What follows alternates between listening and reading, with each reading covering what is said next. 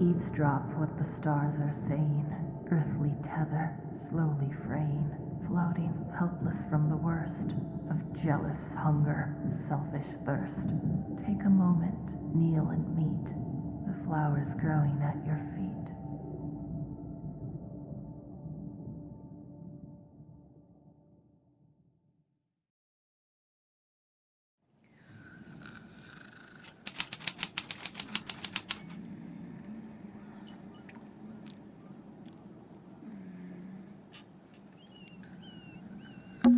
It's some book Sally's been reading. She insisted that we bring it with us, although I'm not sure why.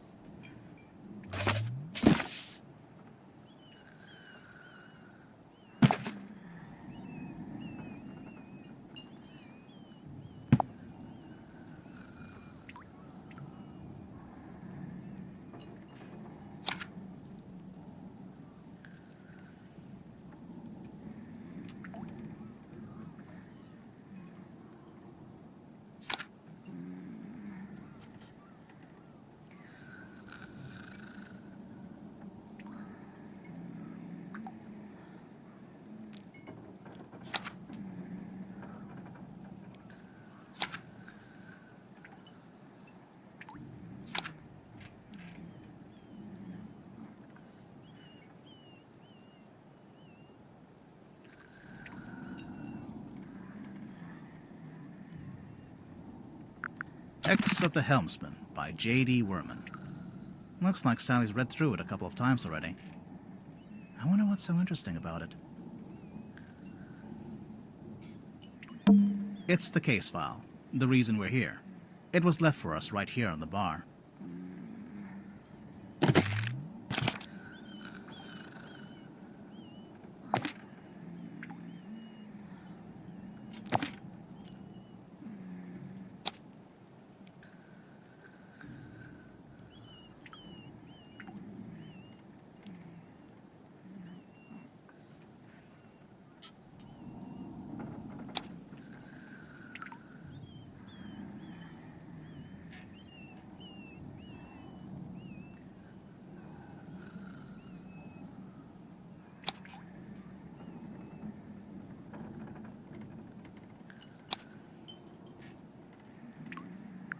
Captain Seafoam.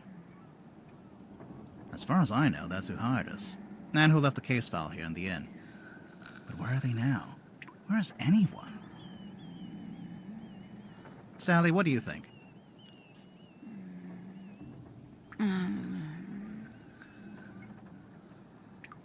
Great contribution.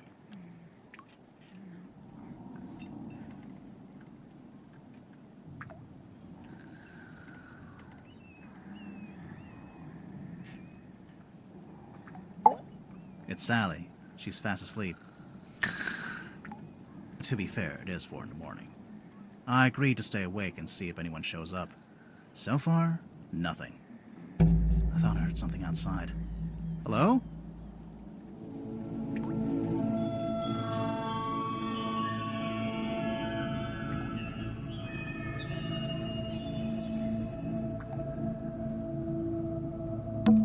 Fishing trips on board the Dearest Selena.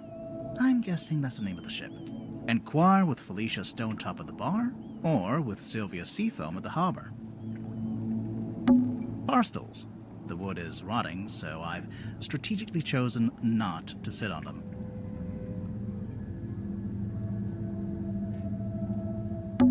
Sally, wake up! We have to go! Why? Because there's an eerie green light trying to lure us outside. Oh, that's a pretty good reason. I'll get up.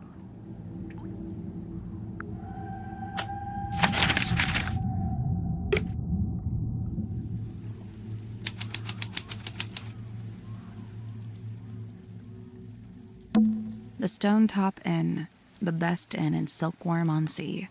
It's the only inn. And therefore the best. Another abandoned building. Mr. Grip's Emporium. What do you think they sell? Currently, nothing.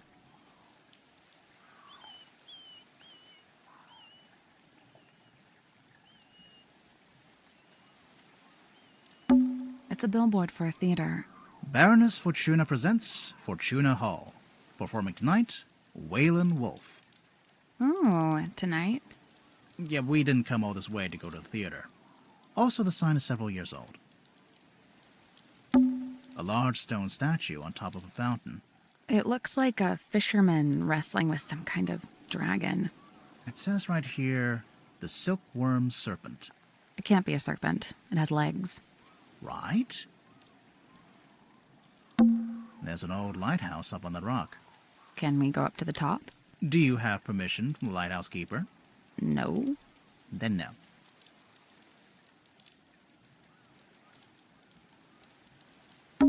There's something in the water. What is it? I don't know. But whatever it is the source of the green light.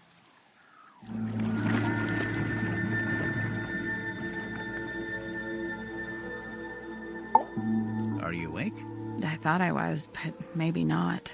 Maybe this is my dream. It's not a dream.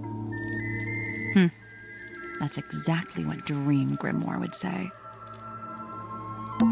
Is that? A submarine. I think I can see someone standing on the deck. Maybe we should go take a look.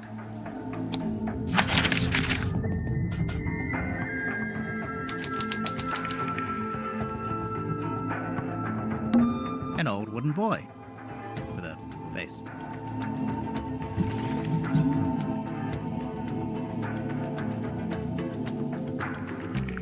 This is where the green light was coming from. I noticed it started to fade as soon as we stepped onto the deck. So it's a boy that doubles as a lighthouse? The opposite, really. A lighthouse warns you to stay away, but this thing lured us in.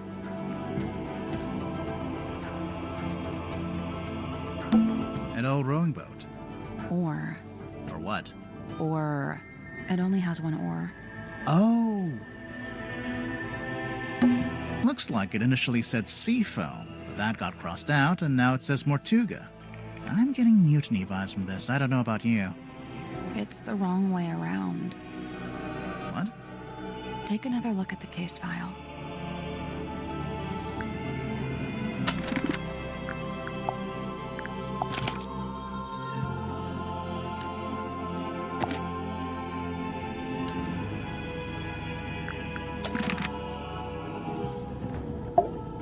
There's nobody here. The door's open, though. Somebody must have opened it after the submarine surfaced. Does that constitute an invitation? Ready, Sally? What did you say? Huh? I didn't understand what you said. I didn't say anything. Oh. Weird. Are you okay? Yeah.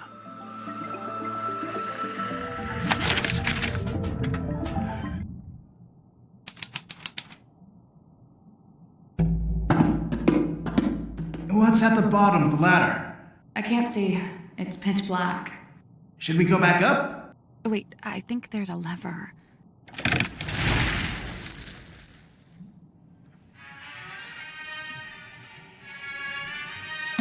A glass of wine. Ominously left half finished. Maybe the wine was corked. Ominously corked. Whoa. What is that?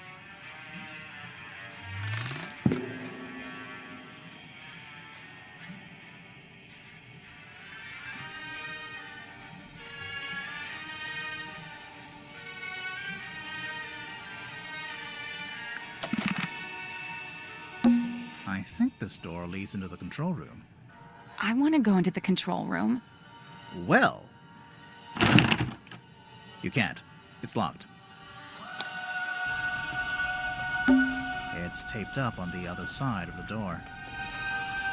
You don't need to come in here. The crime scene is one floor down at the very back of the submarine. Captain Seafoam. Thanks for the directions, I guess. Do you get the sense that the captain is hiding from us? Why would they do that?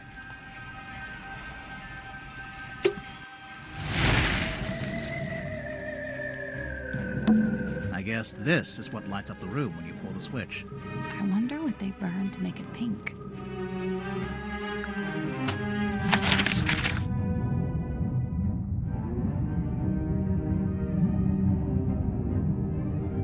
Let's go to the crime scene before we do anything else.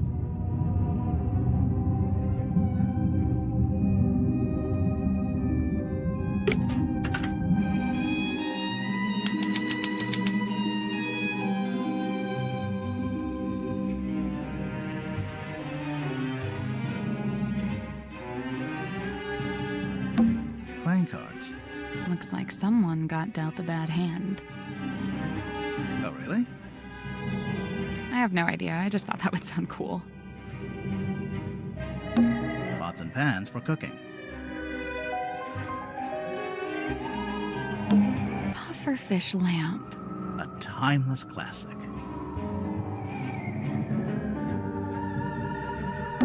Three tables, arranged into a Z shape. It's actually more like an S from this angle. Oh, maybe they were trying to write my name, but they ran out of tables.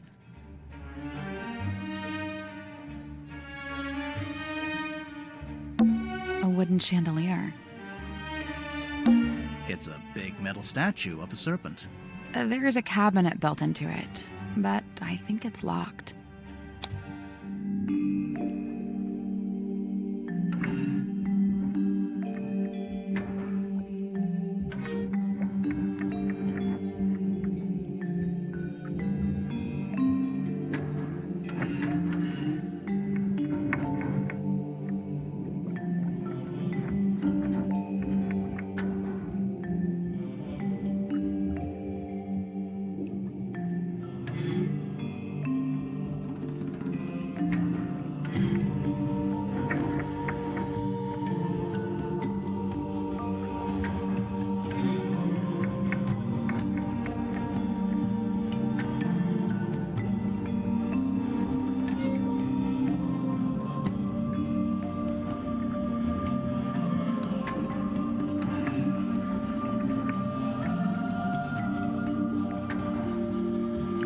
There we go. Nice! The little cabinet opened. Anything in there?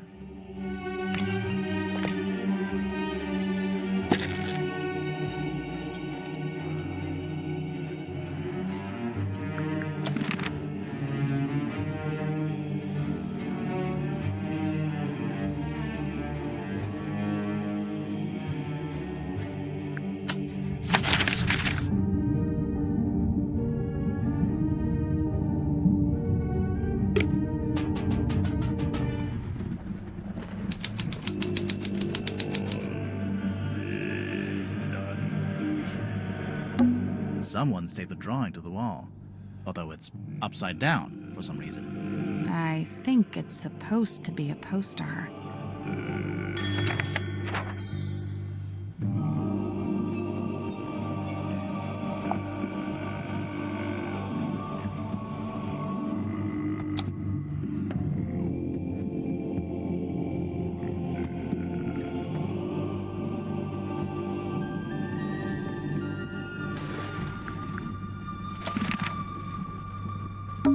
The stool's been knocked over. Doesn't it look familiar to you? Sally, it's a standard wooden stool. I don't... It looks exactly like the bar stools in the Stone Top Inn.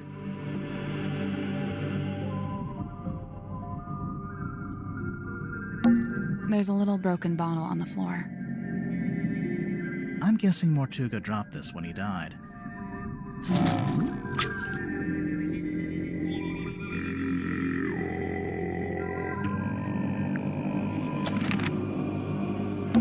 A trail of blood. Looks like it came from the wound in Mortuga's neck. It runs straight down the room towards the back of the submarine. No, it doesn't. Not immediately. It pulls out first, then changes its mind. So, this is where Magnus Mortuga died. It's just like the case file said. He landed on his back with a cauldron at his feet. He was killed by getting cut across the neck, right? Yeah, you can see that's where the blood came from. But there's no weapon, no knife or anything. Nothing. There's a cloth hanging up on the wall.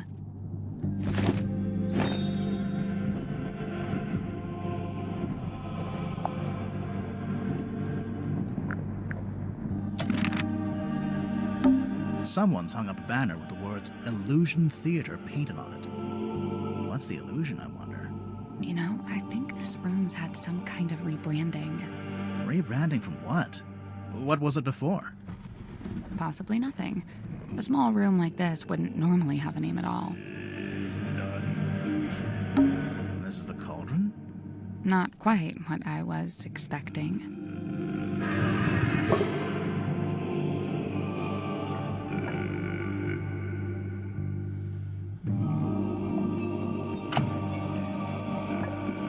The case file said it had never been unlocked before. This place gives me the creeps. That cauldron especially. I keep staring into it like I'm going to see something, but it really does seem to be empty. To quote from the case file, Mortuga had locked himself in the room. It was later forced open, and the body was discovered. So Mortuga was alone in a locked room. A very small locked room. There really isn't anywhere for a murderer to hide. I'm not so sure. I think there is a hiding place.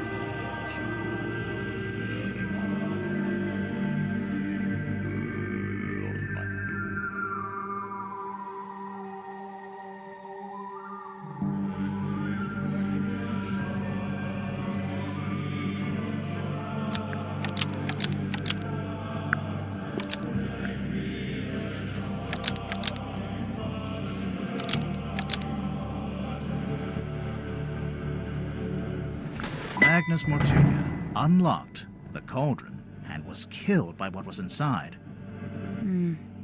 I really don't think a person would fit in that cauldron. And didn't they say it had never been unlocked before? If that's true, there couldn't have been anyone in there. Right, I agree. I don't think it was a person. Then what? I don't know. But you have to wonder why it was kept locked in the first place. I'm guessing there was something pretty bad in there. Look, Mortuga died from a cut across his neck, not from some vague paranormal entity. Unless you're suggesting it was a vague paranormal entity with a knife? Did you get a good look at the inside of the cauldron? There was something I noticed.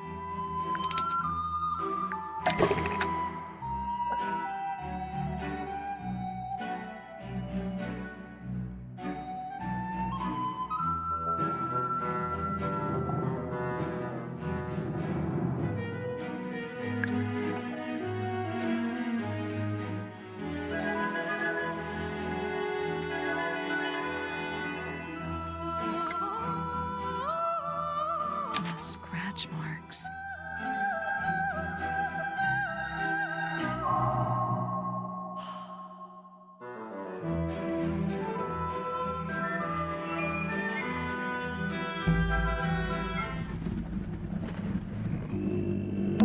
It's a little window. It looks out into the endless, dark void of the ocean. Why did you phrase it like that? I don't know.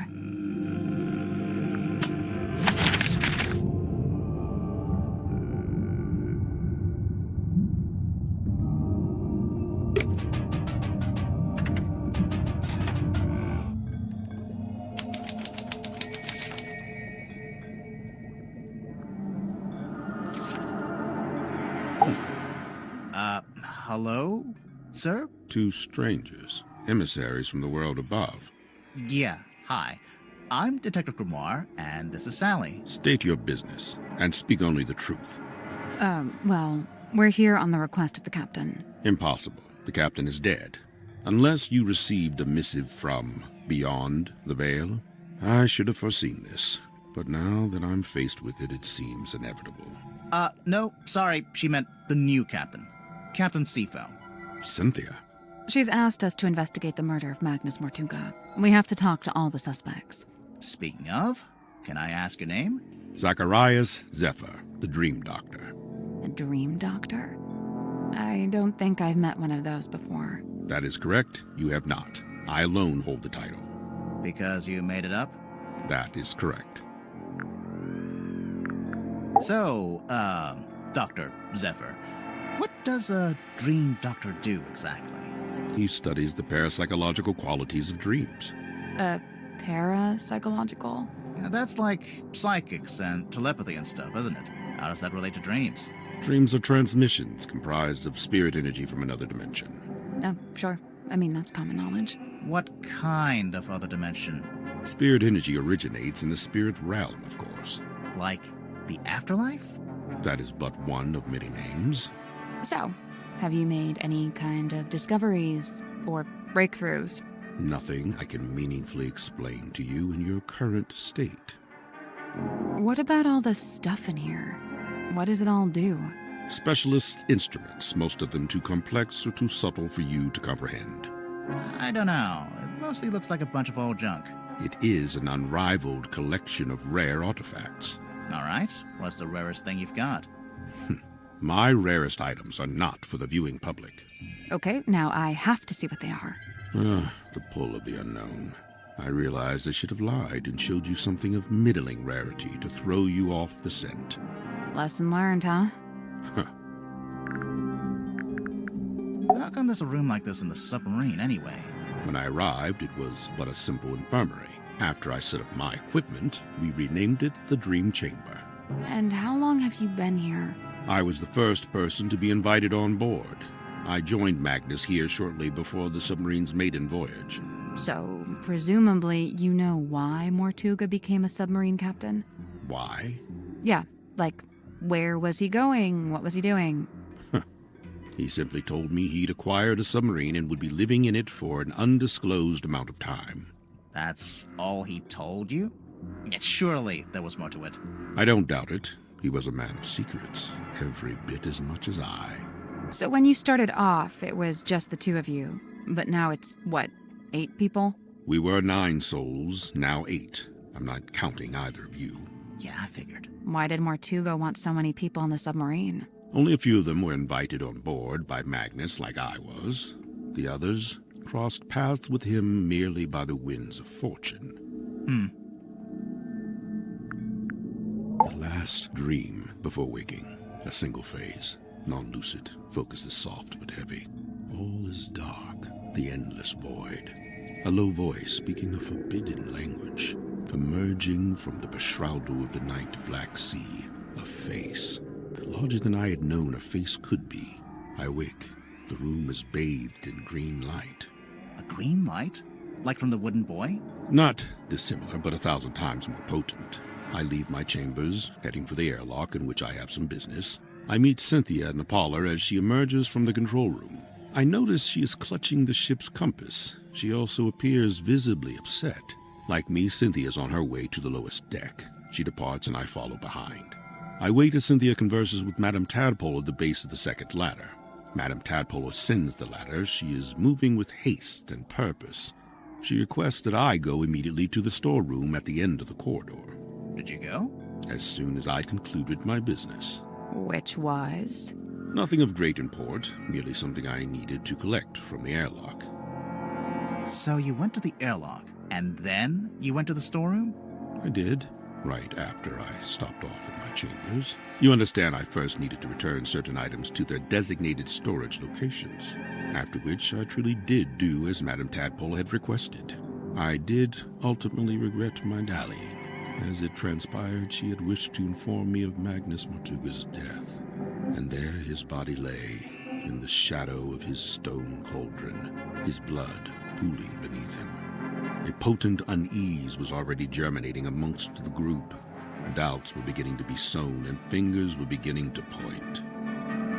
Magnus Mortuga was a man of great will and great strength. It is hard, still, to accept that he has left us.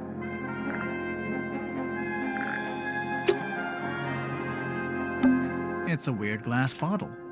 It is the hex bottle. Yeah, I knew that.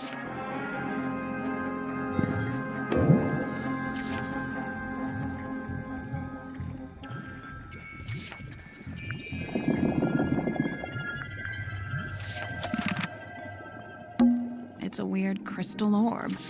It is the fog ball. If you say so.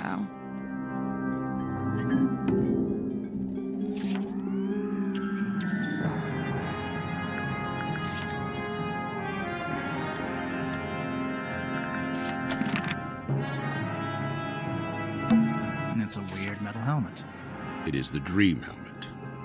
Of course it is.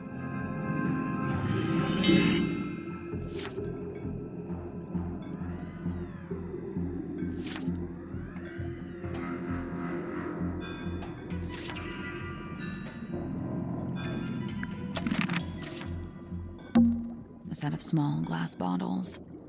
Poison? Might just be perfume. I'll meet you in the middle at poisoned perfume.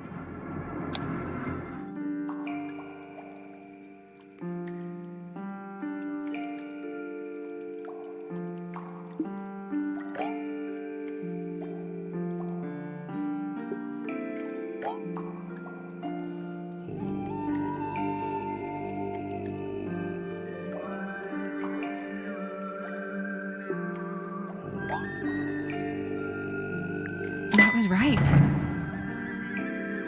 I'm impressed. Is anything going to happen? The glass moved. Let's take a closer look at that bookshelf.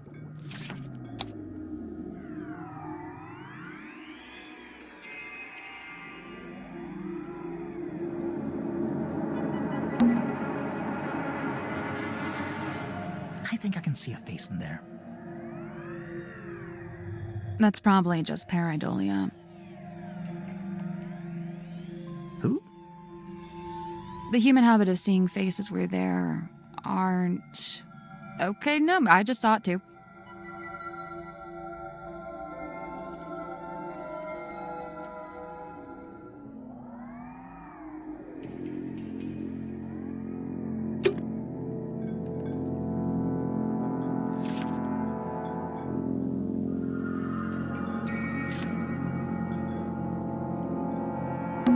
The glass moved. Let's take a closer look at that bookshelf.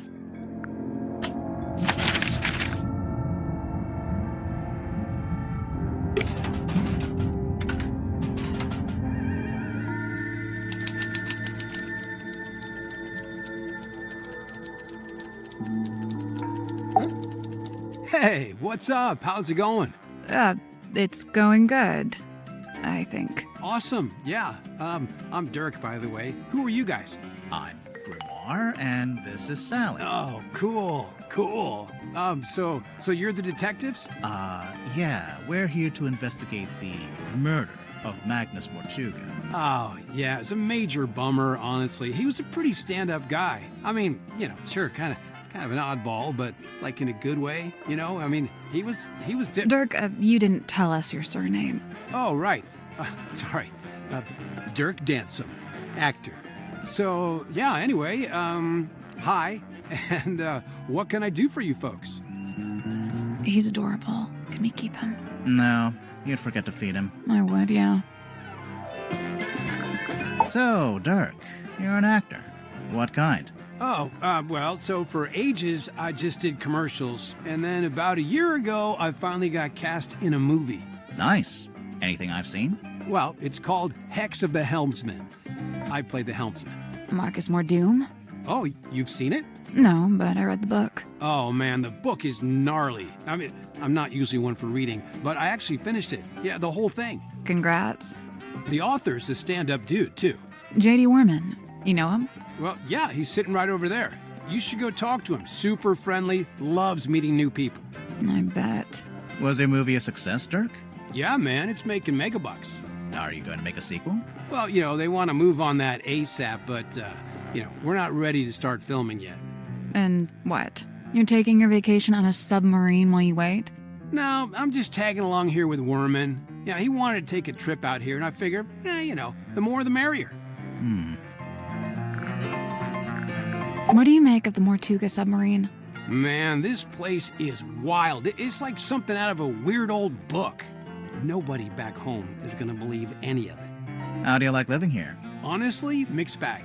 So I love meeting all the weirdos that ended up down here. All kinds of people I'd normally never rub shoulders with, But man, is it dark.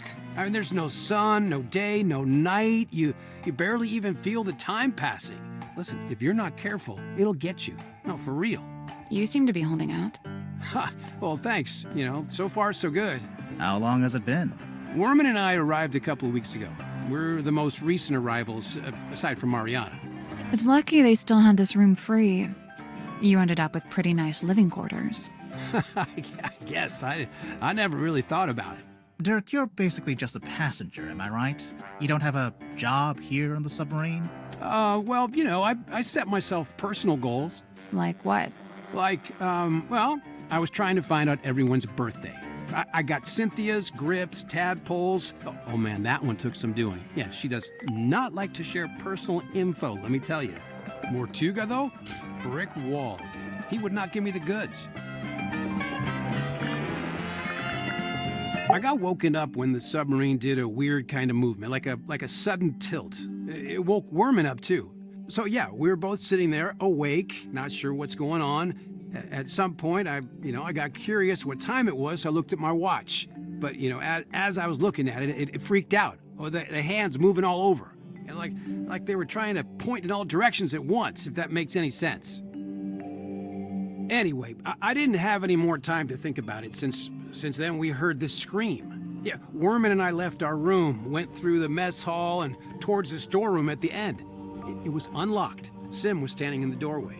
Mortuga was on the floor, totally dead. I tried to help Sim, pull her away. Worman, though, he just stood there, staring. Didn't look away once. It was like he was trying to commit it to memory or something. Although, I don't think he noticed the person outside. Sorry, what? Outside the submarine. Yeah, I saw someone swim down past the window. I couldn't tell who it was, though. Okay. What did you do next? I wasn't sure what to do, to be honest. Luckily, Tadpole showed up a short while later, and she kind of took charge. Grip and Cynthia showed up next, then Mariana, then Zephyr. Tadpole wanted to know what had happened, but nobody had any answers for her. It was bad vibes all around. Sim and Cynthia left first, then Worman, then me and Mariana. We left around the same time. So, yeah, I went back to my room. Worman was there already. He'd gone straight back to work. And, that's all I got. Can I stop talking now?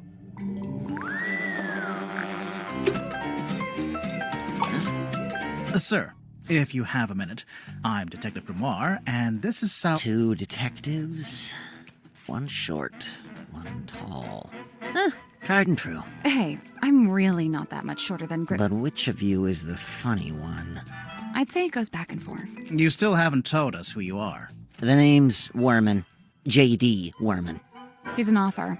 Author, journalist, let's see, what else? Famous, successful, some kind of genius, even. Oh, sure, that's why I got myself trapped in the murder submarine. I know who you are, Mr. Worman. I've read your book. Oh, joy, your fans. Of all the places. I never said I liked the book. Maybe I hated it. There's no way you hated it. The arcs are too tight. Each chapter leads to the next, beginning, middle, end, and bang, not a line wasted. Damn, he's right. So, Mr. Worman, you're a famous author. That's what they tell me. How did you end up on the submarine? I came of my own volition. Why? I wanted somewhere quiet to work on my next novel. Minimal distractions. Not saying it's worked, but... You're writing a sequel? Trying to. Hang on. A sequel to what? Grimoire, are you not paying attention?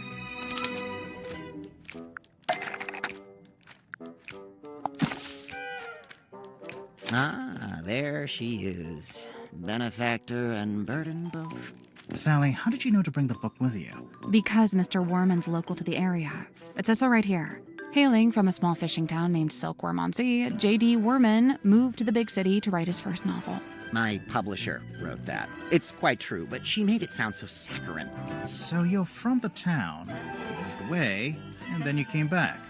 Now, see, you've gone too far in the other direction. That's too utilitarian. I get going back to your hometown for peace and quiet, but then to end up on the submarine. How did you even find out about it? Did you already know Mortuga? Oh, I knew of him. He's a figure of some infamy, submarine included. In fact, it was good to finally put a face to the name after all those years. So, how'd you like living on the Mortuga submarine? I will say, as a writer, it's a boon to be aboard this thing. The whole place is dripping with human narrative, stories practically leaking out of the walls.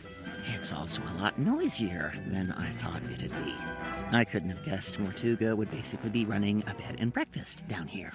It was already busy when you arrived? Before the arrival of Mariana Moon, Dirk and I were the last two to join the game. It's kind of surprising there was still a bunk room free at that point. Well, I wouldn't look a gift horse in the mouth. What's it like sharing a room with Dirk? Oh, we get on like a house on fire, 2 peas in a pod, that's us. And what about everyone else? It's a fascinating little microcosm, utterly discordant and yet somehow harmonious. At least that's how it felt before the captain was murdered. Night rolls around and I can't sleep, as usual. I say night. I'm referring to the indistinctive block of time we on the submarine have agreed to collectively refer to as night. Anyway, I'm wide awake, so I stay up to get some writing done. I don't want to deprive Dirk of his beauty sleep, so I took my typewriter out into the mess hall. Was anyone else in there? Godric came up a few minutes later, brought some kind of busy work with him. So there we were, whiling away until I look up and see this woman, Mariana Moon, apparently. Good name. Probably fake, but good. She got straight to work trying to extract my entire life story, but then Mortuga shows up and we all go quiet. The guy looked miserable, and he passed straight through the room like a ghost. But before he leaves, he asks us to show Mariana around the submarine. I really didn't have the energy, so I made an excuse and left. I slept for barely an hour before a big jerk wakes me up. I'm not talking about Dirk. I mean, the submarine, it moved, tilted. Anyway, I tried to get back to sleep, but no. Now there's a scream. Dirk and I follow the sound all the way down the corridor. Symmetry's frozen in place in the doorway at the end. And behind her, Mortuga, dead, laying in front of some ancient stone cauldron. The lid of the thing flung open, like something had just burst out of it. The whole scene was otherworldly, like a painting. Then Madame Tadpole arrived, with just about everyone else trailing behind her. Tadpole brought everyone with her. So, she already knew about the murder. From what I gather, she discovered the body and then left to go get everybody else. And you know, I really didn't want to get in her way, so I returned to my room to await further instruction. Did you go back to sleep? No, I couldn't.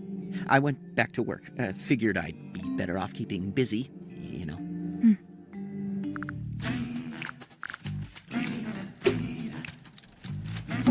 Is that a tuxedo? You never know when you might have to go to a fancy party.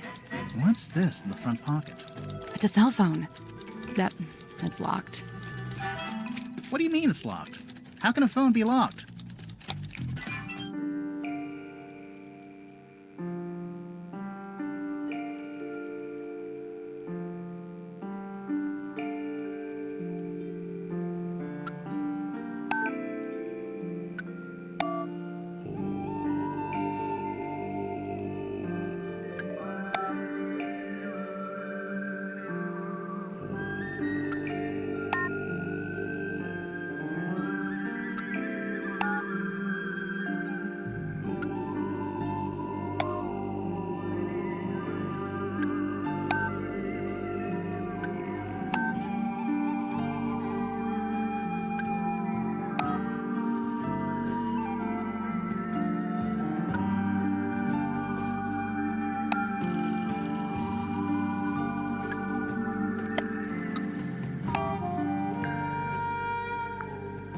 Go.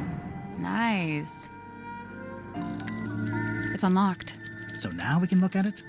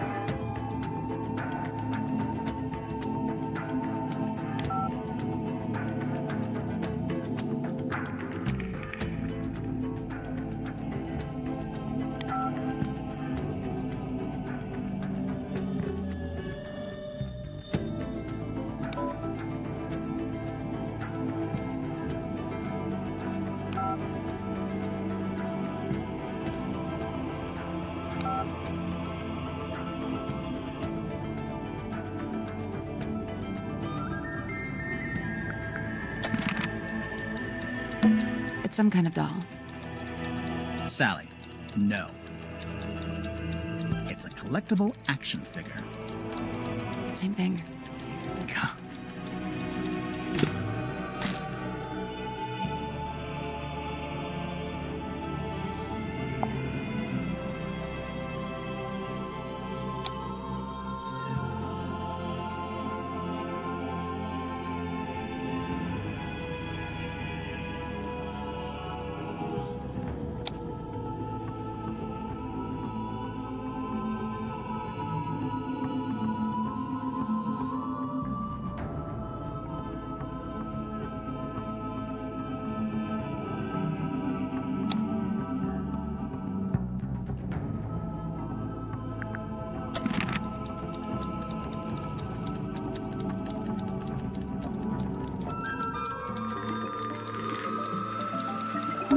It's Worman's typewriter.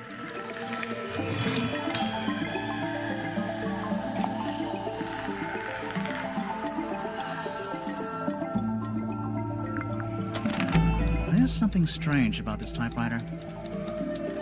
Did you notice the weird mechanism on the back?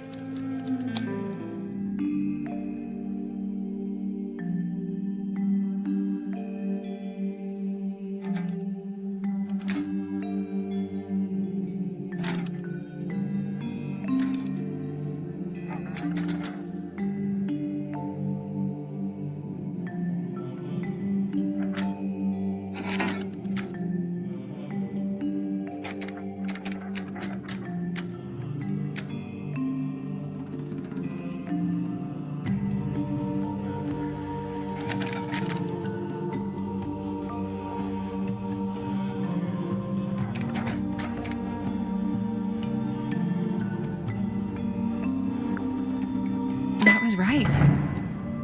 I'm impressed. The little hatch opened. What's this? A letter?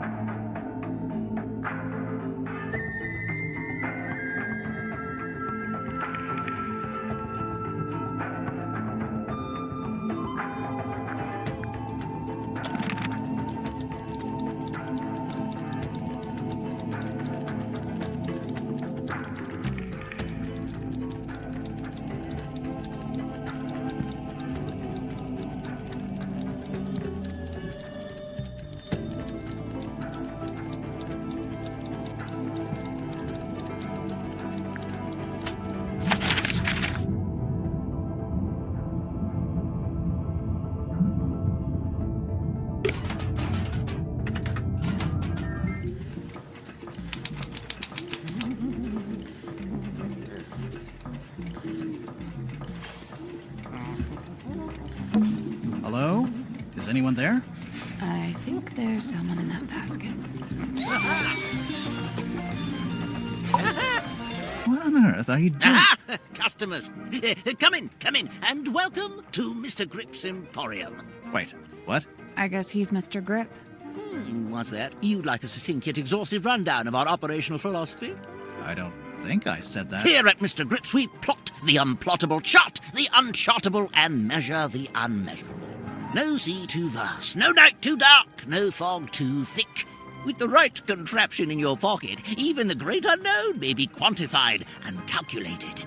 So fret not, noble navigator, as we stock all the essentials.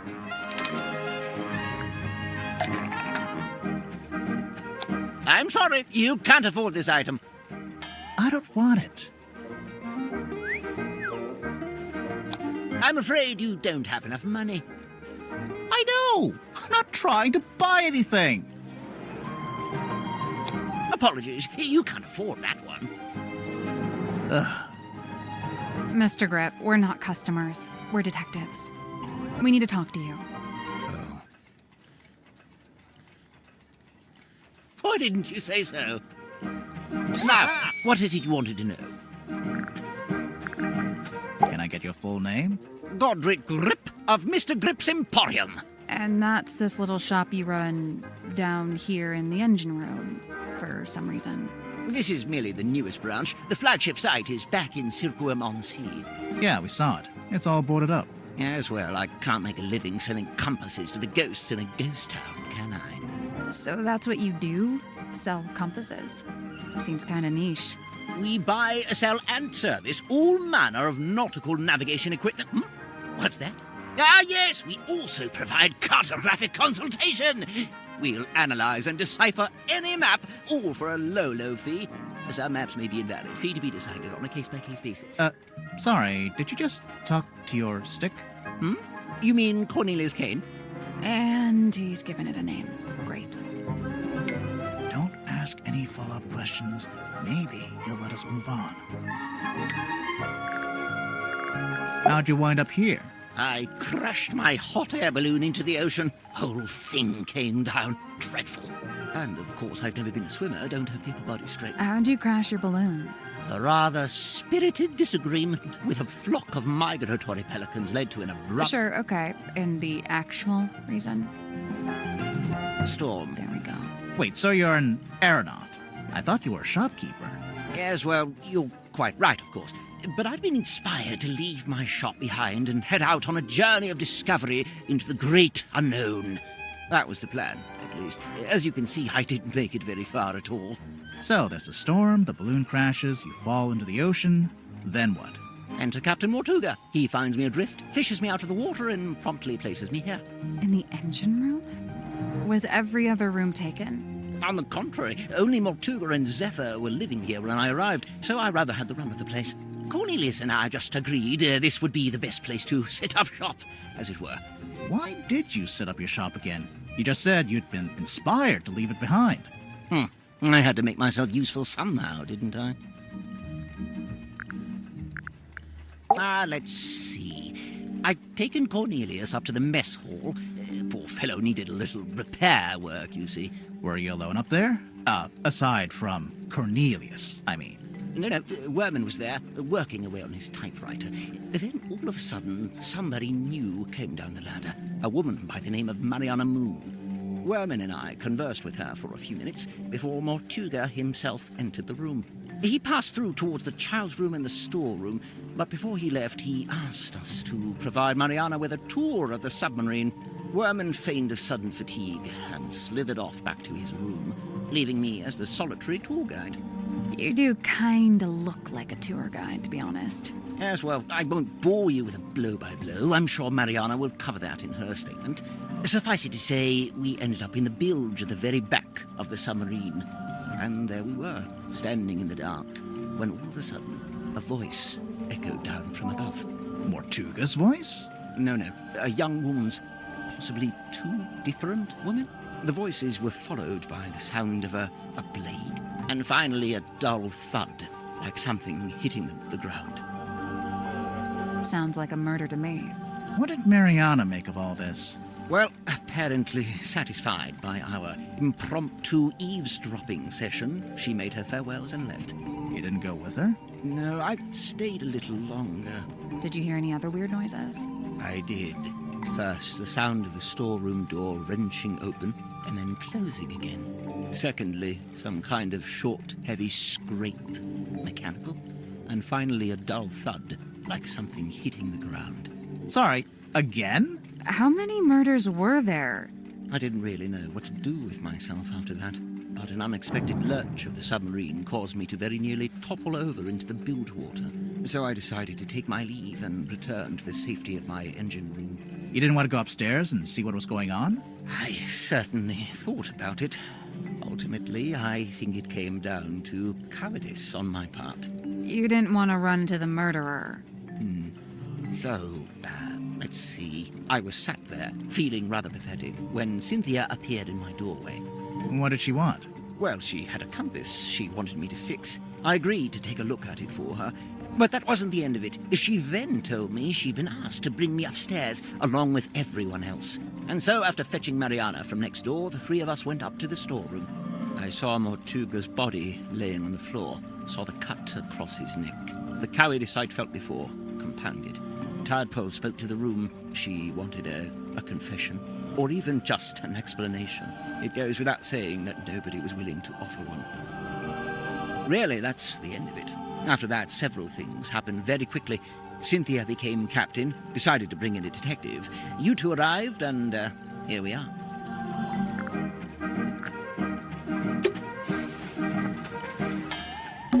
It's a big compass.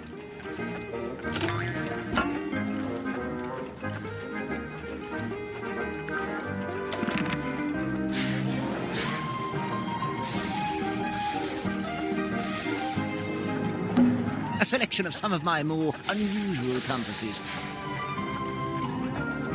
Please peruse at your leisure.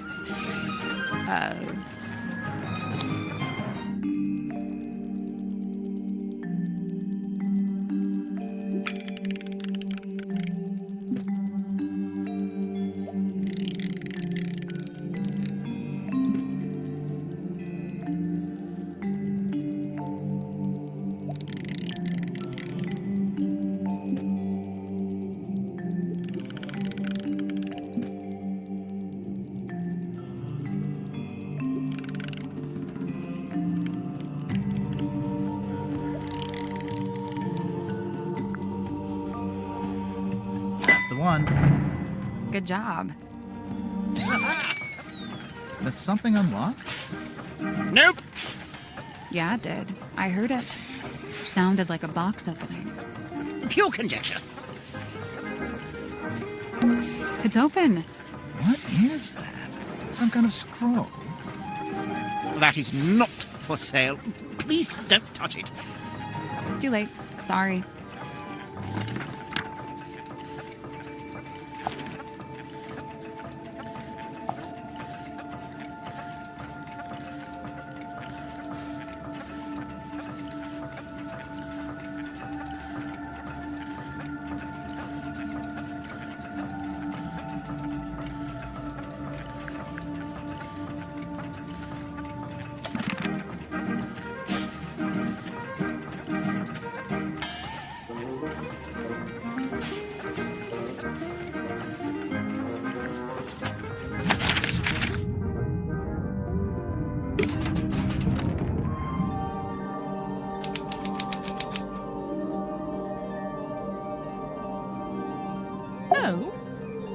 Weary travellers. Take a seat by the fire, shake out your boots. We're not weary travelers. Then why do you both look so haggard and trail-worn? Ouch. There goes my self-esteem for the rest of the day. We're detectives. I'm Grimoire, and this is Sally. We're here investigating the murder of Magnus Mortuga, your previous captain. My captain? Never. My captain is the moonlight as it shimmers across the lake. My captain is the wind as it whispers through the valley. Who is this woman? No idea. I kind of like her, though. My name is Moon. Mariana Moon. Aha. And what do you do? I do not do. I simply am. So, what, you're just some random traveler? A traveller, yes, but random, never. I'm here because I chose to be. I've been searching for the Mortuga submarine for some time, you know. How come? How come? This thing is the motherlode. The motherlode of what? Of whispered half-truth, of murky rumour, of stories unspoken. Oh, like urban myths and stuff? Right. Urban myths and stuff. So you're a historian? Historian, storyteller, rambler, ambler, fireside gambler. How long have you been here? Well, let's see. I arrived a few hours before the captain was murdered. Oh, dang. Really? Quite the story, isn't it? But you're just on the submarine because you find it interesting. Would that be such a crime? No. Murder's a crime, though, pretty sure. A merciless wind rattles the rotting wood of the old silkworm harbour. The shadow of a vessel lurking low in the night-black water. A mysterious stranger steps onto her foredeck. Cloaked in darkness, she slips inside the submarine. Who is she? What is her dark purpose? It's you. We get it. A mysterious stranger, I said. She descends into an ornate parlour, empty, save for a lone figure standing by the fire. So, not empty. He turns, his face still half hidden in flickering shadow. It is Captain Magnus Mortuga. What was he like? Nice guy. Stoic, but polite. Kind. He tells me to wait in the control room and then disappears off towards the back of the ship. After a little while, he comes back. But now, he's a slightly different man. What do you mean? The light is gone from his eyes. He seems sad, angry. He avoids my gaze as he crosses the room to take hold of the wheel. He tells me to head down the ladder towards the mess hall. Doing so, I encounter two gentlemen named Mr. Worman and Mr. Grip. Neither of them look like sailors, so I know they can't be crew. I assume they must be guests like me. And true enough, it transpires that Mr. Worman is a writer and Mr. Grip is, some kind of watch repairman. Captain Mortuga reappears, descending the ladder. He asks the two men to show me around the submarine and introduce me to the others. Then he disappears through the rear corridor. It's the last time I see him alive. Mr. Worman apologizes, explains he's too tired, and leaves through the opposite corridor. Mr. Grip, unable to come up with such an excuse, agrees to show me around. Now, I wrote this down in my diary, so I may as well let you read it. Imagine my excitement to finally get a good look around the Mortuga submarine. I was even given a tour by one of Mortuga's subordinates, a Mr. Godric Grip. We began by visiting a bizarre laboratory known as the Dream Chamber. It smelled of dried herbs and dusty glass, but was devoid of its dream custodian. An early disappointment. The captain's cabin was locked. Mr. Grip explained how Captain Mortuga mostly keeps this room locked when it's not in use. We climbed down into the living quarters, where a pair of bunk rooms sat at the end of a corridor. The first smelled of crane dust and unwatered flowers. A young woman was laying in her bed, poring over an old document. She hastily hid the document away and introduced herself as Miss Cynthia Seafoam, a name to remember, dear reader, as she will shortly become quite important. The second bunk room smelled of aftershave and desperation. The two men within, Mr. James Worman and Mr. Dirk Dansom, both appeared to be asleep, so we decided not to intrude.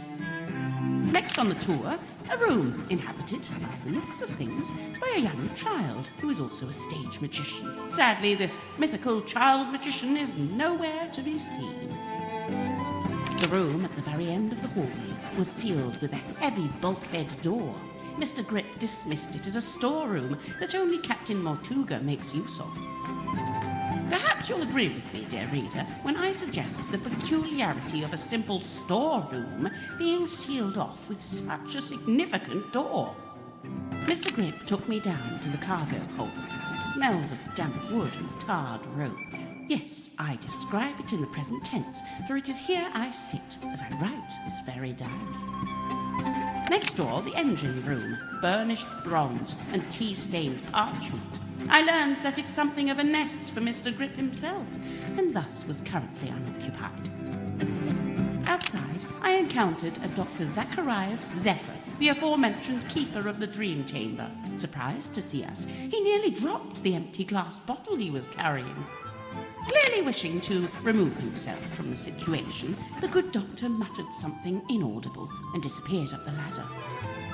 We continued on into the next room, which I was amused to discover was some kind of shimmering mermaid grotto. I smelled her before I saw her. The unmistakable mix of salt, seaweed, and sequined spandex. It can only be Madame Tadpole, a name which may be familiar to long-time readers of this diary. Tadpole and I caught up while Mr. Grip skulked in the doorway, clearly hoping this would mark the end of the tour, but it did not, dear reader. It did not.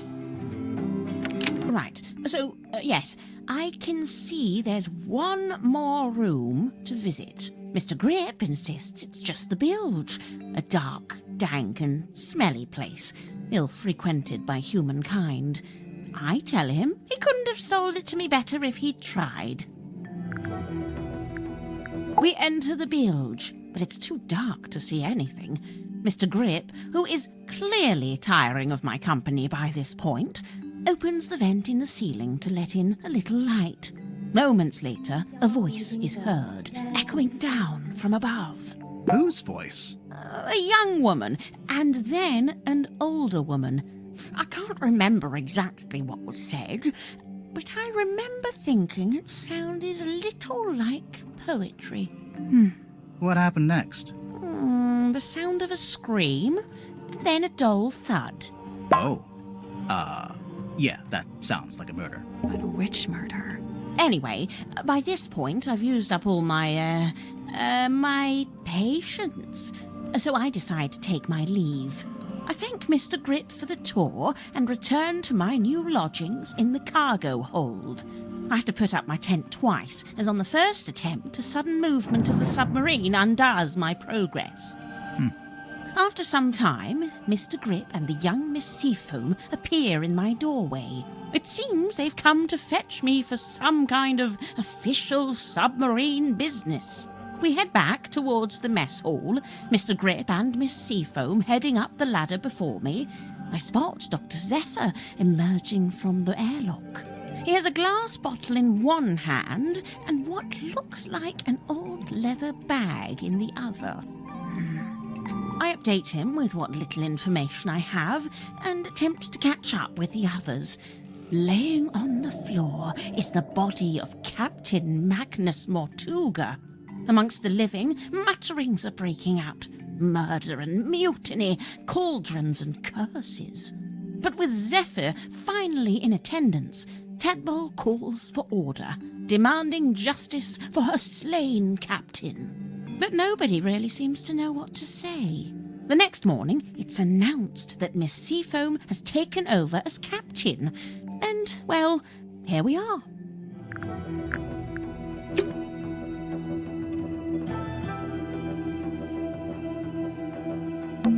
It's a big traveler's backpack.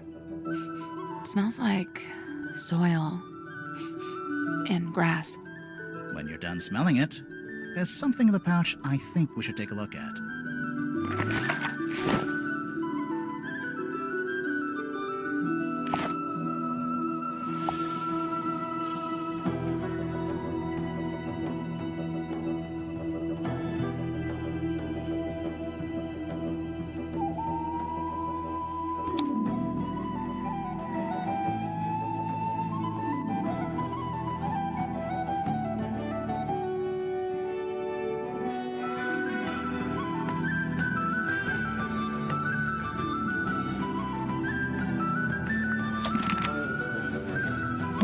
It's a pinboard. I'll do this later.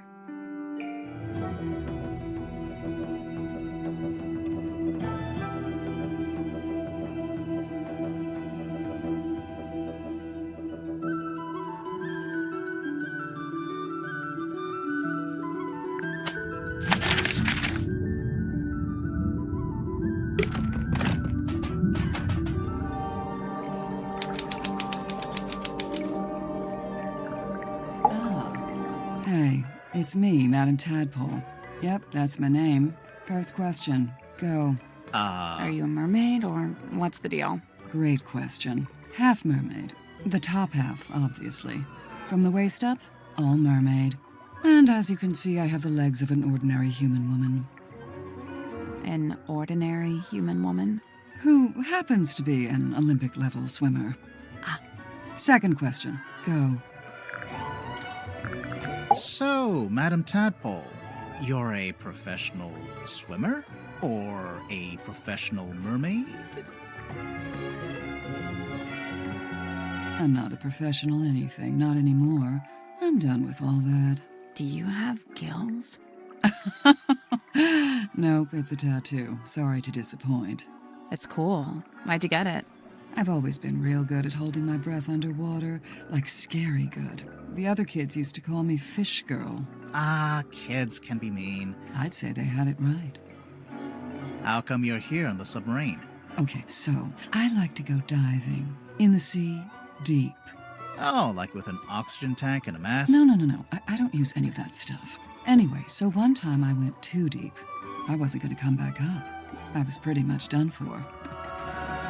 Somehow Magnus found me, pulled me into a submarine, and brought me back. I owe him my life. Wait, so are you from Silkworm? Were you living in the town? Nope, I'm from far away. Then how come you were diving into this bit of ocean? Oh, well, yeah, I was visiting the town. For work. What kind of work? Performance art. Kinda. Like I said, I'm done with all that. So, Mortuga saved you from drowning, and you just decided to stay? It's where I belong. The ocean. I had my fill of living on land. I've got no interest in going back. Looks like you've made yourself pretty comfortable down here. Magnus offered me one of the bunk rooms, but I turned him down. And yeah, over time I turned the airlock into a nice little home for myself. Where did you get all this stuff? The mirrors, the bottles. Shipwrecks, shipping containers, you name it. If it falls into the ocean, I consider it fair game. You go swimming out in the actual ocean. Of course. Isn't it cold? And what about the water pressure? What about him? That's for other people to worry about. So, how do you get out into the sea? Or do you just go from up on deck? See that hole in the middle of the room? Leads down into a big old water tank with a door that leads outside. I go out into the ocean every single day. Jeez, I'm impressed. Like I said, this is where I belong. How long have you been living here? I stopped worrying about times and dates. It doesn't mean much down here. But I know I arrived after Sim and before Dirk. Do you get on with the other suspects? Oh, sure. It's a nice group. I was closest with Magnus, though. He was one of a kind. I remember the sub did a weird kind of tilt. Don't know what it was, but anyway, it woke me up. So yeah, I'm trying to go back to sleep, but I can't because now there's all these footsteps outside my room. I get up and check outside. Nothing. So I check the bilge. Was anyone in there? No, but something's dripping into the water. I get a closer look, and it's blood coming through the drain that connects to the room above. So I head up there to check. The door's locked. I open it up. You unlocked it? How? By turning the wheel. So, okay, I guess it's not really locked. More like shut. Could anyone turn that wheel? Probably not. It takes some upper body strength. I go inside, and that's when I find him. Dead. Killed, looks like. I get angry. I'm out for revenge. I gotta find the guy who did it. So I run to the mess hall. Nobody. Climb up to the parlor. Nobody. Then I notice the hatch up to the foredeck was left open. Someone's making an escape, I think. Cowardly. I go up on deck. Nobody. I look across to the aft deck. Let me guess. Nobody. Nah, there was a demon. Yep. Glowing eyes, single horn coming out of the head, like an antler, kind of. Was it a person? I don't know, maybe. It was dark. I could only really make out the eyes, and it wasn't looking at me. It was looking out to the side, at the ocean, I guess. Then it starts talking. What did it say? No idea. Alien language. What? Okay, even I'm making notes now. This is the best statement we ever got. Oh yeah, there was this big green light. Not sure where it was coming from, though. It can't be anything good, I figure. Better put a stop to it. So I took one of the oars off the old rowing boat and threw it. Hard. Direct hit. Its head came off, pretty sure. I saw it fall into the ocean. Suspect vanquishes demon with improvised javelin. After that, the green glow went away, so now it's too dark to see anything. I want to be sure, so I jump off the side and swim over to the aft deck. But nope, nothing. Then I dive down past the back of the sub to take a look around. Did you see anyone? No. Not... no. How should I put this? I'm pretty sure I was being watched. Like I could feel something was out there with me. I don't know. Sorry. Did you ever find the head of the demon or whatever it was? You said it fell into the ocean. Oh, yeah. I did, actually. It was right there, floating in the water. Turns out it was this leather mask kind of thing. A mask? Like a full head mask, you know, kind of like a balaclava. Do you still have it? Nope. I took it back inside the submarine, left it right here in the airlock, and, it's gone. I think it got stolen. That's, disappointing. Tadpole, you didn't finish your statement. Right. I left the airlock, told Cynthia to gather up the others and come up to the storeroom. Zephyr was in the mess hall. I told him to come too. So I go to the storeroom. Dirk's there with Werman and Sim. Everyone else shows up shortly after. So, you all gathered at the crime scene. What happened? Nobody wanted to admit to murder, so it was a bit of a stalemate. Most of the others made excuses and scurried off. Zephyr, Grip, and I stayed behind. I guess we were the ones who knew Magnus best. That's it. Story's over. Get out of here.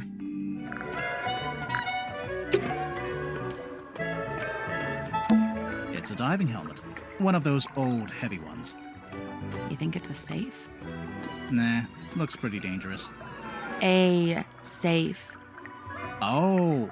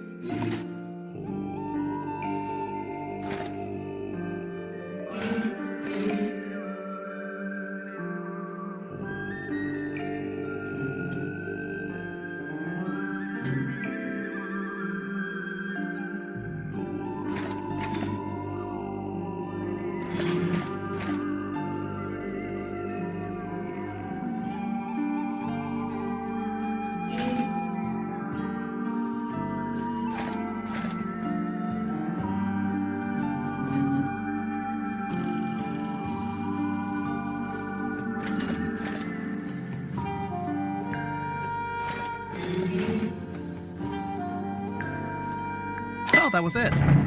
Nice work. What's inside?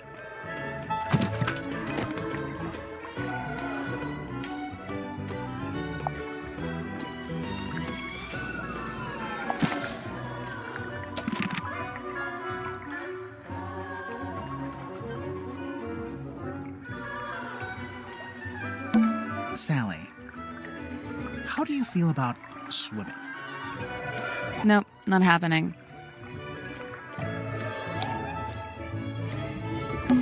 It's a treasure chest. We can't reach it while it's underwater. What a tease.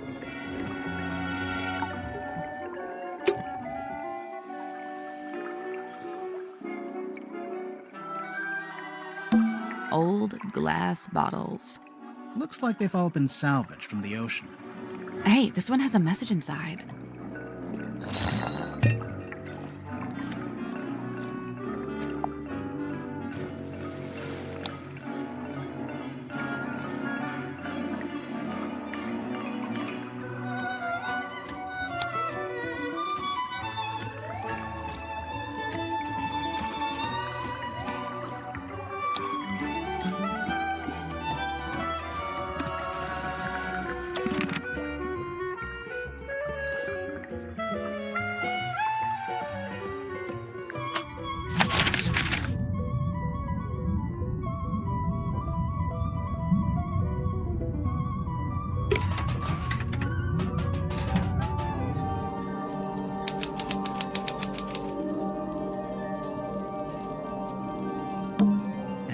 Painting of a girl standing in the woods. It is just a painting, right? Sure. Maybe. No. Maybe.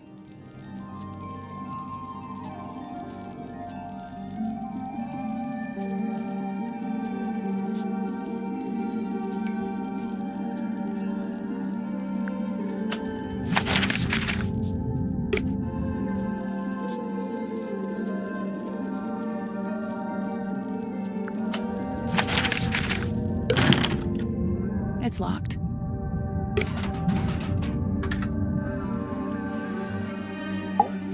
Hello? Go solve the crime! We're doing it. Did you talk to Sim yet? Sim? Sim! Symmetry! Where is she? She'll be in the room nearest the Illusion Theater. The child's room? The one with that weird painting? We checked in there. Yeah, no, there's no weird painting in that room. Just a weird girl. Tell her to knock it off and start taking this seriously. I knew it.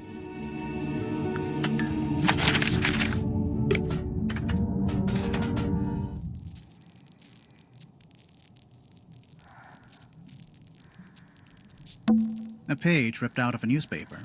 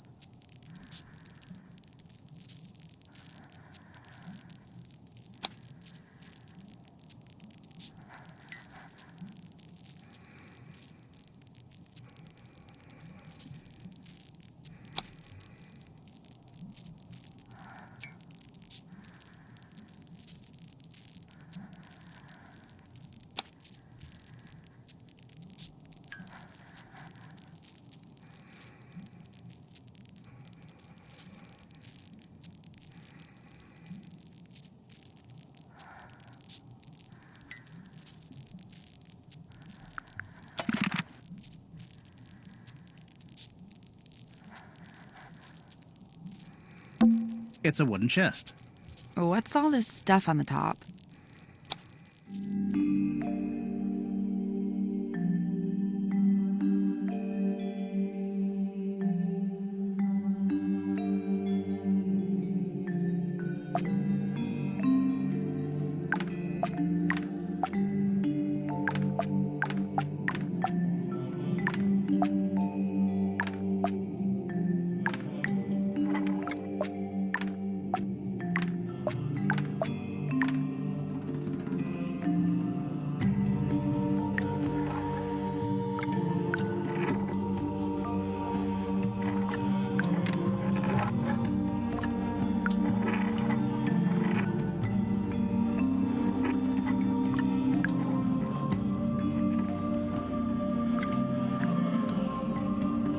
That's the one.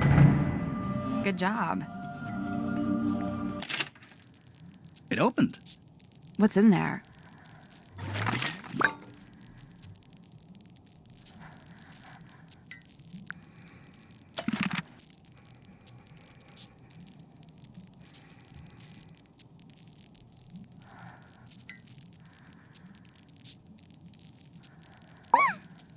Alas, I am outwitted. My paltry facade undone. I mean, yeah, I could see you blinking. We could hear you breathing a little bit too. Sorry. Bound are we by limitation of the flesh. Your symmetry, is that right? Symmetry silk moth, illusionist. And you? Are you not detectives both, in service to the captain? Pretty much, yeah. And should thou find me guilty, what punishment awaits? We don't really plan that far ahead, to be honest. Will we find you guilty? My heart is burdened heavy, true, but not from murderer's guilt. Okay, glad to hear it. Technically, she just said she isn't feeling guilty. She didn't say she wasn't guilty. So you're an illusionist. What kind of tricks do you do? My magic act is theatre-born and played upon a stage. Oh, like with big props? Smoke and mirrors kind of stuff? Smoke and mirror, crate and cage, doors and doubles both. How long have you been doing it? Since approximate 12. I'm now approximate 18. Approximate? My sum of years I cannot say. Time hath kept no count. Oh, okay. Do you only do big stage magic? You don't buy Any chance, do any close-up stuff? Grimoire, she's not here to perform for you. Cast thine eyes upon this card. On its back an image clear, a duck or rabbit's form. Think hard and choose with steady mind, and I'll predict the course of fate.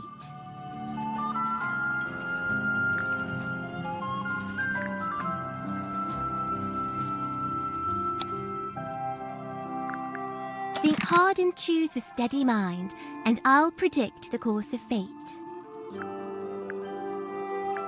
Okay, I'm thinking about it.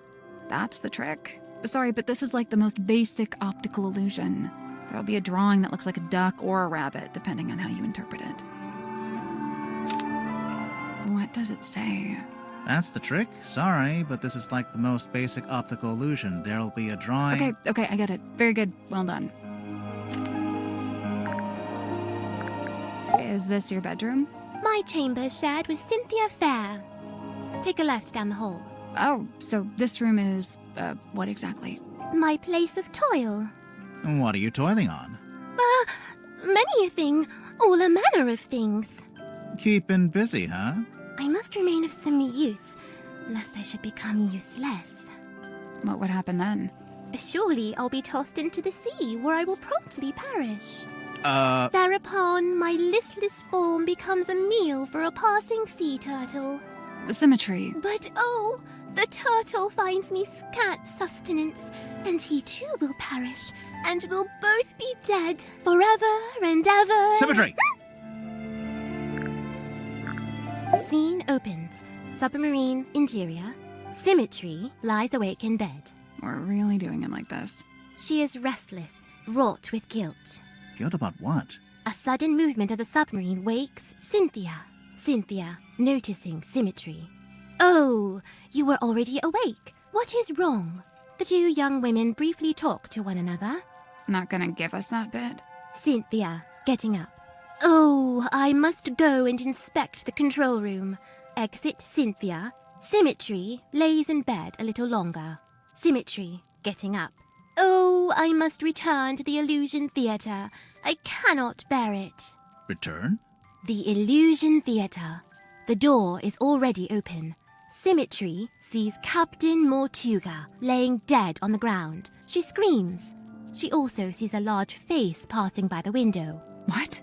A face outside the submarine. Enter Dansum and Worman. Dansum. Oh, my dude, this is crazy. Worman says nothing. Enter Madame Tadpole. In her wake, Mr. Grip, Cynthia, and Mariana. And after a short while, Dr. Zephyr. Madame Tadpole taking charge. Oh, which one of you is the murderer? Tell me now so that ye may be punished appropriately. I'm sure that's exactly what she said. Exit Cynthia and Symmetry. Cynthia, visibly nervous. Oh, but who will become captain now? Symmetry, pondering. Oh, do you think Mortuga wrote a will? Not a bad question. The two young women attempt to enter the captain's cabin, but the door is locked. They decide to visit the control room instead. Cynthia is now moving with urgency, and Symmetry is lagging behind. Cynthia emerges from the control room. She is holding several sheets of paper and the captain's logbook. Cynthia goes down the ladder. Symmetry follows behind. Outside Worman's bunk room, Symmetry noticing a piece of paper on the ground. Oh, surely this was dropped by Worman, as it is from his typewriter. I shall return it to whence it came. She places the paper back into the typewriter. Symmetry returns to her bedroom. Scene ends.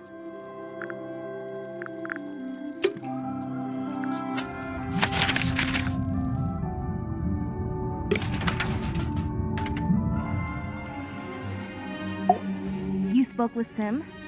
Yeah. And? I'm not about to declare her innocent right here, right now, if that's what you were hoping for. Aw, come on. Do it. We haven't even spoken to all the suspects yet. Oh, which ones are you missing? You. Open the door, Cynthia.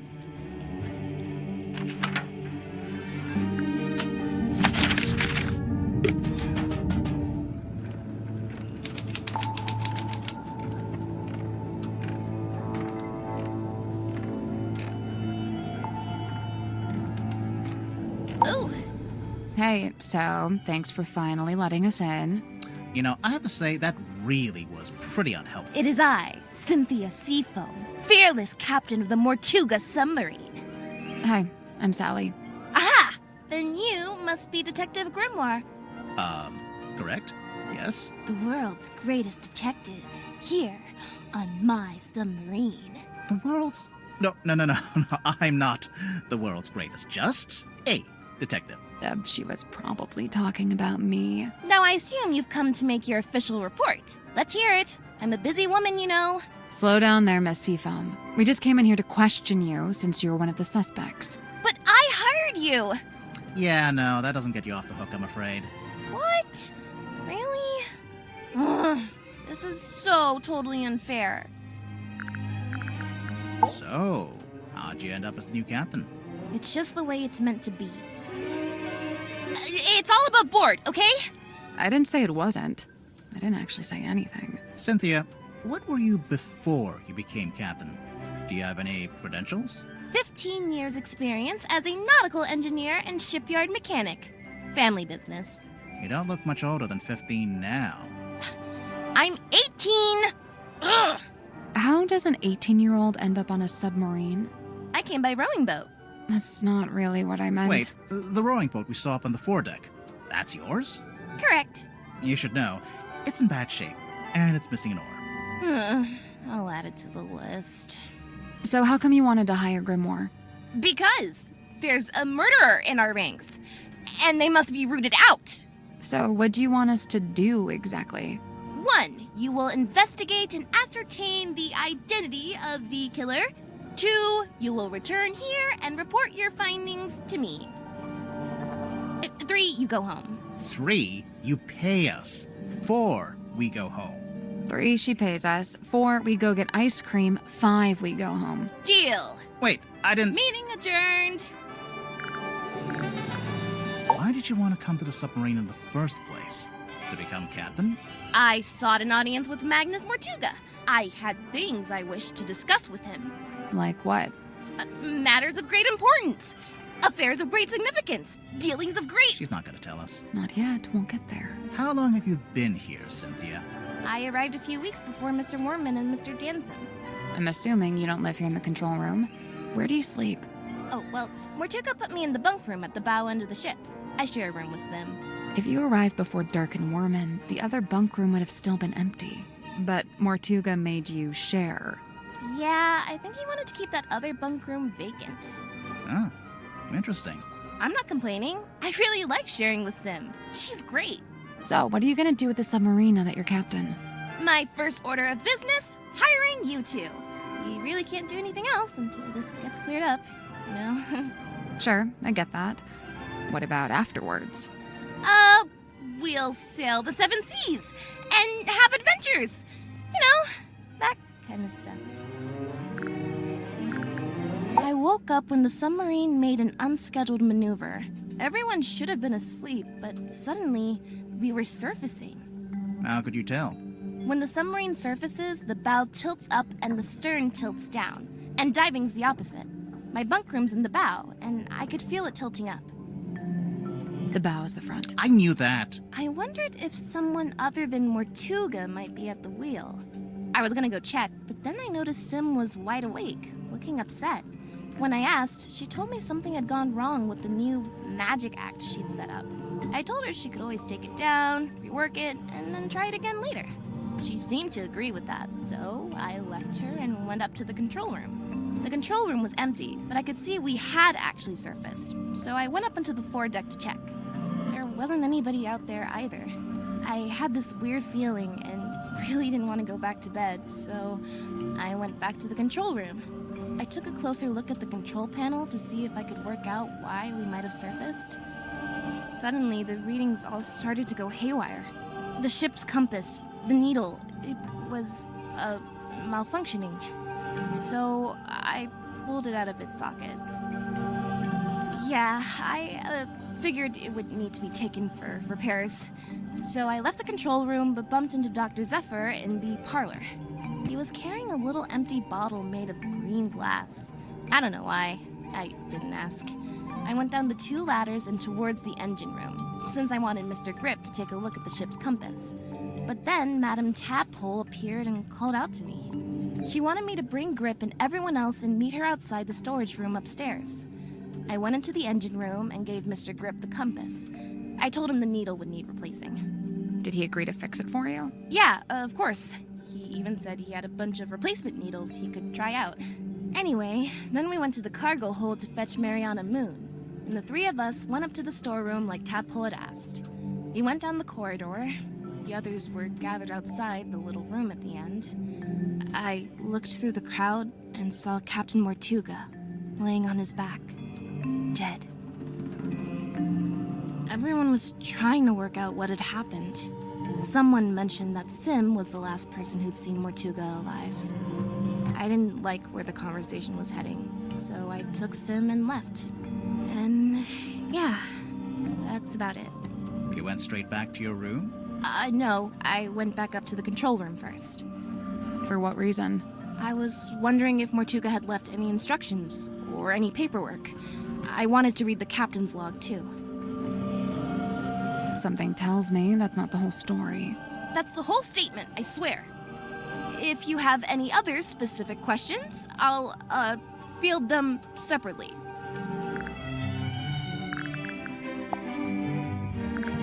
Madame Tadpole's so cool.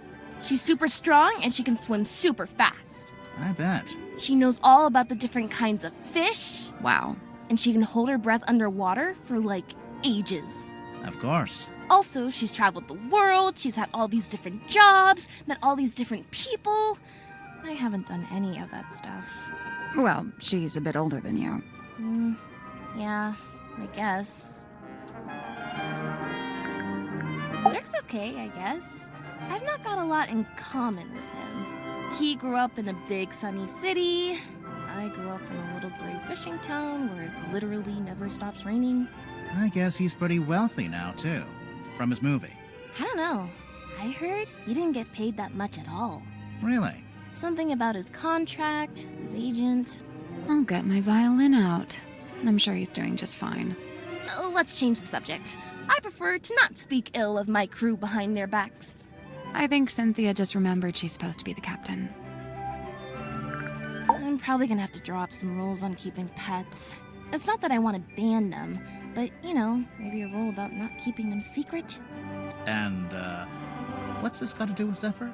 Oh, I'm pretty sure he's keeping an animal in there, in his dream chamber. But you've not actually seen it. No, I heard him talking to it, though, a few times. What kind of pet do you think it is? It could be anything. Dr. Zephyr's into some pretty weird stuff, and he's got, like, black market connections. Sim was telling me about it. Black market? Oh, wait, she told me not to tell anyone else. Forget I said that. Sure thing. I can see you writing it down. Mr. Warman? I usually just try to stay out of his way. He's kind of grouchy. Did you know him before the submarine? No. He did grow up in Silkworm, but he lived uptown in a big fancy house. And I, didn't. Born with a silver spoon in his mouth, huh? Come to think of it, I don't actually think Warman was born in Silkworm. And, I think he might have mentioned something about disclaiming his inheritance. I guess he wanted to make his own money. Which, by all accounts, is exactly what he did after he left town and wrote that book. So why would he need to come back? He just really wanted to meet him, I guess. Meet who? Who else? Captain Mortuga. When did you first meet Mortuga? When he let me into the submarine. Oh, it's just, you're both from Silkworm. I thought maybe you'd have run into him before that. My parents did. I know that much. Remind me. The harbor master and the shipyard mechanic. Ah, that tracks. So Mortuga lived an active life back then. He wasn't like a recluse? I don't think he's ever been outgoing, but from what I gather, he was very loyal to the few friends he did have. In fact, I'm pretty sure he was trying to reconnect with someone he once knew from the town. Who was it? Did he say? No, I never found out. I found out Mr. Grip wanted to be the submarine's navigator at one stage, but Mortuga never allowed it.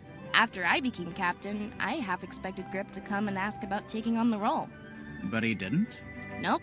Would you have said yes? Of course. I have no idea why Mortuga didn't allow it, but Mr. Grip's clearly an expert. I would have welcomed his help. I wonder why he didn't ask. I'd guess he assumed Cynthia didn't want any help.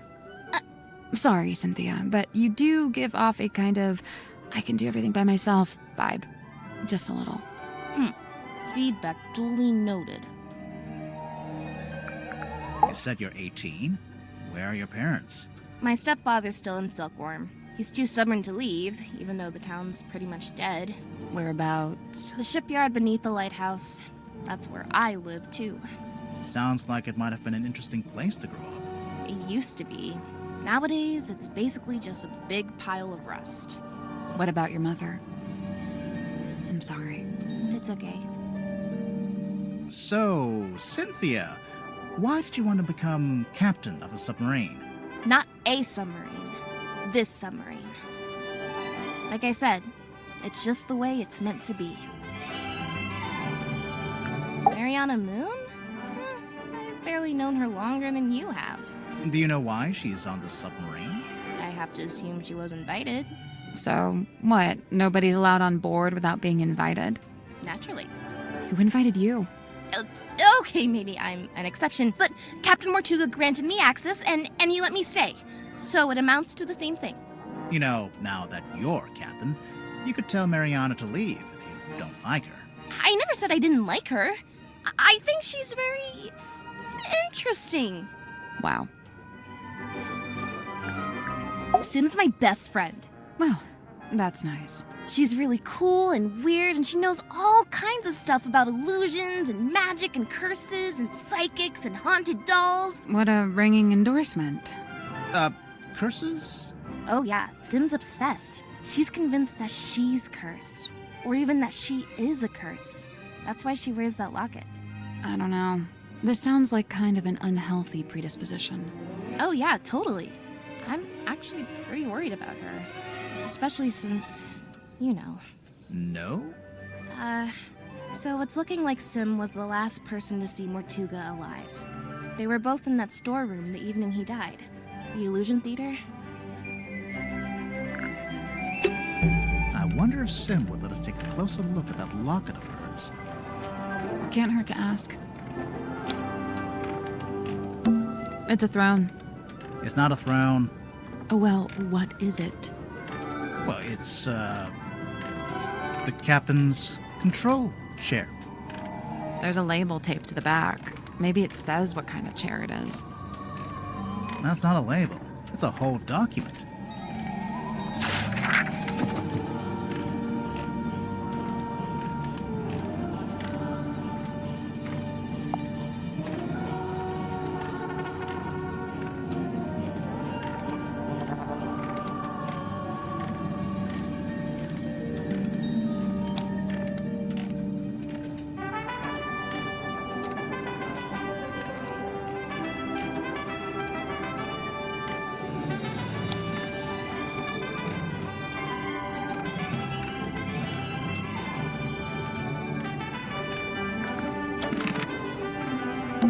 There's even an arts and crafts table.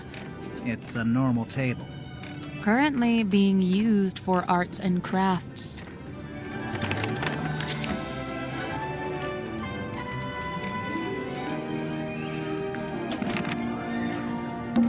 Oh, the ship's wheel. Don't touch it. I won't. That was not convincing.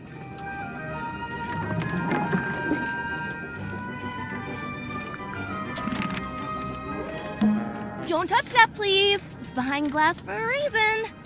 It is a garment of great historical significance and must be preserved. What if we just look at it from a distance? Fine.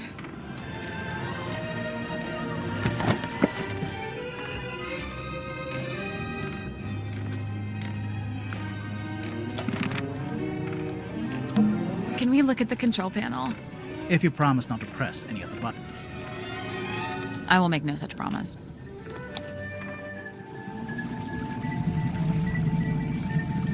It's an electrical switchboard. Something's bound to happen if we mess around.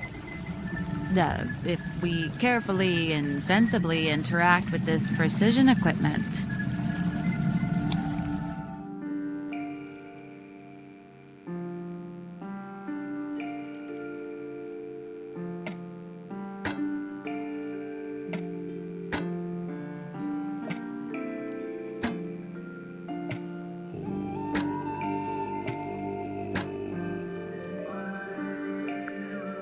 Got it.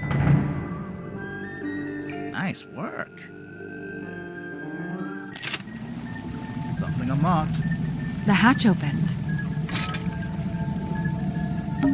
A radar? Maybe some kind of underwater imaging system?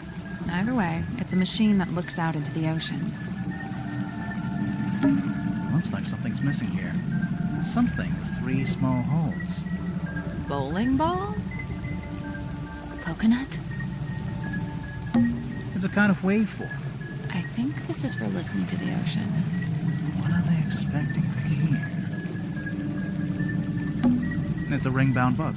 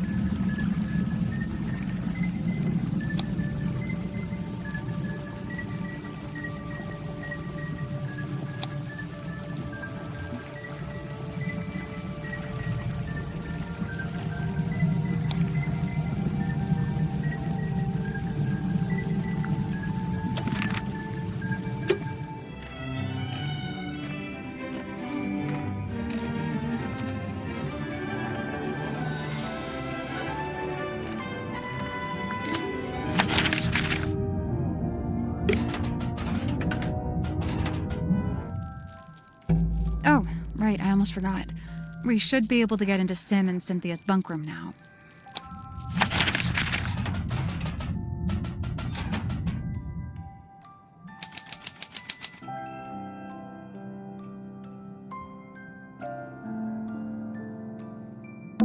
It's a magazine.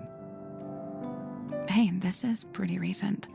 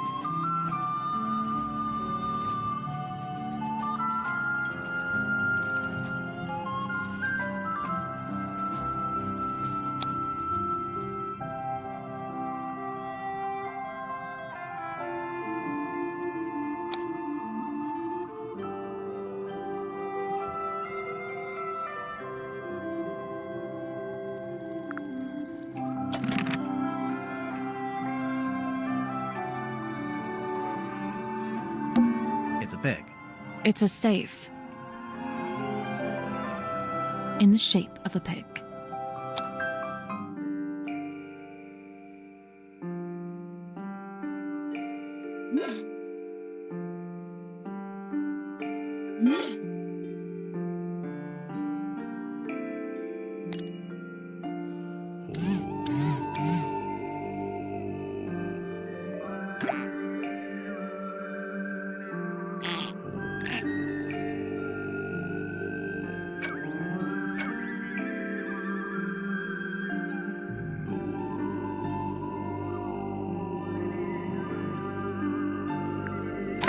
was it.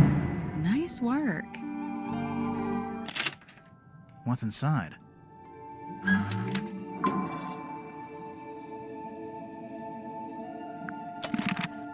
What is it? I don't know.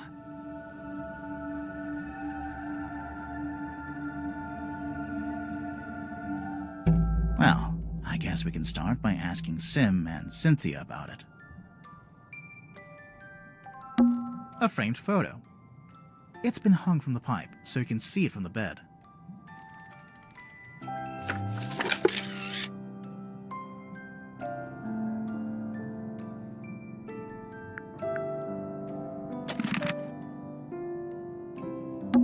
It's Cynthia's bed. How can you tell it's hers? Process of elimination. It's Sim's bed. How can you tell? It just has her energy.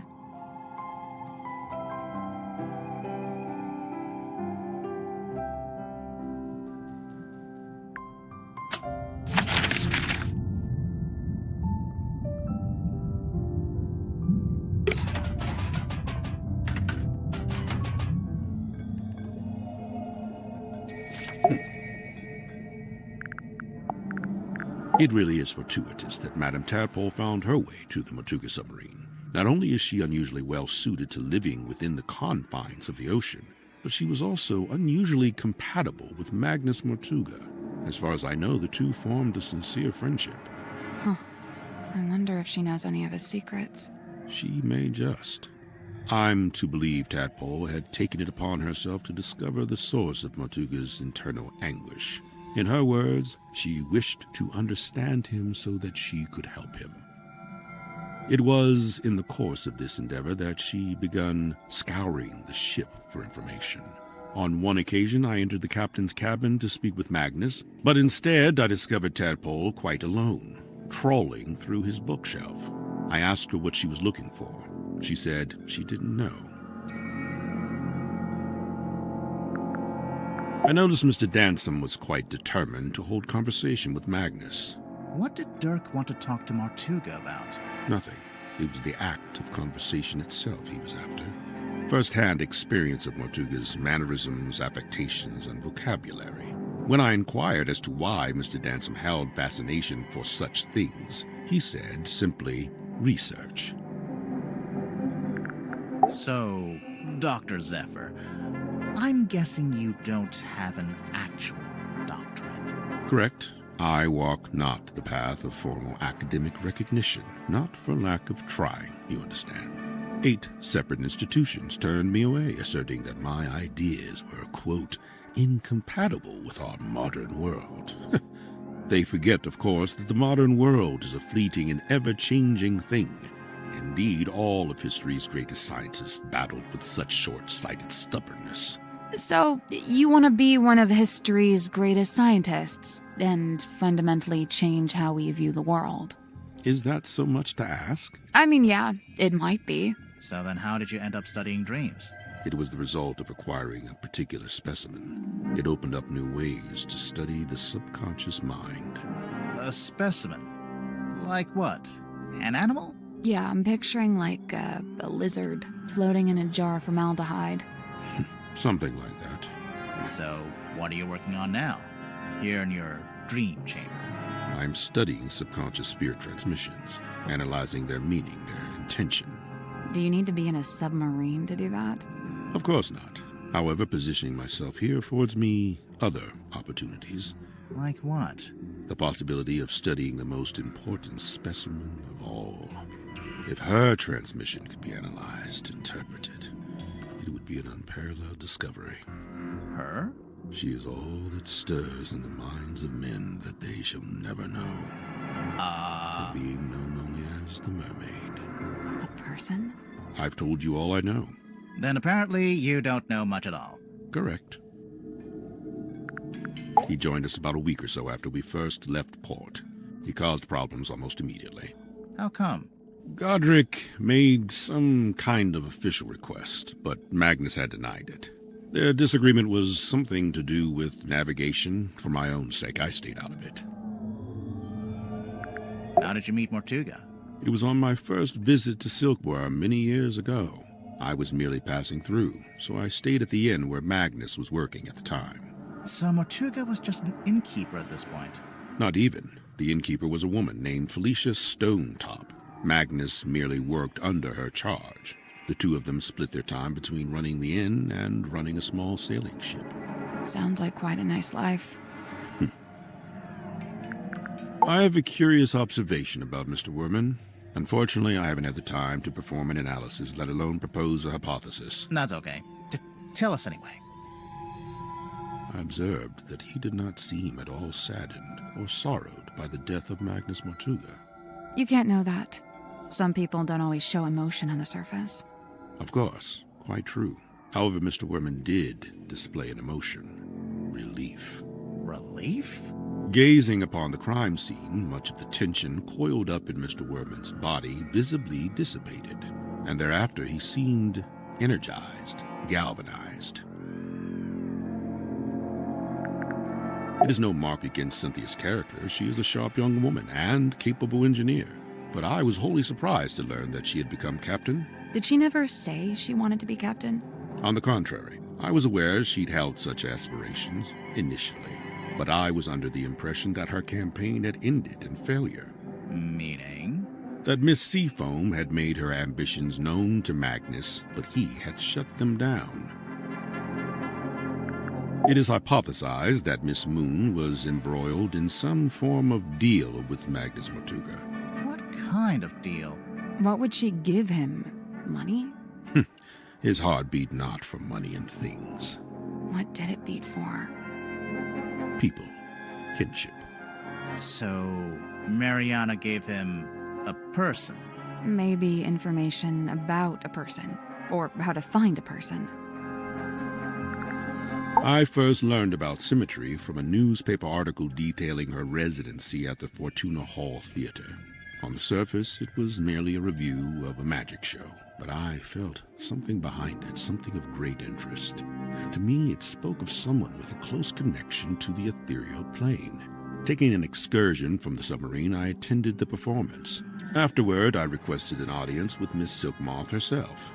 And speaking with her for a scant few minutes, I learned two things.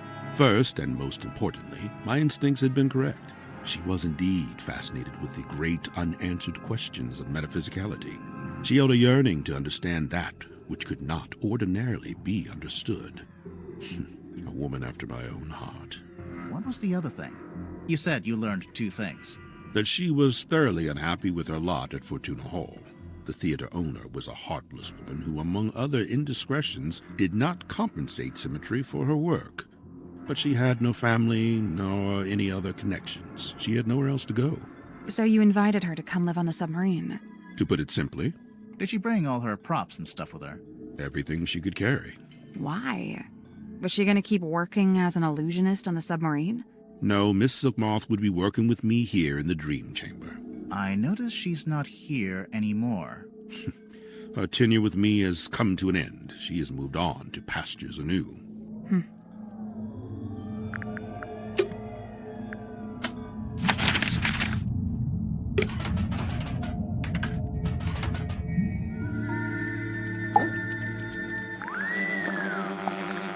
Tadpole? Oh, she's awesome. Got all kinds of stories. It takes some work to get them out of her, but it's totally worth it. Like, get this. I found out she used to be a rescue diver, but they banned her for being too good. How can you be too good at that? I don't know. She'd go too deep, stay under too long, break all the guidelines, you know? Huh. I gotta say, no disrespect to Cynthia, but I'm disappointed Tadpole didn't become the new captain. What, did Tadpole say she wanted to be captain? No, I just think she'd be really good at it. I mean, she's smart, brave, plus she knows all about the ocean. I mean, come on. Dirk Dansom, 6'2", blonde, athletic, passionate, adaptable, amenable. Okay, you're hired. Please stop. And how long have you been an actor? Oh, man, I've been trying to break into it for like forever. But I was getting nowhere until Mr. Vanderpeer said he wanted to hire an unknown for his new project, Hex of the Helmsman. It's kind of a fantasy horror adventure. I play mysterious anti-hero Marcus Mordoom. He's pretty much the main guy. So you went from getting no work to getting the lead in a big movie. Crazy, right? So you're rich and famous now? Well, I mean, yeah, right? I mean, hello. Hello. Hey, what's up? Dr. Z. Oh, man, love this guy. Hey, did he show you his curiosity collection? I don't think so. Dude has some seriously rad stuff in there. Plus, like, it's all real, you know? Worth a lot of money, you think? Oh, totally. The guy's sitting on a gold mine. There was this one thing. It was behind glass, like this spooky mask kind of thing. I wish I could remember what it was called. Anyway, Dr. Z said it was priceless. So, obviously, I asked what that meant, and get this. It means it's worth a lot of money.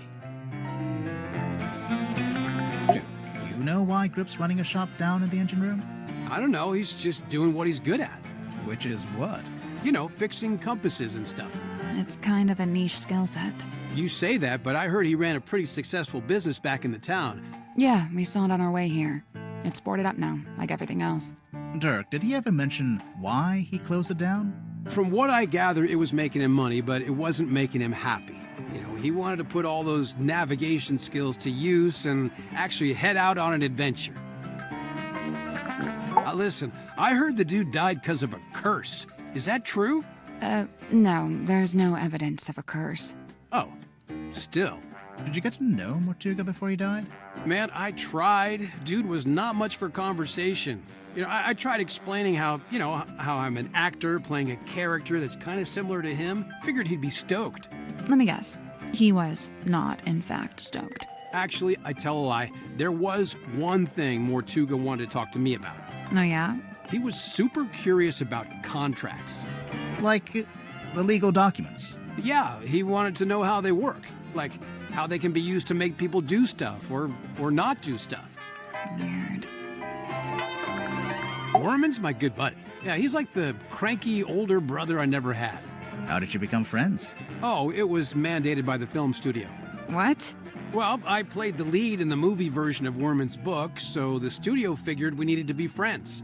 And now he's writing his next book, a sequel. Yeah, dude, Hex of the Helmsman 2, The Revenge Unleashed. Or whatever, I don't think he actually has a title for it yet, or a story outline, or actually anything. I kind of feel bad for him, honestly. It's a lot of pressure, you know? Dirk, your work and Worman's work, they're kind of intertwined, aren't they? How do you mean? You can't make your next movie until Worman's written his next book. Oh, sure. I mean, that's true, I guess. Interesting. I heard Cynthia's captain now just because of some contract she signed. What's the problem? Huh. You can't always trust a contract. No, and I doubt she had it reviewed by an independent third party. I mean, she seems to want to be captain. I don't think she's being forced into it. No, it's not always as simple as all that. I mean, Cynthia's still so young. Who's looking out for her best interests? She's an adult, isn't she? She's only 18. She should be, I don't know, outside in the sun, picking berries, having picnics, that kind of stuff. What an idyllic little picture you've painted for us there, Dirk. I'm serious. Mariana? Man, she's really living out the escapist fantasy. I gotta say, I'm impressed. That's if you believe what she says. I think she might be making some of it up. Hey, you know, it's funny you say that. I did notice something the other day. Oh? Well, she's supposed to be all, like, old-timey and stuff, right? But she was really curious about my cell phone. Curious how? Well, she was asking what make it was, what model number, you know, like really specific stuff. Huh. What do you know about Sim? Well, she left the theater she used to work at to come onto the submarine, you know? Then for a while, she worked with Dr. Zephyr in his lab. But not anymore. Nope, she's working on something by herself now, in that room that looks like an old-timey kid's bedroom. Do you know what it is she's working on? Not exactly, but get this. One time I looked into that room, and there were 2 of them. What? 2 symmetry silk moths.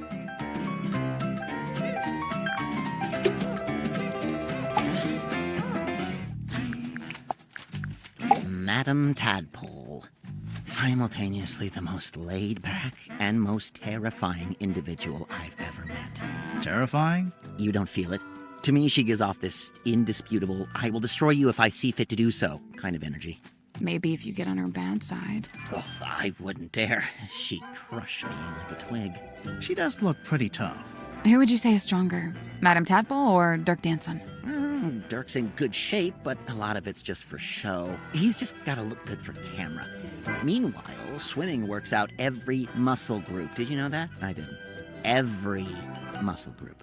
I don't think Tadpole's about to fight anyone. She's so chilled out. For now. I worry about what'll happen if you two name a culprit. You think she might, retaliate?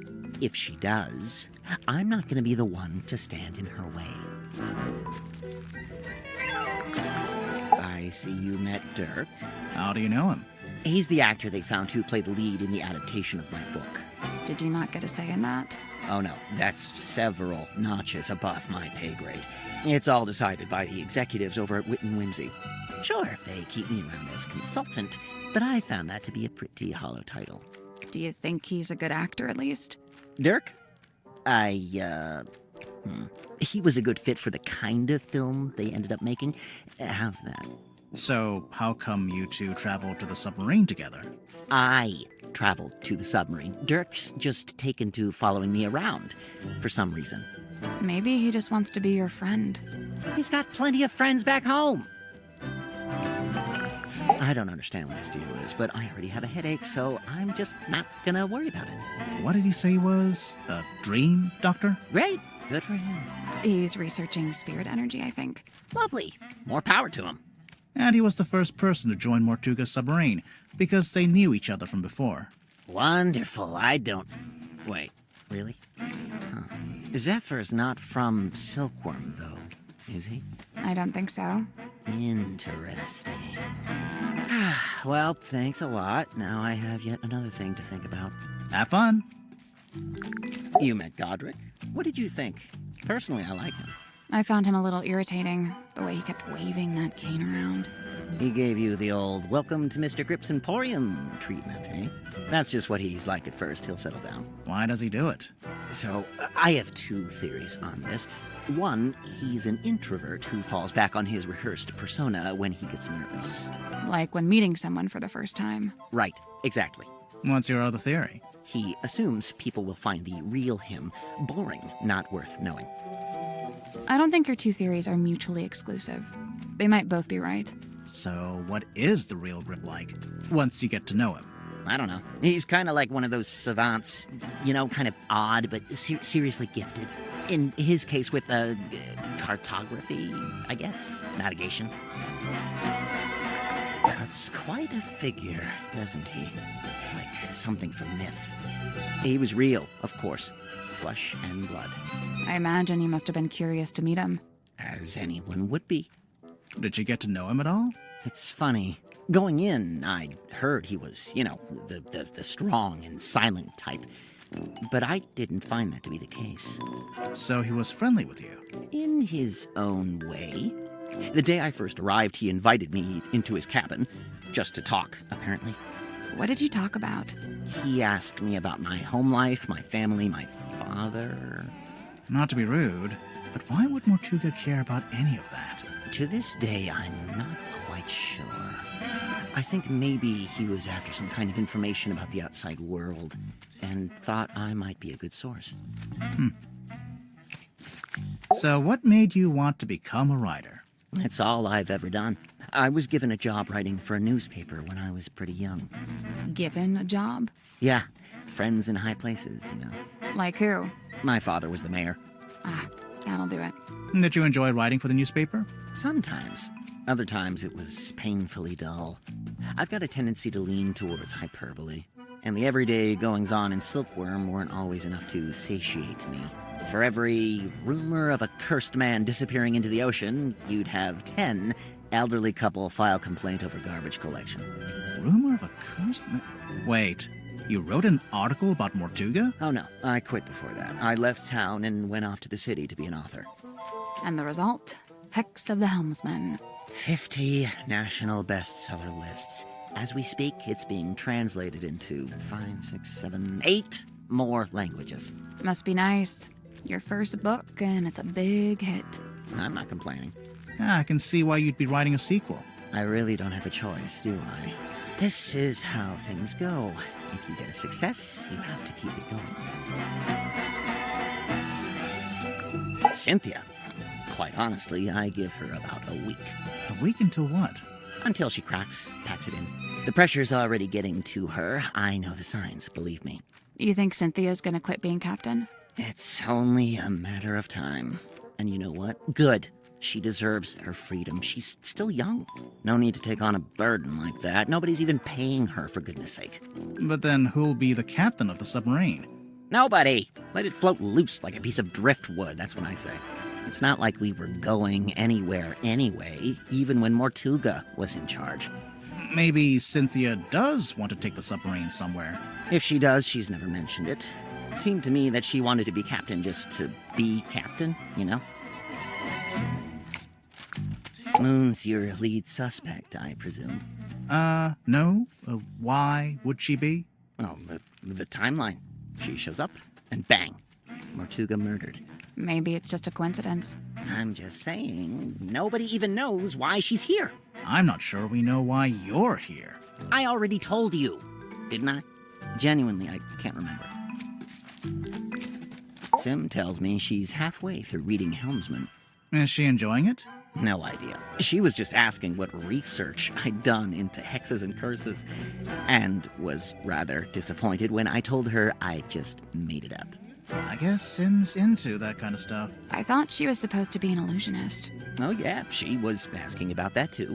What do you mean? She wanted to know what I liked about her old magic show, the one she had in the theater. You saw her old show? Yeah, it was pretty good. And from what I gather, she's been developing a new act and wanted some feedback, to get some direction. I know what it's like to make a follow-up to something people liked. It can be daunting.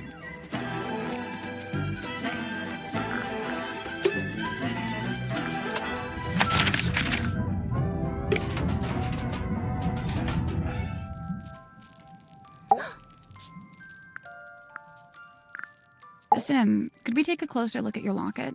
I suppose so. Please be careful.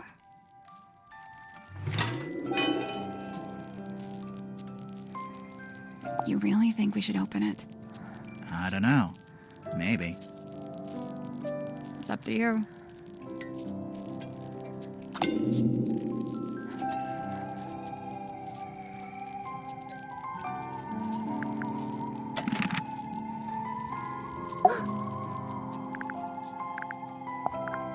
Likened to the orchard oak, sturdy, stout, and towering tall, but bears she a quietsome grace, like a windless night on sail-still sea. I ponder, could some such thing be mine to know? I don't see why not. Maybe I should cut my hair short and dye it green. Maybe that'll do it. What's that? Madam Tadpole, number 5, The Still Waters.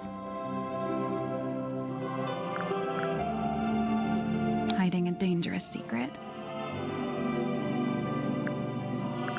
An actor or a mage in guise who sways men's souls with artful feigned truth. You, think Dirk might be swaying our souls?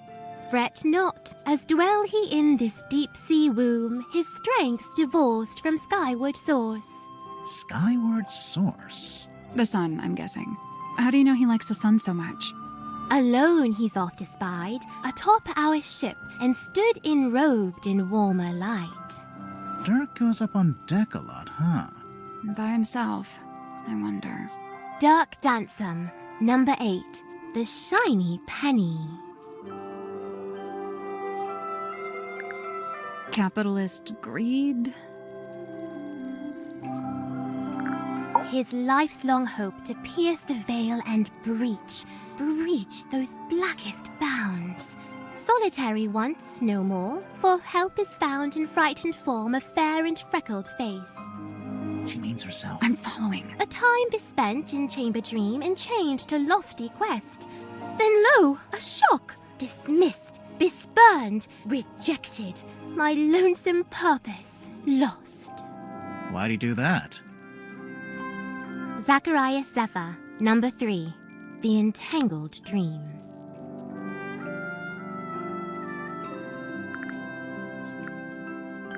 Overambition? Despite all his whims and wayward ways, his heart beats hopeful, kind, and keen. His whims, like how he talks to a wooden stick. When first we met, when first I came, he had not yet his cane beclaimed. So, where'd he get it from? The cane. Wrought it he by his own hand, composed of cast-off scrap and scrounge. Really? Did Grip live down in the engine room, even back then? Verily, he seeks it out, that engine's heart, for clank and clamour calm his core. He likes how noisy it is. What's wrong with him? Godric Grip, number 2, the broken compass. Feeling lost or trapped? Like jagged face of coastal cliff, cut coarse by storms and swells of life long spent, sleep a scant solace, bedeviled by a dream dug deep in folds of ever-furrowed brow. His broad form stood, once ox-strong and stout, now more malediction than man, doomed to dwell down in the dark, the once light of a life once lived, now too luminous to look upon. Magnus Mortuga, number 1, the turning wheel. A change of fate? He'd dreamt our ship some boisterous boat, where tensions flowed and tempers boil. Alas, upon inspection showed, our home fell plenty short. Still he yearned for storm to swell, for keel to list, for sail to sway. He was waiting for something to happen. Something did happen. The captain was murdered.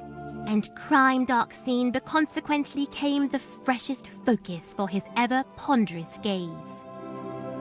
James Werman, number 7, the empty inkwell.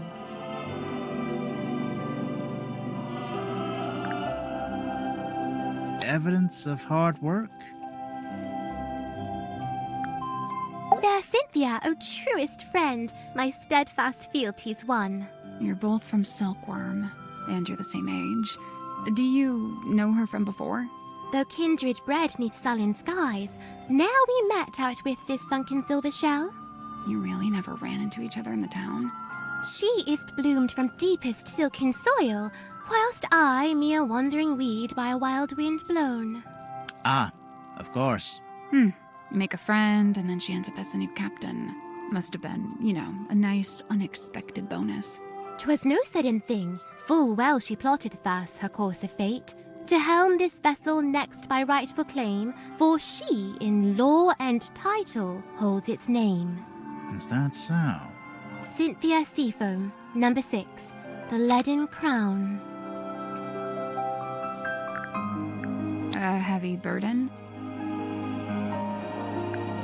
Still estranged, this moon and I, but she and me befind ourselves in newfound kinship joined. What kind of kinship would that be? The kinship of wearing a big yellow locket around your neck. We may need to workshop the name. Mariana's moon necklace? That's a locket? Must be. I've seen her open it up and peer concernedly at its internals. Huh. Mariana Moon, number 9, the half-hidden moon. Being incomplete? You look kind of pale. Are you getting enough to eat?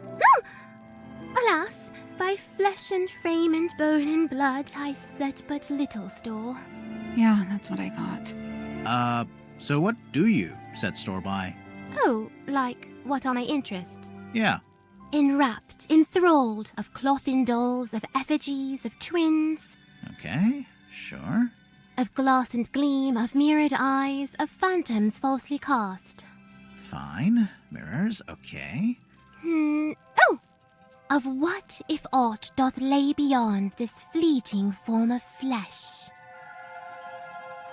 Huh. Symmetry Silk Moth, number 4, the unblinking eye. Resolve?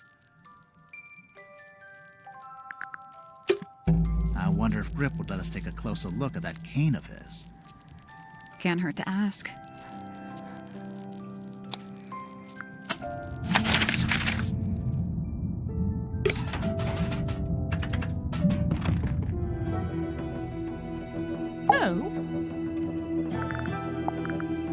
I first met Tadpole when she was on the road, travelling with a group of performers. She had longer hair back then, of course. Did you see her perform? I got to see a rehearsal, but that was it. After that, I joined their camp for the night. Tadpole and I shared some stories, you know. I told her how I'd just been on a research trip to a town on the coast called Silkworm-on-Sea. She told me how their group went around performing in local theatres and town halls and whatnot. I mentioned that Silkworm actually had a little theatre that might be a good fit. How come you didn't stay with them longer? Their leader was a real bad apple. I was rather keen to be shot of him. I saw Dirk wandering the halls this morning, like he was looking for something. I asked him what it was he'd lost, and he said he couldn't really describe it, but it looked a bit like a gun. What? So, something that looks like a gun, but isn't actually a gun. I can't imagine what he was talking about. I didn't expect to find a fellow herbologist on board. Dr. Zephyr really knows his rosehip from his rosemary. He's a chemist, too. Impressive, don't you think? I don't know. I get the sense his work is more alchemy than chemistry. He does seem rather secretive about it. I tried asking him about his experiments, but he seemed awfully reluctant to divulge any details. Sounds familiar. So, Mariana, what do you make of him?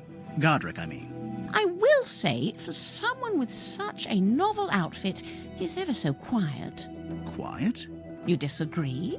I thought his whole thing was to be deliberately obnoxious. He wasn't like that with you? Not at all. Whilst showing me around the submarine, he was mostly subdued. Didn't say an awful lot. Maybe you make him nervous. Maybe you make him nervous. Broad shoulders, long arms, good for reaching across a wheel.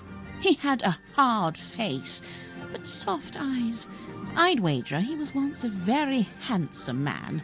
Do you know anything about his life before the submarine? Like if he had a family? I'd never heard mention of his parentage, no. But he lived in Silkworm. Do you know where exactly? The only record I found lists him as living at the Stonetop Inn and working on board the Stonetop family sailing ship. As the captain? As a deckhand, and eventually as the helmsman. So how'd he end up as the captain of a submarine? All I could dig up was a rumour that he bought the submarine from the shipyard. He bought it? Or maybe he commissioned to have it built. Accounts vary on that. Either way, how could Mortuga afford to buy a submarine? My guess is that he didn't pay with money, but made some other kind of trade. Worman, I know he once worked as a newspaper journalist. Oh, that's before he changed his name, of course. Have you read his book, Hex of the Helmsman? I leafed through it. I must say he's got some good research skills. I'd love to know what his sources were. What do you mean? The book is very clearly a loose retelling of the real-life story of one Magnus Mortuga. Cynthia Seafoam, the daughter of Harbour Master Sylvia Seafoam, and the stepdaughter of Donovan Drummond, the shipyard owner. That's a pretty solid nautical heritage. By all accounts, Sylvia Seafoam was an ambitious and outgoing sailor, but I believe they raised Cynthia to be a mechanic. Still, sounds like Cynthia actually does have the expertise to be captain. Who said she doesn't? So, Mariana, where are you from? No fixed address. That's the way it's been for some time. Oh, I see. But you came to Silkworm looking for the Mortuga submarine. How come? I go wherever I please, which usually amounts to wherever has the most interesting rumours. I don't want to be rude, but do you ever have to do work to get money? From time to time. I've taken up work as a tour guide, a historian, a performing storyteller. But how did you wind up getting onto the submarine? Isn't it a secret? Well, if it's such a secret, how did you do it? I got a phone call from Cynthia Seafoam, and she told us to come to Silkworm. And then the submarine came up to the harbor so we could get on. Well, there we are. Perhaps that's how I did it, too. Symmetry was the only person I didn't see on my tour of the submarine. I realized later that she'd been with Mortuga at the time. In the Illusion Theater? You know what's funny? Nobody else calls it that. They all just call it the storeroom. I'm led to believe Illusion Theatre is a name Miss Silkmoth came up with herself. Rather like how she came up with the name Symmetry Silkmoth. That's not her real name? It's not her birth name, no.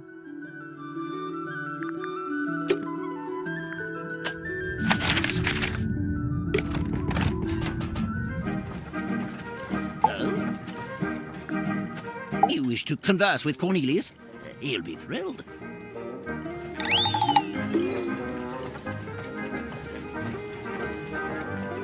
Remove what? The bandage around the middle. Why? I'm just curious.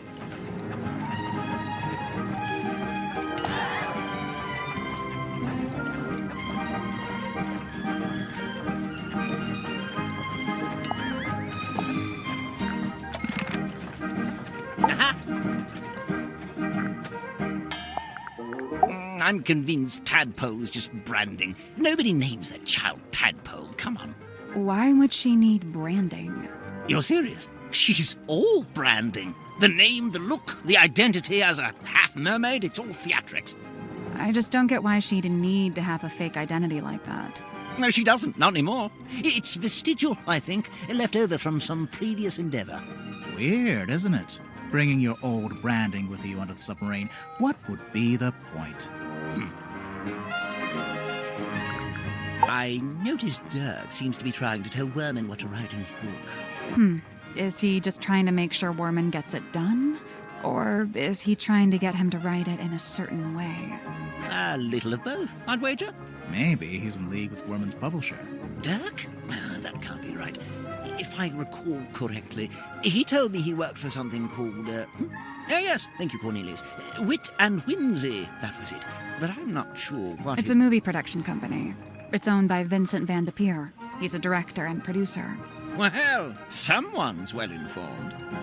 Vincent once went location scouting in the swamp where I worked as a gift shop sales clerk. Ah, of course. What'd you make of old Dr. Zephyr? Not a fan? There's been some speculation that his experiments may be dangerous or even harmful. Although it's hard to be sure, since he seems so reluctant to admit what they actually are. You don't even know? I would have thought, since you've both been here for a while. Well, yes, Zacharias was one of the only 2 souls aboard the submarine when I arrived, but he never made me feel especially welcome, and he certainly wasn't keen on me poking around his dream chamber. In fact, he always seemed somewhat wary of me, like my arrival was going to scupper his plans in some way. I guess Zephyr and Mortuga weren't expecting anyone else to show up. I never got the details out of either of them, so I can't confirm this. But I believe Werman was invited onto the submarine by Mortuga himself. Really? Why? It's very strange. I can't for the life of me imagine why Mortuga would bring a journalist on board. Werman's an author, not a journalist. Well, he used to be a journalist. He wrote for the local newspaper. And I will say he doesn't seem to have lost the instinct to always be on the lookout for a story. He lived and worked in the inn opposite my emporium. I'd see him when I offered my custom at the inn, and in return, he'd come by my shop. As a sailor, Mortuga shared in my interest of nautical navigation. He even hired me for a job once. Did he tell you he was planning to go live on a submarine? I don't think he told anybody. After his disappearance, all I had was several largely unsatisfactory rumors. They said he disappeared into the sea. whatever that was supposed to mean. The first time I laid eyes on his eponymous submarine was when it rescued me from my fallen balloon. I can't tell you how surprised I was to see Magnus Mortuga step out onto the foredeck, although he wasn't quite the same man I'd known before. How do you mean? The light in his eyes was dulled, like he wasn't really there. What had happened to him? Well, I'd never found out, but perhaps the rumors were true after all. Perhaps he had disappeared into the sea. Before this thrilling little jaunt on the Mortuga submarine, I'd lived in Silkworm all my life. I worked for my father and eventually inherited his business. Gorman Grip's nautical and aeronautical precision measurement and navigation instruments. Snappy title. I eventually trimmed the name down to just Mr. Grip's Emporium.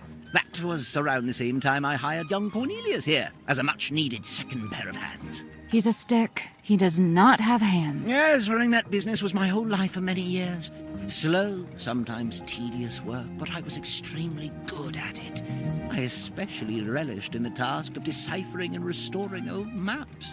The more decrepit they were, the more I enjoyed it.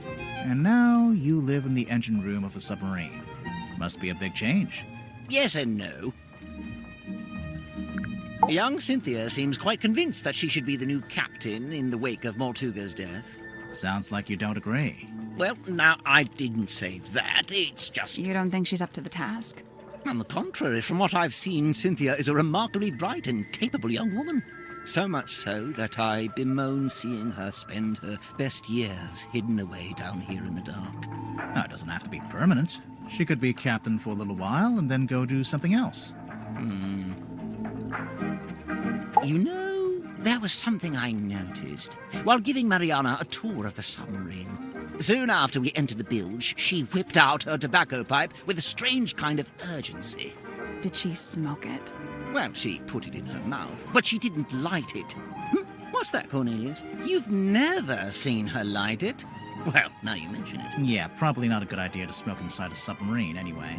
Yes, and Mariana seems like such a stickler for health and safety regulations.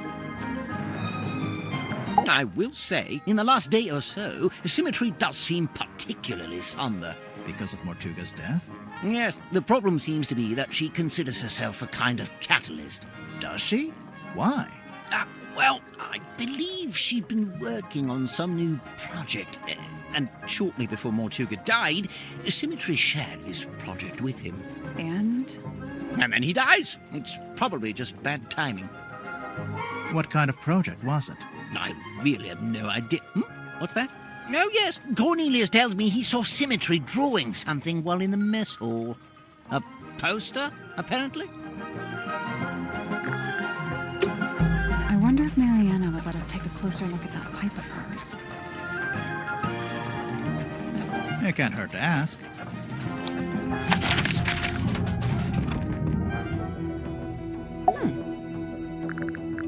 Do you want to look at my pipe? If you don't mind. By all means.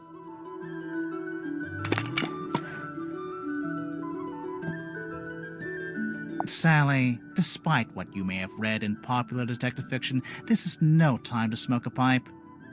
I'm not gonna smoke it. I want to listen to it. You...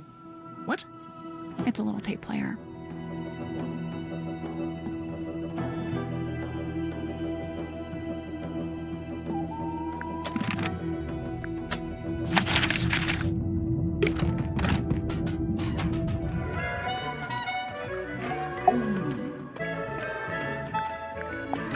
Miss Tadpole, you said you were an Olympic-level swimmer. Oh, sure. They never let me compete, though. I got banned way back when I used to swim in regionals. Why? What did you do? Nothing. They just decided I had certain physical abnormalities that made it unfair to the other swimmers. That kind of sucks. It's whatever. I never really cared about competing anyway. So what did you do after you got banned? Oh, you know, left home, traveled, got a job, quit that job, traveled some more. And, have you always been green? Oh, you finally built up the courage to ask, huh? No, it was a reaction to some chemicals we used in a little water tank I used to swim in. The doctor said it's reversible, but I couldn't afford the treatment, so yeah, I'm green. Dirk's got a little crush on me, pretty sure. Cute. He's a good egg, but he's not my type. I don't go in for the Boy Scout look. Now, if he grew a beard, then I'd be open for negotiation. Sure, I could see that. Sorry, could we maybe talk about something more relevant? Yeah, Zephyr and I had a little falling out.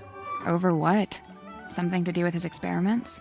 In theory, I really don't care what he does in his lab. I just didn't like that he dragged Sim into it. What do you mean? When I first got here, Sim was working for Zephyr in the Dream Chamber. What were they working on? Researching dreams, I guess? Well, sure, that was part of it. They even had Mortuga as a test subject at one point.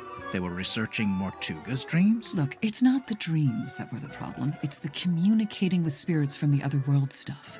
Oh, like talking with the afterlife. Zephyr's a grown man. If he wants to research that stuff, he's free to do so. But Sim's still young. I didn't want her getting misled, so I put a stop to it. How? I made Zephyr tell Sim he didn't need her anymore. Ouch. It's for the best. Now, when Werman got here, that's when things got interesting. Why? Because he's a famous author? Oh, no, I don't care about that. I don't read pulp literature. Oh, right. Then what's so interesting? Okay, so, Werman's from Silkworm, just like Mortuga. And after he arrived on the submarine, Mortuga spent a lot of time talking with him. Wait, you think they knew each other from before? From when they both lived in the town? No, but I do think they share a connection. Like maybe they have a mutual friend or something? Something like that. Then it seems like Mortuga would have wanted Werman on the submarine if he had something to gain from it, even if it was just information. What information, though? What was Mortuga trying to find out? I really liked him. He wasn't like anyone else I've met. What did you like about him? He was this great combination of super introverted and super proactive. Like you'd be complaining that you had a headache or whatever, and he wouldn't say a word. But then the next morning, you'd wake up and find painkillers beside your bed. Wow. Kinda creepy, sneaking into your room at night. And where would you get painkillers on a submarine? The point is, he actually cared about other people. Really, the only person he was hard on was himself. Go on. Well, for one, he never let himself leave the submarine, even if he wanted to. Did he want to? I think so. Then what was stopping him? I wish I could say. I know he used to run a shop selling compasses or whatever, but from what I gather, he knew it wasn't really his life's calling. Although he seems to have fallen back into it, so I don't know what's going on there. Creature of habit, I guess. If Grip didn't actually want to work in a shop, what did he want to do? He wanted to be the navigator for the submarine. He'd probably be pretty good at that. Problem was, Magnus didn't need a navigator. Didn't want one. What? It's just, now that Mortuga's dead and there's a new captain.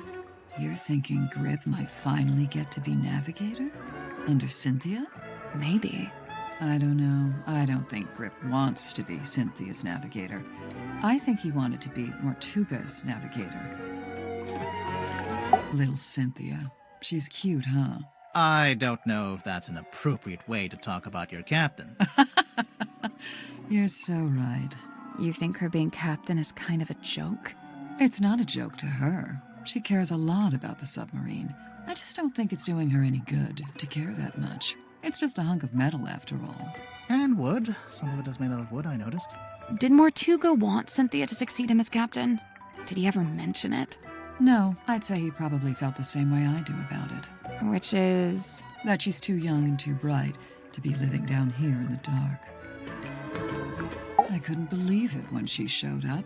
I swear this submarine is like some kind of giant sink strainer. You know Mariana Moon from before? Yeah, we've crossed paths. We very briefly both worked for the same guy. What guy? Doing what? Performance art. Mariana's act was storytelling. What about? The show I saw was about the history of Silkworm on Sea, with a focus on all the rumors and urban myths. This was before I'd even been there myself. She even mentioned the rumor of the Mortuga submarine, how she'd been in Silkworm looking for it. What was the rumor? just that there was supposed to be this haunted submarine with a captain who got cursed to live underwater forever? Sounds made up. I know, right? Sim's quite delicate. She's got some real self-worth issues. She's kinda eerie. Mm-hmm. And she's got this 1,000-yard stare, like a rabbit in the headlights. She's got a unique way of speaking, too. Yeah, I'm still not sure how much of it is sincere and how much is residual from her time performing on stage. I have heard her talking more normally, though, when she's with Cynthia. What about Sim's parents? Orphan.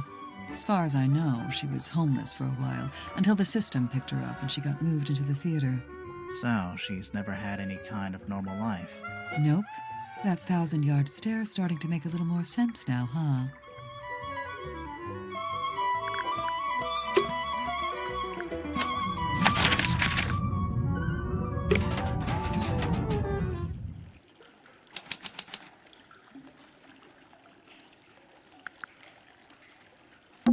It's almost pitch black in here. I'm guessing you didn't bring a flashlight.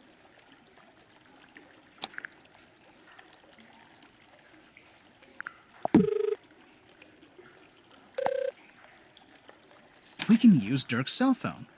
Do you think he'll mind? Probably not. Point it here. Here? No, not there. Over here. Like this? You're doing it wrong. Point it over here. Over here? A switch. See? I knew what I was doing. Dumb luck. It looks like some kind of dial.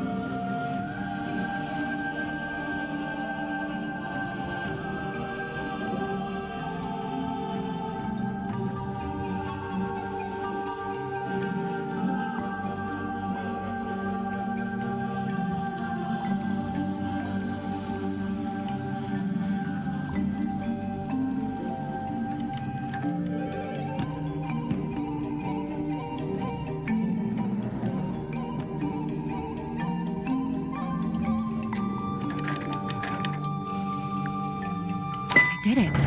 Good job.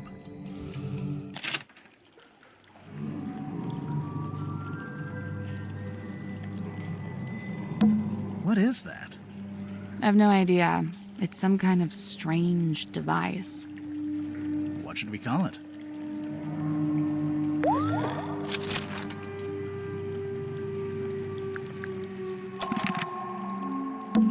What's this?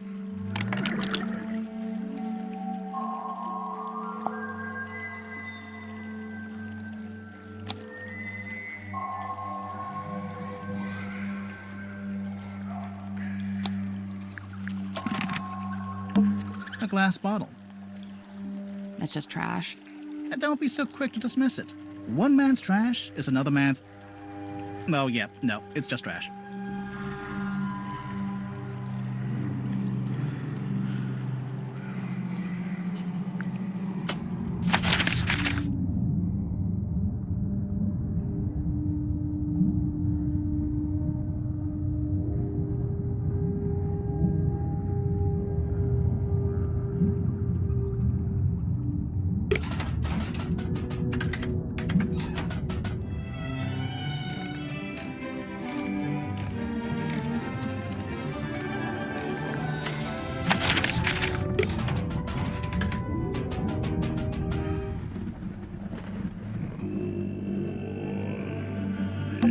It's the drain.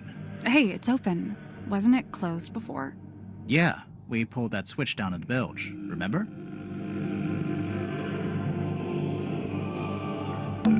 There's a wooden panel on the wall here. Can you see anything through that little hole? No, it's too dark.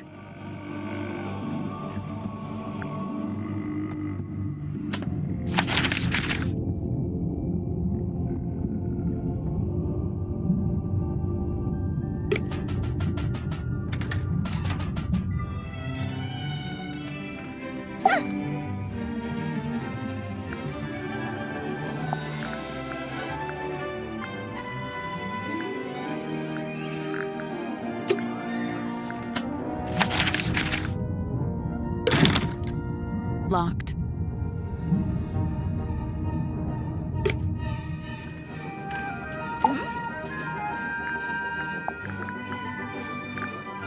Ocean Rescue Divers Association.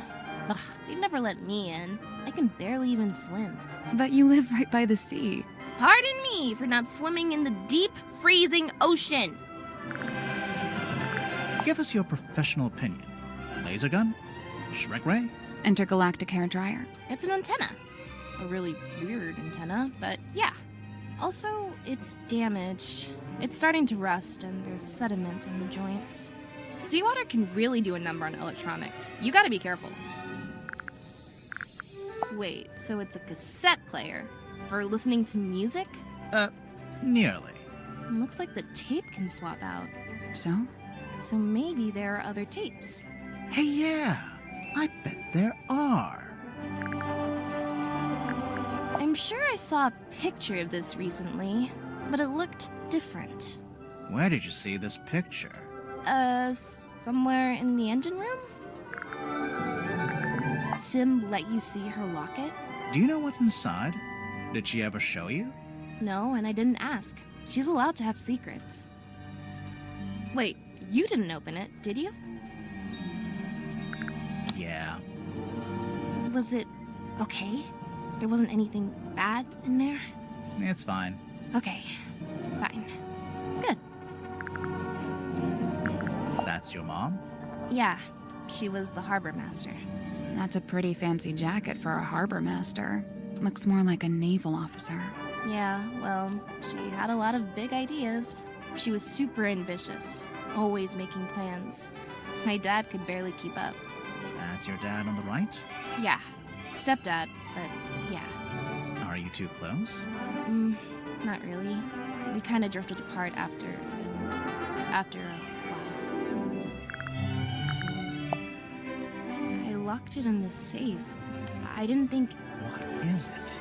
The night of the murder, when I was in the control room by myself, it was right around the time the ship's compass was freaking out. You used the underwater imaging system? I don't know why. I couldn't resist. But then this came out. I wish I hadn't done it. I put it in the safe so I wouldn't have to think about it. I can understand that. Really? Yeah, sometimes you gotta compartmentalize. One thing at a time, you know? That's true. You know, this article's kind of unfair to Dirk. It barely mentions him. Probably because it was written before the movie came out, so he wasn't famous yet. Oh yeah, true. The movie was a hit, right? So Dirk's famous now? I guess he must be. He told me he's getting all kinds of offers from other studios. Lucky him. He must be thrilled.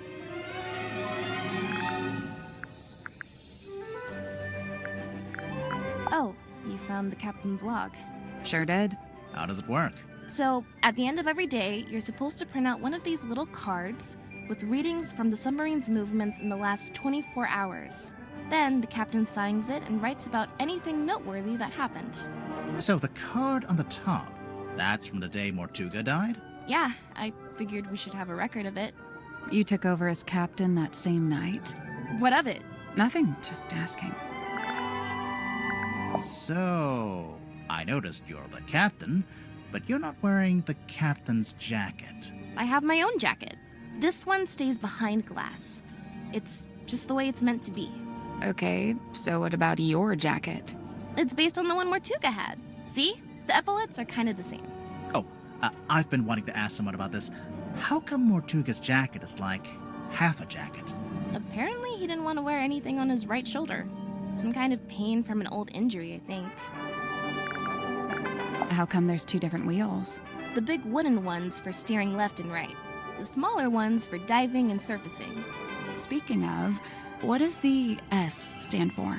Seafoam. Yeah, figured. It's a work in progress, okay? What are you trying to do, exactly? I'm trying to get a handle on the exact form of the submarine. Is that difficult? Given its messy history, yes it is. There it is, in black and white. Signed by me, signed by Mortuga. Yeah, I can see. Where'd it come from? Mortuga wrote it. I think he used a typewriter. And what? He presented it to you? When? Well, no, because he died. So. But we've both signed it, so yep, it's binding. Any further questions? Yeah, how did you... No? Great, let's move on. Do you know what this is? I don't know. Does it belong to Madame Tadpole? Oh? Seems like the kind of thing she might have fished out of the sea. I remember this. My mom had a copy framed and put it up on our hallway. That's her in the photo. Yeah. Who's the other woman? That's her best friend. They were always going on little adventures together. And one time, they came back with a sea serpent. The silver snake. Also known as the silkworm serpent. Why'd they take it out of the ocean anyway? It was injured. They wanted to look after it until it recovered. Does it not have eyes? Nope, no eyes. And its skin was rock hard, but shiny, like a gemstone. Where'd you keep it? In the shipyard? Yeah. Mom wanted to take it back into the sea, but she didn't want to leave it. She wanted to go with it. She wanted all of us to go. To go and live in the ocean. Mm-hmm. Hey, there's a document in there. It's a piece of paper. I don't know if I'd call it a document. It's been typed. Apart from the title, which is drawn by hand. Oh yeah, it almost looks like a logo for something. That's one creepy book. Wait, are those initials? M? You're looking at it upside down. Am I? Cynthia, this map's got your surname on it, and the S from your signature. Oh yeah, Seafoam Harbor. I mean, nobody ever really called it that, but my mom was the harbor master, so yeah. This weird little drawing. It looks kind of like that thing Mortuga kept up on the foredeck. This is the ship's compass, from here in the control room. Mm-hmm. Looks like Mr. Grip's already working on fixing it. Good! That's good. Why so many needles? The original needle was broken. Mr. Grip said he had a few he could try out as replacements. This one's the original? Yeah. Looks fine to me. Just put it back in. Nope, wouldn't work. It's malfunctioning. It needs to be replaced. The stamp. That's Governor Fellow, the guy who owns Silkworm on Sea. I didn't know you could own a town. Well, he acted like he did. Putting himself on the stamps was the least of it. Mr. Worman's typewriter? It's a mess. The keys are all in the wrong place. I could fix it for him, no problem. Or Mr. Grip could do it, I bet. I don't think Worman wants anyone to fix it. Oh, weird. What's with that wheel? It looks kind of like a shield. Does he have that in the movie? He has a wheel in the book, but it mostly stays attached to his ship, apart from one time it breaks off in a big storm. Cynthia, is this the phone you used to call us? No, I used one in the town when I went to drop off the case file. I never actually had my own cell phone. Do they all have flashlights like this? Oh wait, that's a flashlight? Could be useful. It gets pretty dark down here. What does it do? We're not sure. My money's on nothing.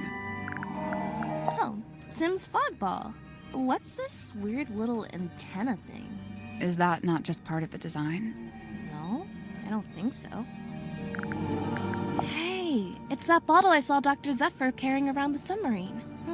Smells kind of like flowers or something. Weird. What about the thing in the bottle? I don't really want to know what that is. In the case file, you said the cauldron had never been unlocked before. And nobody knew how to unlock it, except, presumably, Mortuga himself. So you think it got opened in the course of the murder? I see 3 possibilities. 1, the cauldron was opened before the murder. 2, someone opened the cauldron after the murder. Someone other than Mortuga. Naturally. And 3, the cauldron was opened during the murder. Like the murder happening and the cauldron opening are one and the same? Maybe. Do you know what the stargazing girl is all about? No, Sim didn't tell me the details. She didn't want to, for some reason. She seemed to regret the whole thing. You know, if this is poison, then surely it's a red herring. How so? Mortuga didn't die from poisoning. Right.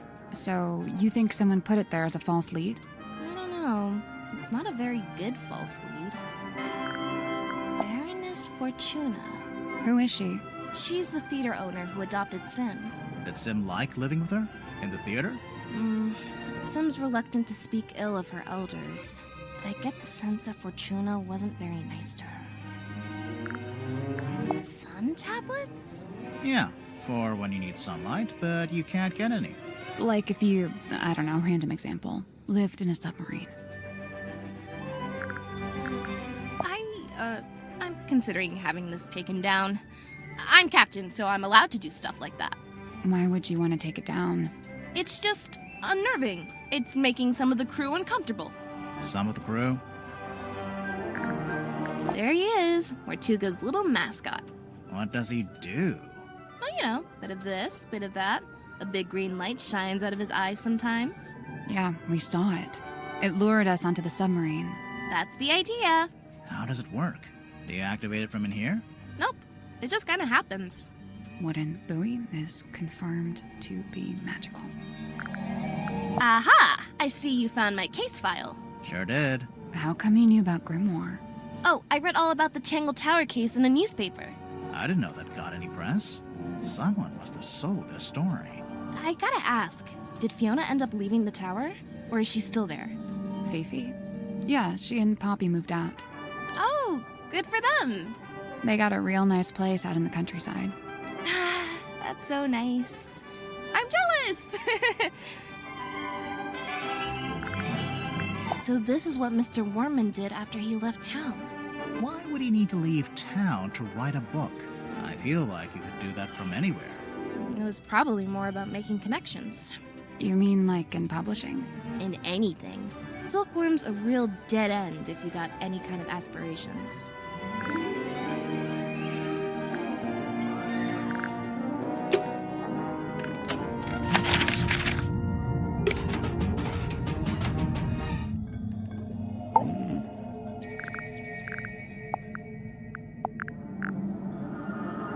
An epitaph to human desperation, a totem of yearning for a time long past.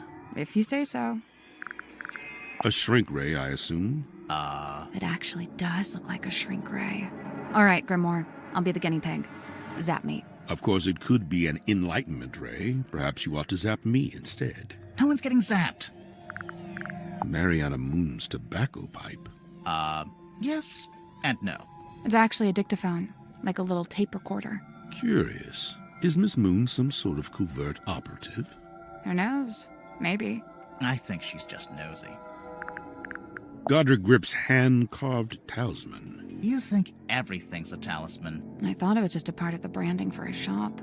It may well be. Nonetheless, I conclude that it is imbued with energy, and its primary function is to be an anchor. It's not heavy enough to be an anchor. I'm pretty sure it would float. He means an emotional anchor. Oh, right. It would float. What an enchanting thought. Uh-oh. You've given him an idea. It may transpire that the true meaning of the cane is found in its unsinkability. So it's a reminder not to sink, not to drown. Like some kind of life preserver? Now this is a talisman, surely. On the surface, it appears so. However, in this instance, I think the concept has been inverted. A reverse talisman. This seems to be a personal item of Cynthia's. As such, it is not my place to make a comment. The face from the ether. It must be. What's that? Tell me, where did you find this? It was locked in a safe. Was it now? Would you mind if I took it off your hands? It's not ours to give. No, of course. This magazine emanates a peculiar energy. Jealousy, frustration, even greed. Magnus was fairly averse to record-keeping. He can't have been that against it if he bothered to write in the captain's log. However, standard protocol would be for the captain to keep a record of every single day, whereas Magnus only filed a handful of these log cards in his entire tenure. It's a fine garment, is it not? Has it been in the control room the whole time? From the moment I first entered the submarine. But it doesn't belong to Mortuga. It does not. Has the wheel always looked like that? Like what? With one side broken off and replaced with a different material. It's never been my job to steer the ship, so I've never really taken any notice. You know, Magnus never liked the name Mortuga Submarine. Surely he was the one who chose that name. I believe it was something that just happened. He didn't have a willing hand in it. All told, Magnus was rather dismissive of the notion that the submarine should bear his moniker. But it was his submarine. He was dismissive of that notion, too. It rather seems that Cynthia is using the contract as a talisman. A talisman? Like, as protection? I did notice she taped it to the back of the chair in the control room, so it's like you can't go in there unless you acknowledge it. Correct. The contract is a shield behind which Cynthia hides. That belonged to Magnus Mortuga, but I suppose it should pass along to Cynthia. Cynthia doesn't get all of Mortuga's stuff just because she took over as captain, surely? Of course not. However, I imagine at some point Cynthia may wish to unlock the captain's cabin. She'd need a glass eyeball to do that? Naturally. While it holds the pretense of being an eyeball, in truth, it is a key. This is where I first learned about Miss Silkmoth and her residence at the Fortuna Hall Theater. This was after you'd started living in the submarine. Correct. So Mortuga had the newspaper on board with him? Only this solitary page. It's an incantation sealed in a glass bottle. Traditionally, you might bury such a thing under the floorboards of your house to protect from black magic. What about if you threw it into the ocean? Would that do anything? Likely it would have no effect. The ocean is simply too large to be held to account in this way. It seems I'm not the only curiosity collector on board. This book, if it is indeed a book, has clearly got a story to tell. Somebody's been trying to piece together Silkworm's history by the looks of it. We noticed Mortuga's on there, but his name's not connected to anyone else. Did he ever talk about his family? Or where he came from? He never spoke of his heritage, no. If only it hadn't been torn in two, then I could be sure. Of what? The branch of red coral, at the base of the map. I'm wondering if that's the treasure you'd find if you traveled to the X marked in the center. The ship's compass. I witnessed Cynthia carrying this from the control room the night Magnus was murdered. Yeah, I think it broke. She was taking it to get fixed. Odd, it's never broken before. There must be a connection. That's odd. This doesn't look like Magnus's handwriting at all. It's not written by Mortuga. It's from a guy named Ibis. I saw the diagrams pertaining to the location of the Mortuga submarine, and I assume Magnus must have written it, for who else would know such things? The keys on this typewriter, they appear to be a set of arcane runes. Has Mr. Werman been dipping his toe in the black arts? Why is it still encased in polypropylene? Makes it more valuable to a collector. Surely you get it. You're a kind of collector, aren't you? I collect only one-of-a-kind items, and only those with significant provenance. Technically, this does have significant provenance, since it's owned by Dirk, and he's the actor who plays the character. Oh, yeah. I have no interest in such a device. It is merely the debris of an exoteric society. It holds no energy. Sure it does. It says right there. Battery, 23%. How come the goggles are blacked out? It is a weighted sleeping mask. To induce REM sleep? Correct. What's REM sleep? That's the kind of sleep where you dream. Aha. So what's the big funnel on top? It is an energy filter. So it filters the dreams as they come out of your head? The opposite. It filters the dreams on their way into your head? Correct. Oh yeah, dreams are transmissions from another dimension. I forgot. But what's the point of filtering them?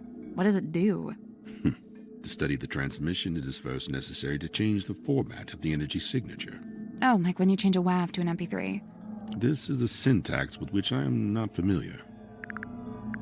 Where do you get this from? It is on loan from Miss Silkmoth. So it's for some kind of magic trick. I thought it was a crystal ball, like a fortune teller would use. Indeed, it is a divining orb of a sort. However, I am not using it to see into the future, for such a pursuit is naught but folly and nonsense. Right, but I'm sure whatever you're using it for is totally rational and sensible. Do not question the orb. I'm always telling him that. Okay, I'll bite. What's a hex bottle? It is a glass container with a hex inside. A hex like a magic spell? I've been forthcoming thus far. Unusually so for a man of my nature.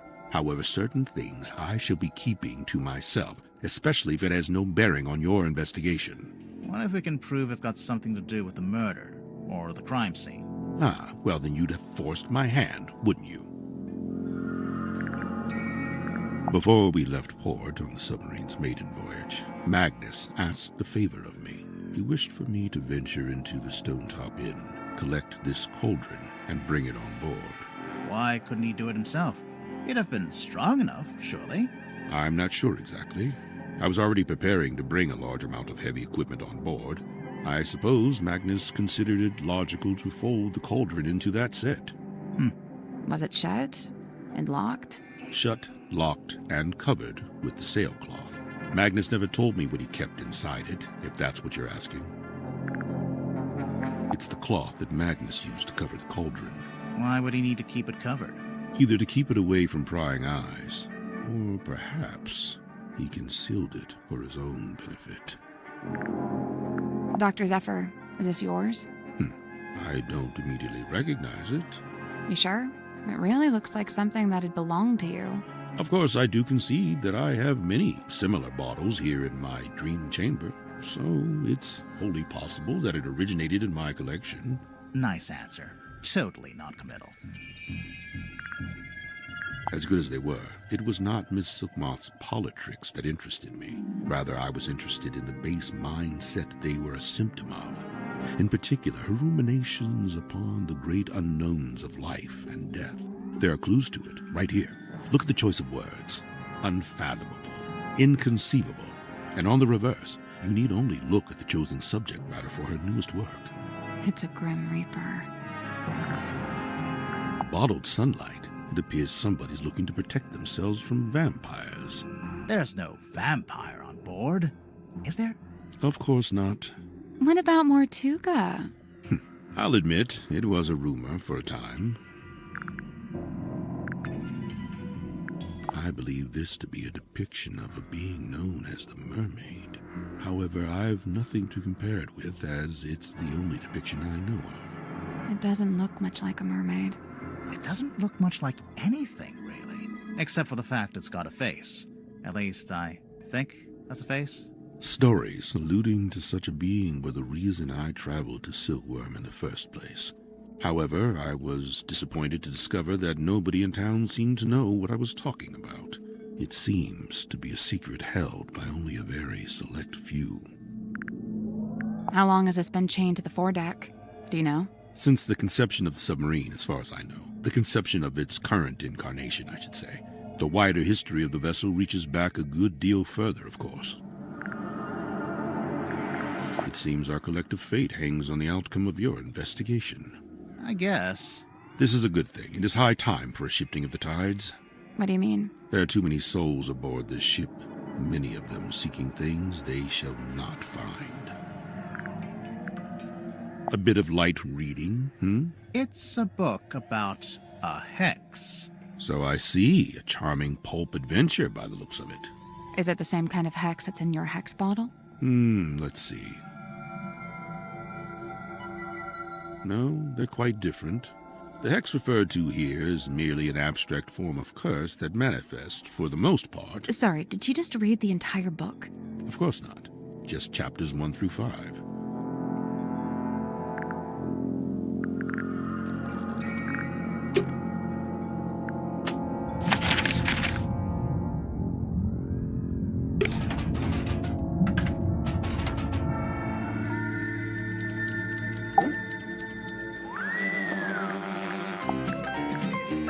Hey, wow. Did Tadpole give you that? No, we found it in the bilge. You think it belongs to her? It would make sense. Although the woman in the photo looks a little different. No, it's gotta be hers. You're right about the photo, though. Her hair is brown here. I guess she dyes it green nowadays. So what? It's a free country. Oh.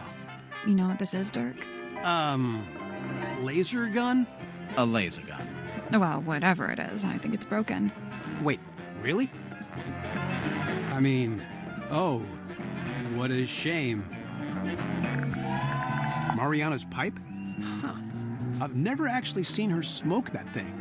Maybe she ran out of pipeweed. Pipeweed? Listen to yourself. What? It's another word for tobacco. Honestly. I don't get it. What's not to get? It's a cane with a face. Okay, so for real, Grip's actually like super smart. Really? See, this is my point. He hides it. Why? Why bother with the cane, the whole persona? Hey, it's Sim's necklace locket thing. Any idea what she keeps in there? It's not really my business. Unless you decide it's related to the murder, then you'd be all over it, I bet. Dang. Called out. Is that Cynthia's mom? Yeah, I think so. That jacket is something else. It could do with a bit of aging, though. What do you mean? Well, it's pristine, but stuff like that doesn't look so hot when it's brand new. On our movie, we had a guy who roughed up all the outfits, made them look lived in, you know? So this photo is the first time Cynthia's mom wore that jacket? I don't know what that is. It's making me nervous, though. Can we talk about something else? Looking good, Julie. I assume this is yours, Dirk. Yeah, I let the kids borrow it since there weren't a lot of other magazines on board. I noticed on the back there's an advert for your movie. Yep, that's me on the left, all dolled up as Marcus Mordoom, the titular helmsman. Right, you're the title character, but there's only one name at the top. Oh, you noticed. Julie was already a big name, so, she got her name on the poster. Seems unfair. Oh, well, I'm sure when they make the sequel, Dirk's name will be front and center. Right. Now, you're featured in the interview, though. Right at the end. And they spelled your name wrong. Are we done looking at the magazine? That's kind of weird. What? He doesn't have a signature, Mortuga. Yeah, he writes his name differently every time. Yeah. I wonder if it's on purpose. Maybe he just never bothered to decide on one. Right. It doesn't seem like he was a paperwork kind of guy. Yeah, guess not. Oh yeah, I've seen that in the control room. I thought maybe Cynthia was gonna wear it, like after she became captain. I think it might be too big for her. I got to steer a big wheel like this in my movie. Mine didn't have that red metal bit though.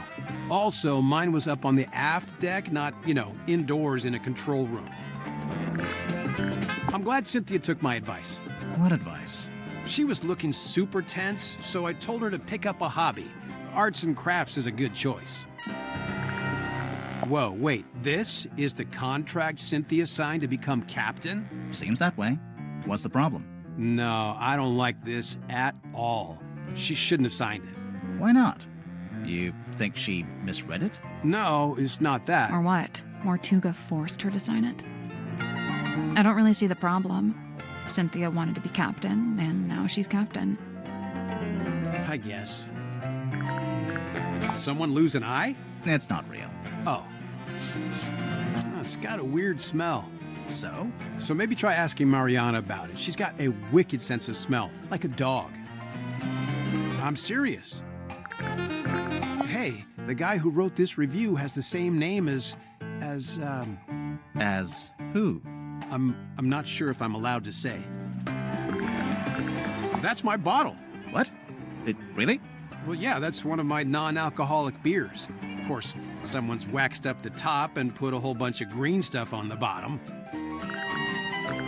What's that?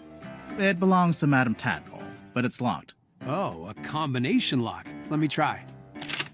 Yep, got it. How did you know the code? Easy. It was her birthday. Huh.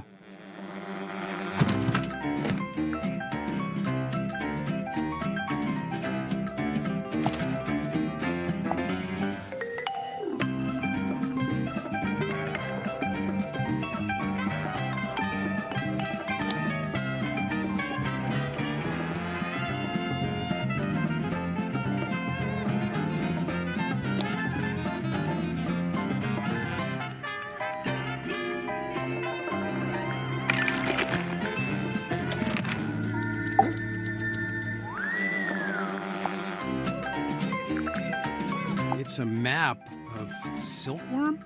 I don't know much about the town. You'd be better off asking someone else. Oh, sweet. Treasure map. Yeah, it doesn't specifically say it's a treasure map. Dude, there's a big red X. You gotta assume that's a treasure. A big chest of gold doubloons, you think? Oh man, that would be awesome. Although, thinking about it, do you think anywhere still takes doubloons? Grip must have really steady hands working with all those small parts, huh? I could never. Oh, hey, you found Worman's letter. Have you read it? No. Generally speaking, you do not read another dude's fan mail. What makes you think it's fan mail? Worman read that thing 100 times over on the journey down here. I just figured it must be something nice, you know? Wormo's typewriter. He lugged it all the way here. I tried to tell him about modern alternatives, but he wouldn't hear it. Why do you think he insists on using it? Other than the fact that he's a big old poser? I mean, probably because it used to belong to his dad. I am officially living the dream. How many people can say they're an action figure? I'll admit it. I'm jealous. You carry this thing around everywhere you go, Dirk. Of course, but I'm super duper careful to keep it in mint condition. Mint condition? I really wouldn't say. Yeah, they told me if I leave it in the box, it'll be worth way more in the future. Yeah, do you have the whole set? Looks like there are 2 other figures in the series. Oh, no, they only gave me this one. My co-star Julie has the other 2. This is yours, Dirk? We literally found it in the pocket of your tuxedo. How'd you know for sure it's my tuxedo? Dirk, show me one other living soul on the submarine that could even conceivably own a tuxedo. Dr. Z told me this is a dream helmet. Have you tried it out? Nope, I don't dream. What? Yes, you do. No time, bro. Gotta optimize that sleep cycle, you know? If you're dreaming, you're not resting. You're insane. A little bit. Is that a crystal ball? Yeah, I think it's made of glass. Right, but a crystal ball in the sense that it's a magic ball you look into and you see your future or whatever. Oh, yeah, I guess. Why don't you look into it? You'll see yourself solving the murder, and then you'll know who did it. It's genius. Hey, so remind me what a hex is again? Didn't you just make a movie called Hex of the Helmsman? Right, but look, I'm bad with learning what the made-up words mean. It's not a made-up word. A hex is a magic spell, kinda like a curse. Or it can mean 6, as in hexagon. Oh, gotcha. Okay, thank you. I was hoping that would clear up what a hex bottle was, but no dice. Man, Mortuga really was an odd duck, wasn't he? I mean, who owns something like this? What's it even for? It used to be locked, so I think he kept something inside it. Oh, what? And it got stolen? The thing? Whatever it was? Maybe, yeah. Well, I wonder where it is now. Hard to say, since we don't know what we're looking for. But somewhere on the submarine, I guess. Not necessarily. Someone could have thrown it into the ocean. Oh, great. What's the deal with those holes along the sides? They're from when it was a sail. Why would a submarine need a sail? Someone dropped their perfume? Bummer, that stuff can get expensive. Huh. Who's that little Grim Reaper guy in the drawing? I'm not sure. You recognize it? It does seem kind of familiar for some reason. Oh, you found my tablets. What are they? Vitamin D, all 3 types. That's the one you get from sunlight. Yeah, I gotta take it while I'm down here, since I'm not getting natural light, How come you left them in the mess hall? I figured the others might benefit from them.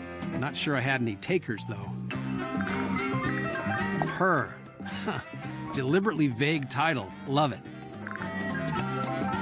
I've seen this chained up on the foredeck. It's kind of intimidating, huh? It's a boy. For real? Huh. It has long hair, so I always figured it was a girl. So, Cynthia hired you to solve the murder, huh? Pretty much. How much do you charge? Is it like a day rate or what? Oh, it depends. Just ballpark it. How much did you make from the last case you solved? Good question. Grimoire, how much did we make from the Tangle Tower case? Well, extenuating circumstances, being what they were. You never secured the payment, huh? Whoa, this is a first edition. Yeah, whose is this? It's mine. You gonna get Wormo to sign it? No, I hadn't planned on it. He'd do it if you asked. I bet he'd even do a little doodle on the inside cover. Okay, maybe I do want that. I assume you've read it, Dirk? Of course, dude. First thing I did when I landed the part in the movie. What did you think? Loved it. I'd never thought about the sea so much in my whole life. It's almost like the ocean in the book.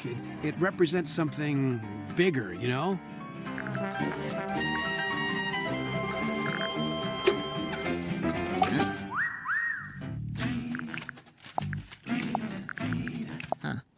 Weird. Have you seen this before? No, never. And yet I feel like I recognize the handwriting. That belongs to Dirk, I think. We found it in the bilge, floating in the water. Well, that explains the smell. What is it? I assumed it was a movie prop. A sci-fi thing. Has Dirk ever done a movie like that? Not to my knowledge. But then, why? No idea. You'd better ask him, hadn't you? You look like someone who might smoke. Grimoire, don't say that. Hey, no, he's right. Look at me. Mariana Moon, on the other hand, doesn't touch the stuff, seeing as how her only pipe is actually a dictaphone. You already knew? Oh, you can literally hear the tape spinning when she's recording. It's not as subtle as she likes to think. Ah, yes. Godric's little mascot sidekick thing. It's a wooden stick. With a face. To you, to him, it may be a wooden stick of great, thunderous importance. You never found yourself attached to an inanimate object? Something that gained special meaning? Well, I did used to have this hat. There we go. We're all guilty of it. Symmetry's locket. A mystical heirloom from her tragically departed mother, no doubt. Did she tell you that? Oh no, complete guess. But that's just how these things go, isn't it? That man on the right, that's Don Drummond, the shipyard mechanic. You know him? I interviewed him once, working on a piece for the newspaper. Or I tried to. He was a tough nut to crack. He looks kinda grouchy. Well, he was a lighthouse keeper. Comes with the territory, I guess. Look, buddy, I got enough going on, all right? I don't think I have the capacity to worry about this. So, these are the two main characters in the movie? The helmsman, Marcus Mordoom, and his captain, Belicia Bonetop. Ostensibly, yes. You're not happy with how they look? Compared to your book? They made Marcus too handsome and too bulky. Sure, he'd have muscle, but at the same time, he's supposed to be wiry, fibrous, like an old piece of rope. Meanwhile, Belicia's supposed to be more ethereal, like she might evaporate if you try to reach out and touch her. Oh, well, you can't have everything. And for some reason, they gave them both necklaces when it's Belicia's necklace that the story hinges on. If your story hinges on a specific necklace, then make it the only necklace in the story. This is basic stuff, people! The machine that spits these out must be broken. I'm sure Cynthia's intending to fix it, although she might... Why do you say it's broken? On the latest card, the readings toward the end are all messed up. Looks like a misaligned printer head. Bane of my existence, those things. It's gaudy, sure, but when I first saw it, I thought, ah, good! Mortuga will be a man of melodrama and romance. Just what I'm looking for. But nope, he never wore it, never even looked at it. I noticed the wheel is thematically consistent with the submarine at large. How so? Well, it's, cobbled together from other component parts. You know, parts that were, by themselves, broken or otherwise disused. Huh. I used to keep records like this in the town hall.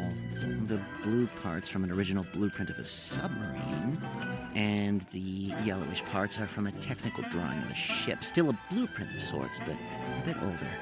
Where did Cynthia get them from? I don't know. Maybe she took them from Mortuga's desk. So, I noticed Mortuga's contract has been typed. Yeah, he clearly used my typewriter to make it. Did you give him permission? No. So, how did he know how to use it? It's a typewriter. Mortuga might have been, you know, outdoorsy, but he wasn't an idiot. What's this? The world's smallest piggy bank? What? It's not a piggy bank. Is it? Well, it's got a slot, and there's something in there. I thought maybe it was a penny. Now this is a throwback. I cut my teeth writing local interest stories like this. You wrote this? The review of Sim's old magic show? I did. But it says Theater Review by James Dusk. Oh, wait. And she finally works out what the JD stands for in JD Werman. Sorry, your name is James Dusk? And you changed it? What? Do you know what this is? Well, it's a bottle, isn't it? Where did you find it? Madame Tadpole's room. She likes to collect stuff she finds in the ocean. Does she now? What fun, what fun. Mr. Warman, do you know what this bottle is? Nope. No idea. Oof. What's that? A book? I think so. Let's see. Nope, not a book. Why not? Listen. Books don't rattle. Okay, let's see. The symbol on the top left, next to Governor's Manor, that's the fellow emblem. Oh, you knew that already? Kinda, but keep going. Oh, that's my father's emblem on the top right, the one next to Town Hall. D for Dusk. Mayor Dusk. Your dad was the mayor and you grew up in the town hall? Must have been nice. Yeah, sure. Hang on. Your dad is listed on the back here, on the family tree. And there's a line between him and Felicia Stonetop, see? It's a stretch to call this a family tree. More like a tree of speculative conjecture. A treasure map. I was looking for something like this. Why? I was really banking on Mortuga having some kind of exciting secret mission. Something that justified the whole submarine thing, you know? But he didn't? No. In fact, he was weirdly aimless. Like he didn't even want to be here. I feel like this sometimes. What do you mean? Cogs falling out. Too many needles, all pointing in different directions. Oh. Well, maybe you're just partway through being fixed. Sometimes you gotta make a mess in order to tidy up, you know? You know what? That's rather eloquent. Bravo. Grimoire, did you hear? I said something eloquent. Oh, sorry. I wasn't listening. It's mine, as you are well aware, seeing as how you just fished it out of the back of my typewriter. That's right, I was watching. I don't disappear when you stop talking to me, you know. The envelope's addressed to you, but it says, Dear James, at the top of the letter. Congratulations, you've sussed out what the J in my name stands for.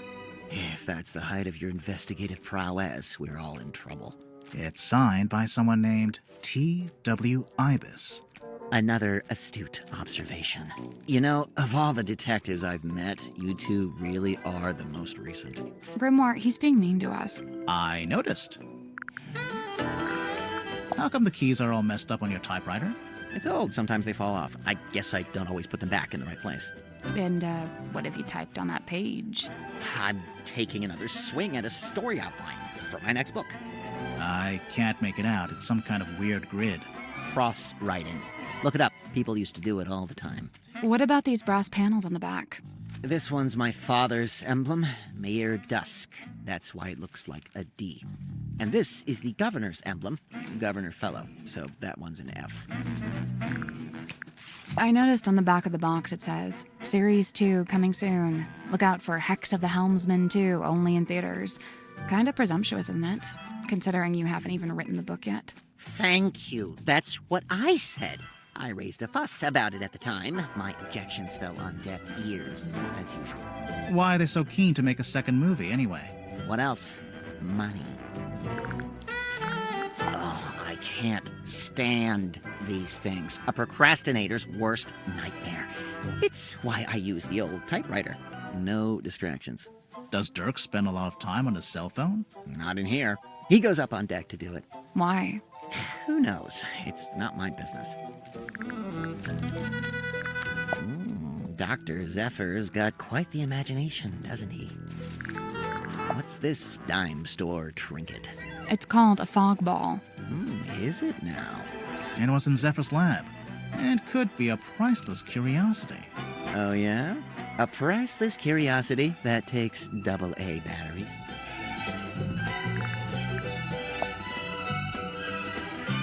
Yes? Something you wanted to ask? Zephyr called this a hex bottle.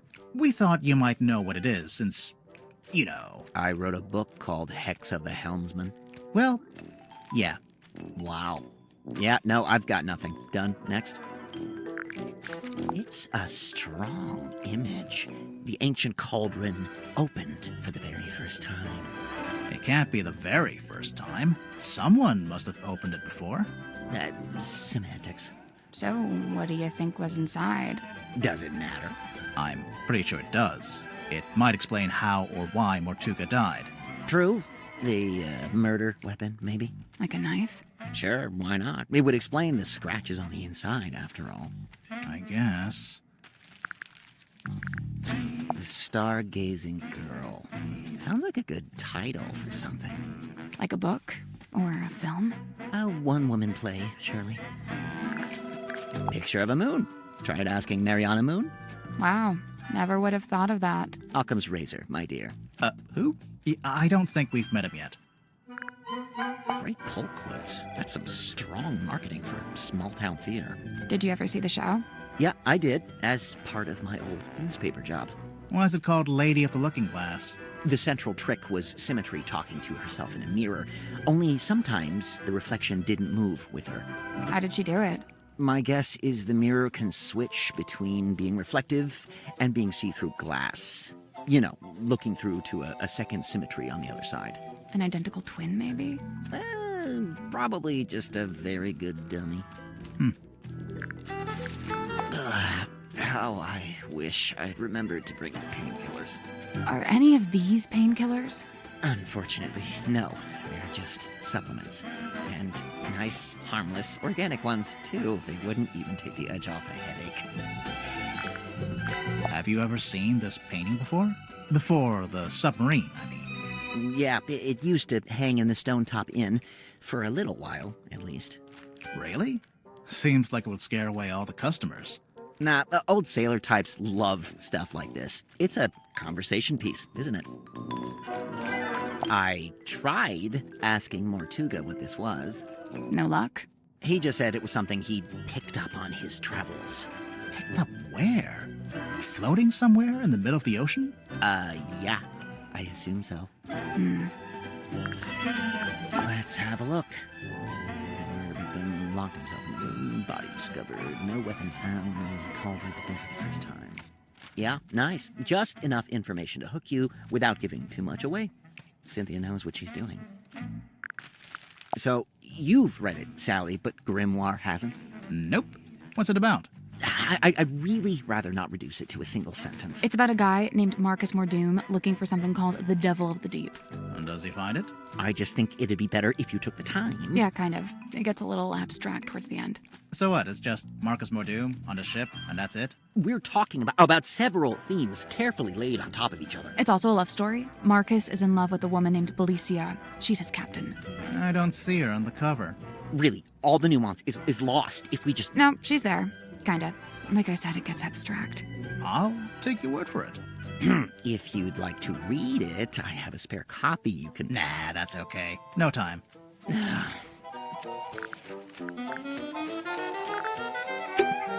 know, I think Sim's hiding something on the submarine. Something we haven't found yet. A certain piece of equipment she uses in magic tricks. That's the one. Problem is, we already searched the child's room and her bunk room. Well, there's only one other place it would be.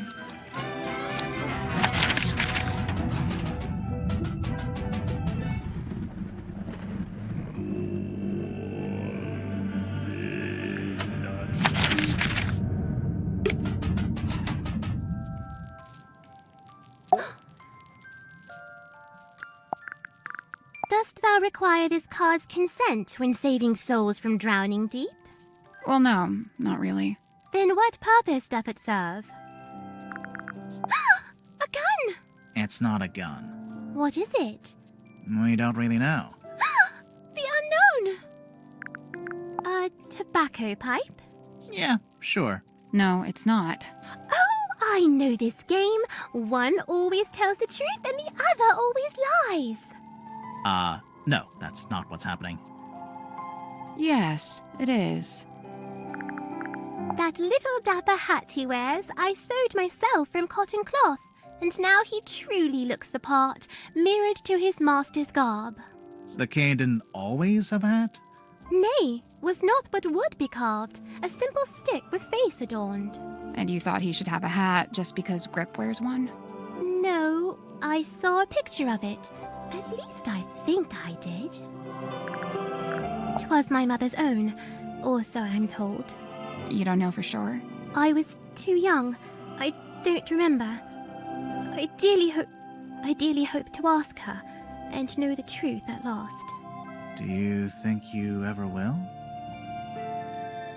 The question that bestirs my soul. A portrait of fair Cynthia's youth. Sim, what's wrong? Mine eye is drawn against my will to she that lingers far from frame. The ship in the background. What about it?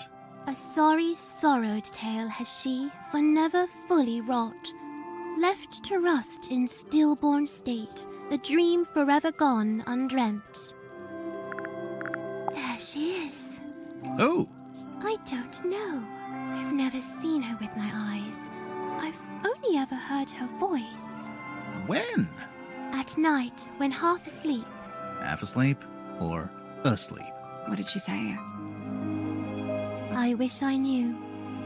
Oh, I wish I knew. If you've never seen her, how'd you recognize her from the photo? I cannot say. May I ask where you found it? Actually, it was in your bedroom. Oh, this is what Cynthia was hiding under her mattress? No, we found it in a safe. Oh. But now I feel like we should check on Cynthia's mattress. This is Dirk's, I'm guessing. You guessed correct. Kind of him to lend it to you. Yeah, I'd imagine it's kind of precious to him. Au contraire, he spoke of it with sulk and scorn. Glad was he to see it gone.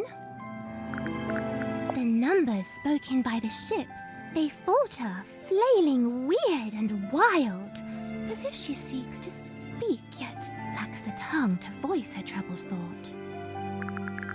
Both she and I hath mothers lost, and both a token keep. Unlike you, though, Cynthia's not wearing hers. Cynthia's already got a cool jacket. One that actually fits her, too. And stitched it I, at her request, with mine own hand. Really? When did she make this request? Some long while ago. Before the murder, huh? I tried it once. Tried what? To turn the wheel, to steer the ship. Oh, how'd it go? It did not. I was too weak. She tries her best to honor fate and call it by its newest name. Cynthia? I will admit, in quiet hours, the former name returns. What's the former name? Need you only glance beneath a single slip of paper. Do you remember when Cynthia first got hold of this? I saw her running from the bridge, all pages clasped in hand. Where was she taking it? In a hurried hurry haste, she was bedchamber bound. Wait, all pages clasped in hand? Yeah. Both pages, surely. But mere semantics, sir. Care to explain what this is? Nay. Do you know what it is? Aye. I'm not sure if that was a pun or not. Where'd you find it? In the parlor, on the floor. So someone dropped it? So it would seem. Sim, look, it's you. Oh, long faded yesteryear. I'm shocked you knew that she was me. Yeah, I'm not sure you're old enough to say yesteryear in any context. From the review, it sounds like your old magic show is pretty good. I filled the house up every night. So why'd you give it up? There were other things I wished to learn, things not found upon that stage. What would you say that is? Sealed within the glassy tomb. Yeah. A mistake? A regret? I thought it was a piece of paper. Shows what I know. A book adorned by bloody stain? Might be. Might not. It might not be a book. No, no. I meant the blood stain.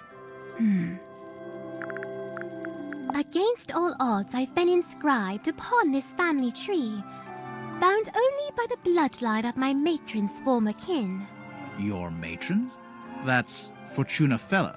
No longer tied to fellow name, she styles herself as Baroness, whatever that's supposed to mean.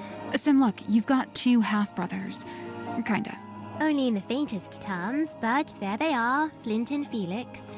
We've actually met Felix. Would you believe that? No. Oh, well, we did. A map that leadeth unto naught? What do you mean? It leads to that big red X. Yeah, but it's a big red X in the middle of the ocean. It comes to mind I saw this map upon the captain's cabin desk. When was this? Soon after I arrived. Just once, and then it vanished. Well, now it's reappeared. Ta-da! The compass lies on deathbed dark, its many pointed bones askew. Hush! It now endures a surgeon's steady hand. You'll pull through, little compass. Who penned this page? We don't really know who they... Is she not aboard the ship? She?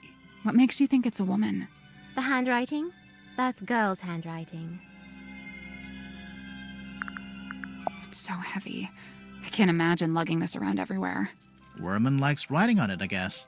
And supposedly, that's the whole reason he's here? To write his next book? I think it's just as likely to be the exact opposite. that he's here because he doesn't want to write that book, that he's here to hide from it. An effigy of Dansome Dirk? Or doth it bear the form of former falling captain? Technically, neither. Employed it be to speak with unseeable souls? Assuming you can get signal. Who'd have thought that Dansome Dirk, of all our kin, is playing host to Hidden Ghost? Do you know how Zephyr's dream helmet works? His secrets are his own to keep. Okay, but just for the record, you do know his secrets. I am bound to share them not. Oh, my fog ball. Your fog ball? As carved and crafted. You made it? What for? Well, thou mayst use it to speak with Gregory. Sorry, Gregory? We never met a Gregory. You wouldn't have. He lives inside the ball. Oh. And he's my uncle. Oh. And he's dead. Oh. And fictitious. Oh. Hey, Sim, do you know anything about this? Speaking soft. Okay? Do you know anything about this? Nay! This cauldron to Mortuga held deep worth, it seemed to me. When speaking of its somber form, his words were most severe. What did he say about it? Lay not thy hand upon its lid, lest thou be bound to ceaseless sorrow. Is that a direct quote? What's this? How should I know? It was hung up on the wall in the Illusion Theater. So? So, we thought maybe you were the stargazing girl. I am Symmetry Silkmoth. Yeah, I know. I'm not contesting that. Never mind. What is it? I do not know and dare not guess. Ah, come on. One little guess. It's not my place to muse upon the things in Chamber Dream. It's from the Dream Chamber? You drew this, Sim? I did. And you hung it up on the wall? In the Illusion Theater? I fully meant to take it down, but never had the chance. What is it exactly? Imprudent plans gone swift astray.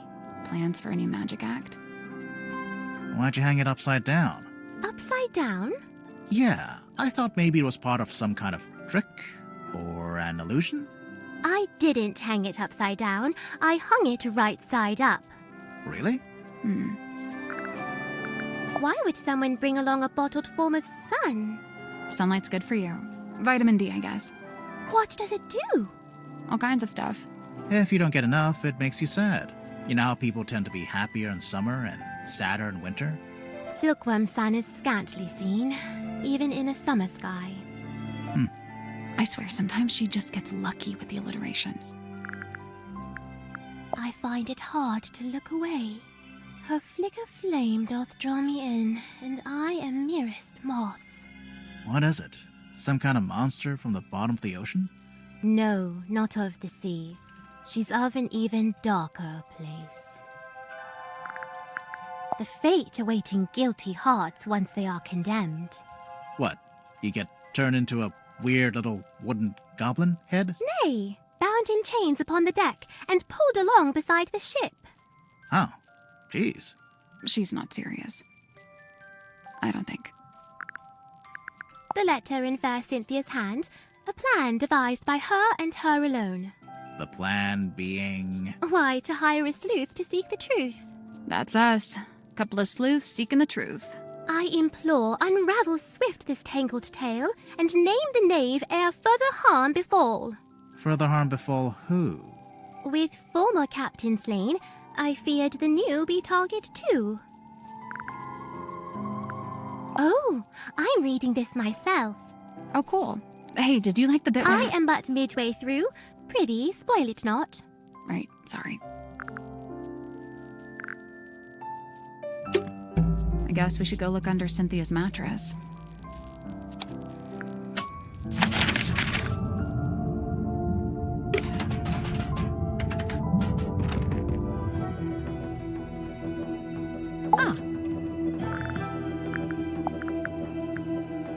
Tanya doll. Ah, I see what you did there. I didn't do anything. She's not talking to you. I don't know what that is. Me neither. What do you think of the pipe? Fine craftsmanship, wouldn't you say? It's not a pipe at all. It's a secret dictaphone. That's not a secret. You're clearly recording people without their permission. So? So it's immoral. Well, if you're going to kick up a fuss, I'll just take it back, shall I? No, hang on. It might be useful. Aha! I knew it.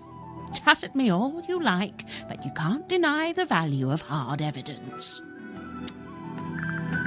The bandages in the centre smell of fearful sweat.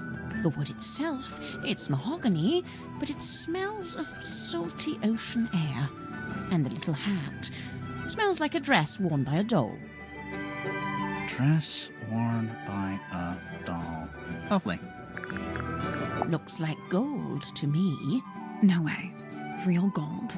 Why not? I thought Symmetry was supposed to be an impoverished orphan. Well, it's not worth anything unless she's willing to sell it. Oh, good. I was worried this wasn't going to come up. What? Cynthia and her family? The submarine in the background? Yes and yes. But also no. The best part of this photo is the thing on the left-hand side. It's in a glass tank. Do you see it? Barely. Is it a snake? It's the silver snake, also known as the silkworm serpent. Oh, you've heard of it? We might have. But what's it doing in the photo? So, that submarine in the background. The silver snake is the reason that was built. Sylvia Seafoam, pictured there in the fancy jacket, she was quite fond of her serpent friend, you see, but the powers that be were demanding she hand it over to be studied. So Sylvia made a plan to go and live in a submarine and take the silver snake with her. That's, quite ambitious. Wait, so the sea serpent would also be living in the submarine? Well, I don't have all the details. It's something I'm still researching. Well, that has to be a face, but it's not. It doesn't look like anyone. When was this taken? Pretty recently, I think. I see. So she's probably still out there. Listen, don't worry about it, seriously. Where'd you get that? A dentist's waiting room? There's a poster on the back cover. It's for Dirk's movie. Oh, yes, look at that. Oh, they've given her the wrong type of necklace. The sword looks about right, though. What's that? Just thinking out loud. I'd heard Mortuga wasn't one for writing things down, so I'd given up hope of finding a diary, but this might be the next best thing. You made a record of every time a new person joined the submarine. Except for when you joined, Mariana. Well, I suppose he'd never had the chance. Emblazoned with the Seafoam S, I see. It's quite an elaborate... Oh, how strange. It's never been worn. Never? Once or twice, at the very most. Let's see. The thicker wood is mahogany, very old mahogany. The thinner wood, oh, I don't know, some kind of cheap timber, perhaps. Somebody skimped on the repairs, huh? I'd love to know where Cynthia got the diagram of the wooden ship. I thought it was supposed to be a submarine. Oh, no, the yellowish parts. They're from an old drawing of a sailing ship. Looks like it might be from the original, too. I just wonder where she got it. You know, one of the reasons I found it hard to research Mortuga was that there really wasn't much of a paper trail. Well, seems like he changed his ways. Yes, it's rather odd, isn't it? I wonder what compelled him to draw up a contract like this. I can't help but feel like the idea must have come from someone else. It carries something of the cadaver about it. Might be the smell, rust and stagnant seawater. Perhaps it came from the ocean. Have you asked Madame Tadpole about it? This marks a pivotal moment in Silkworm's history, the day the silver snake was discovered. It also shows the two women who found it. Felicia Stonetop, that's her on the left, and Sylvia Seafoam on the right. Hang on, we saw a statue about this in the town square, but on the statue, the serpent was shown being wrestled by a male fisherman. Yes, well, that's history for you. That algae is still young. Meaning? Meaning the bottle's been in the ocean, but not for all that long. And that's quite some book. Did you take it from a werewolf, perhaps? That explains it. No, it doesn't. Sniffing it and saying that explains it does not, in fact, explain it. I see you've been enjoying my map. It's barely a map. It's closer to a list. What about the family tree on the back? Most of my research into silkworm has been focused on these two family lines, the Fellows and the Stonetops. Seems like you haven't worked out how Mortuga fits into it. His name is just floating out there by itself. I'm not sure if he does fit into it, to be honest. Mariana, you've got a question mark there. Someone you don't know the name of. Ah, yes. Quite the mystery, you see. I'd heard about... We know her name. It's Freya. You're welcome. As much as I love an old map, I wouldn't know where to start with his. I prefer maps that show some sort of land. Or, you know, some sort of anything. I never needed a compass. I prefer old-fashioned methods of navigation. I'm pretty sure a compass is the old-fashioned method.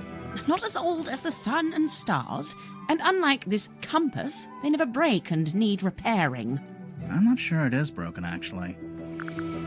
These diagrams, they're detailing the time and place to find the Mortuga submarine. Of course, it would be possible just to write it out in words, but this has been done with astronomy and lunar phases. Why?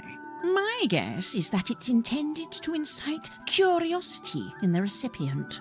It's more effective than if they'd just written, "Come to this place at this time." It feels less like a trap this way. Mr. Werman's typewriter. It's got a good example of the fellow emblem there on the back, see? Sorry, Felicia Bonetop. Yeah, that's what she's called in the book, too. Marcus Mordoom's captain/love interest. Flying a little close to the sun with that name, aren't they? A ZX5. Nice piece of kit. Polycarbonate shell, tactile interface, unusually good battery life. I mean, it's a cell phone. Whose is it? Dirk Danson. I suppose that makes the most sense. After all, Mortuga really didn't seem like the cell phone type. Mariana, I was wondering if you could tell us who's worn this. How's she supposed to do that? You know, by the smell. Oh, gross. Very well. Let's see. I'm getting wind-battered mahogany, ice-cold sea spray, and mostly melted candle wax. Great, thanks. If I'm not mistaken, this little part at the front is actually a microphone. I can't speak to what that is squirming around in the bottle there, but the liquid is salt water with a mix of herbs. I suppose Zephyr must have a pestle mortar. I might ask to borrow it. Which herbs? Valerian skullcap and chamomile. There's only one thing more mysterious than a locked box, and that's an unlocked box that's been emptied of its contents. Did you ever come across the cauldron in your research? No, it really does seem to be something Mortuga's been keeping to himself. What do you make of those scratch marks? I'm not sure. They don't really look like anything made by an animal. That's a relief. Wait, is it? It's a piece of an old sail, roughly cut into a square. Do you recognize this, Mariana? Should I? Well, we just figured since there's a moon drawn on the label. So because my name is Moon, all moon-related things must belong to me? Even if it's not yours, do you have any idea what it is? It's a herbal compound of some kind. Valerian, skullcap, chamomile, and seawater. So, not poison. Maybe it's medicine. Would those herbs do anything in particular? I suppose it could be a sleep aid, like a mild sedative. Interesting. Mariana, you visited Silkworm before, didn't you? Was Sim's magic show in the theater back then? No, when I passed through, the theatre wasn't showing anything. This very poster was up on the walls, but they'd covered it with a banner that said cancelled. So that must have been after Sim left, but before the theater had booked a new act. Mariana, can you tell us what these tablets are? It's rather more difficult when it's something synthetic like this. Some kind of vitamin supplement, I believe. All 3 of them? Yes, the 3 tablets seem largely to be the same thing. Now we're getting to it. The reason all of us are here, really. How so? The Silver Snake, the Mortuga submarine. Did you ever stop and wonder, why here? Why this particular part of the coast? It all stems from a single truth. There's something hiding in the water. Something big. Now, it wasn't my intent to cause you any lasting unease. Look, we 3, we're merely tourists here, passers-by. Take my advice. Keep your distance from all this, so you can still walk away at the end. I believe Mortuga used its light to alert others to the location of the submarine, on the rare occasions when he wished to do such a thing, of course. That's how it happened with us. Although I guess it was Cynthia, not Mortuga. You know, for some time now, I've heard stories of sailors seeing a green light in the ocean at night. Well, I guess you have your explanation. The problem is, several of the stories predate the Mortuga submarine. I see Cynthia's proudly wielding the Seafoam S in her signature there. Why shouldn't she?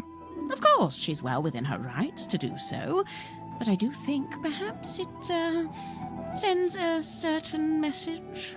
What message would that be? I claim this submarine in the name of the Seafoam family. Something like that, don't you think? Pass it here, I'll show you something amusing. See this photograph on the inside cover? It's a picture of Worman, isn't it? If it is, it's a very flattering one. It's not Worman at all. It's his rather more handsome father, Mayor Damien Dusk. Get out. Really? No word of a lie.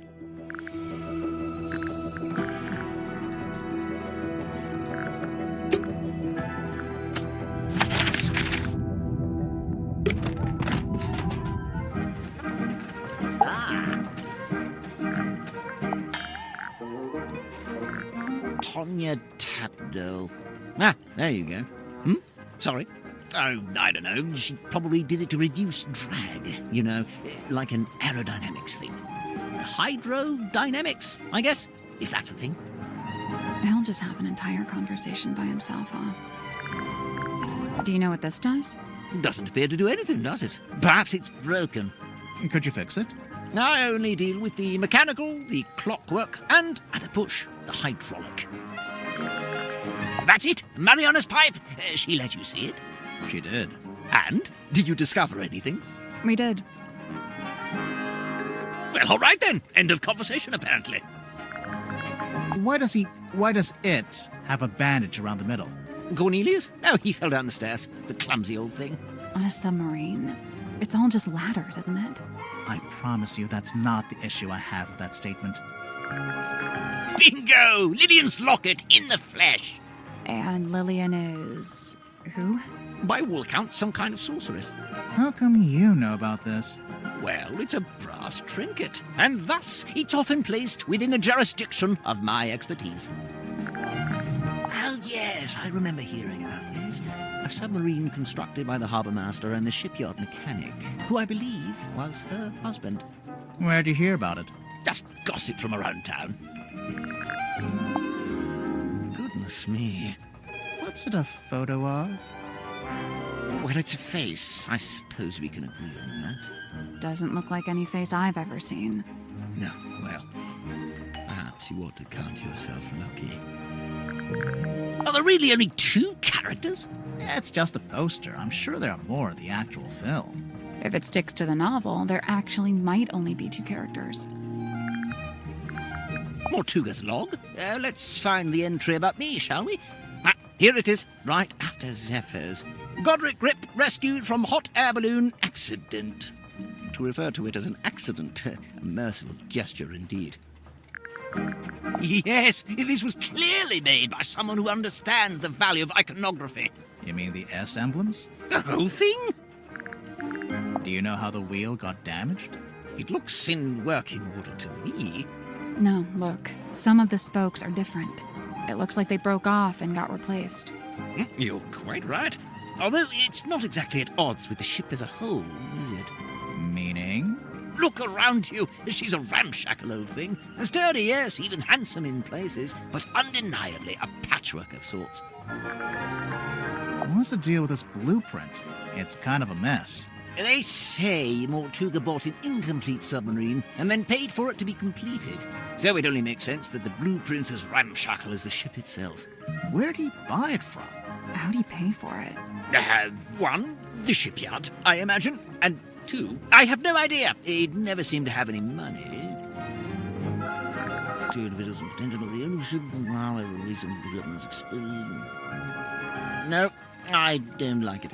No, what's wrong with it? The wording. It's too vague. It could be about anything. But if it's not about Cynthia and Mortuga, what would it be about? I couldn't say. But I stand by it. There's a chance Cynthia's got the wrong end of the stick. She oughtn't be captain after all. Oh, sorry, Cornelius. He doesn't like it when I say wrong end of the stick. Where on earth did you find this? It was just lying around. Do you know what it is? What I do know is that it belonged to Mortuga. But you don't know what it was actually for. I couldn't say with any academic certainty. Godric Grip's nautical and aeronautical precision measurement and navigation instruments. Great name. As well, this was shortly before the rebrand. Why'd you decide to rebrand the shop? You see, the news about the silkworm serpent put the town in a particular sort of mood. Interest in all things nautical adventure was on the rise, you know. They put up that statue, we get tourists even. So you capitalized on the zeitgeist. Look at you, using the vocabulary. And what do you make of this? A message in a bottle? There's a little drawing, too. Some kind of symbol? To me, it looks like a diagram. Where did this bottle come from? I'm pretty sure Tadpole fished it out of the ocean. That's how she got all the stuff in her room, I think. Well, that's a delightful little habit, isn't it? Who does this belong to? Wilfred Winterbottom? Who's that? I just made him up. Oh, then no. Remarkable. There we are. Cornelius, look. I told you all our hard work would put us on the map someday. How come your logo is a hot air balloon? I thought you sold stuff for boats. Officially, we deal in the nautical and aeronautical. But in truth, the balloon motif was mostly just for fun. I'm not sure there were ever any aeronauts in Silkworm. How much for this one? It's not for sale. Oh, too rare? Too valuable? It's from my personal collection. I really hadn't intended for you to see it. Well, we did see it. What's it a map to, anyway? What's it the red X? Now that's the question, isn't it? You don't know? Unfortunately, not.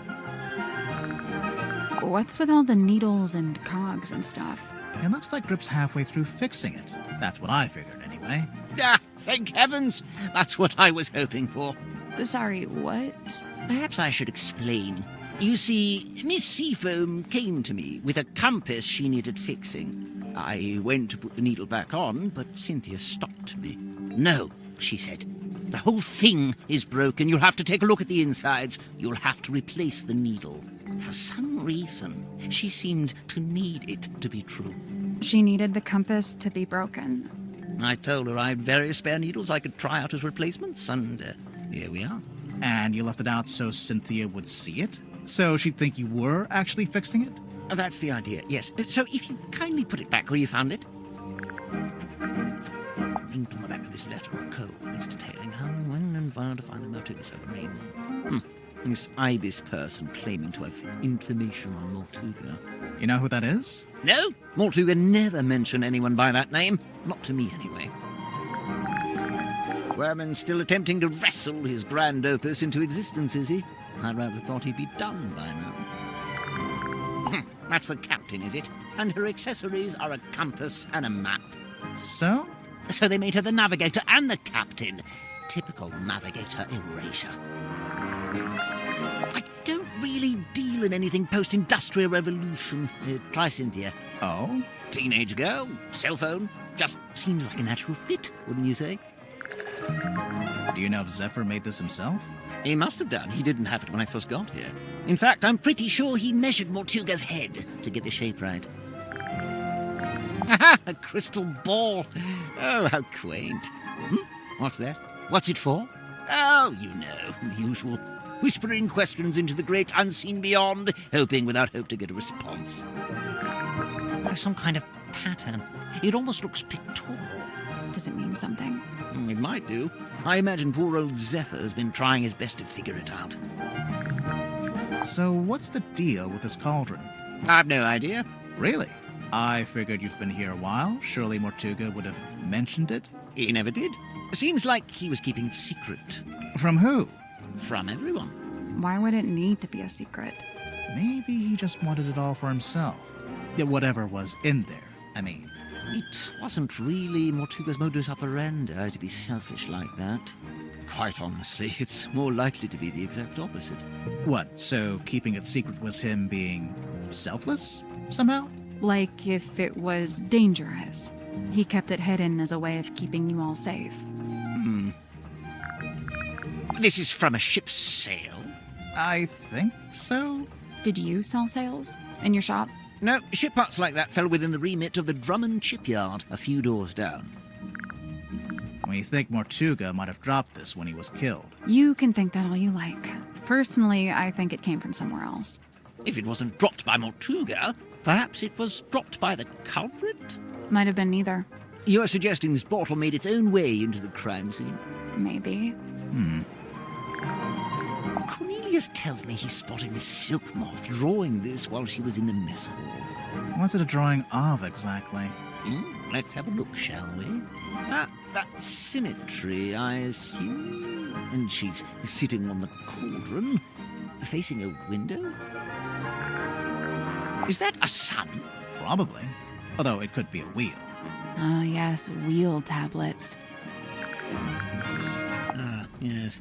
Can't really miss it, can you? It's creeping me out, but I really want to know what it is. I wouldn't lose sleep over it if I were you. Wonderful, isn't it? Cornelius thinks it might be his great-grandmother. For all I know, he may be right.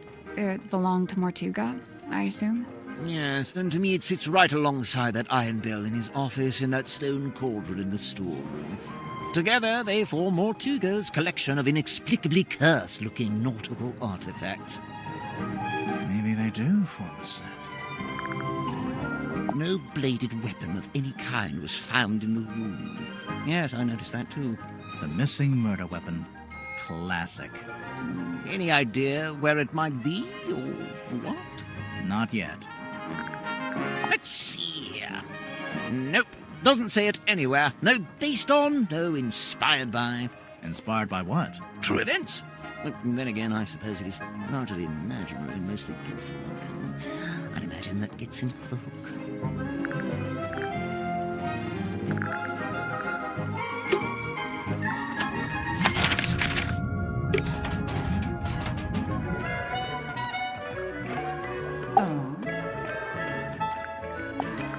Hey, where did you, Does this belong to you? We found it in the bilge. You dropped it, maybe? Ocean Rescue Divers Association. Is this an organization you used to work for? Maybe. Looks broken. Does it? How can you tell? I just assumed it was waterlogged from the bilge water. How did you know we found it in the bilge? Because it smells, and it's still wet. Oh, yeah. Ew. Sally, you take it. I don't want it. Ugh, you keep it. Mariana's like a little mole digging around for worms, except the worms are other people's secrets. Well, I can't imagine what you'd get on me. I don't have any secrets. What about your first name? What about your second name? Let's change the subject. If you watch him closely, Grip holds this tighter whenever he gets sad or nervous, and only lets go of it when he's totally at ease. Sounds like you've really been staring at him. Yeah, well, you can learn a lot watching someone's involuntary movements. Okay, do me. You're tired, achy. You only got an hour of sleep on a hard surface. Wow, I feel so seen. I'm surprised Sim let you see it. She's normally pretty guarded about it. Do you know why she wears it all the time? It's some kind of family heirloom, I think. There it is, on the left-hand side, in the big tank of water. What is it? Some kind of sea creature? I think it's the reason they built the submarine. They built a submarine to house a sea creature. Mm-hmm. I don't understand. Where would it live? Wouldn't it need to be in water? Yeah, there's a special area of the submarine that can fill up with seawater. Where? You're standing on top of it right this second. Tadpole, is this a photo of you? Why'd you say that? It's an underwater photo, and it kind of looks like a woman's face. I just thought... All mysterious underwater women look alike, is that it? No, I'm kidding. For the record, I don't think it looks like you. Right, it doesn't. In fact, it doesn't look like anyone. Yeah, see, this is what I'm talking about. Dirk looks way better like that. The beard, the long hair, the outfit. You like the rugged pirate look, huh? I can't help it if I have a type. Magnus really wasn't one for record keeping. Well, he did make a few entries, though. Looks like it's just each time someone new arrives in the submarine. That makes sense. He was always people-focused. Human interactions, relationships. It's what he considered most important. It's custom-made. See the S emblem on the epaulets? And on the back? S for what? Seafoam, obviously. So why isn't Cynthia wearing it? I guess she'd rather keep it preserved. Magnus used to let me steer. He even taught me how to do it. Sounds like he was setting you up to be the next captain. I don't know about that. I guess now that Cynthia's captain, she wants an up-to-date blueprint of the submarine. Why was there an out-of-date blueprint? The ship has kind of a complex history. She's been through a few different phases, lived through a few rough patches. Looks like Mortuga chose to use a typewriter for this. To make it more official, maybe? It's more that he didn't like writing by hand. He'd even sometimes ask me to write things for him. Like what? Oh, just little notes, you know. Where did you find that? Yeah, it was in Sim's... We just found it lying around in a corridor. What is it? It's Magnus's key. It unlocks his cabin. Really? Yeah, you just gotta push the iris, and the key pops out the back, see? That feels kind of violent. So, you need this to lock or unlock the captain's cabin. Uh-huh. Magnus only locked that door on rare occasions, but whenever he did, he used this key. And, the cabin is? Down the hall from the parlor, at the very back of the submarine. Where did you find this? Symmetry had it. Does it not belong to her? No, it belongs to Magnus. Just the front page? Or did he have the whole newspaper? Just this one page. Why is he so interested in Sim's old magic act? He's not. Where did you get this bottle from? I found it in the ocean, like everything else in here. When? Recently? Yeah, this morning. Was it near the submarine? Of course, I never go too far out. Are you gonna open it up? No way, it's a message in a bottle. If I opened it, it'd just be a message and a bottle. Not nearly as interesting. There's something suspicious about Orman. Let's go talk to him. Hands off, it's mine. What's this symbol on the front? Looks like someone scratched it in with a claw or something. None of your business. How do you get it open? You don't. You don't know the code? Oh, I know it. But you don't. Is it your phone number? Your birthday? Name of your childhood pet? Sally, it's a number. Oh, yeah. Silkworm on sea. Let's see. Magnus, Grip, Worman, Cynthia. Oh, and Sim. Those 5 are from the town. Or they lived there for a while at least. You think they all knew each other from before the submarine? Magnus and Grip knew each other, I think. They lived opposite, see? Oh, yeah. That drawing of the coral, it looks familiar.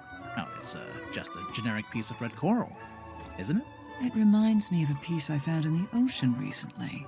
Can I see it? Do you still have it? No. Great. Cynthia mentioned the ship's compass broke. Looks like Grip's in the middle of fixing it. Did Cynthia say exactly how it broke? Or what was wrong with it? She just said it was acting erratically. Oh, I don't know anything about that. You sure? Never seen it before. What? Nothing. I really don't know why Worman brought that bulky old thing with him. That's no way to talk about Dark. Maybe the typewriter's got some kind of sentimental value. It must do. Otherwise, he'd upgrade to something more modern. I don't doubt he could afford it. You know, I think I'd make a pretty good action figure. Maybe a bath toy with little legs that kick when you wind me up. I'd buy it. I kind of wish Dirk hadn't brought that onto the submarine.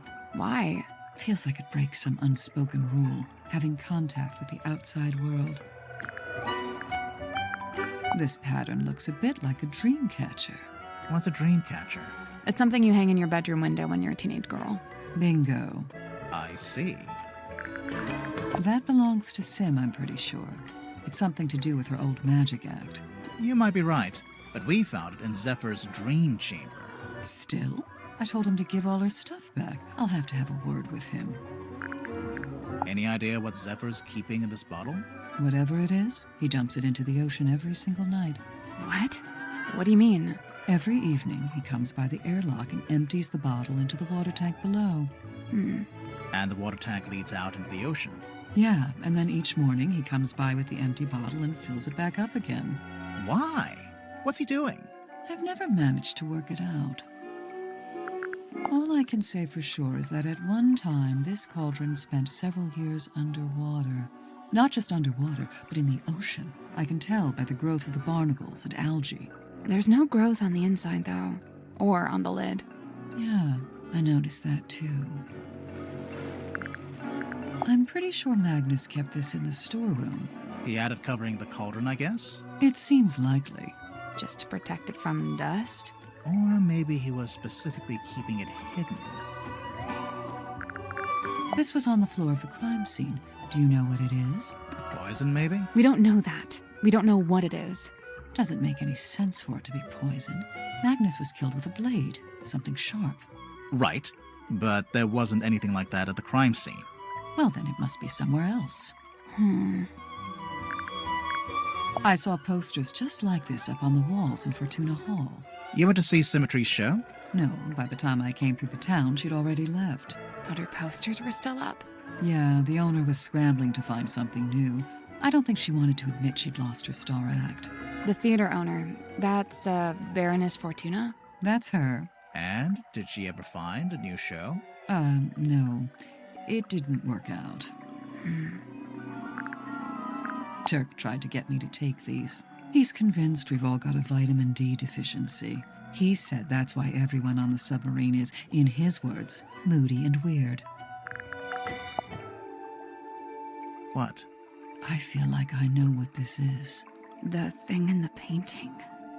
You've seen it? Not seen it. More like felt it. I'm pretty sure it's out there. Maybe even right now. Should we be worried about this? That's up to you.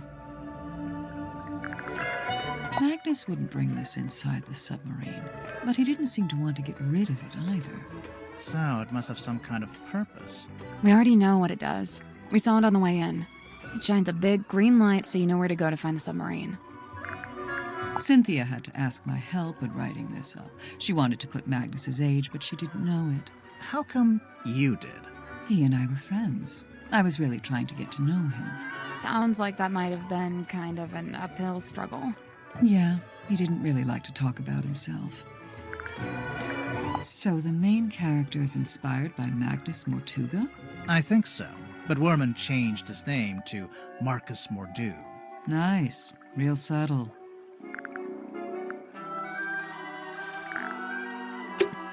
I do kind of want to see what's on that piece of paper. I can read it just fine.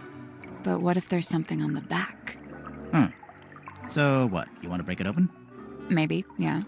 Hey, I don't go around breaking your stuff.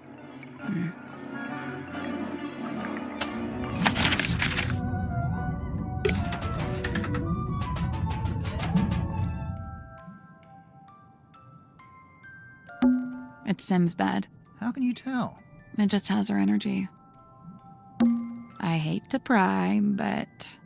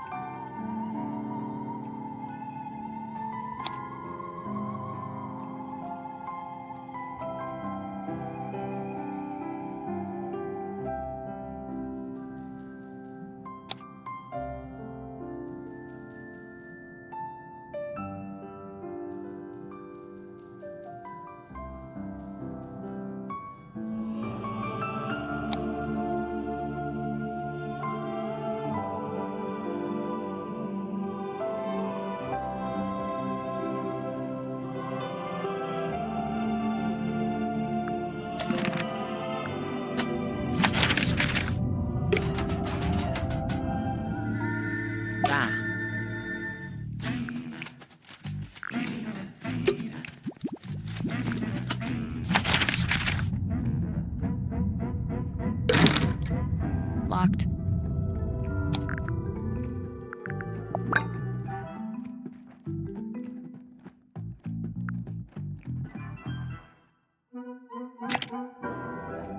That's the one.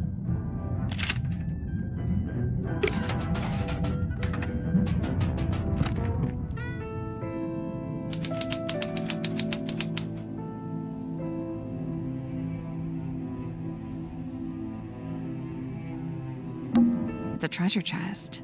Someone's peeking out from inside. Hello?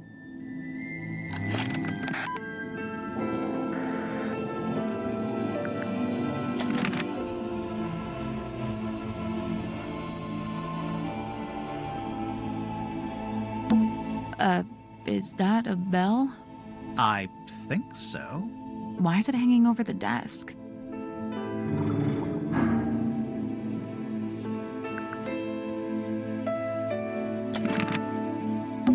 It's a ship in a bottle.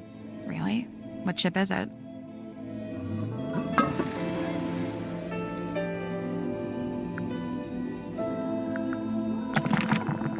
Would you not shake it like that? You're gonna break it. I think it already is broken. Listen. Something got loose on the inside.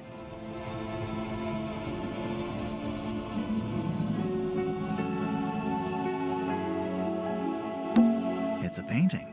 It's beautiful. Probably haunted, but beautiful.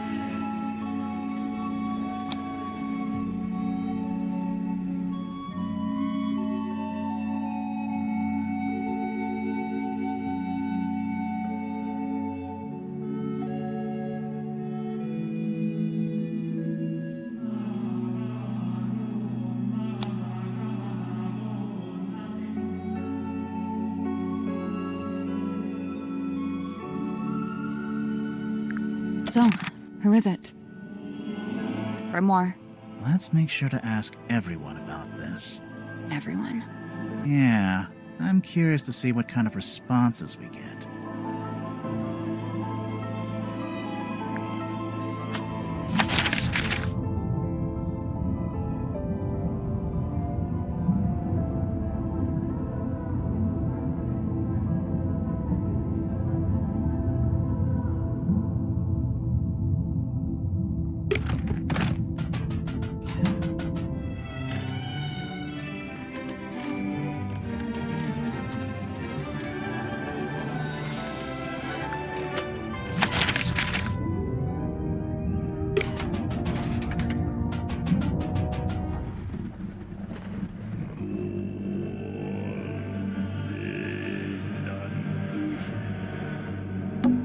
It's Mortuga's stone cauldron.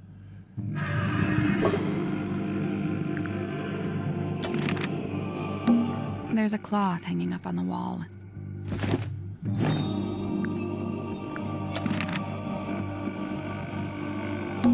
This wooden panel. Surely there's something behind it. Hello? It's a little set of tiles.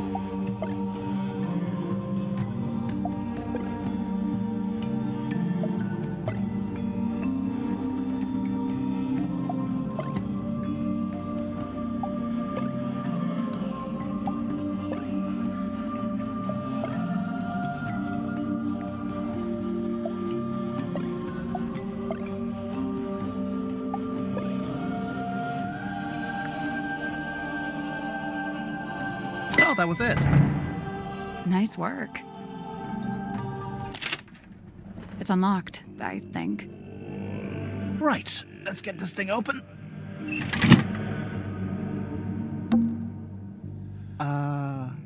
There's a girl in there. It's a doll, I hope.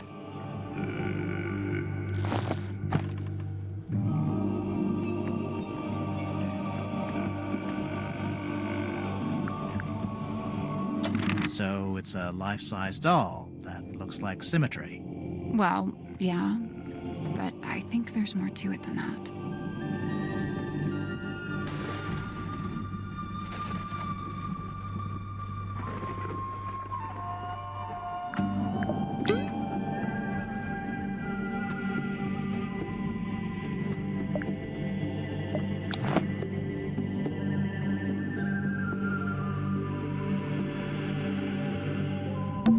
Is that a camera? No, I think it's a projector.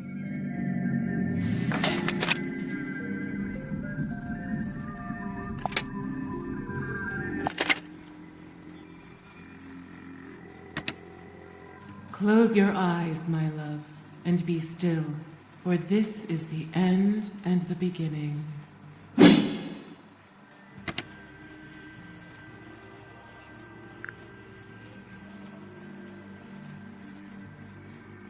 Sorry, why was there a projector hidden inside the doll? Safekeeping?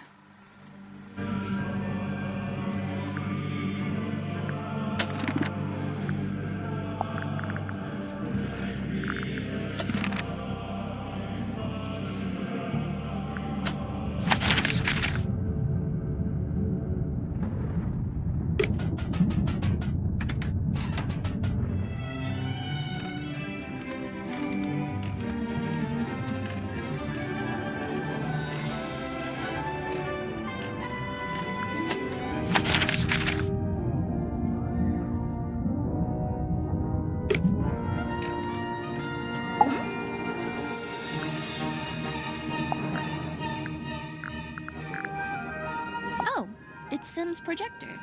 Is it actually hers? No. I think she borrowed it from somebody. So, this is the doll that apparently looks just like Sim. Yeah, I mean, it does and it doesn't. Oh, the head comes off. Really? Yeah. I don't like that. It's kind of morbid. I remember one time I went into Mortuga's cabin and he was standing in front of this painting and he had his hand held up to it, like he was touching it. Maybe it got knocked and he was straightening it. No, he wasn't touching the frame. He was touching the painting itself. Okay, well, he is within his right to do that. I don't know. Might be worth a second look. I know this ship. I used to look out my bedroom window and see it sitting in the harbor. Does it have a name? Something Selena? Precious Selena? What do you know about this bell? That's no bell. It's got a fluted drive tip. A what? For a fluted socket with 6 flutes. Oh, yeah. I agree completely. Cynthia, this radio looks kinda like you. Aw, you really think so? Why did she take that as a compliment? Does it belong to you? Of course, I brought it with me. That's how I first contacted the submarine from the outside. You used the radio to contact Mortuga, and you asked him to let you into the submarine? Yep. Oh, wait, so there's a receiver in the control room? No. Well, kinda. So, you know what, never mind. You found it, huh? We did indeed. Indeed. We did indeed. Yep, we got it. Good joke. Let's move on. Why did you hide it? I'm allowed to keep stuff under my mattress. Is it yours? It doesn't have your name on it. No, it doesn't. That's exactly why I brought it with me, actually. Go on. No. I'm done talking. Indeed. Oh, shut up. There's something suspicious about Cynthia.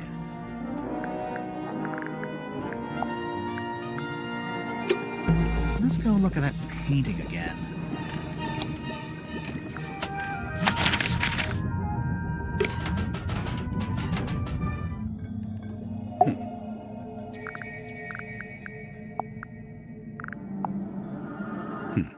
An apparition of death. Intriguing. But it's a woman. Wow.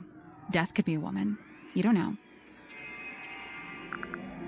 An effigy of Miss Silkmoth. It's a doll she used to use in her magic tricks.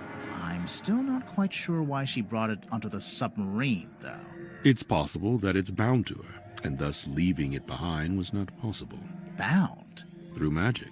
Once bound, an effigy shares its fate with the person in question. Permanently? Not necessarily. If a rupture were to form between the two, they may become separated once more. I believe this is a painting of Magnus's old boss and landlord. Is that who she is? Felicia, her name was. And you met her? I laid eyes on her briefly when I first visited Silkworm. What happened to her? I couldn't say. Mortuga never told you? No. Maybe he didn't know either. Did Mortuga make this himself? Of course. Much like his model town, it is specific to his life and his memories. So he made the model ship and the model town at around the same time? I believe so. Interesting. Magnus and I installed this in the captain's cabin shortly after we left port for the first time.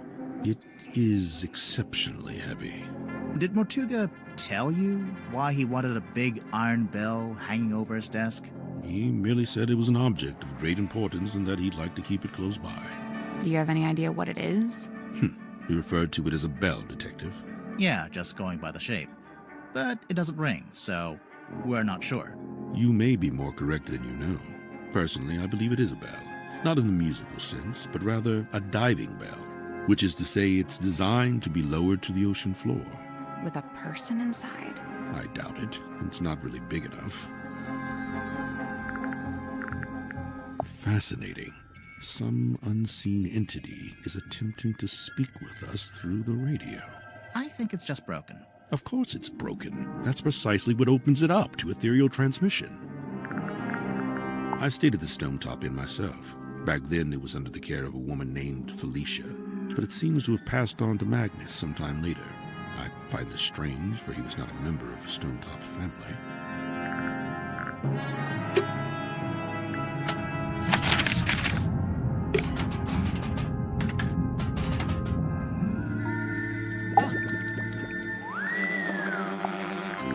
Dirk, you're a movie kind of guy. Is this your projector? Nope, not my... that is, though. The film reel? Yep, I thought I'd lost it. I guess I did, huh? Where'd you get it from? It was a gift from the studio. A little souvenir.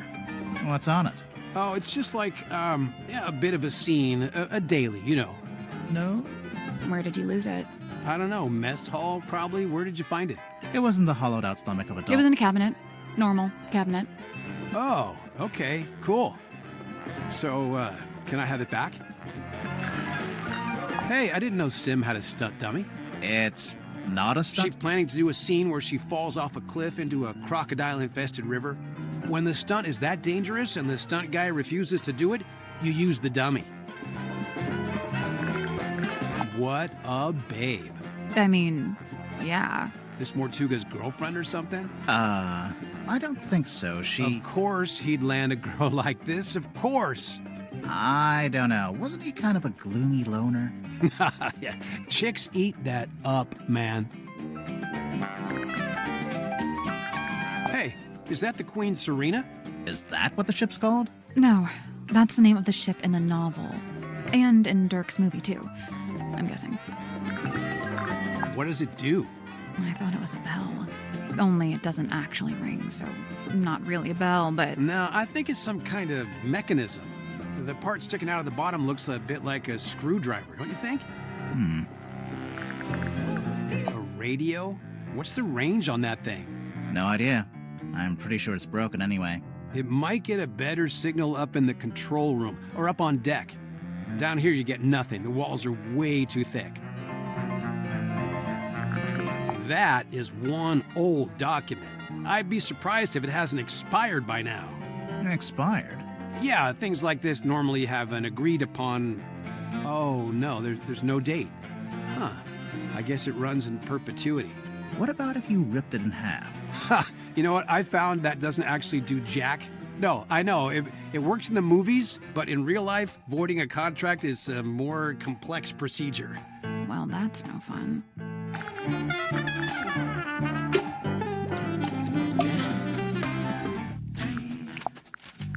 Where did you find that? The crime scene. In a cabinet, hidden off to the side. Oh, of course there's a hidden cabinet. Oh, it's just too good. I don't know if it has anything to do with the murder, though. Details. Huh. I didn't know she was still using it. Sim? Yeah, I figured she would have gotten rid of it by now. What did she used to use it for? This is the Lady of the Looking Glass herself.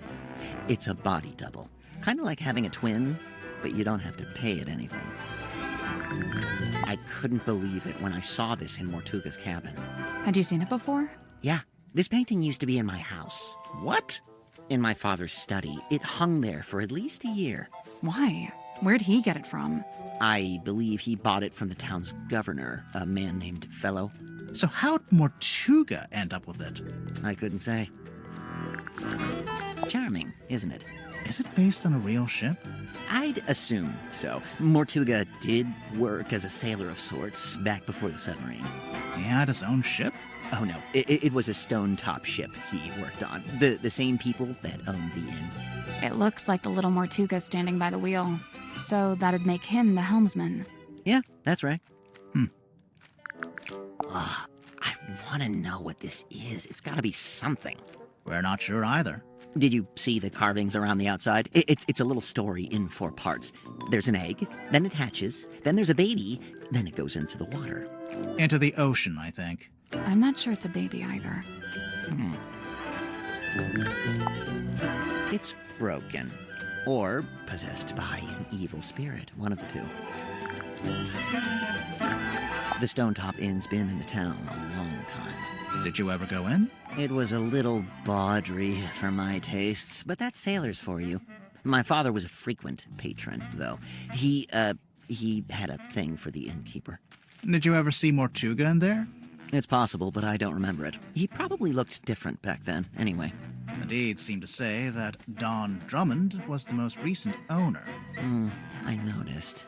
It's hard to imagine the Stonetops selling the inn. It's been their family home for generations. Well, I don't think there are any Stonetops left. We were in the inn earlier today.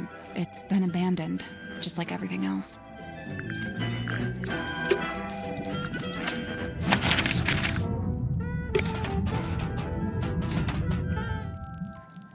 Oh. Is this yours? No, not mine. Merely borrowed from Magnus Mortuga. Mortuga owned a projector? What for? Projecting a film, I guess? Not this film. What did you want it for? Projecting this film. We found your doll. She's not talking. You didn't ask her anything. All right, fine. What's up with the doll? Okay, now she's not talking. Speaking of, Sim, can the doll talk? Like, does it have a little speaker inside? She is ever silent. I speak for us both. I just thought, there's a string on the back. I thought it was like a pull string. It is a pull string. Oh, then how does it work? You pull it. A yearning stirred along by grief to seek to find a path, a bridge to cross that dark divide. Grief? I assume she's dead, this woman? Why? The crosses in the background. Oh. I think they're just ship masts. Like she's standing by the harbor. Do you know anything about Mortuga's model ship? Yet another weight upon his ever-troubled mind. Although, given that it's sealed in glass, I imagine it's now very hard to fix. What are you talking about? It's broken. Some part of its innards has come loose. To dwell beneath a heavy iron-casted thing, ever poised for rope to snap, ever set to fall. Mortuga? He didn't dwell beneath it. Not really. I don't know. It's hanging directly over his desk. That's a choice. How it blinks and flickers so. It's just broken. I think it's turning itself on and off. As if it sought to speak with kin. It's a radio. I'm not sure it has kin. 'Twas Cynthia who had it when first she came aboard. Something in it holds great weight. For her, at least, it seems. But you don't know what exactly? With certain mind, I cannot say.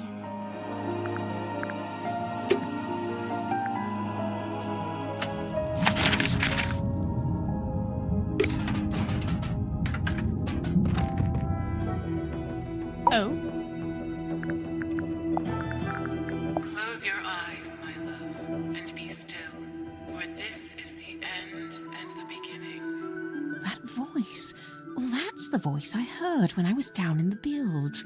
At least I think it is. Sounds a little different without all the echo. So does everyone on this submarine keep a life-size doll of themselves, or...? I'm pretty sure it's just Sim. I swear, if we find a room somewhere with dolls of everyone else, I'm going to freak out.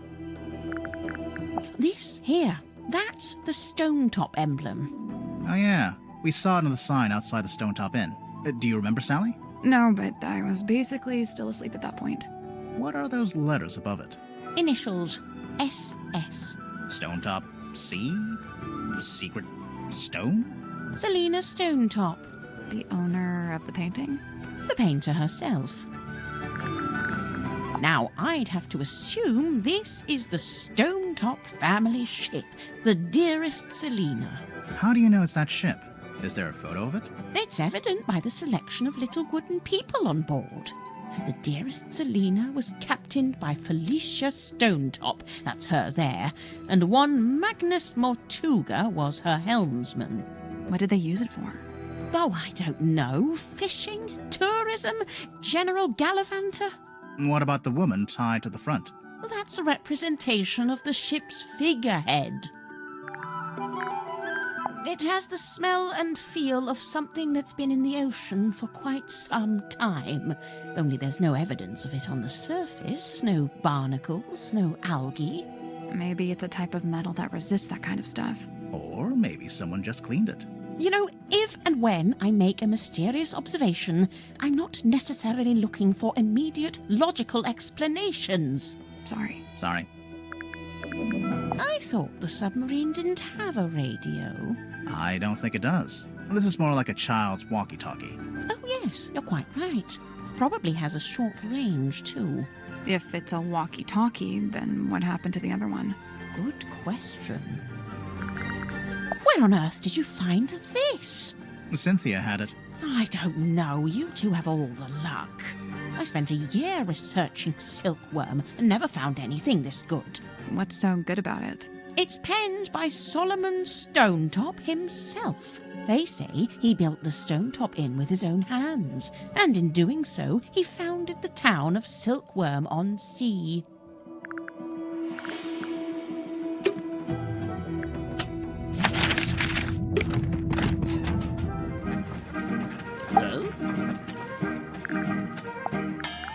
Close your eyes, my love, and be still, for this is the end and the beginning. That phrase. I heard that phrase spoken aloud when I was in the bilge with Mariana Moon. And this was around the time of the murder. Yes. I'd wager it was.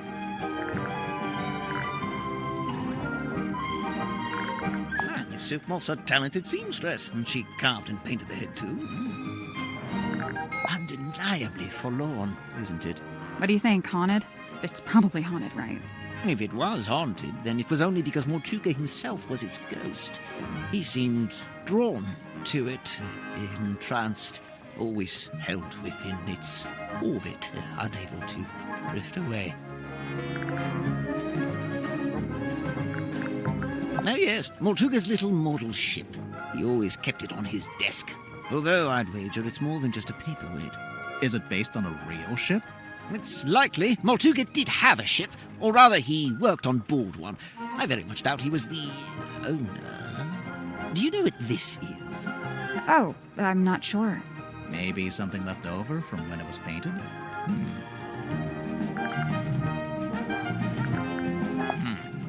I'm guessing you never dealt with anything like this in your shop. No, it's too big for one, and it's not exactly navigation related. What's wrong? I don't suppose you know what this is? This little part sticking out the back? No, I barely noticed it, to be honest. Could this be Cynthia's attempt to get our submarine up to code and finally install a radio? Why doesn't the ship have a radio? 1, Mortuga didn't like to use technology if he could avoid it. And 2, he didn't like to communicate with the outside world if he could avoid it. I'm not sure I agree with that second one. There's no way all these people showed up on the submarine if Mortuga wasn't contacting the outside world. You know, there may be something to that. Rip, what do you know about this document?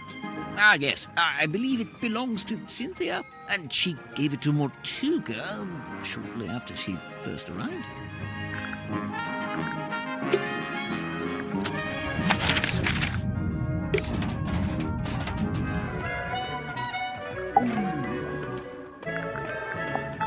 That's Mortuga's, although presumably he got it from someone else. Someone on the submarine? I mean someone from before. I never had dolls as a child. What did you have instead? Nothing. We were super poor. The closest thing I had were frogs I'd catch from a pond. I'd give them names and try to make friends with them. The best things in life are free. You know, I think this painting is the answer. To what? Everything. Magnus Mortuga, what he was doing, what he was thinking, even maybe how and why he died. I swear, there's always a painting with a secret in it. I'm pretty sure Magnus carved this himself. No idea how he got it into the bottle, though. Trick of the trade, I guess. I know one way you could get it out of the bottle. That's a last resort. Oh, this thing weighs a ton. Reckon you could pick it up? You're pretty strong, right? I could maybe get my arms around it, just about. What about Mortuga? Probably, but he had real big arms, like me. But for anyone else, it'd be a two-person job. Yeah, I think so.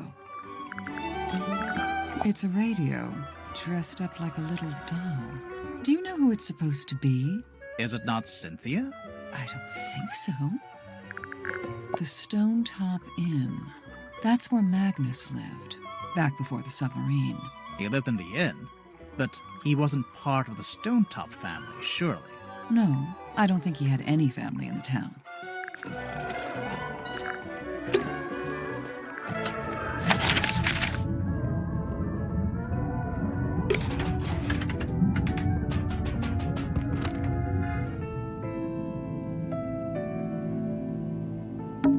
Maybe we should take another look at this.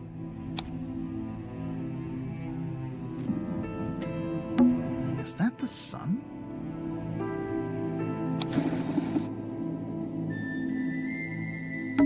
The sun was upside down. Do you hear something?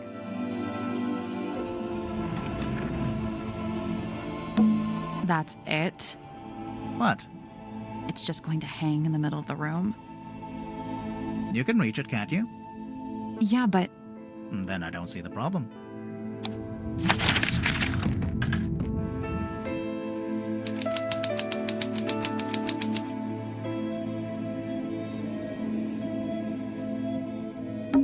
What's that on the bed? Some kind of box. Can you get it open?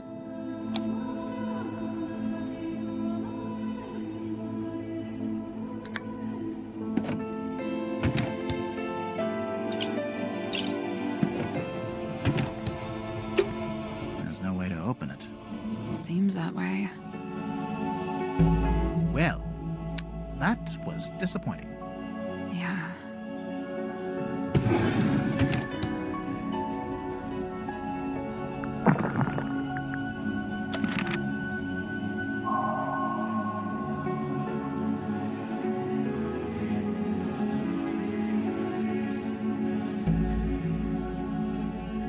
There's something suspicious about Mariana.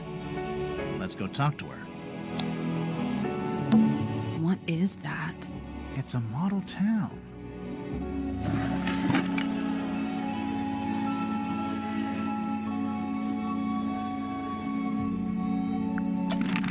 Hey, there's a panel at the front, and it slides out. I guess that's the ocean. You can put the little model boats on it. Huh.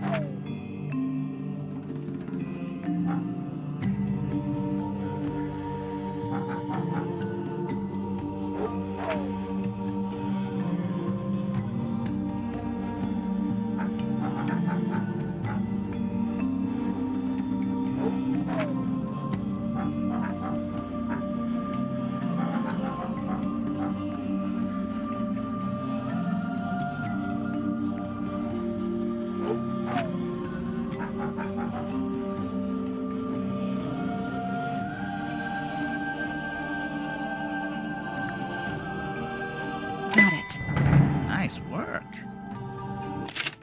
The little lighthouse. It opened up, and there's something in there.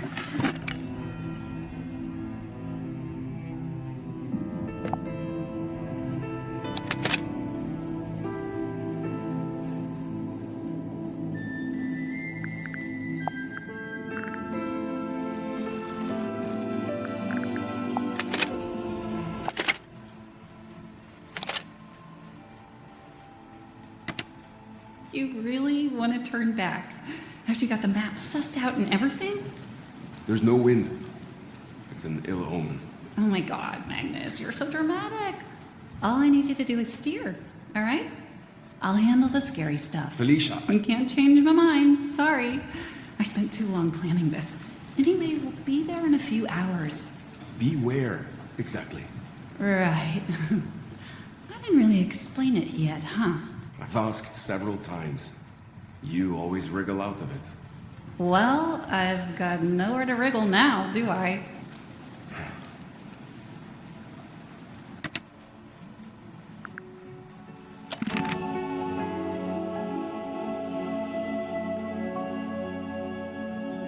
There's an old curtain hanging up here. Want to take a look behind it? Most of the room is made of wood. But this door is made of thick metal.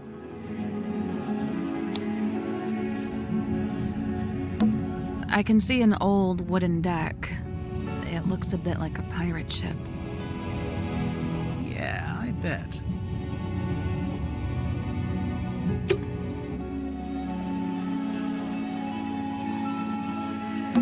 An empty box. A wine bottle. The wine is long gone. Cushions. There's no way to open it. Seems that way.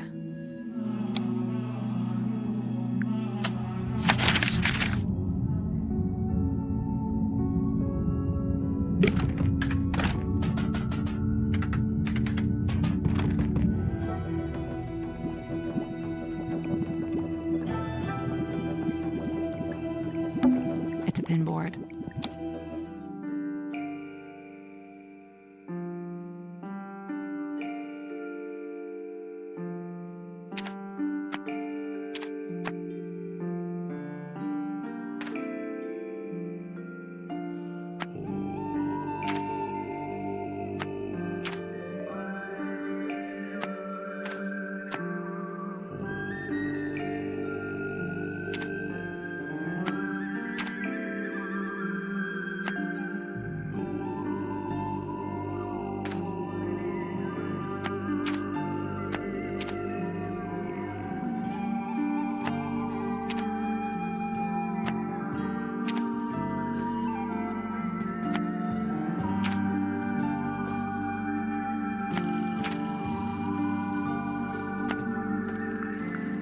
That was right. I'm impressed. Nothing happened. What were you expecting? Normally, when we complete a puzzle, something unlocks and we get a new clue. Yeah, we've been conditioned to expect that. If it's a clue you want, take a look on the back of the pinboard. What's this?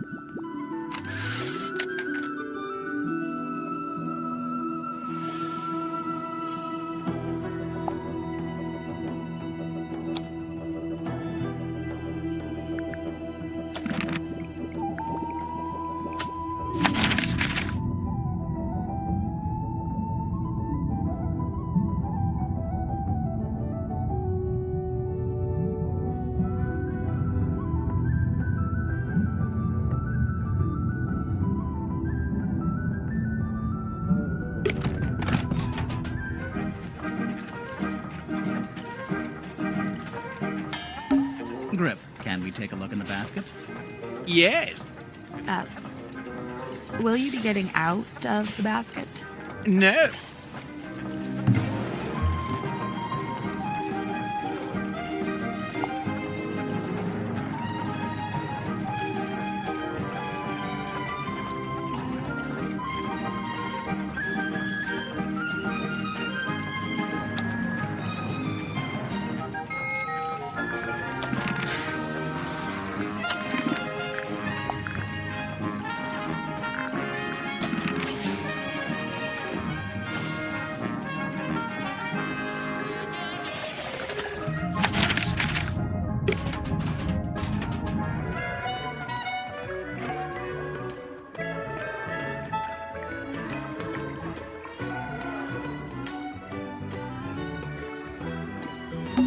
So what, you want to break it open?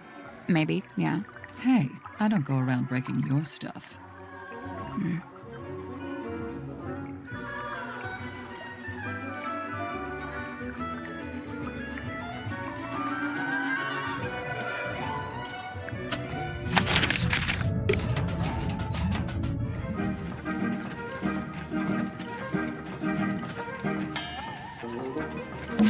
Noisy, dangerous. Yep, it's an engine room. I thought you were talking about me.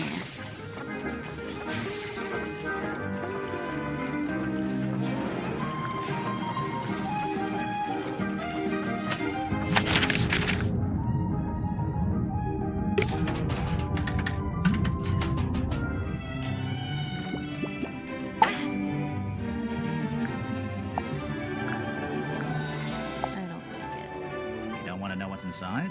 I do, and I don't. What if it's bad? Bad like how? Like, what if it's something we didn't want to see? I think I'd still rather know. Wow, there they are. That's my mom, standing in the harbor, and that's my dad, standing under the lighthouse. Cute. Hey, the lighthouse opens up, and there's a film reel in there. That is not accurate. We did not have a giant film reel in our attic. Night of a full moon. My mom taught me how you can use the moon to work out where you are. Like, if you're sailing on the ocean and you can see the moon, you can work out which way's north, I think. What if it's too cloudy? Then you'd use a compass, like a normal person.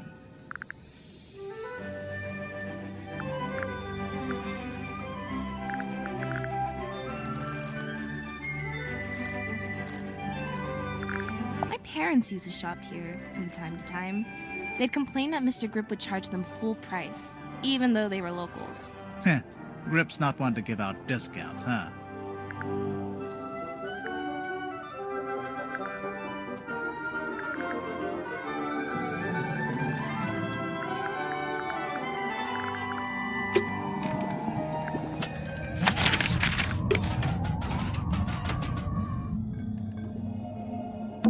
The glass moved. Let's take a closer look at that bookshelf. This one's not really a book. Looks more like a magazine.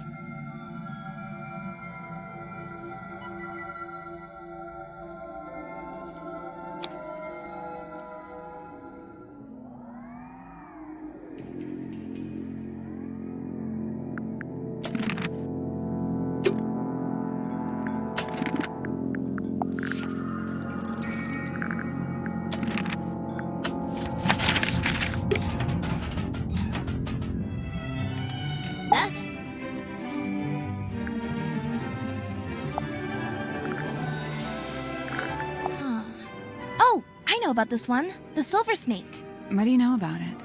Well, I know it's a big sea serpent that my mom and her best friend fished out of the ocean. Your mother found it? Mm-hmm. What happened to it?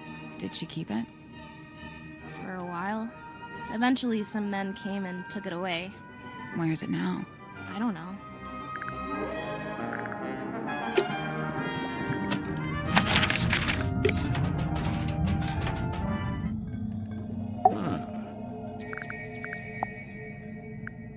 What is this, anyway? It is what it says it is, a quarterly journal of listings and inquiries. I noticed the prices are listed as ounces, and that's gold, I'm pretty sure. These numbers are merely a way to ascribe a universal value. Most transactions take the form of a trade, exchanging items of equivalent worth. Oh, wait, so are these things that people have and they want to sell? Or is it stuff people want to buy? Both. What about that last one? The mermaid's tongue. Likely the most contentious item ever to be listed in the journal. Desperately coveted by those who believe, and disdained by those who don't. Those who believe what? That such a thing could even exist. I remember the first time I laid eyes on Godric Grip. He was dragging this through the parlor. Man and basket both soaked to the core, having just been pulled from the ocean. This is after he crashed his hot air balloon. Apparently so. I wonder why he bothered to bring the basket into the submarine. Maybe he wanted to fix up his balloon and try flying it again. If that was his intention, he showed no signs of acting upon it. A photograph of a divine moon ritual. The man holds the orb aloft, and the being within is imbued with rays of mystic light, granting eternal moon wisdom. Eternal moon wisdom, huh? I have that. I skipped the ritual, though. I was just born with it. Impressive. Also, I can shoot moon lasers out of my eyes. Now you're just being ridiculous. Magnus built this himself from the scant materials we happen to have on board. So he made it while he was living on the submarine? Yes, but I believe it's a vignette of a particular time in his past, back when he was living in Silkworm. But you knew Mortuga back then, didn't you? How come there's not a model for you in there? It's specific to the town and its history. As an outsider, I would have no place in it. I am unfamiliar with this. Where was it located? It was in the captain's quarters. Ah, then it is no mystery, for I have never set foot in that room.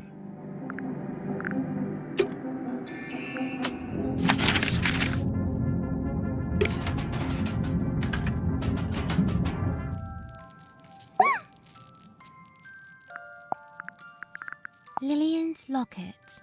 Looks familiar, don't you think?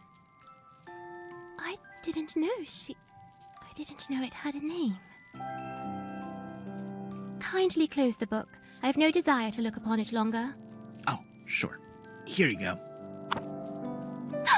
That face! You know what it is? Mine eye but chanced upon it. Nothing more. Ah, there lies the picture of the cane, the perched upon by little hat. I used to be perched upon by a little hat. 'Tis quaint indeed. But wait, is it of a one with that in current Godric's grasp? A werewolf? Or some hell-born fiend? Yeah, I think it's just a guy.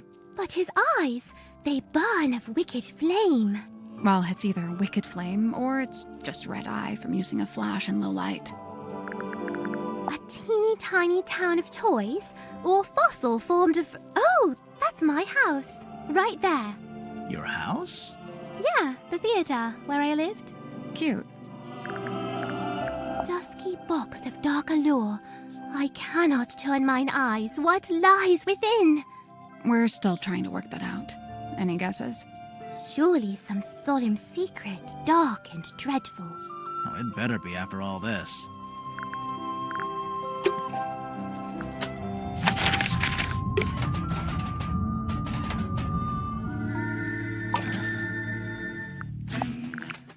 Fascinating piece of ephemera, this. Do you recognize any of the objects? Yeah, the golden hand. I've seen it, and so have you. What? Where? It's attached to Dr. Zephyr's left wrist. Zephyr's prosthetic hand is solid gold?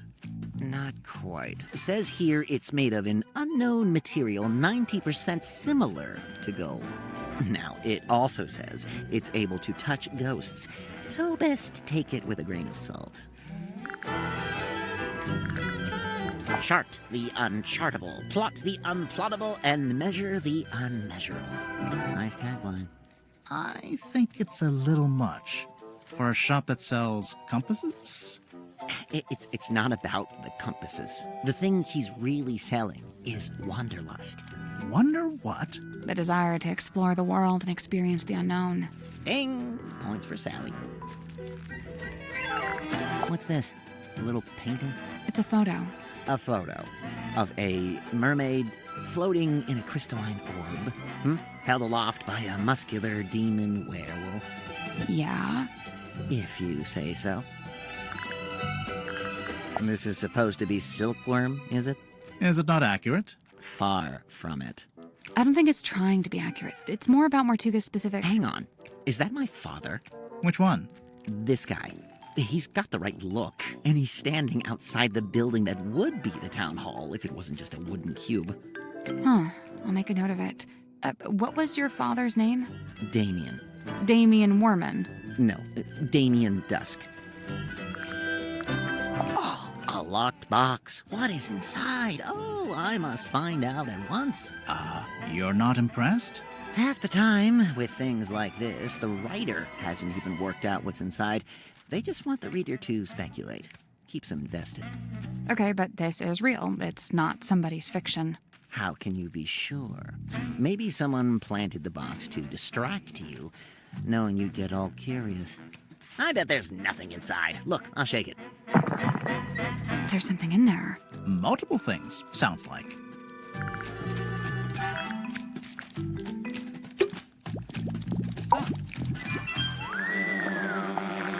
Where does Zephyr find this stuff? I'm pretty sure they don't sell this magazine at my local newsstand. Maybe on mail order. I think it's more of a black market thing. Huh. Some of the listings in here, the prices are in ounces, and there's a symbol. It's the alchemical symbol for gold. For real? Man, is Zephyr like secretly super rich? Apparently, Grip ended up on the submarine because he crashed his balloon over the ocean. I mean, it's a great story, but... You don't think it's true? Grip's pretty smart. In fact, he might even be the smartest guy on the submarine. I just don't see him crashing his balloon like that. Maybe he just got caught in a storm. Oh yeah, I didn't think about that. Holy moly, look at that. I know. That werewolf-looking guy is really... Is that Tadpole with long hair? Yeah, maybe. She never told me about that. It's a strong look. Hey, that's pretty cute. Do you recognize any of the buildings? Oh, is it supposed to be something specific? I thought it was just like, you know, Toy Town or whatever. Never mind. What's that? You've never seen it before? Nope. Is it Mortuga's? Good guess. Yeah, it has his vibes for sure. Oh, let me guess. It's locked and you can't work out how to open it. Right again. Ha! Classic. Okay, but for real, you gotta let me know when you get it open, because now I'm super curious.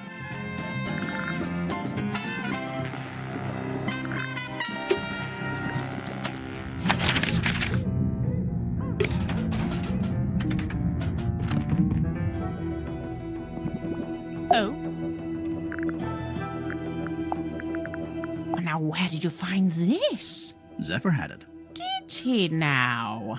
Lillian's locket, silver snake, golden palm, mermaid... The mermaid's tongue. You've heard of it? Only the name, and only when people were telling me it doesn't exist. Maybe it doesn't. But there's a photo. It's a photo of a drawing.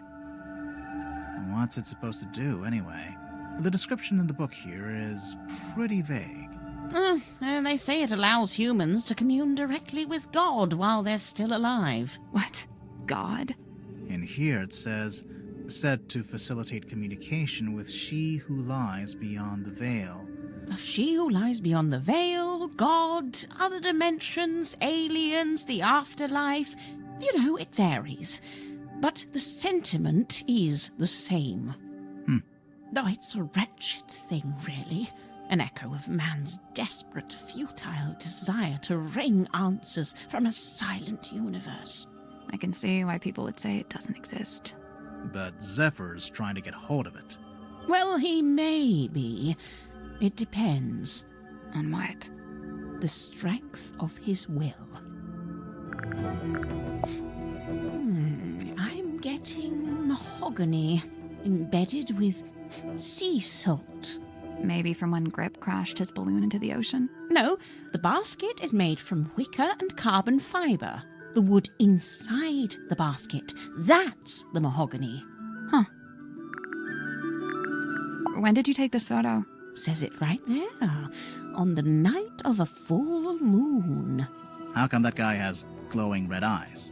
Perhaps it's because of his demonic essence. Or you used a flash? Perhaps it's because I used a flash. Who's the woman in the ball? Well, that's no woman. That's a mermaid, slumbering in an ethereal bubble. You're not going to tell us, huh? Do you recognize any of the little wooden people? I believe this is supposed to be Silkworm's governor, a man named Faustus Fellow. Interesting. He was a wealthy landowner who bought the town in order to bring it under his control. He bought the whole town? Why? I couldn't say. Any idea what this is? No. Really? You're not even going to tell us what it smells like? Old moss and jealousy-ridden oak or something?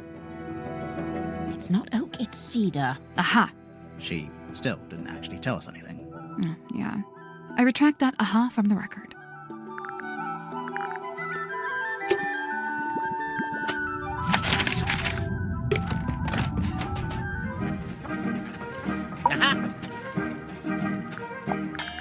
Good heavens. Something catch your eye? Rumored to be lost at sea. requires a special key. Is that right? The mermaid's tongue? Do you know anything about it? No, can't say I do. Based on this, I wonder if it may not even be real. After all, there isn't even a photograph. That's just a drawing. Okay, so you're not really an aeronaut, but you did own a hot air balloon for some reason? For most of its life, it was just ornamental. We put it out the front of the shop as a billboard. No wonder you crashed if you were trying to fly an ornamental billboard. And then after you crashed it, you brought it inside the submarine? You'd rather I just let it sink into the ocean? Besides, it's useful. Anytime I want to reread our company mantra, it's printed right there. And anytime you wanted to check your opening times, they're right there. Quite right. Oh, look. There you are, with the cane, as ever. Of course, Mr. Grip always has Cornelius Kane by his side. But why? What's the point? I don't know what to tell you. It's just my shtick. Oh, my God. There's something suspicious about Grip. Aha! This must be where Madame Tadpole got her stage name. You think? She's not called Madame Mermaid Orb. A quaint little pretense of silkworm on ski as beheld in the mind's eye of one Magnus Mortuga. Did you know Mortuga had made this? I'd seen it once or twice when he was first working on it, but I always got the impression it was something he wished to keep to himself. Did you open it? Not yet. We don't know how. Have you tried pushing the diamond thingy? That was the first thing we tried. Perhaps you need a key. Personally, I think we just need a crowbar.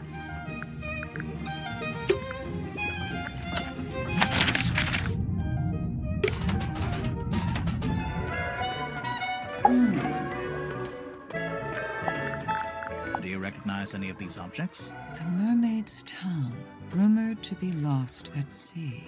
You've heard of it? Tadpole? Oh, no, not by name.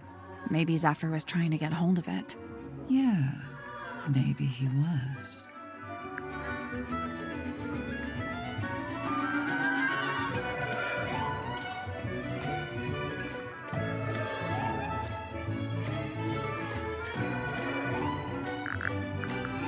Grip's got his brand figured out, huh? Kind of an 18th century vaudeville aeronaut vibe? Even just the choice to use the word emporium.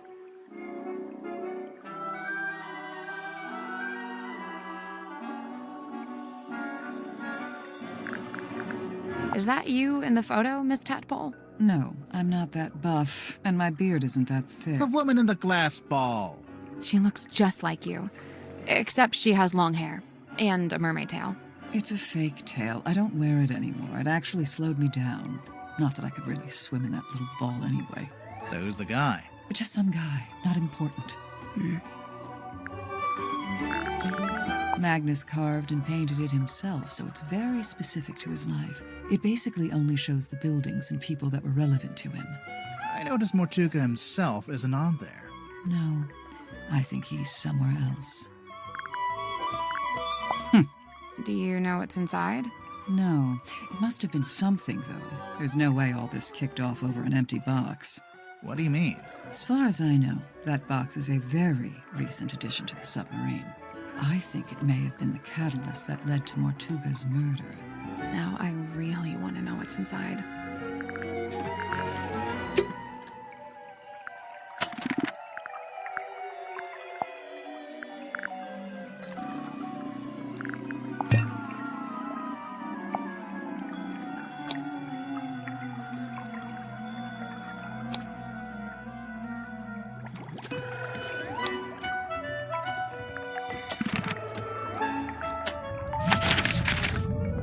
We can't get in there right now.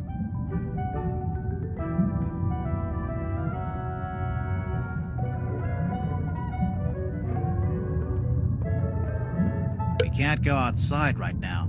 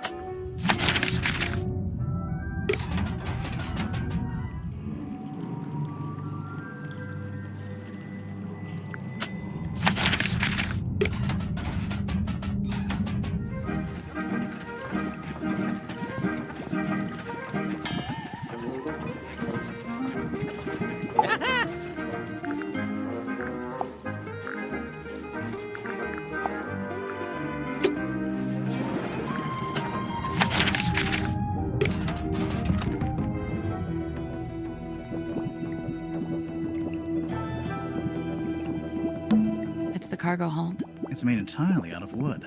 And? And we're in a submarine, aren't we? Ah,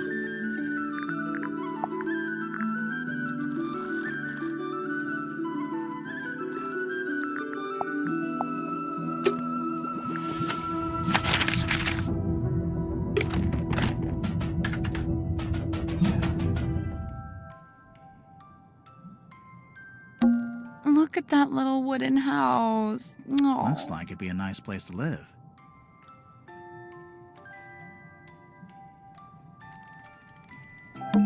Oh, cool. A board game. Want to play? We don't know the rules. You don't normally let that stop you.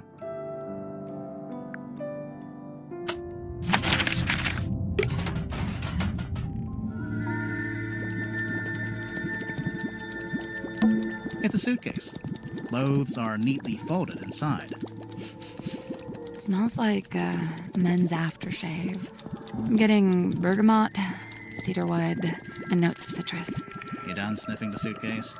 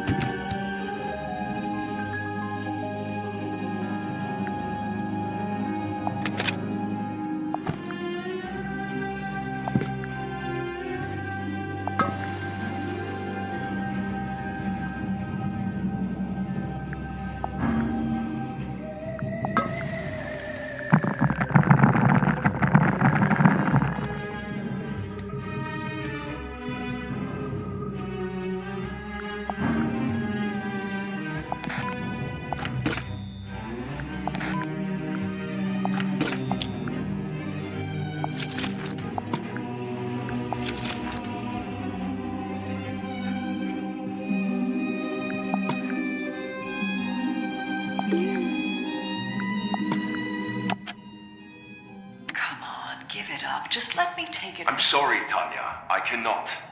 But why'd you even need to? I've told you before. No, you haven't. All you've ever told me is that I'd like to request that you return to your room. I have something I must attend to.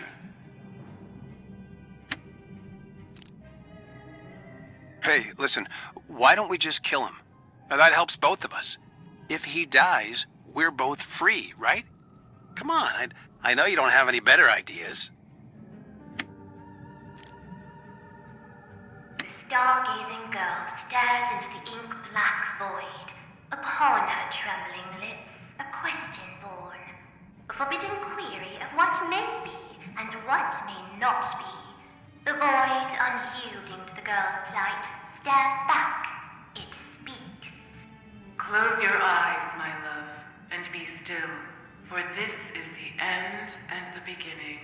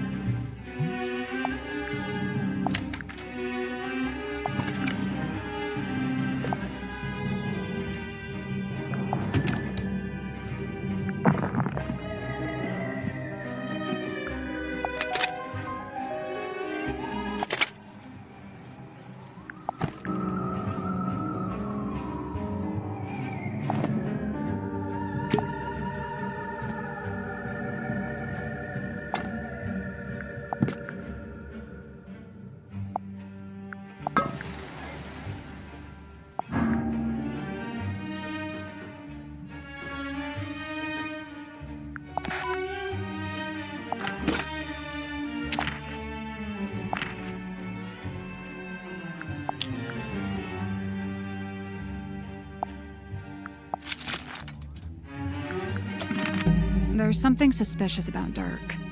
Let's go talk to him.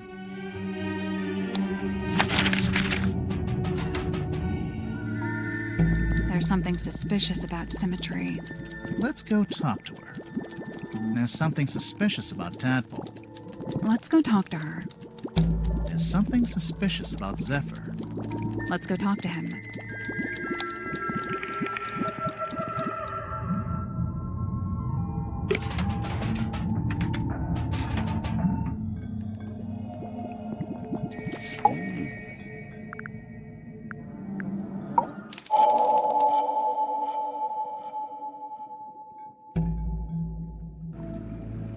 Zephyr, can you tell us more about the work you do as a dream doctor? I'm looking for specifics here.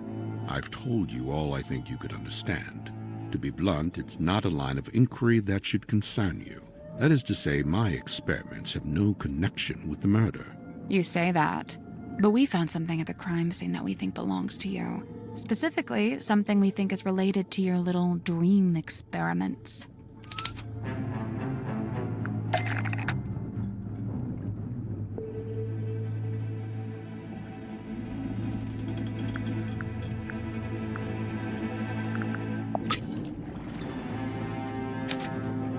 That has nothing to do with my research. What makes you so sure it even belongs to me? The smell. According to Mariana Moon, the liquid from the bottle is seawater mixed with 3 particular herbs. Mariana Moon's sense of smell knows no bounds, but I fail to see how this information connects it to me.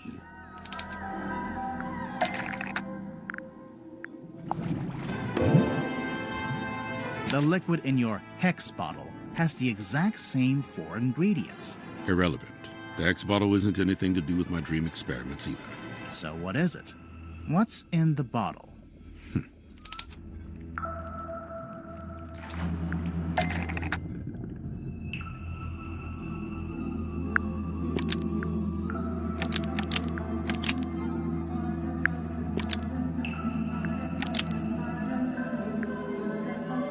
The Hex bottle contains a sea creature, and it's asleep. A sea creature? A hexapus. It's not called a hex bottle because there's a magic spell inside. It's called a hex bottle because there's a sleeping hexapus inside. His name is Hex. I've had him since I was a young boy. Not to be rude, but that must have been quite some time ago. A normal octopus would live only a couple years, wouldn't it? Hex is a singular specimen with a number of special properties. Do you ever let him out of that little bottle? Of course I do. Hex swims freely in the ocean at night, and during the day he returns to me and sleeps in the bottle. So he's asleep right now. I knew he was related to your dream experiments. Who said anything about dreams? Nobody. But just looking at him, I think I know one of Hex's special properties, and it would explain why you'd be interested in the first place.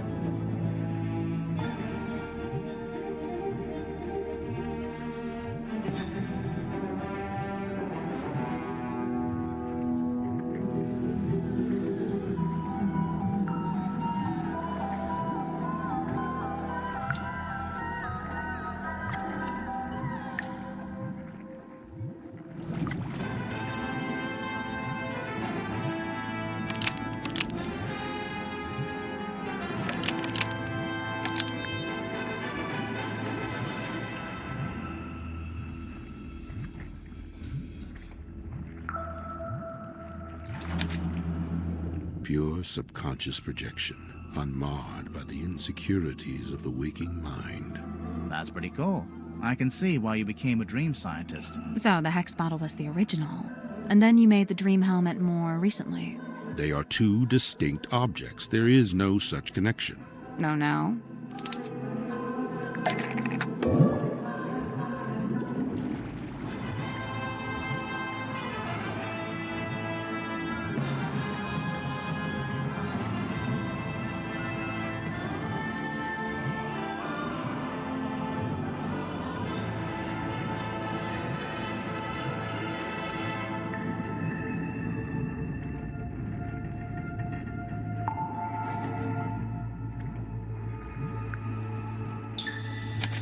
Right.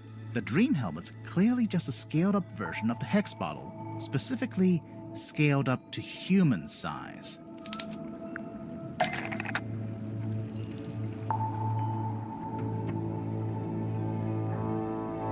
We heard Mortuga was experiencing a particular recurring dream. I think he was your test subject. So, Mortuga wears the dream helmet and lays on your weird chair thing. And then you give him some of the moon potion to help him sleep. And as he dreams, the dream helmet collects the spirit energy and sends it to...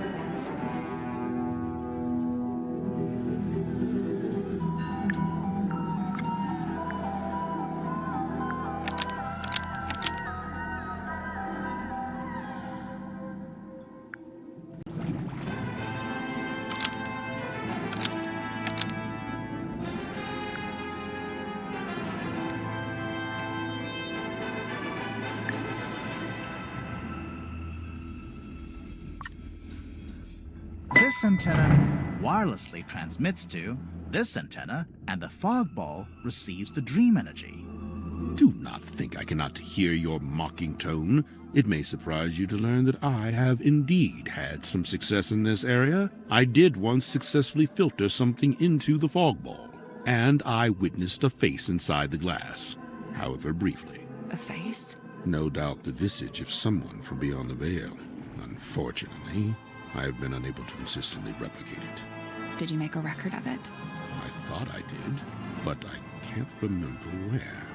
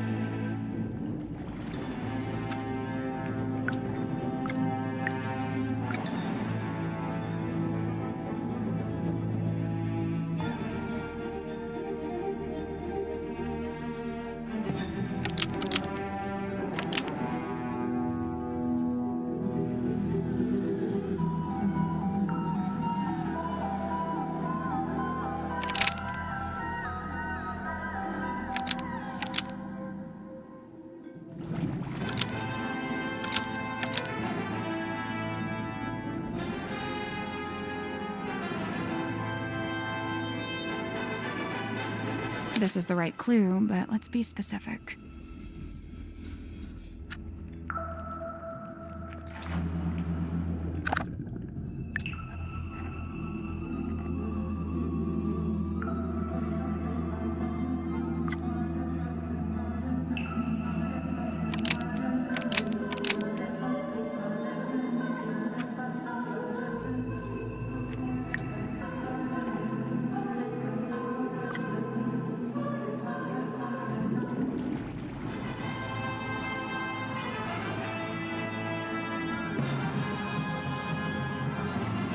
This is the correct clue, but we need to choose the right part.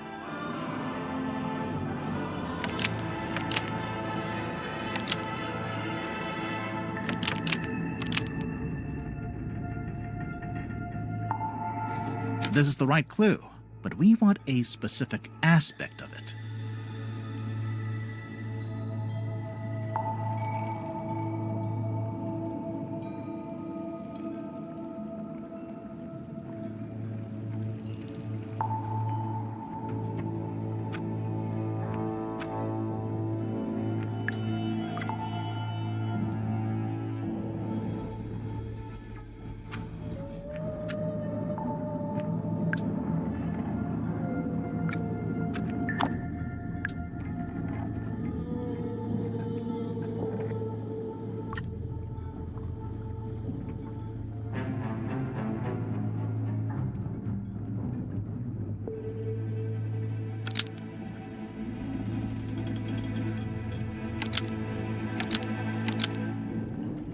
This is the right clue, but let's be specific.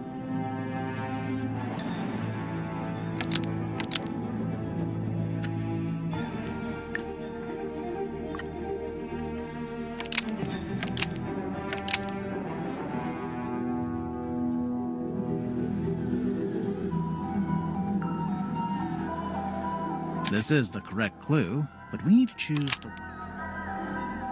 There it is. Irrefutable evidence. Sorry to burst your bubble, Zephyr, but,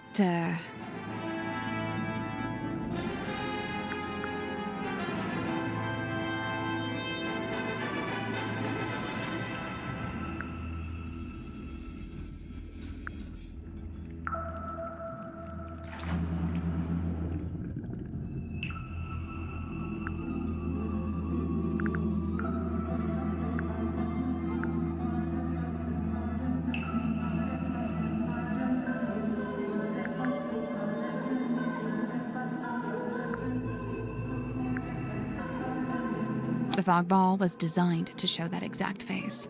What do you mean?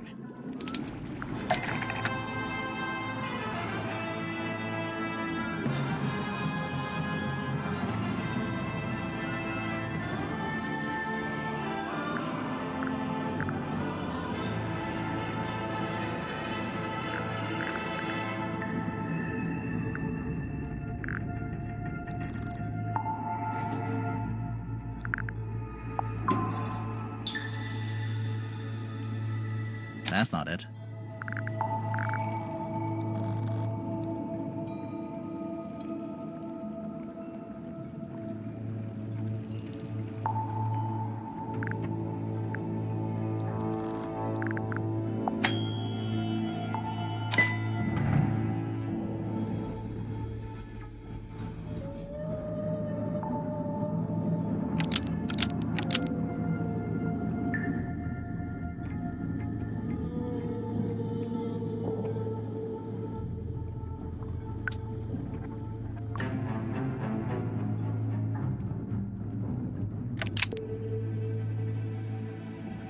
What's the connection?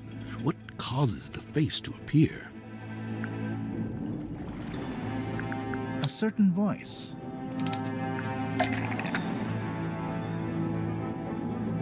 The fog ball is designed to show the face when it hears Sim's voice. That's how the original trick worked anyway. See how in the photograph she's talking to it through the telephone? I demand that we test this theory. Send for symmetry at once. Wait, we don't have to.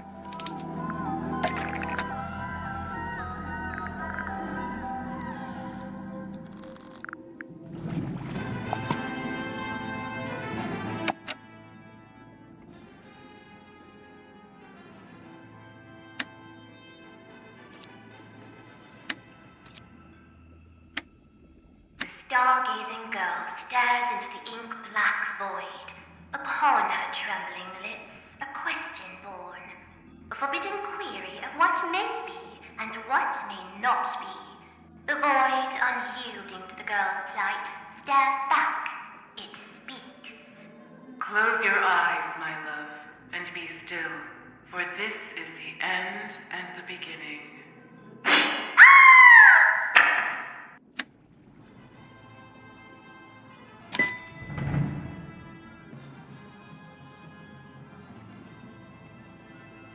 We have a recording of Sim's voice right here. Stargazing girl stares into the ink-black void.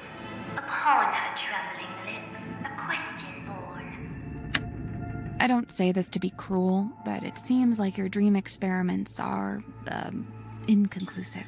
I'm just glad to have some clarity about what they actually are. And as far as I can tell, it all seems pretty harmless. Right, and the moon potion. As you said, merely an herbal tincture. But then why was it found at the crime scene?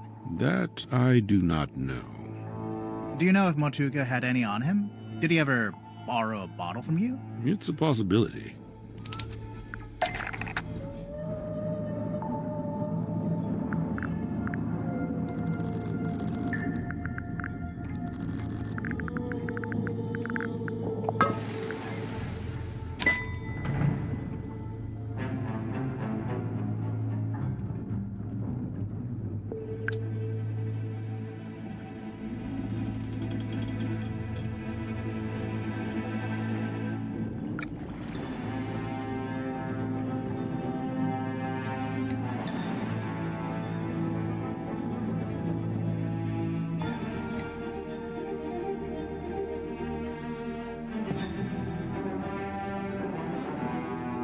If Mortuga had the dropper, I'm assuming he had the rest of the moon vial somewhere nearby.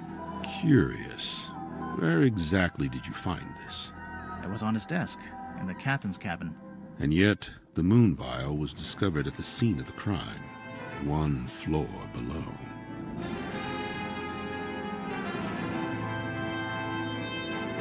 So, Hex actually shows his thoughts on his skin?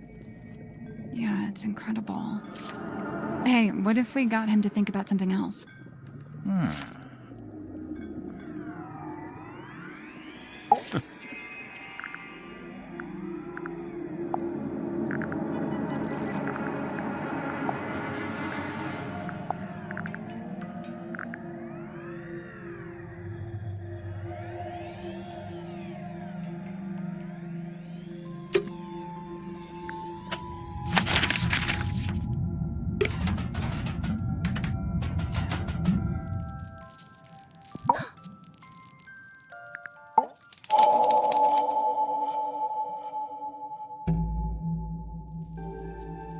Symmetry, you were in the Illusion Theater with Mortuga the evening before he died. I concede! I am laid bare! Anyway, there was some talk of Mortuga being killed by a curse. You wouldn't know anything about that, would you? Grimoire. What? She's the resident curse expert. It is entirely possible that the captain was set upon by a curse. See? I knew she'd know about this. Let's just stick to the facts, shall we? Sim, if you were in the Illusion Theater with Mortuga, what were you actually doing in there?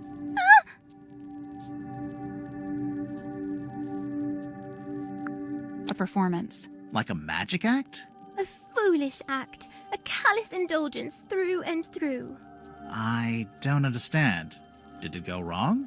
I performed it perfectly. Then what's the problem? She's gone quiet. It's okay, we don't need to force it out of her.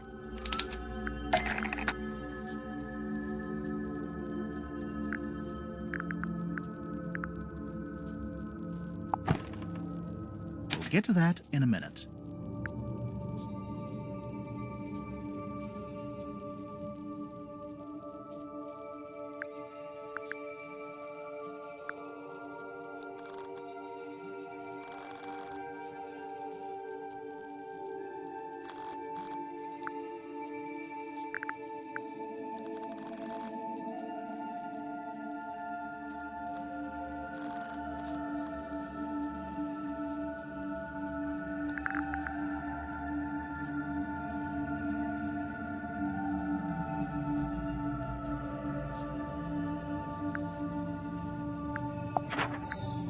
It's a poster for a magic act, or a rough layout for a poster anyway. Oh, we found something else too.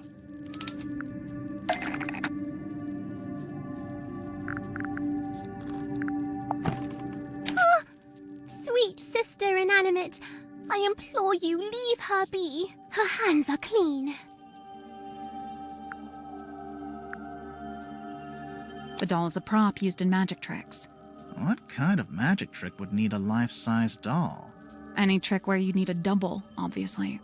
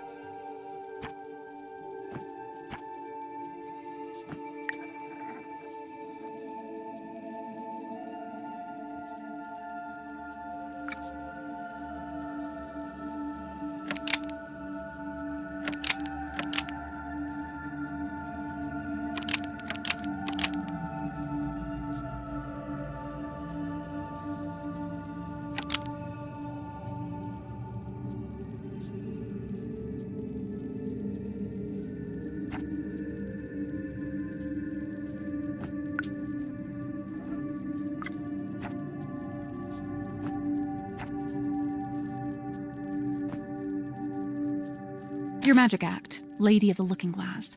I don't claim to know exactly how it works, but as far as I can tell, you put the doll behind some kind of special mirror, and it acts as an identical double. Lady of the Looking Glass is a thing of the past. I am no longer able to perform it. Because you don't have the special mirror. You misunderstand. I shall never again perform this trick. But why not? Oh.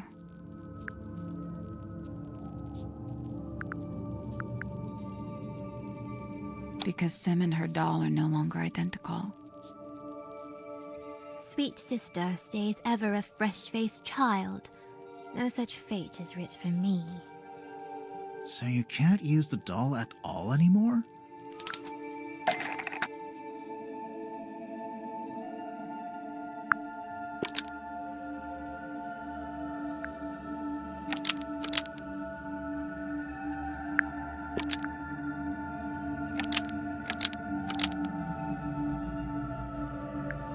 The doll could still work as a double for symmetry if it was facing away from the audience. Facing away? Oh, like the sketch on the poster. Right. I wonder why she needed a double, though. This isn't a mirror trick like before. It would help if we knew more about the trick itself. True. We don't even know what it's called.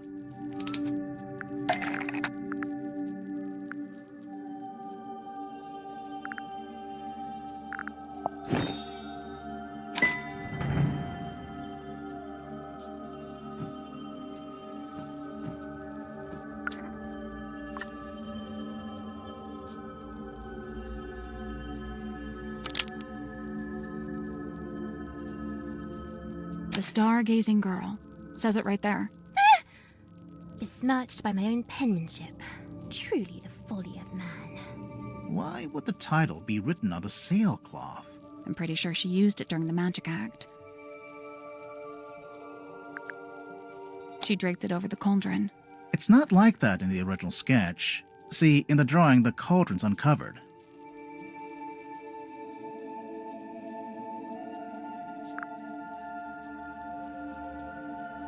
Mortuga asked her to keep the cauldron covered up. Before the captain assented to me using that room, he'd been using it for storage. When I was first let inside, the sailcloth was indeed draped over the cauldron. I hadn't realized he did not wish me to remove it. When he saw my design for the poster, he had but one request. Symmetry. All I ask is that you keep the sailcloth on the cauldron. And given that you had to keep it, you made use of it as a kind of banner. So what's the Stargazing Girl about? What happens in it? I do not wish to speak on it. No? Well, we actually know quite a bit about it already.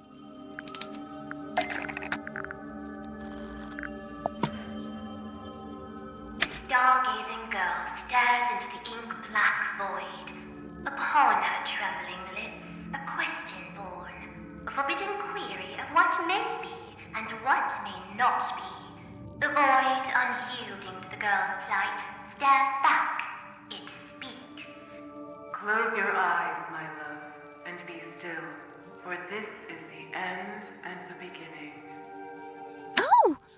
can this be?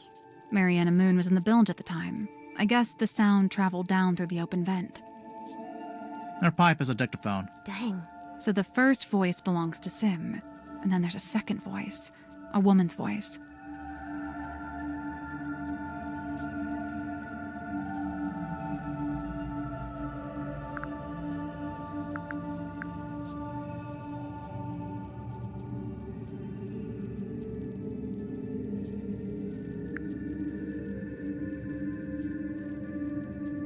It's someone else entirely.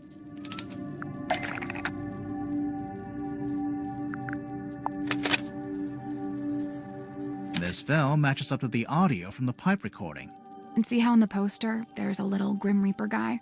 That's the person from the film. I am undone. Hang on. Why does Sim have a film of a Grim Reaper character? Where'd it come from?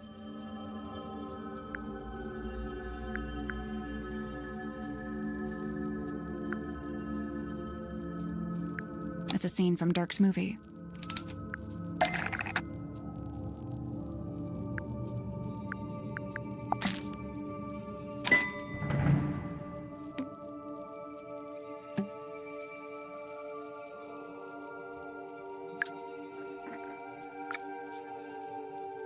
Oh yeah, good catch.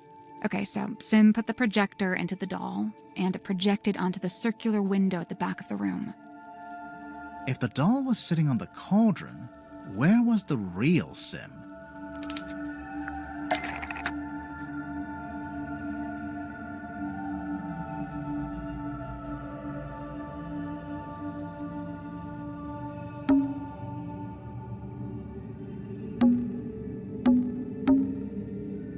The cabinet to the side?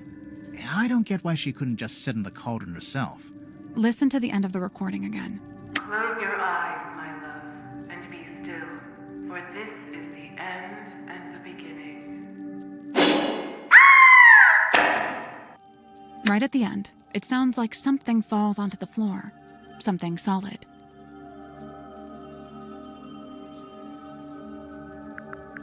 The doll's head. The whole thing culminates with the cloaked figure swinging the scythe. Sim screams, pulls a string, and the doll is decapitated.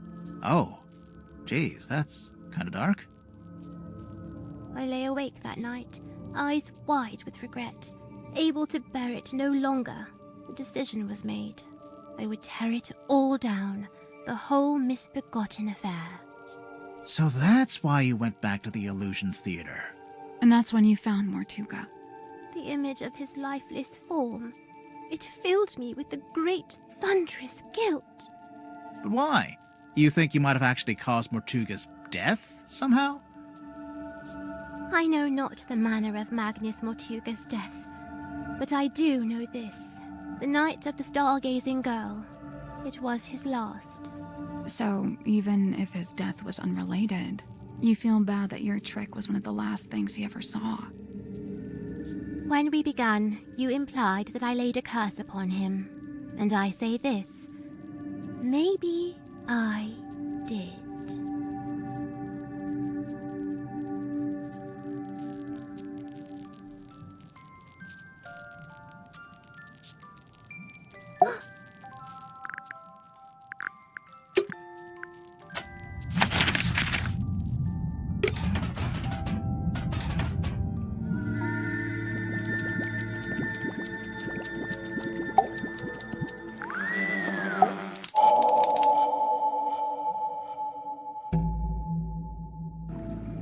Tell me, Dirk, have you ever been involved in the planning of a murder? Bro, not cool. Why would you come right out and attack me like that?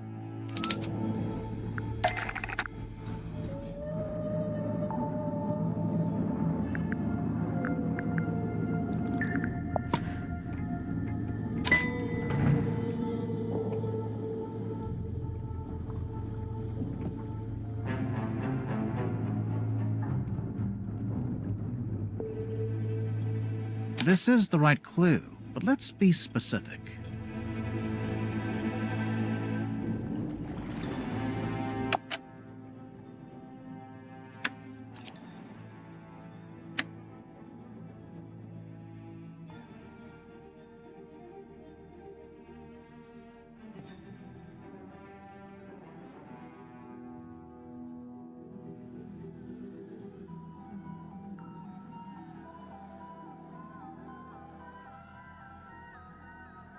Hey, listen, why don't we just kill him? That helps both of us. If he dies, we're both free, right? So, who are you planning to kill, Dirk? Sorry, but I can't tell you. I know that sounds mondo suspicious, but I just flat out can't say any more about it. If you're not going to elaborate, we might just have to assume this is a recording of you planning to kill Magnus Mortuga. Come on, man, that's way off. Why would I want to kill Mortuga? I admire the guy. He's fascinating. I came to the submarine to meet him, not murder him. Hang on. I thought you only came to the submarine because you were tagging along with Worman.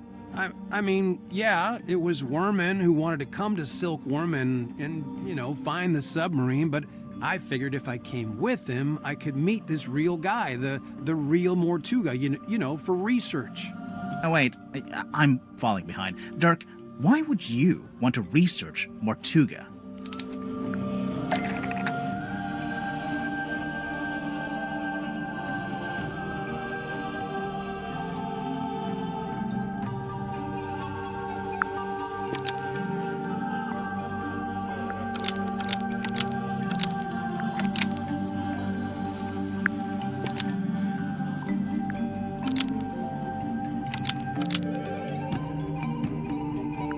Magnus Mortuga was the original inspiration for Marcus Mordoom, who Dirk plays in the movie adaptation. Right, so, look, I had this idea. I figured surely meeting the real Mortuga would help with my portrayal of Mordoom in the next movie. Like I said, research. You hear about actors doing that kind of thing, don't you? So, that was your idea? Your own personal plan? To come with Worman to the submarine? Yeah, but I don't like the way you phrased that. It sounds like you're leading up to something, or... Yeah, I don't believe that's why you came here with Worman. In fact, I don't think it was your own idea at all. There's clearly a third party involved. Someone or something that we haven't mentioned yet.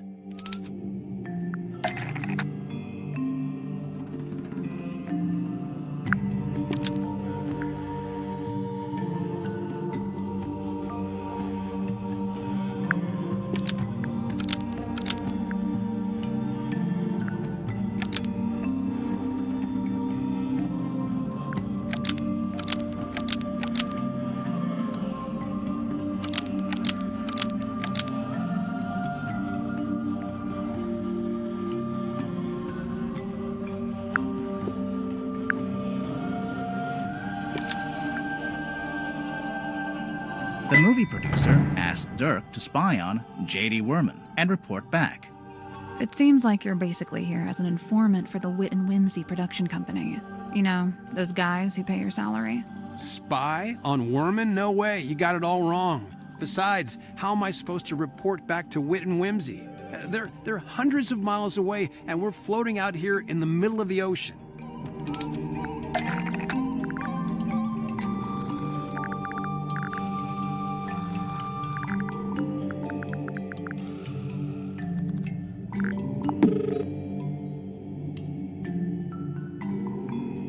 This is your cell phone, right?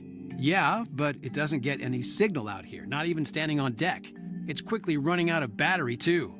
No battery and no signal. What if I said you had a way around both of those problems?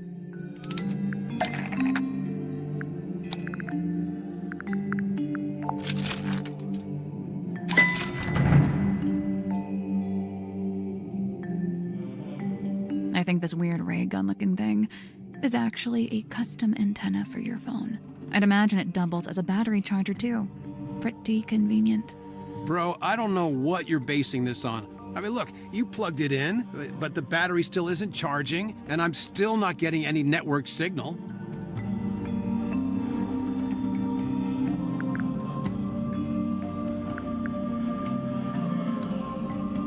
That's because the custom antenna thing is broken.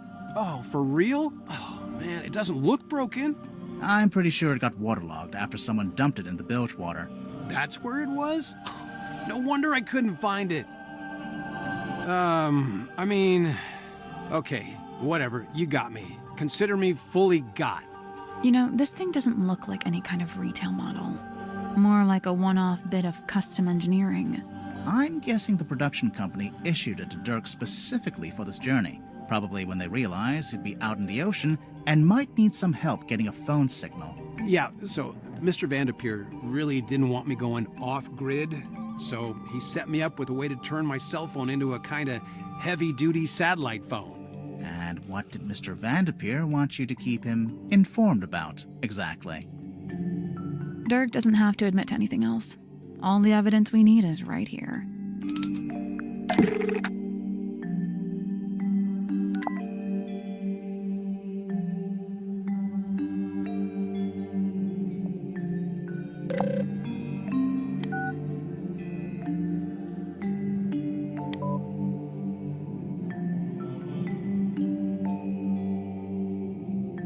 There's a handful of outgoing messages from you to Vincent Vanderpeer. Specifically, they're all updates on Werman's progress with his novel. Look, the studio was worried Werman was just going to disappear without ever finishing the book. So they sent me to keep an eye on him, maybe even steer him in the right direction a little bit. The right direction, in terms of the story. Yeah, so the movie studio has this grand plan. They want to make 3 more Marcus Mordoom movies, at least. And so they really need Werman to have his books play out to support that plan. 3 more movies, huh? Sounds like quite a commitment. Yeah, yeah, it is. It would take years. Interesting. I think we may have finally looped back around to the question at hand. Let's listen to this again, shall we? Hey, listen, why don't we just kill him? Now, that helps both of us. If he dies, we're both free, right? Come on, I know you don't have any better ideas. Dirk, I think I finally worked out who you wanted to kill.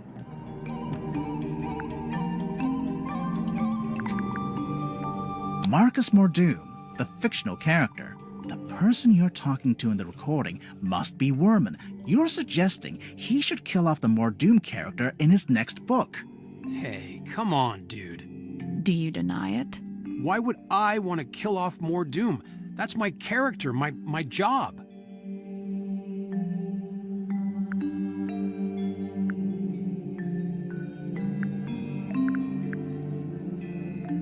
You want to be free to take other acting jobs instead. Let's take a look at the cell phone one more time.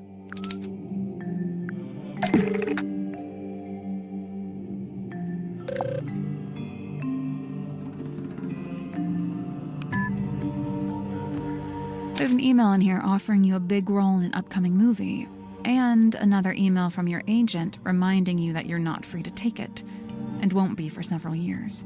From what I gather, you signed a pretty lousy contract with Wit and Whimsy, and now you... Okay, hang on, sorry, but how would you know anything about my contract? Well, I don't know the fine details, but I did get a general sense of it.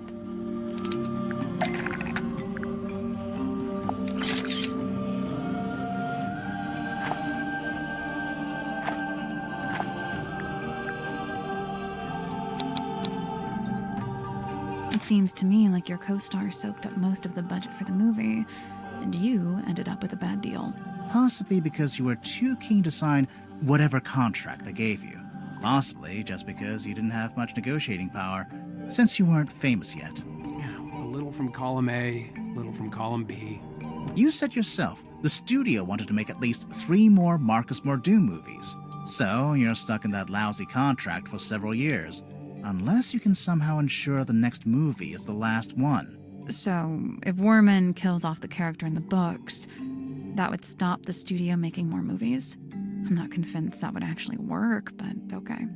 The point is, now that I'm a known actor, I could be making more money with a different studio. A lot more. But I can't let it get out that I wanted the Mordoom character to be killed off. Everyone's gonna take it the wrong way. They'll call me greedy and ungrateful. Look, you gotta understand, killing off Mordoom isn't just about me. I was also trying to help Werman. He's been looking for a way out, too. A way out? He's not enjoying writing the books anymore. The whole thing became just this awful burden. I'm sure he'd be happier if he could just be done with it. Hey, besides, maybe killing the main character would actually make for an interesting story. Did you ever consider that?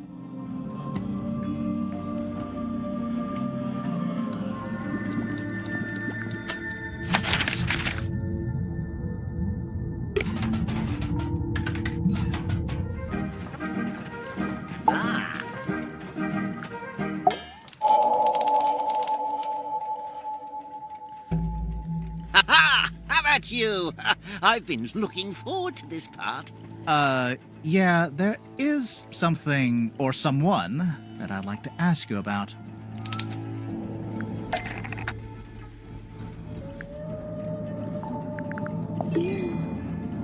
Cornelius? What about him?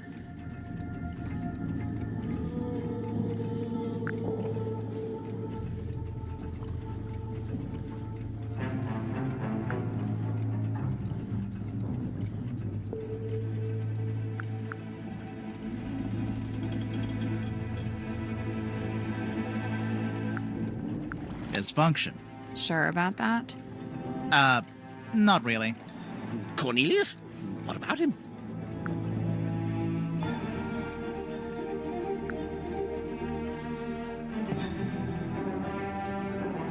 His appearance. I don't think he looks quite like he's supposed to. What a thing to say! You've only just met him!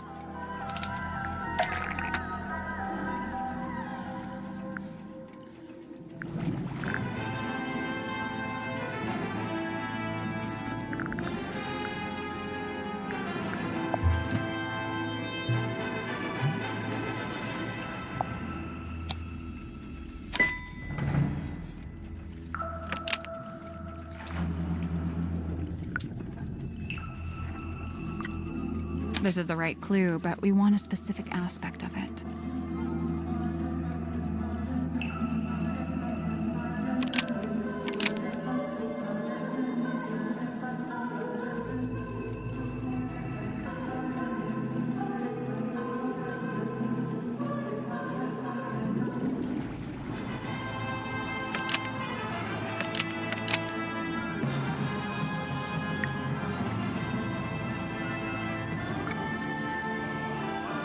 Now you mention it, they don't match at all.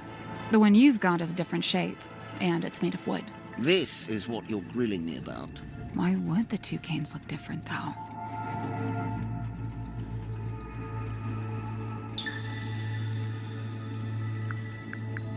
Rip made a new cane after arriving on the submarine. What a damning accusation. Yes, I made a new cane, and yes, it's made of wood. Where are you going with this?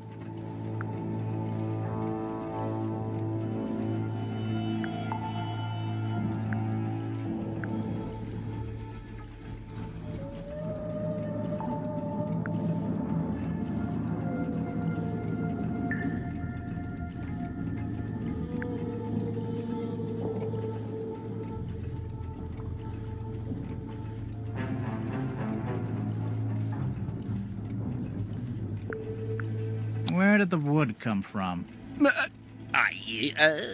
I forget.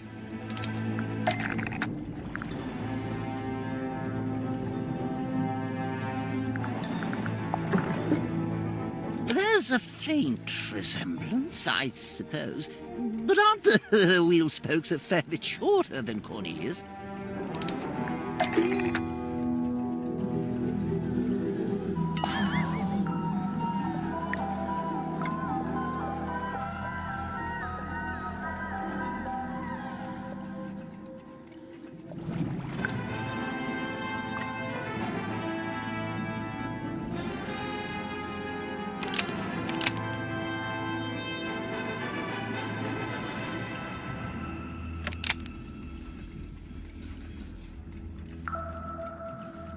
Remarkable! This is quite the revelation. Oh wait, you're saying you didn't know the wood came from the wheel?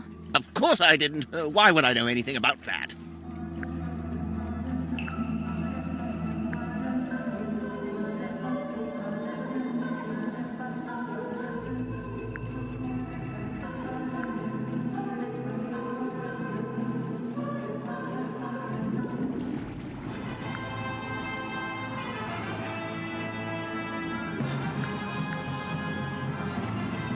Because you've also got the rest of the broken wheel pieces.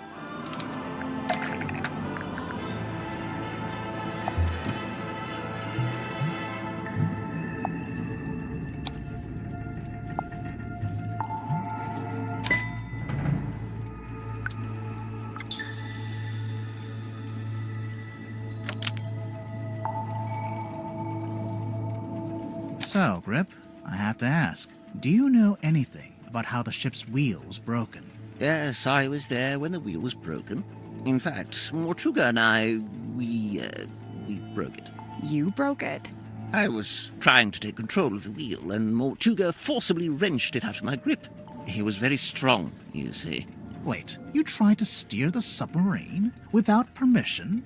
I did. Why? There'd been a disagreement. It's nothing, really, not important. A disagreement? About what? Where to take the submarine? Something like that.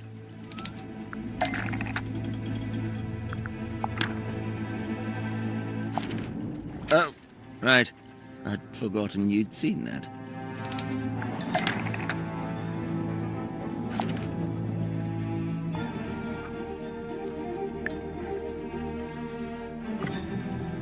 Map interpreted by Godric Grip. For customer, Magnus Mortuga. It's a record of service from your shop.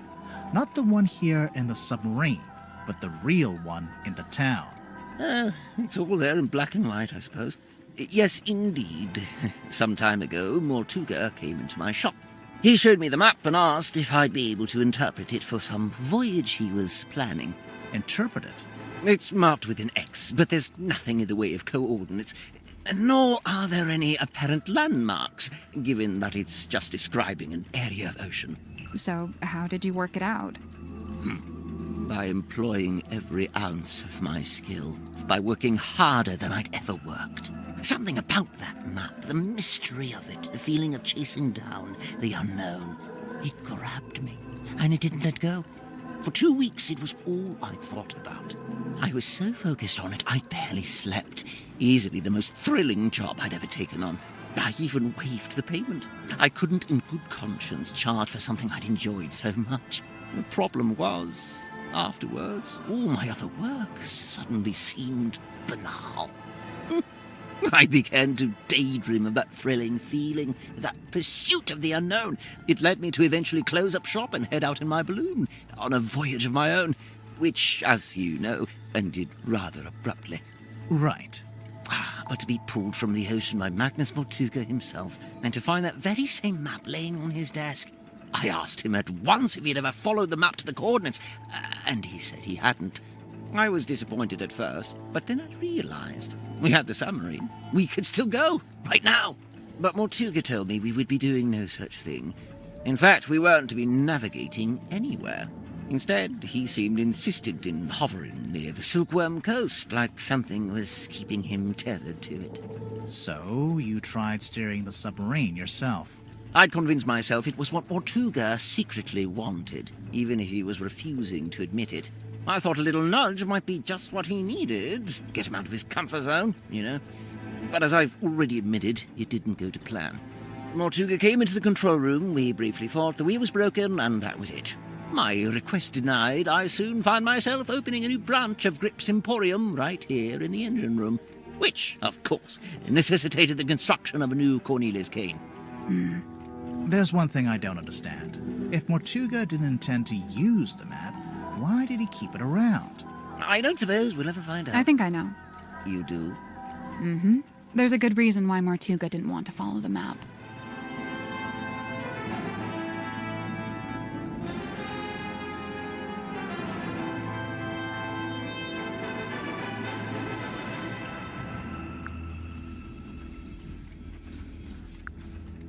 He'd already followed it. What makes you say that?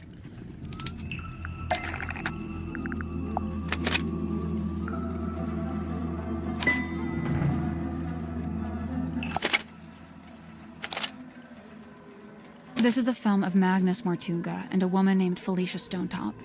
They're talking about their plans to follow the map. Remarkable. Wait, was that filmed here on the submarine? No, in fact, it's not a submarine at all.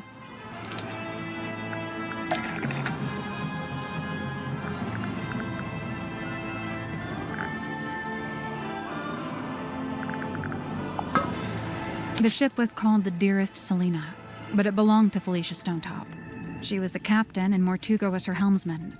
See, he's at the top there, manning the wheel. You know, that's been on his desk since I arrived, and I never once thought to ask him about it. So, okay, We know they intended to follow the map, but do we know if they actually managed it? Good point. Making plans is one thing, but a successful expedition is quite another. I can't be sure, but there was something we found here in the submarine. Something that suggests to me Mortuga actually did reach the center of the map.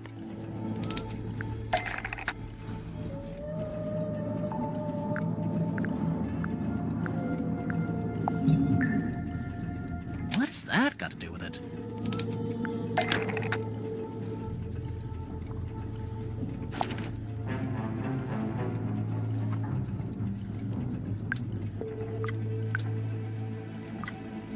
Oh yeah, look at that. I think you might be right. But why didn't he just tell me? What did he find in the ocean that was such a big secret? Surely it wasn't just this. It hardly seems like anything at all. Well, buoys are normally put in place to mark a position. The position of something else in the ocean? It has to be. Think about it. If the buoy wasn't attached to anything, then it would have floated away, making the map worthless. So, if they found the buoy when they went to the center of the map... It was only because it was attached to something else at the time.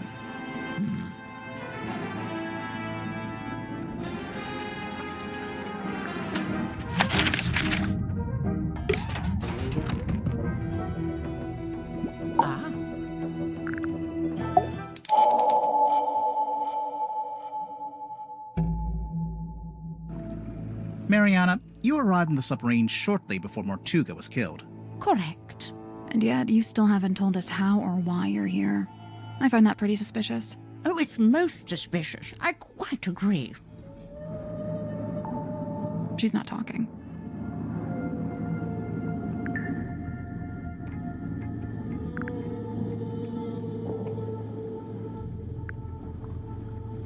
Somebody asked you to come onto the submarine. And how, may I ask, would somebody do such a thing? They called your phone. A phone, you say? Well, not me. Oh, no. I'm no good with technology. Huh. I'm not sure that's entirely true, is it?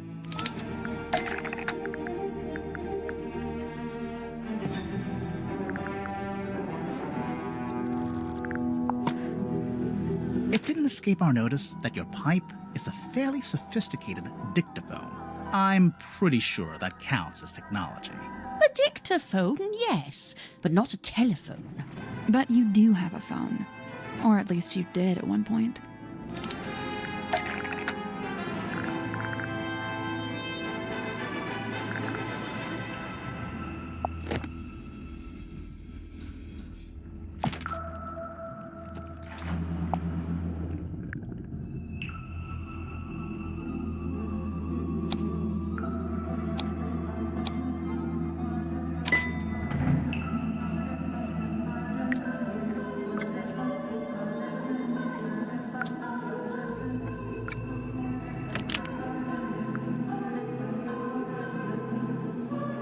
For whatever reason, there's a photo of you in this pocketbook, and beneath it, a phone number.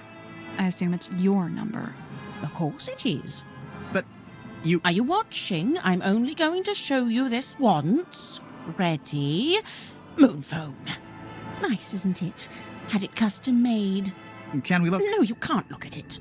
The battery's perished. I haven't used it in several days.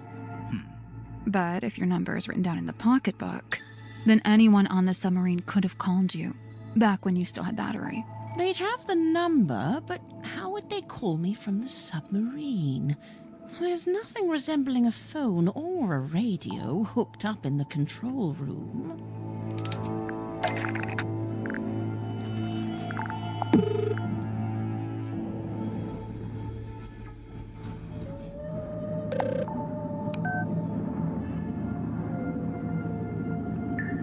Dirk wouldn't need to use the ship's phone. Much like you, he's got his own. What's more, there were 2 outgoing calls to your number. Oh, dear me, someone doesn't know how to clear their call record. So, you admit it was Dirk who called you? Absolutely not. But we just... It wasn't Dirk. I'm willing to bet it was Mortuga. Do you deny it? No. I just need to be careful what I say next.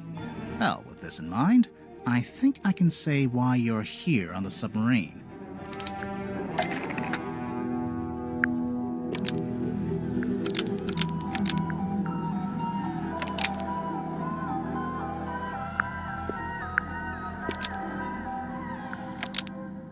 Mariana Moon brought something onto the submarine to give to Mortuga. You brought something onto the submarine. What was it, Mariana? I can't say. I made a deal with Mortuga, and I intend to stick to it.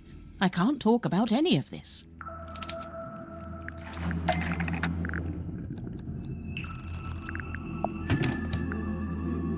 We found this box in Mortuga's quarters. You don't happen to know how to open it, do you? I can't say. Sorry. Thus confirming that this is what you brought on board for Mortuga. Otherwise, you'd be free to talk about it. Damn. So, you're only on the submarine because Mortuga asked you to bring him this box. What did you get in return? Money? The answer was right there in your question.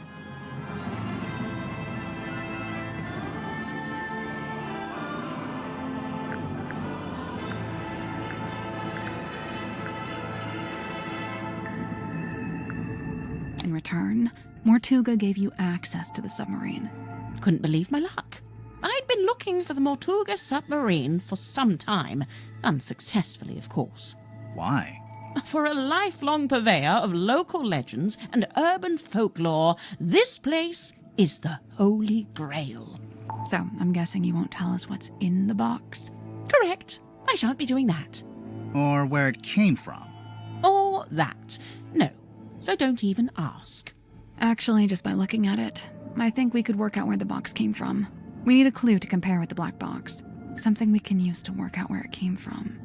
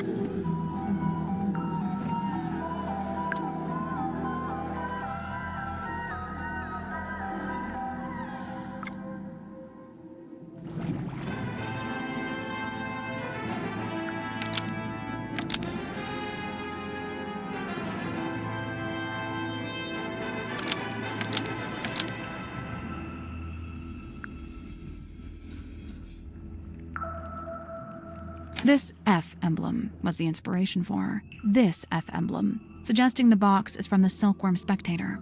That's not right.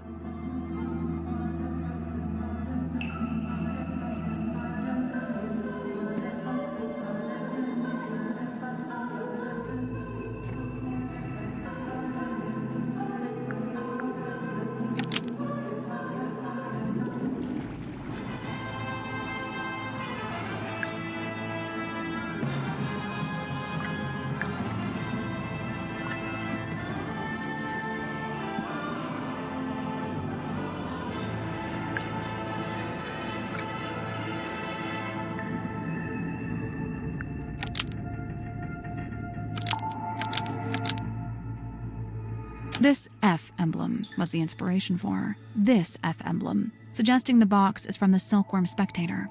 That's not right either.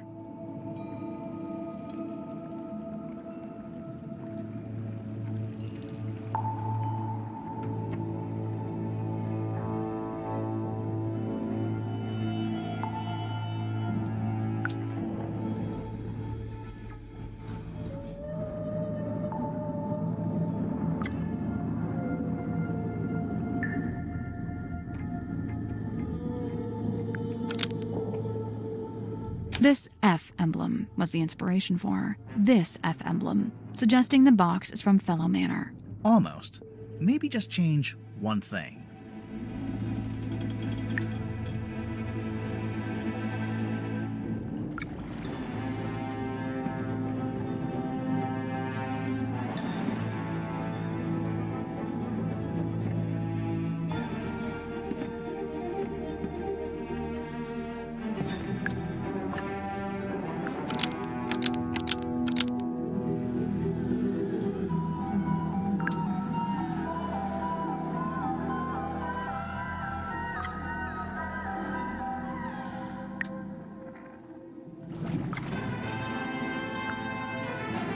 This F emblem was the inspiration for this F emblem, suggesting the box is from the Silkworm Spectator. That's not right either.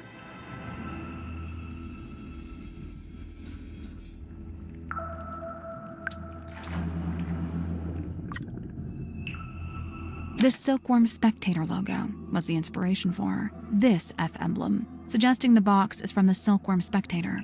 That's not right either.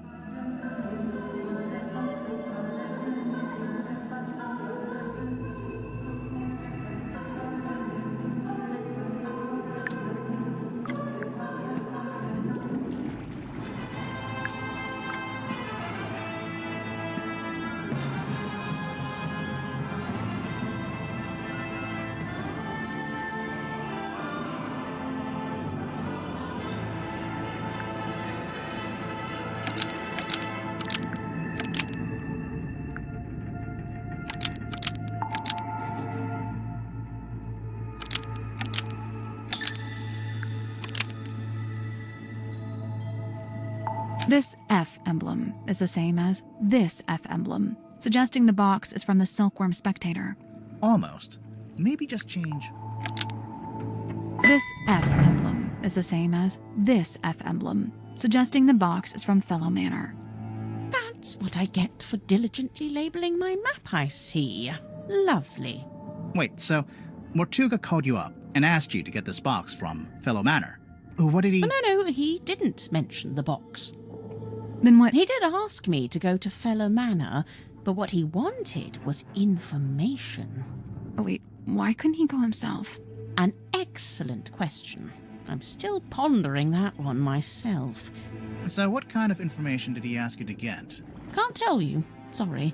But the information Mortuga wanted, whatever it was in the box. I believe so.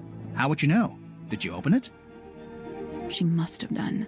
And when you gave it to Mortuga, he must have opened it too, to check it had the information he wanted.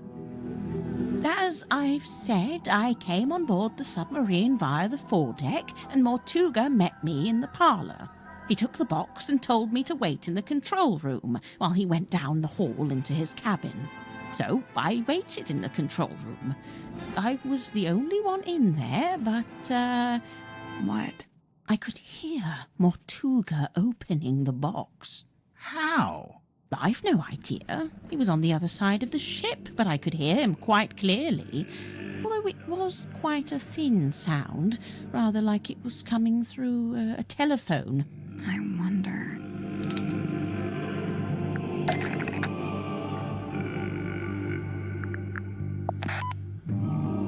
We found this radio hidden in Mortuga's cabin.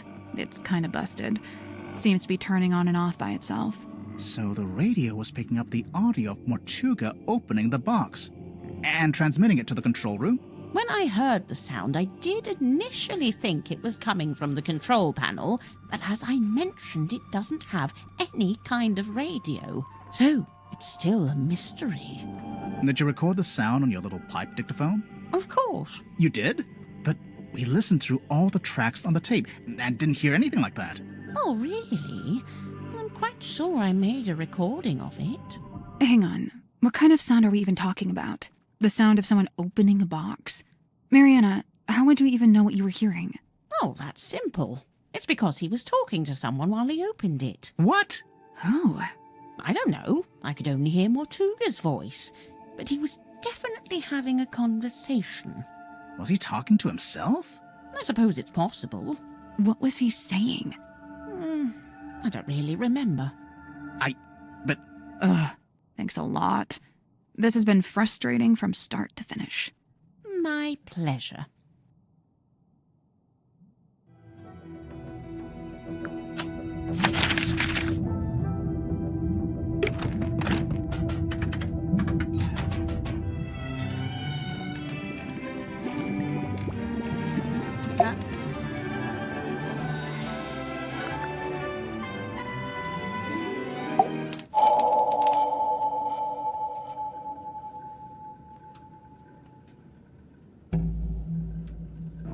Cynthia, you became captain after Mortuga died?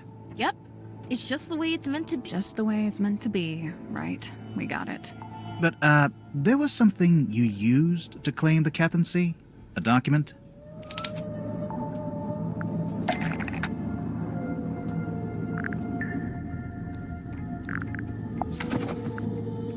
Correct. Okay, but you have to admit, the wording on this thing is kind of vague. It doesn't actually say, "Hi everyone, Mortuga here. Cynthia gets to be captain if I die." Let's review, shall we? This contract represents an agreement between the two individuals in contention over the ownership and command of the Mortuga submarine. The two individuals, that's you and Mortuga? Indeed. But you're not actually named, by name. If I may continue, for their own safety and privacy, these two people shall only be referred to as Party A and Party B. See, Mortuga was quite a private person. He was just being considerate. You call it considerate. I call it convenient. So Mortuga is Party A. Correct. Previously, Party A has been considered the legal owner of the Mortuga submarine, and thus its rightful commander. He's clearly talking about himself. It's the Mortuga submarine, after all, and he was the commander.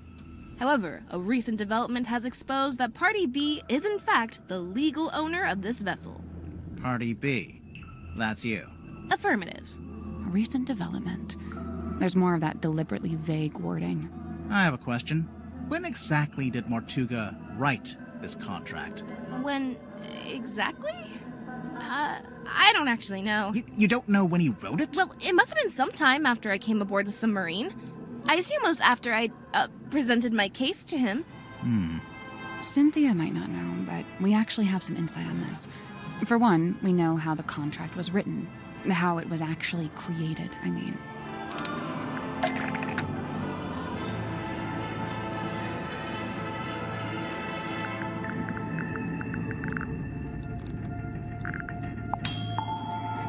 It was typed on Worman's typewriter, so it was made sometime after Worman arrived. And Worman and Dirk arrived after I did, so this gets me off the hook. Try not to sound too relieved, but yeah, this does seem to confirm it. So, my next question is this. When did you sign the contract?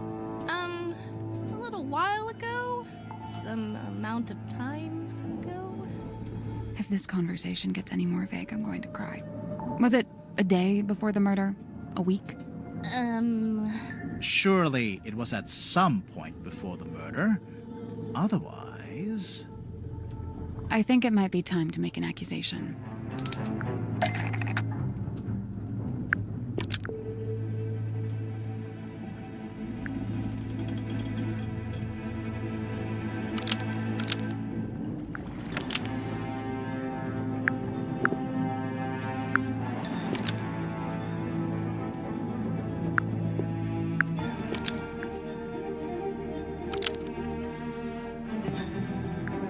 Cynthia Seafoam signed the contract after Mortuga's murder and forged Mortuga's signature.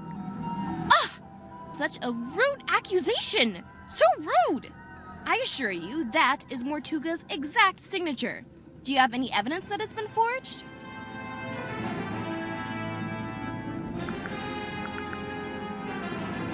We have evidence in the form of a clue.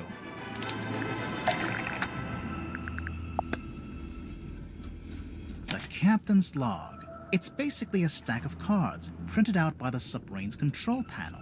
Each little card has a space for the captain to sign, and the most recent card is signed by you, Cynthia. All the rest are signed by Mortuga. Well, sort of.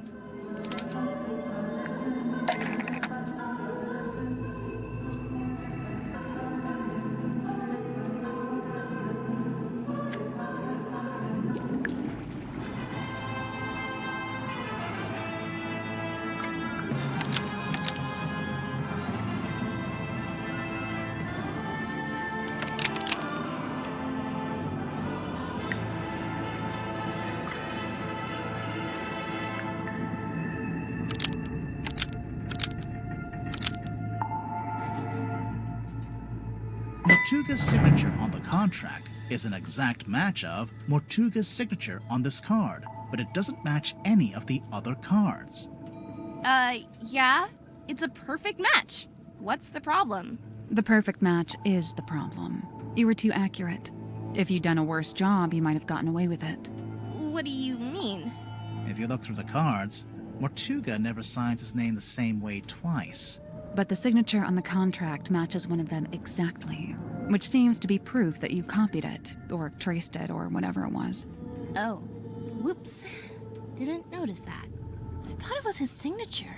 Why doesn't he have a signature? So, if Cynthia forged the signature, that means Mortuga had the contract typed up, but then never signed it? Right after Mortuga was killed, I went looking to see if he'd written a will. That's when I found it, laying inside the little hatch in the control panel. I grabbed it and hurried back to my room to read it. After reading it, I could come to only one conclusion, that he wrote it about me, but never got a chance to show it to me. Remind me why you were so sure it was written about you? A recent development has exposed that Party B is in fact the legal owner of this vessel. You're really the legal owner of the Mortuga submarine? It was originally the Seafoam submarine.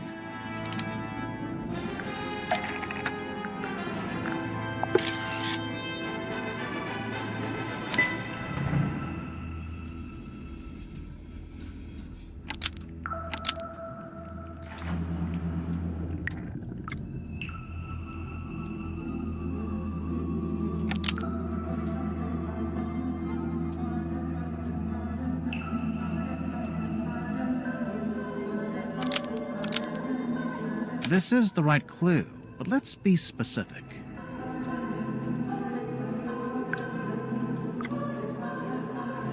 This was back when it was still being built. The Seafoam submarine was never completed. We got close, and then we stopped. It lay rusting in the shipyard for some time. Mortuga would eventually purchase it from my father. At which point it was altered, completed, and renamed the Mortuga submarine. Altered?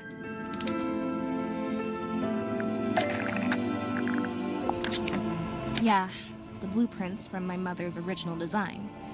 But as I said, that version was never completed. I've been trying to update it to show how the submarine looks now. The design changed a bit after Mortuga bought it. Wait, if Mortuga bought it, then he did own it. It wasn't a legitimate purchase. It wasn't my father's to sell.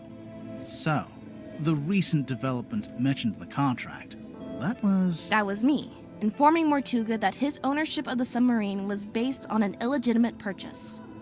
My intention was to refund his payment and undo the transaction, placing the submarine back into my ownership. Wow, I bet he loved that. Refund the payment? You tried to give him his money back? Not money, something else.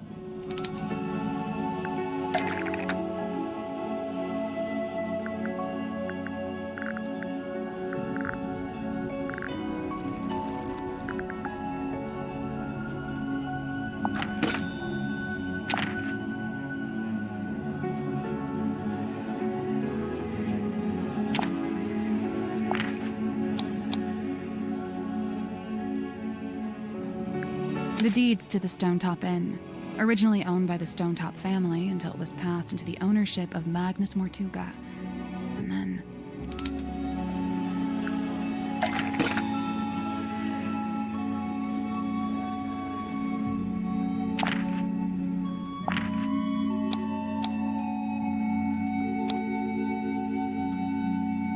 Deeds passed from Mortuga to Donovan Drummond, Cynthia's stepfather.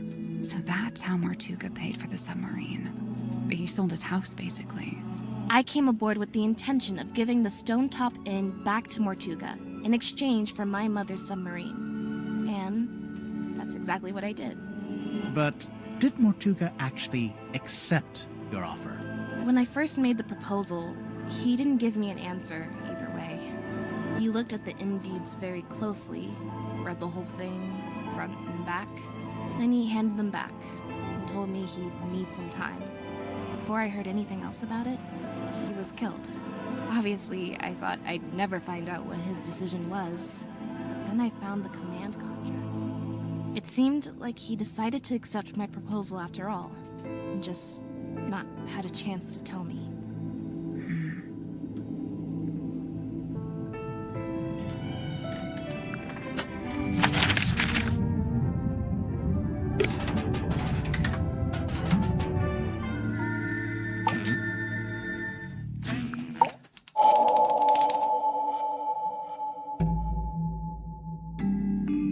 Worman, you're from Silkworm-on-Sea, is that right? So technically no. My father and I moved there when I was very young. But for all intents and purposes, let's say yes. Why not? And you first worked as a newspaper journalist, but then moved away to be an author? I literally left my small town to go make it in the big city. It's so banal. I'm not a man, I'm a walking cliché. But then, right as your writing career was peaking, you came back. And now you're here on Mortuga's submarine. Remind me why you're here again. 2 words. Writing retreat. I've been trying to write this accursed book, but I couldn't focus with my publisher breathing down my neck. That kind of pressure is not conducive to one's creative process. Surely there is something specific that made you come back to the town and seek out the submarine. Something specific?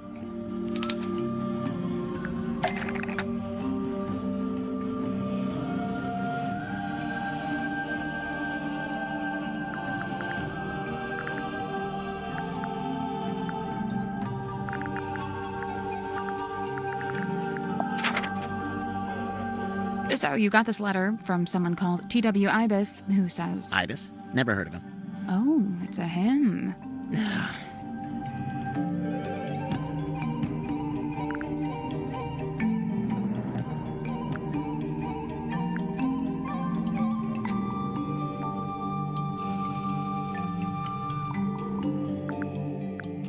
T.W. Ibis is Worman's old boss.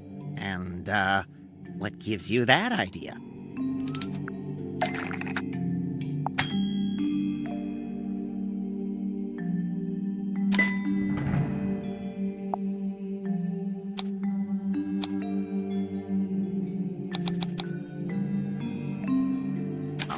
Look at you guys doing a little investigative journalism of your own, huh? So this Ibis guy, this is someone you really looked up to, like a mentor. Steady now. He was just my boss. Let's not get all schmaltzy with this.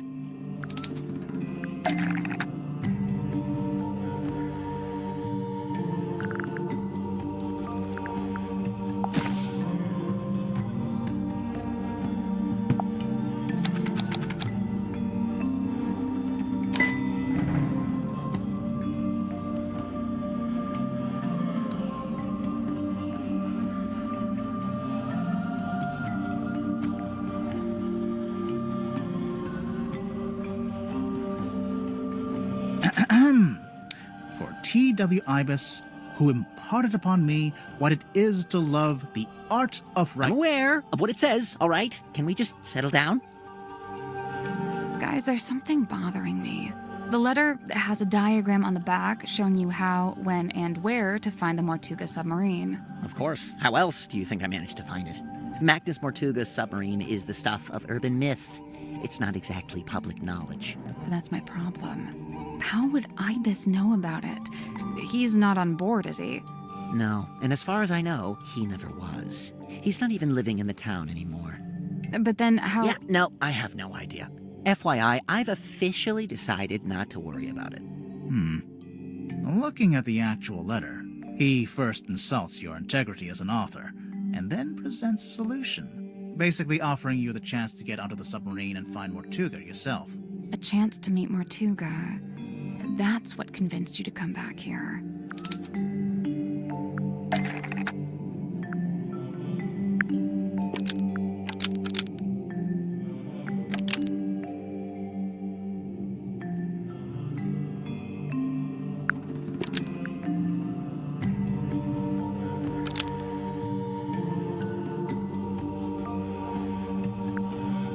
J.D. Worman needed to steal Mortuga's real-life story to use as the plot for his next book. I noticed you went straight for my sense of self-worth there. The main character of your book, Marcus Mordoom, he's based on Mortuga, isn't he? Loosely inspired by. That's an important legal distinction. And you're currently in the process of writing a sequel. I've said as much. And how's that going? Look, I don't plan on stealing Mortuga's real-life story any more than I have already. I assure you, I am working on my own book, on my own terms, with my own ideas. but you came back to... Other than the fact that I happen to be on his submarine, do you have any evidence that I'm stealing Mortuga's real story for my next book?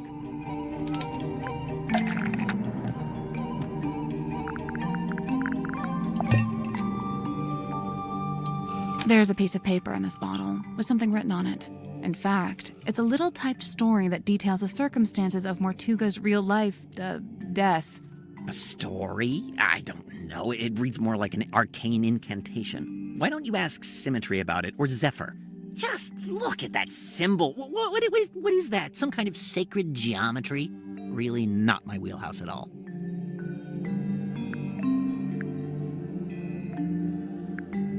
It's a drawing of a room on the submarine.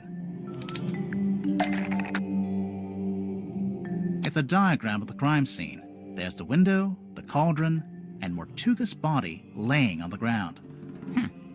Where did you find this bottle? Madame Tadpole had it. She found it floating in the ocean. Sealed in a bottle and found in the ocean. But you think I typed it? The piece of paper in the bottle matches the paper you use in your typewriter, which also matches the sheets from the command contract, and we know these were typed on your typewriter because you told us. Well, you've really done your homework, kids. I'm impressed. You admit you typed the story? It's not a story, it's just record keeping. After Mortuga died, I thought someone should write an account of what happened. Nice try.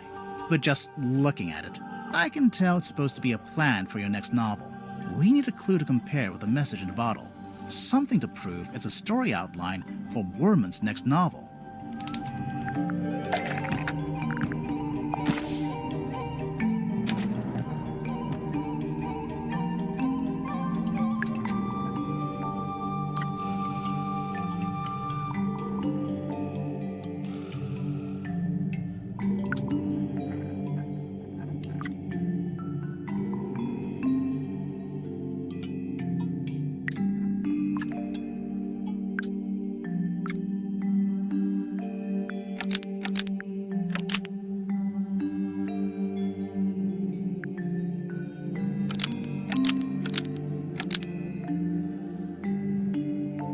The Curse in the Cauldron title is drawn in the same style as the Hex of the Helmsman title because it's a plan for the next book.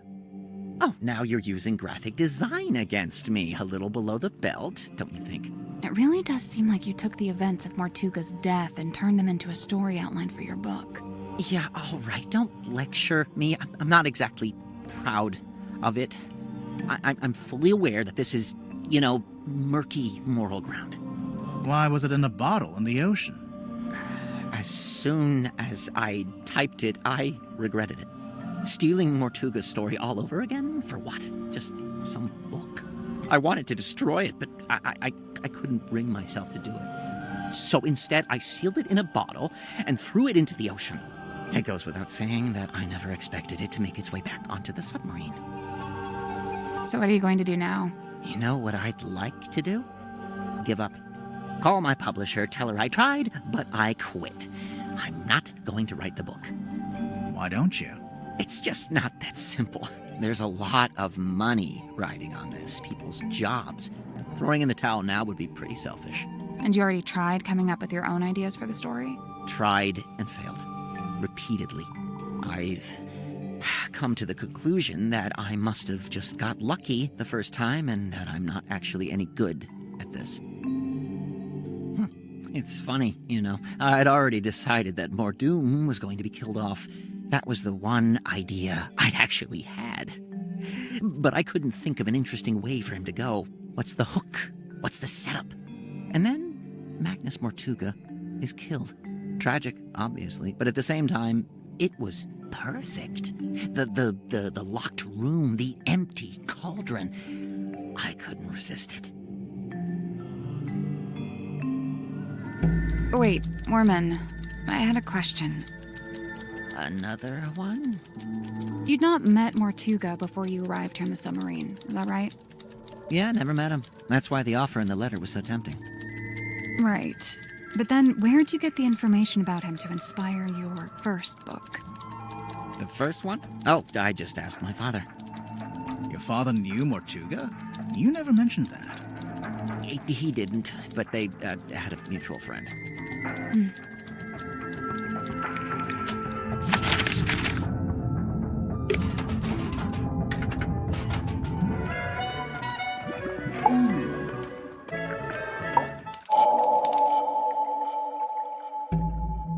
Tadpole, what would you say your relationship with Mortuga was like? We got on great. Where's this going? Did you ever disagree with him? Argue with him? Nope. Let's get to the point, Come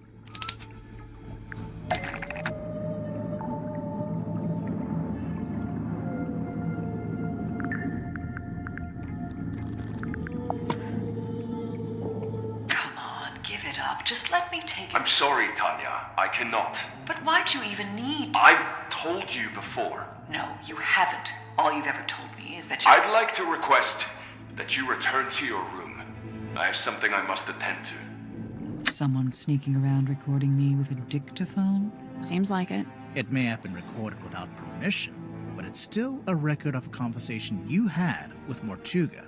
It sounds like you're trying to get something from him. Some kind of object he was keeping from you?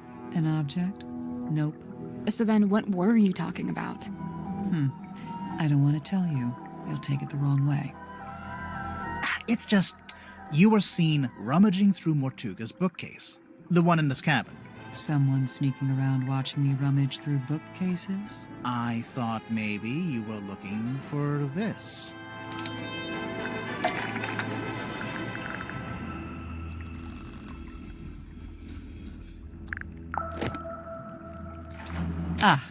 Nope. That all you got? I mean, it would neatly explain what that argument was about. Not an argument. And obviously I noticed that there's a dried blood stain on the front of the book. Nosebleed.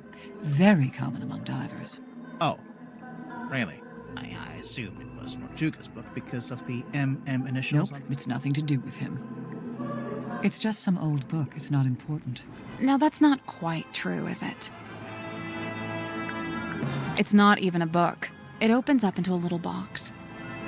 Mental note. Don't tell your birth date to Dirk Dansom. Well, even if you didn't take the book from Mortuga, there's something in there I wanted to ask you about.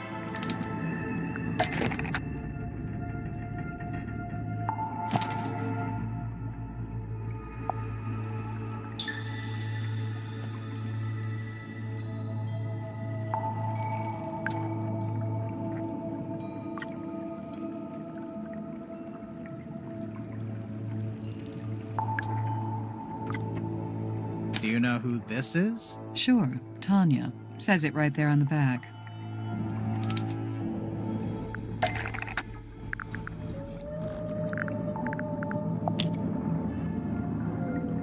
We heard you used to be a rescue diver. Mental note. Don't share any personal information with Dirk Dansom. Hey, they spelled your name wrong. It says Tapdole. Oh, unless... Yeah, that's my real surname. Tadpole begun as a stage name, but now I just wear it as my name. Right, sorry. Makes sense. A stage name, huh? So the book contains photos of these 3 women, one of whom we've established is you, Tadpole, since it has your old name written on the back. What of it?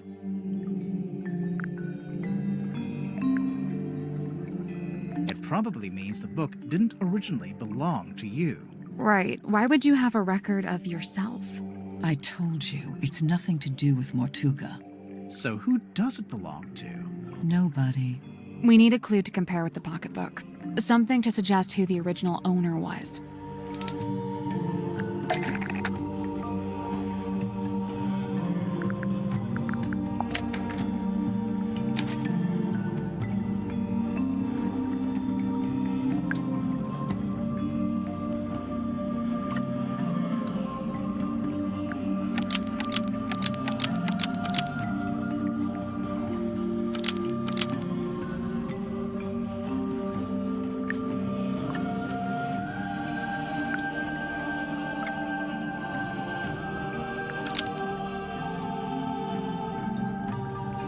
The scratch on the cover is an engraving of the WW initials because it was made by Waylon Wolfe.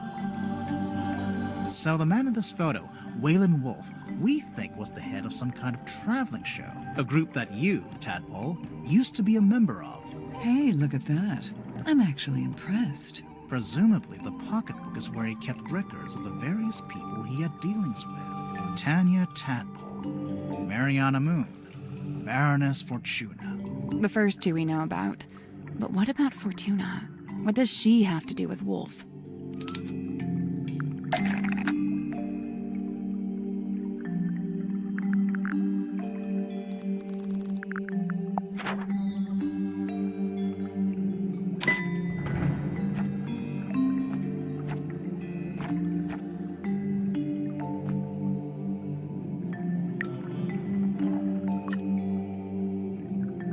Baroness Fortuna owns the Fortuna Hall Theater in Silkworm on Sea. We actually passed it on the way to the Stonetop Inn. It's all boarded up now. Perhaps Wolf's traveling performers came through Silkworm on Sea at one point, and perhaps some of them never left. It might be why Madame Tadpole's in this part of the world in the first place. So, if the pocketbook originally belonged to Waylon Wolf, Tadpole, how did you end up with it? I took it from him. I assure you, he doesn't need it anymore. So, it really doesn't have anything to do with Mortuga. But in that case, what was that argument about? Not an argument. Come on, give it up. Just let me take it. I'm sorry, Tanya. I cannot. But why'd you even need to? I've told you before. No, you haven't. All you've ever told me is that you're... Right, fine, I'll tell you. But you better not get all excited. I was trying to convince him to leave the submarine and give up the captaincy to me. What? Not because I wanted to be captain, but because I could tell Magnus didn't. I believe his tenure on board the submarine was some kind of self-imposed punishment. But I thought maybe he'd suffered enough. Maybe he deserved another shot at... At what? At whatever it is he actually wanted.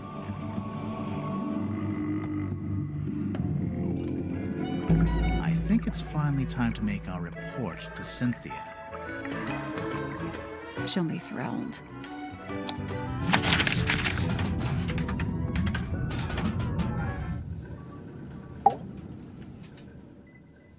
Hey, do you have a minute? We're, ready to make our report. What's wrong? I appreciate your hard work. Truly. However, I think it's time you left. What? We didn't even tell you what we found. People are starting to accuse each other.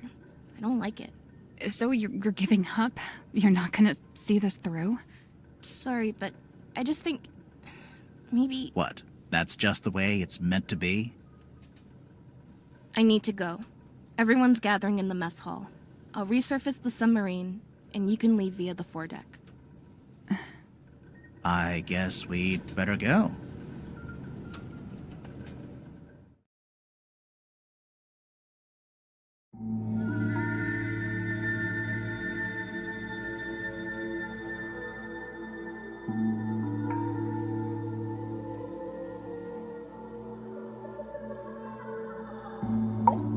She can't be serious. I really don't appreciate being kicked out. She didn't even pay us. We can worry about that later. I don't know if you've noticed, but we're currently stranded out here. Oh, yeah. Oh, wait, so how is Cynthia expecting us to leave the submarine? It's the foredeck. Looks about the same as before. What are we supposed to do now?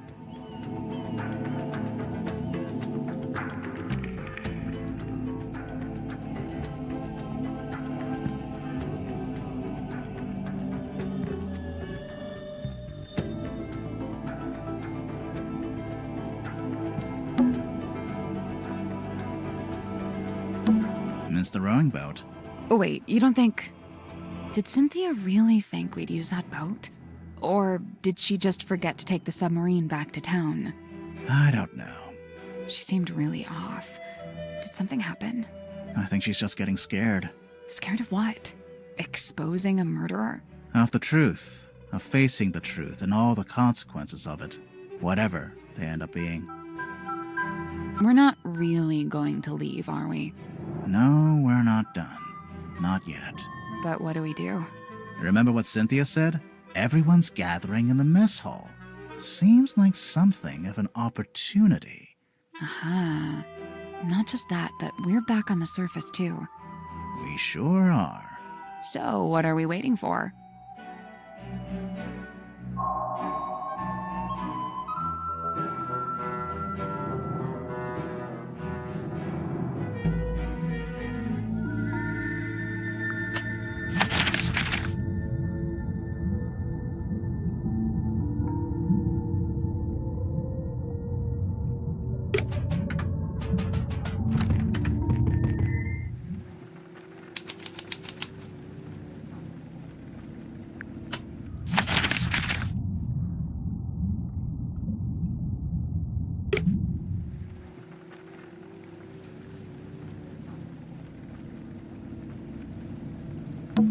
Holy Grimoire, there's a giant wooden woman tied to the back of the submarine. I was wondering if they kept this. I half expected to find it inside the submarine somewhere, but it's too big to fit in the storeroom, I guess. It's the figurehead.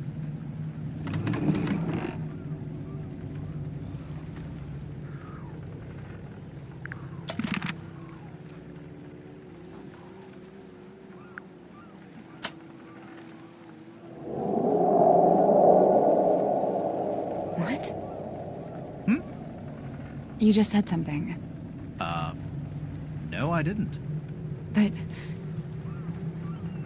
never mind.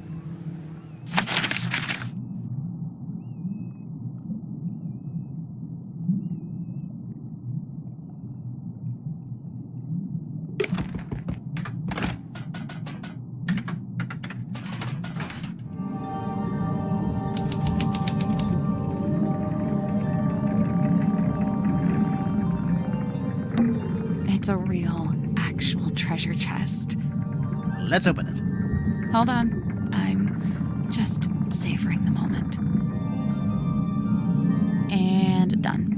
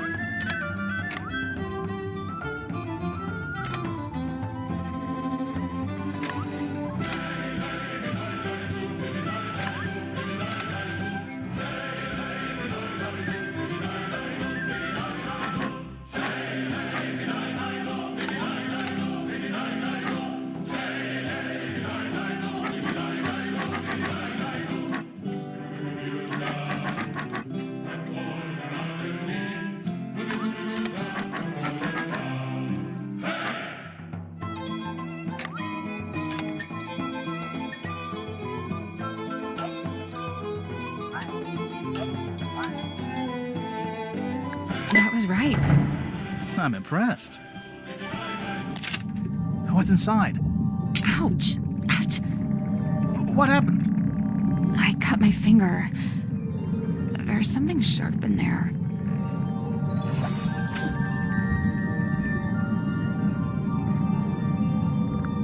I guess it was the coral that's sharp. It's weird. It's like crystal. What's wrong with you? It's actually treasure. Coins, pearls, gems. Standard treasure.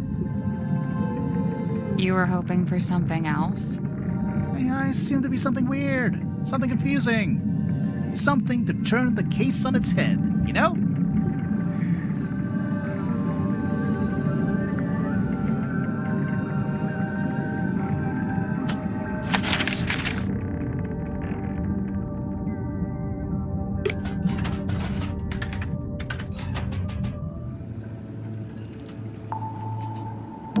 Can we look at the control panel? If you promise not to press any of the buttons. I will make no such promise. Now Cynthia's not here, we can finally take a closer look at that jacket. We could, but it's still locked behind glass. There must be some way to get at it. Well, there's an electronic panel over here.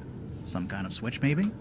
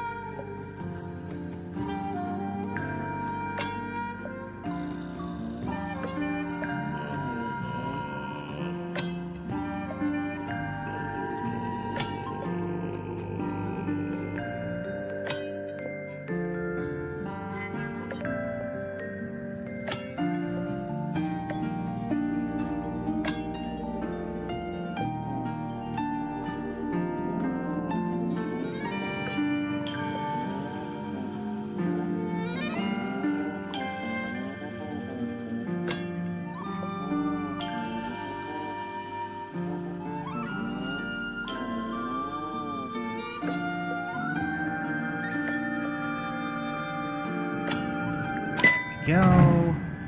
Nice.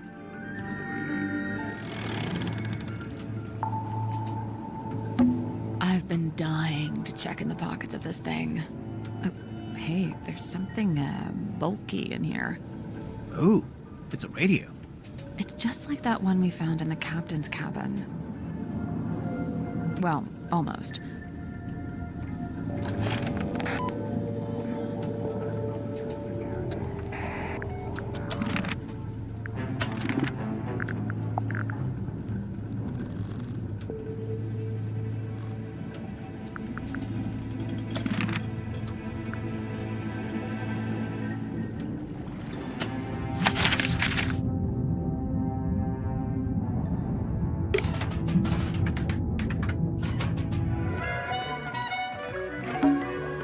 Tadpole's not here. Thus, you're free to start breaking her belongings.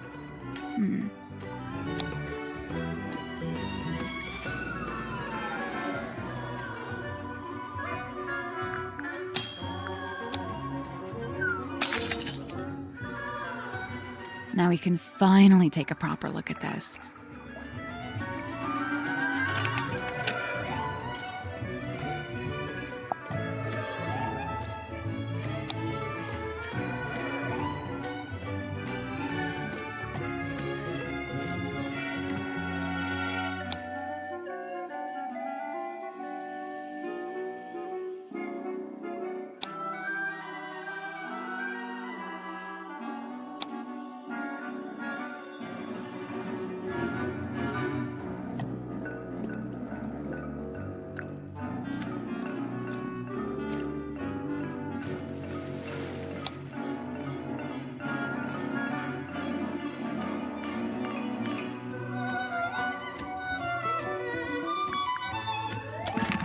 Well, that looked familiar. It's a secret third page of the command contract. Secret second page, technically.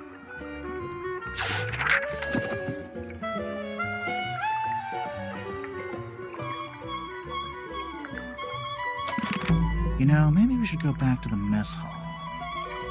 I thought we were avoiding it. Everyone's in there right now. Yeah, well, that's exactly why it might be useful.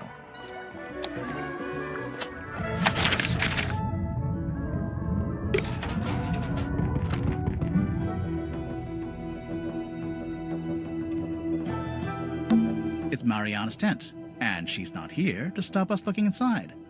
So, is there anything in there? Yep, a mushroom puzzle box. A what?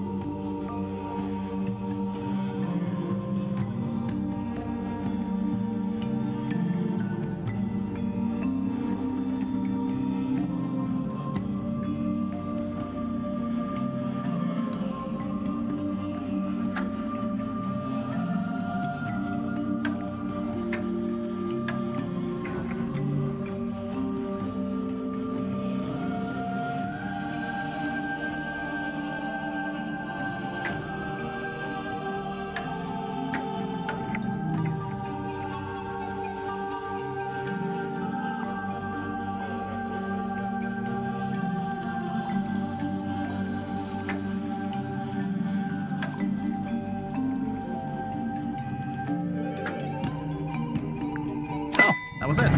Nice work. It opened. What's in there? It's a little plastic thing. Oh, wait, I know what this is. It's a tape from Mariana's dictaphone.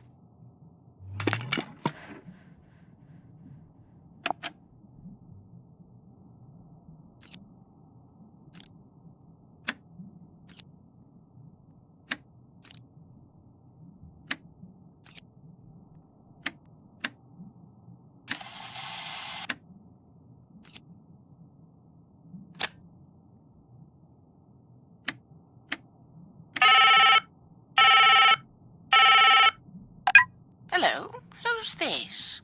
My name is Magnus Mortuga. Oh, yeah? Just happen to have my number, do you? Listen, buddy. I'm not lying to you. You and I share a mutual acquaintance, and she has informed me of your skill set. I wish to hire you, and I believe I have something I can offer in payment. I'm listening. What are you after? I'm in need of information. Information about a woman named Felicia Stonetop.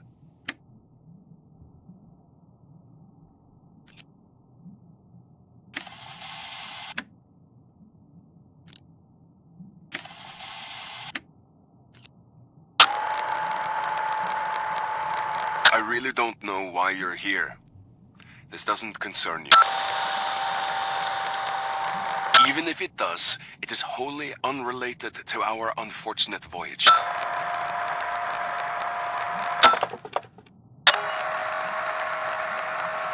It doesn't open that way, it slides out at the side.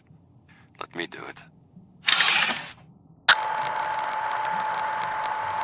There's something inside. Wait, what's this?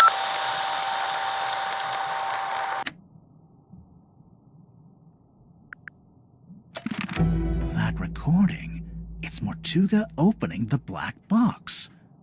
It's what Mariana said she recorded while she was in the control room. And just like she said, Mortuga's having a one-sided conversation. I think it's missing half the audio. If only we could hear the whole thing. Even as it is, I'd say this is a pretty important discovery. Oh? We finally know how to open the black box. Do we? Yep. It's no wonder we couldn't get the lid open.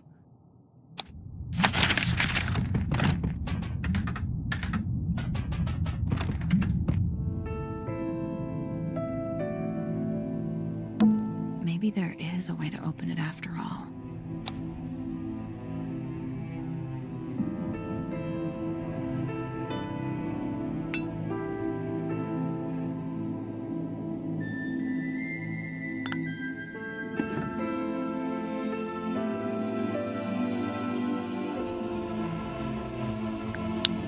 Slides out at the side. Let me do it.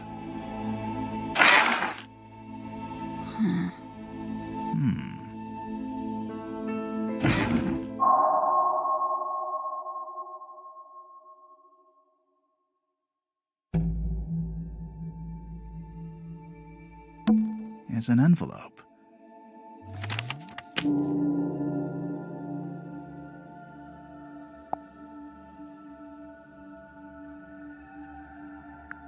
It's empty. Those black edges. Yeah, it's a mourning envelope. It's used to send news of someone's death.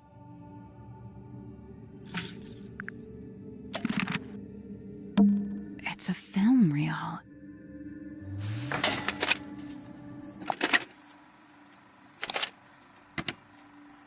The rain is incessant, but it's oddly localized, like a local biome. Fluid.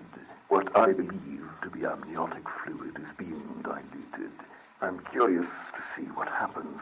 We believe it was born here long ago. How long, I cannot say. We found traces of its pilgrimage to the south. It's barren for some miles until, of course, you near the coast. Follow the line and you'd come to a small settlement known as Silkworm. It may be endangered, or it may hold a position of insight. I'm not sure.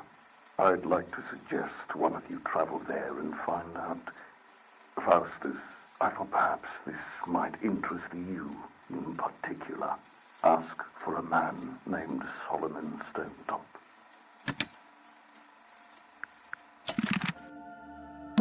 It's a scroll.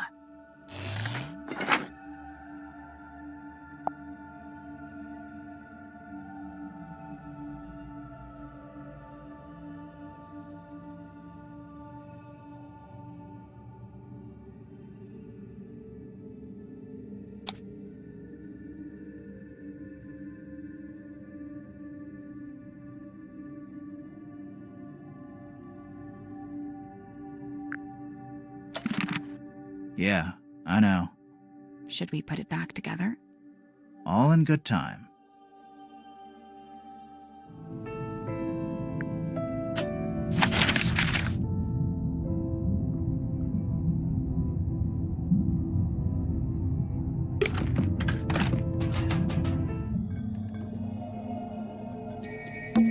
Let's take another look at this bookshelf.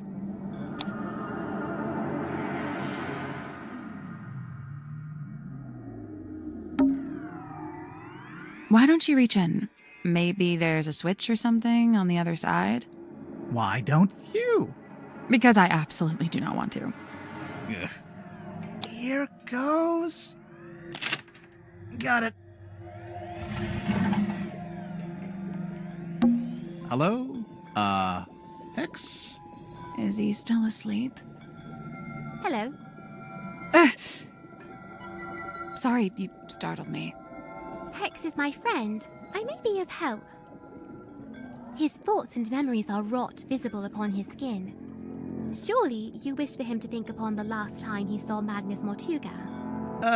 Yeah, sounds good.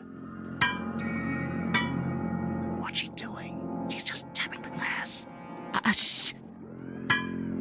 It is done. Thanks. I was never here. Wait, where'd she go? Never mind that. Take a look at this.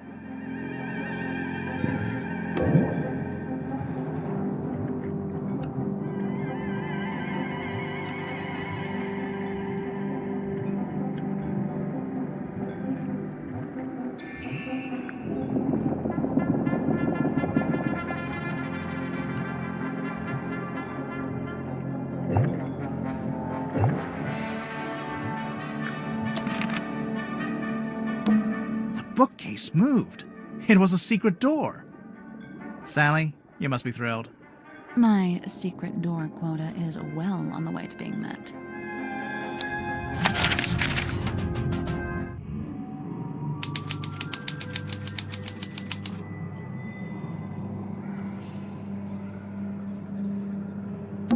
Is that what I think it is? I want to take a closer look at it, but it's locked behind glass.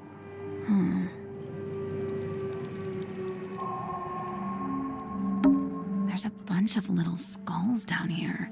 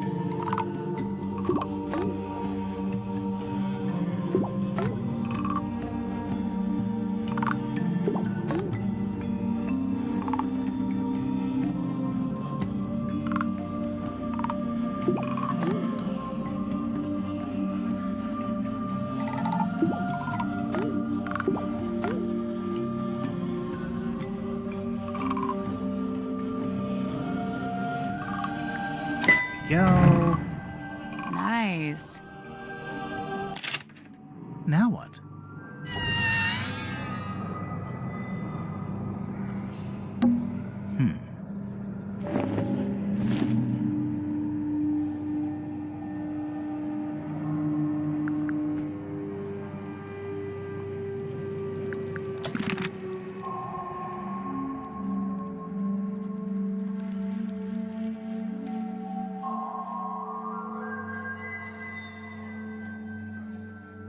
Let's take a look around first. What's that? A letter?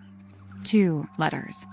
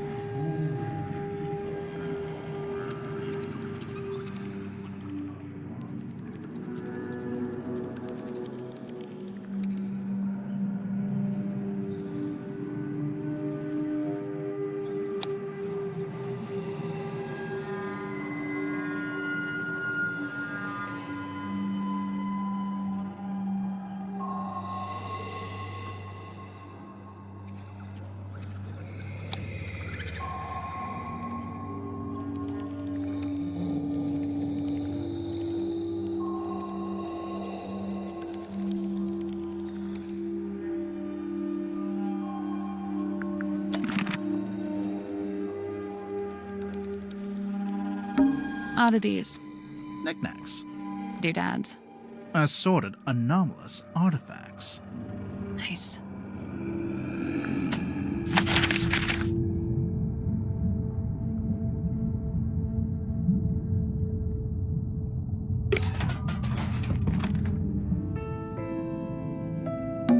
Maybe it's time we took another look at this iron bell. So, we've been calling it a bell this whole time.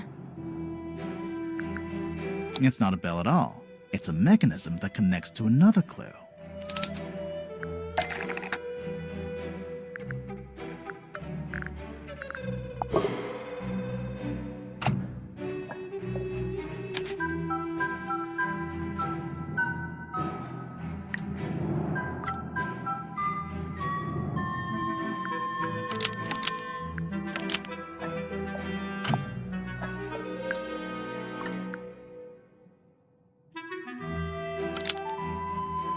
The hanging part slots into the shape on the lid to lock or unlock the cauldron.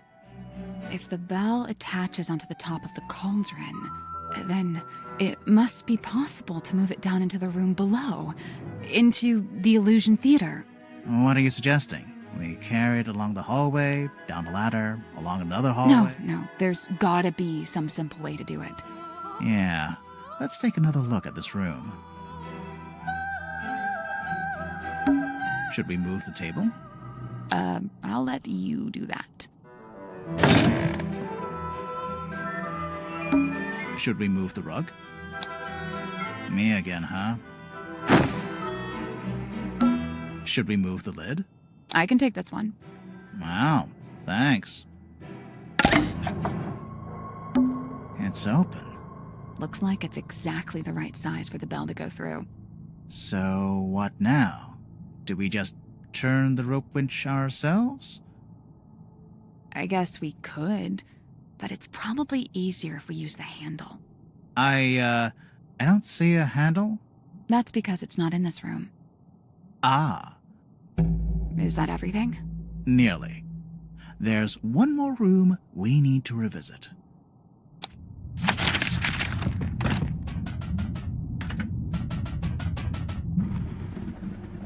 Well, here we are. One last time. There must be some way to get the iron bell to lower onto the cauldron.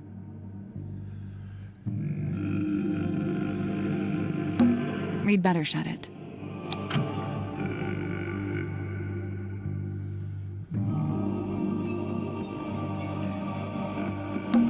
That poster, it's taped to a pipe on the wall. The pipe looks a little loose. Do you think it's supposed to move?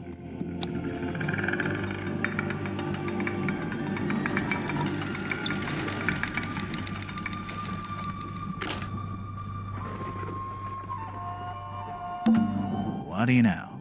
It fits perfectly. So when the iron bell is placed over the cauldron, it can be used to lock or unlock the lid. It could, if we can work out how to activate it.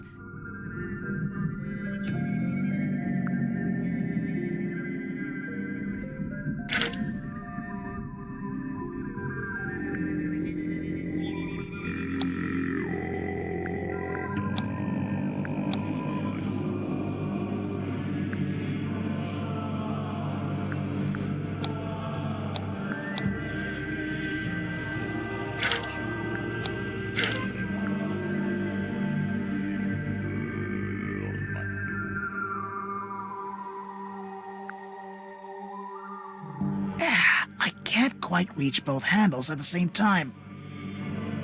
Maybe if my arms were a little longer. You know, you don't have to stand there with your face pressed into it. I'm not.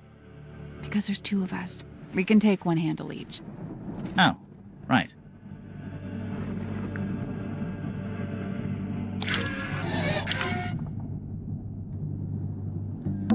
So that's how you unlock the cauldron. The top part spun around. That mechanism, it was really fast. But there's something in particular I think we should take a look at.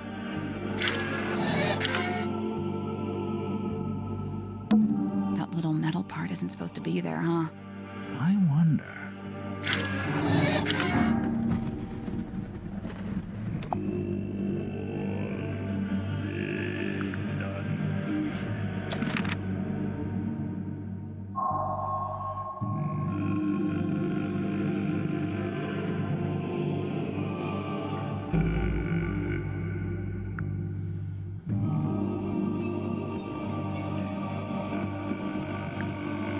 Let's put this together, shall we? Go ahead.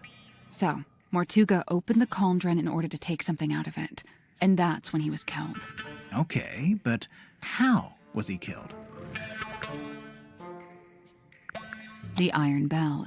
We know that the cauldron lid is unlocked by that screwdriver kind of thing on the iron bell.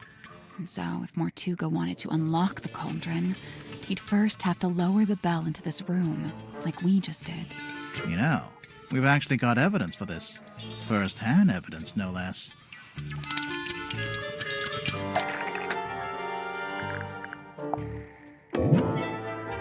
Hex had a memory of seeing Mortuga through the window of the Illusion Theater.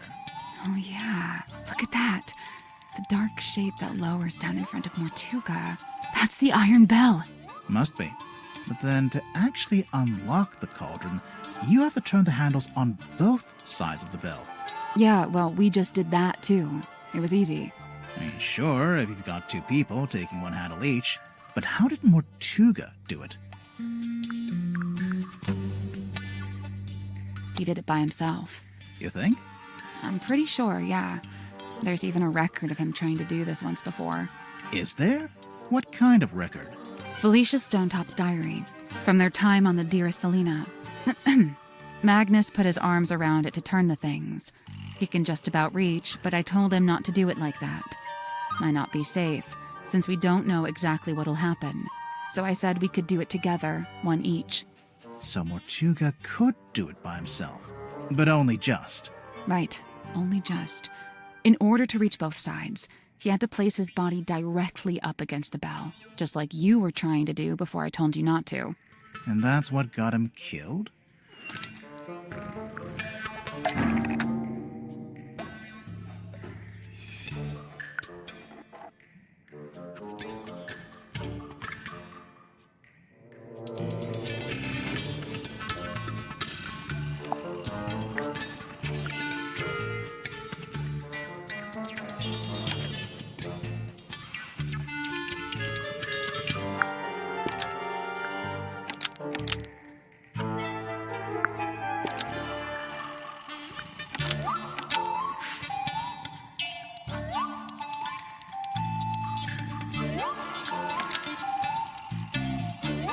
The metal thing was wedged into the iron bell to kill Mortuga when it rotated around.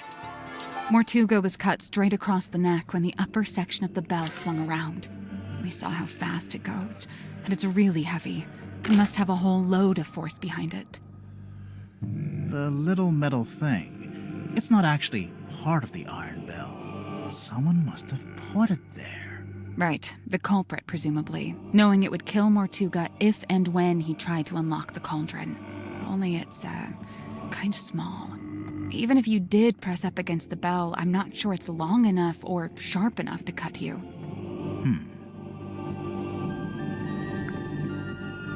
It was longer, but it's been broken in half. The part sticking out of the bell isn't the complete murder weapon. It's a fragment left behind when it was broken, presumably when the culprit took it back out. A fragment of what? A knife?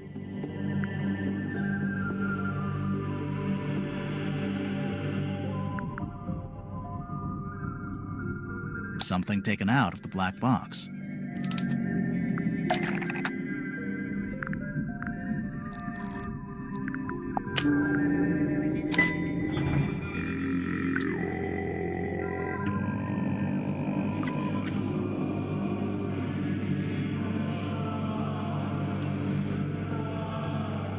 This is the right clue, but let's be specific.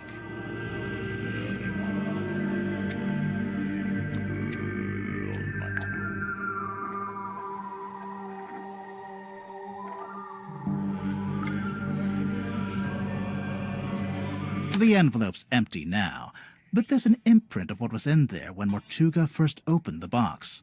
It's pretty clear. You can see exactly what shape it is. Okay, but what is it? And why was it in that envelope?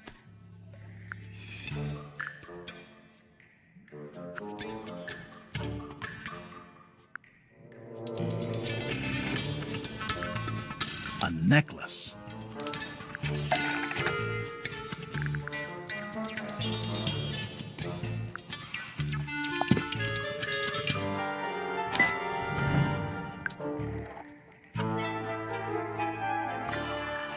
It once belonged to Felicia Stonetop. She's wearing it in the painting. I'm pretty sure she is, anyway. I don't know. It doesn't show the necklace very clearly. It's half hidden in her dress.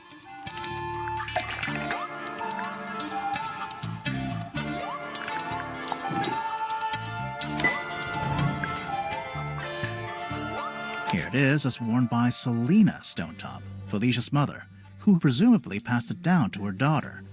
I'm assuming that's why it was eventually sent back to Silkworm, back to its original owner after Felicia died.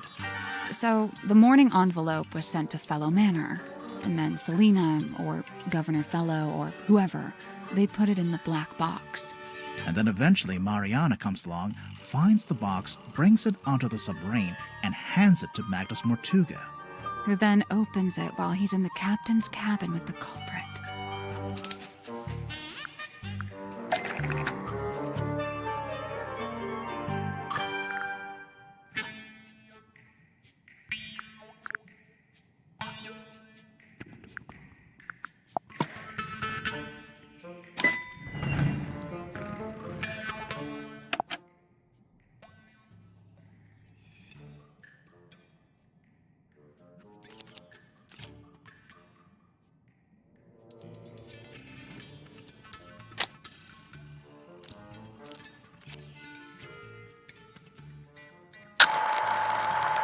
don't know why you're here. This doesn't concern you. Even if it does, it is wholly unrelated to our unfortunate voyage. It doesn't open that way. It slides out at the side. Let me do it. There's something inside. Wait. What's this? What happened next? Well, we know Mortuga didn't stay too long in the captain's cabin, since Mariana told us he came back into the control room. So, maybe Mortuga left the culprit in the cabin with a necklace? And that's when they could have wedged it into the side of the iron bell, so that if Mortuga attempted to unlock the cauldron by himself, it would be the last thing he ever did. There's something I don't understand. What? Mortuga opened the cauldron in order to take something out, and that's when he was killed. Right. So why was the cauldron empty?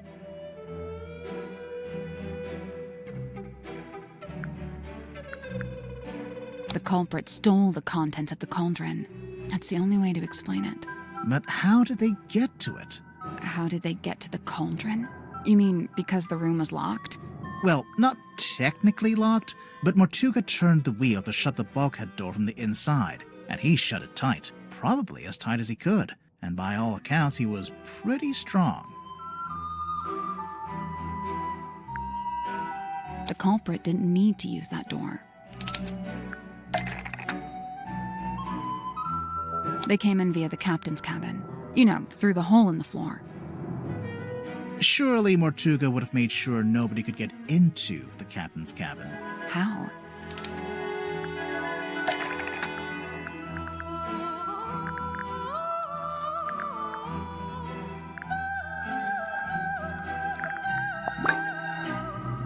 He had a key, he would have locked it. You think? Definitely. Since he'd have rearranged it like we just did, moving the desk and the rug to reveal the hole. He wouldn't want anyone wandering in and seeing that. So the culprit would have needed the eyeball key. Mm-hmm. But how? I doubt Mortuga left it lying around. He probably took it with him. Yeah, I'm pretty sure Mortuga did take the key into the illusion theater. But then he died in a locked room. So how did someone else get hold of it?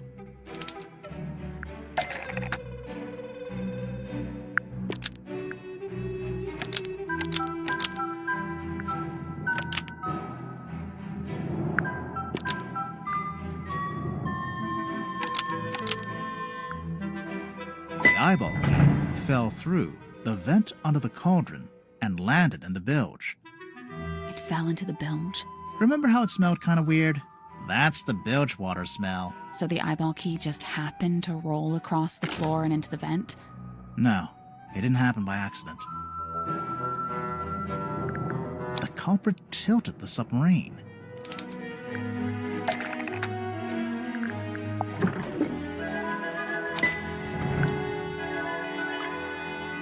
Making the submarine surface tilts the front end up and the back end down. They moved the whole submarine just for that? Yep. Did we, have any evidence for that? Aside from most of the suspects mentioning it in their statements? Oh, yeah. Anything else? A clue found at the crime scene.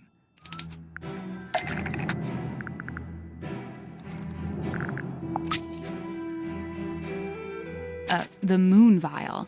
How is that evidence of the submarine tilting? It makes sense if you know where it came from. Oh, yeah. We found a part of it that got left behind.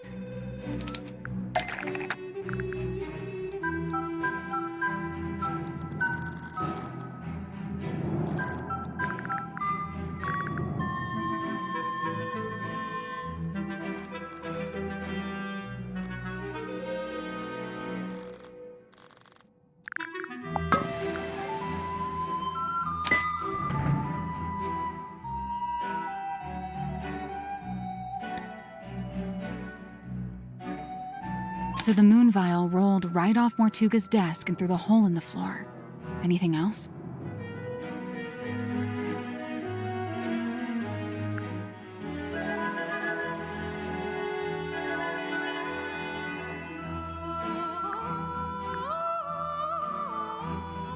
A clue found in the control room.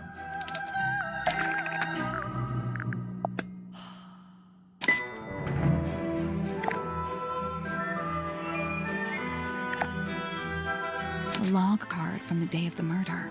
It shows the depth of the submarine. It starts at 0. That's when it surfaced. Presumably that's when Mariana came on board. It steadily goes down, but then later it suddenly goes back up again. Anything else? A phenomenon observed at the crime scene.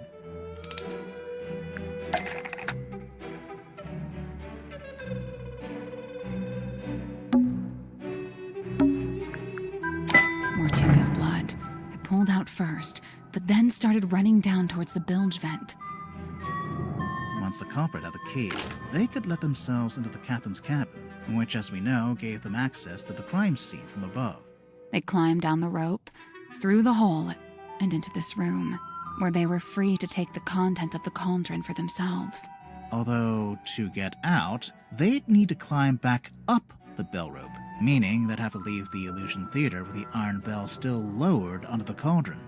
Right, well, I figured they just turned the rope winch manually. I'm sure you could, even if it's not how you're supposed to do it. And after that, all they had to do was cover the hole back up with a rug in the desk. And lock the captain's cabin on their way out. It's about time we went to speak with everyone else. Mess hall? Let's go.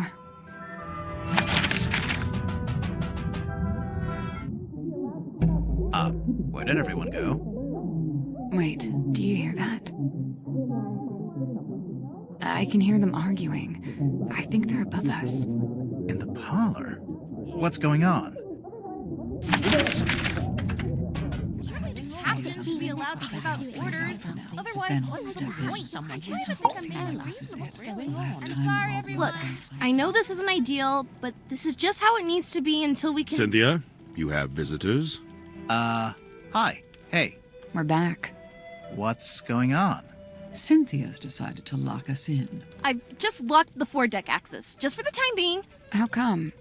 She may have gone mad. We're still assessing. She's worried the culprit will attempt to escape as soon as they're named. Oh, we're naming the culprit? Lovely. Been looking forward to this.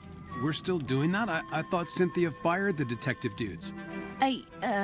She didn't fire us. On the contrary, we've been pretty busy. Oh? Doing what? What else? Solving the mystery.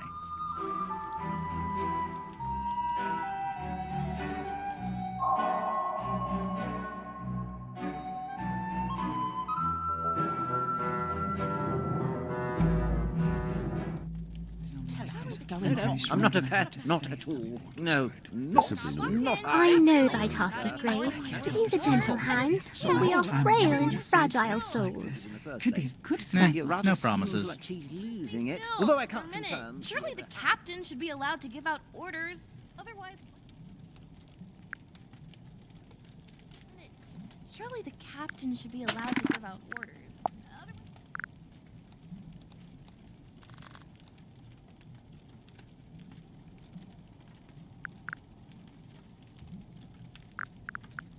What's the point? I don't even think I'm being unreasonable, really.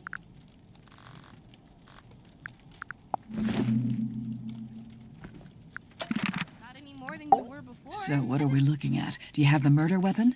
No. Kinda? Right, kinda. Cynthia, maybe you should have fired them. No, look, listen to me. Mortuga was killed by the mechanism of the iron bell.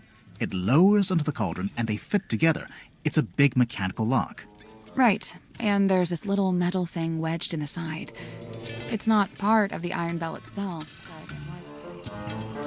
but they got in and out without ever opening or closing the bulkhead door. So, the murder weapon... It's a necklace? Felicia Stonetop's necklace. And it's still missing? Right, apart from a small fragment that snapped off and was left in the iron bell. And Mortuga was killed because he tried to take something out of the cauldron? Take what out of the cauldron? It can only really be one thing. The one thing that all of this has been about.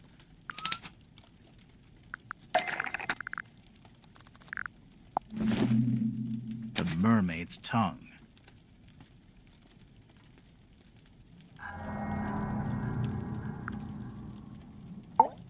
I think she's nearby, waiting for one of us to act.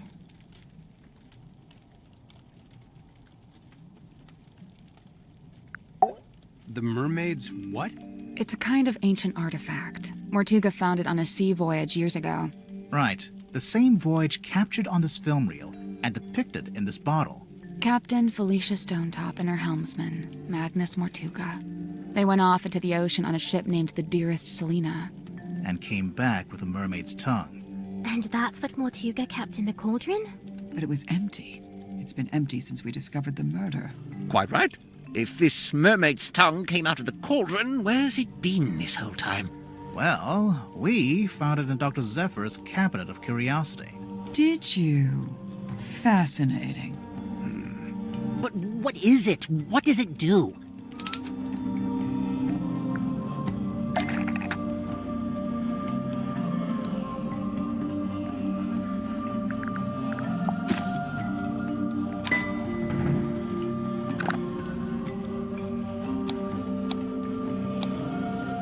This is the right clue, but we want a specific aspect of it.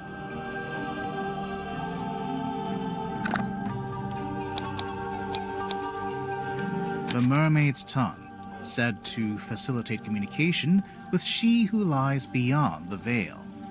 Requires a special key to operate. Huh. A key? What kind of key? Wait, facilitate communication? What does that actually mean? It's a translator. When worn over one's head, the mermaid's tongue allows you to commune with the mermaid. Thus the name tongue, referring not to an appendage, but to the language spoken by the mermaid. How nice. Anyone gonna tell me who the mermaid is, or...?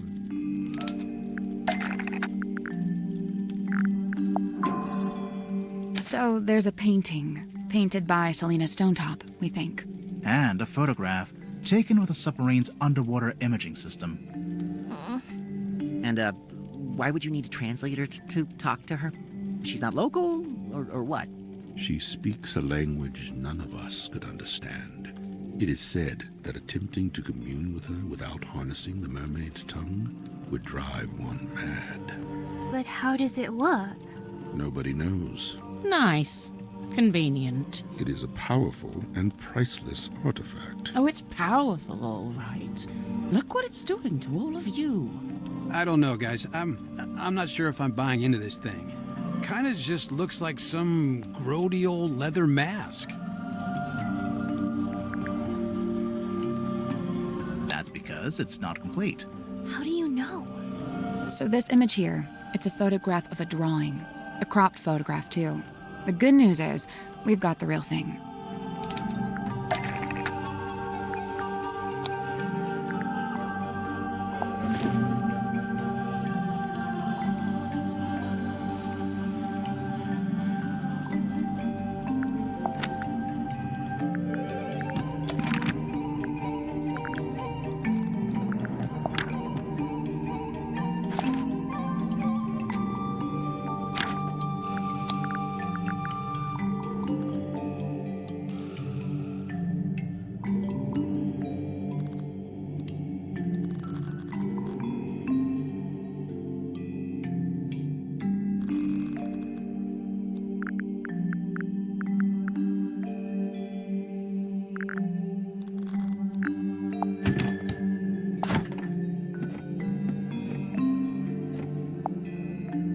Nope.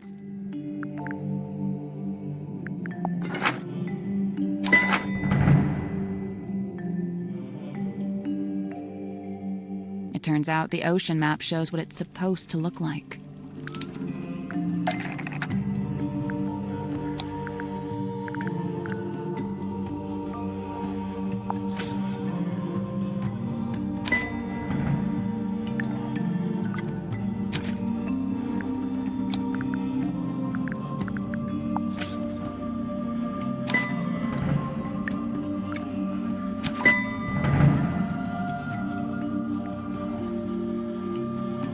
Oh, sure, just help yourself to the stuff in my personal treasure chest. I don't mind. That antenna, is that coral?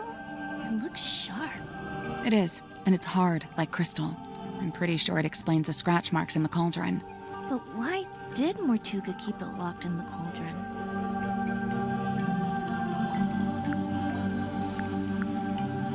because he wanted to keep it hidden from everyone. The mermaid's tongue being on board was a secret Mortuga was keeping. The cauldron was covered by the sailcloth and locked in the storeroom, and Mortuga wanted to keep it that way. It's true. When he saw my poster, he told me we had to keep the cauldron covered up. Why the cauldron, though? Wouldn't it have been less conspicuous if he just kept it in a wooden crate or something? Keeping the mermaid's tongue in the cauldron wasn't something Mortuga came up with himself.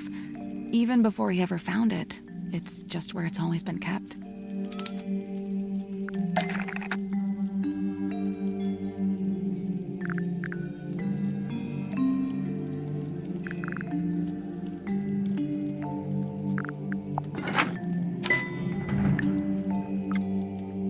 There it is. See? In the cauldron, beneath the iron bell, beneath the wooden buoy. But that was a long time ago. How do you know the mermaid's tongue was still in the cauldron at the time of the murder? Well, Tadpole told us about someone she saw on the aft deck shortly after the murder. She described it as a demon, with a single horn and glowing eyes. The culprit, wearing the mermaid's tongue. Right. We figured they'd just taken it from the cauldron after killing Mortuga.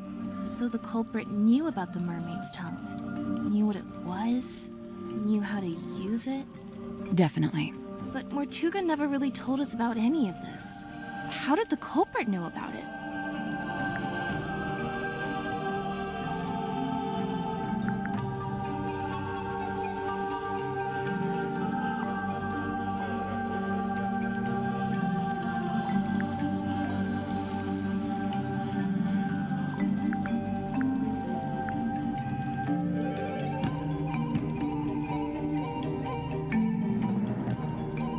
Because they were the third person on the Dearest Selena voyage. The third person? In addition to Magnus Mortuga and Felicia Stonetop, I assume. Right. It was a crew of 3, not 2. And what evidence have you collected to support this? Evidence? Let's see.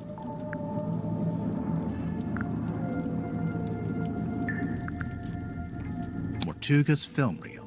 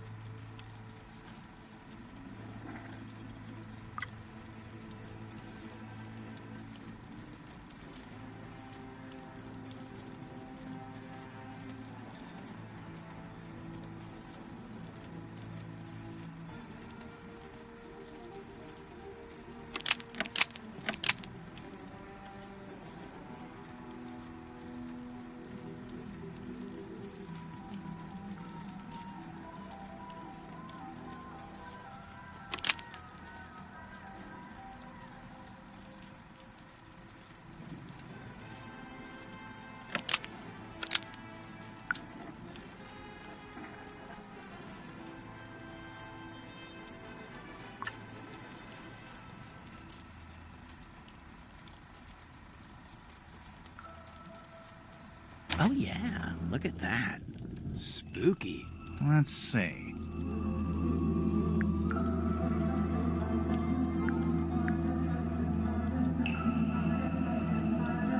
The audio recording of Mortuga opening the black box. What recording is this?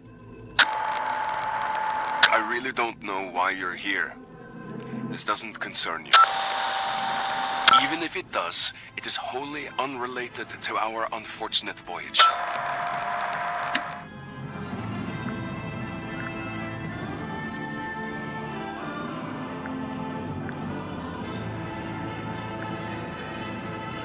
Mortuga is talking to the third person from the voyage. Is he? I only hear the one voice.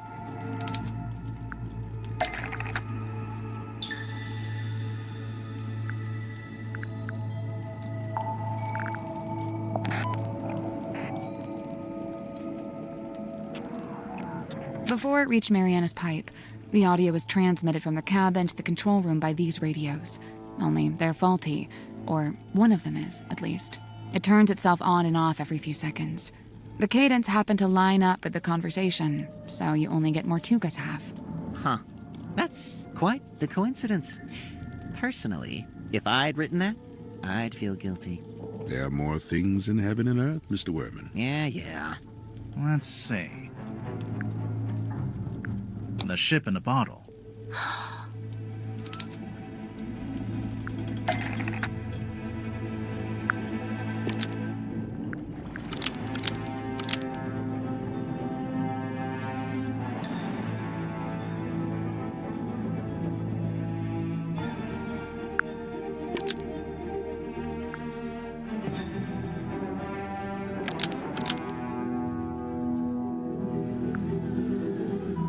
The ship in a bottle rattles when you shake it because a model of someone else is hidden inside the ship. I knew there was something in there. Someone in there. Well, there we are. Quite a bit of evidence as it stands. All right, but does any of that tell you who it actually is? Potentially, yeah.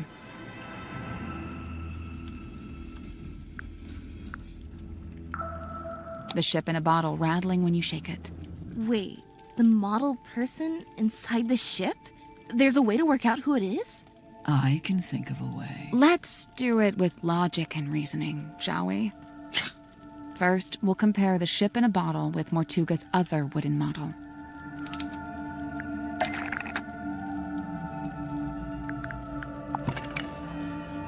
The model town. What about it?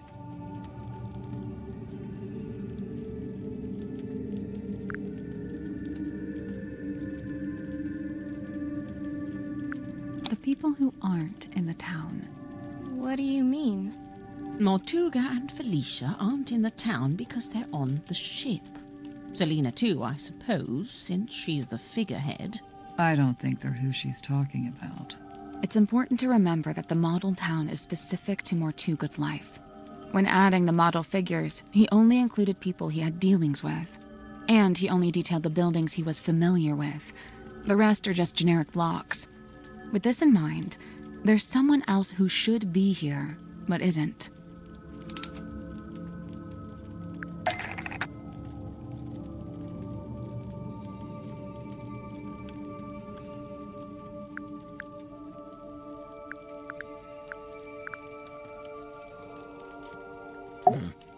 Mortuga made a detailed model of Grip's shop. It's not a generic cube like everything else, which means there should be a model of Grip himself. But it's not there. But why would Mortuga include Grip in his model town?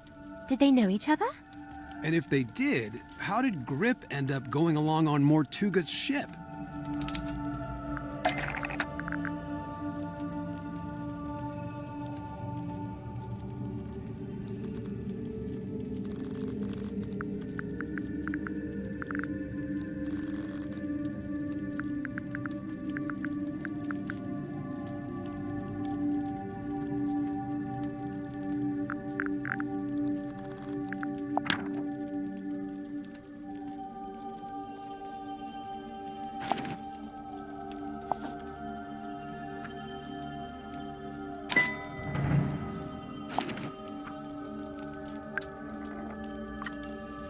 There's a sticker on the back of the map. It's a service record from Grip's shop.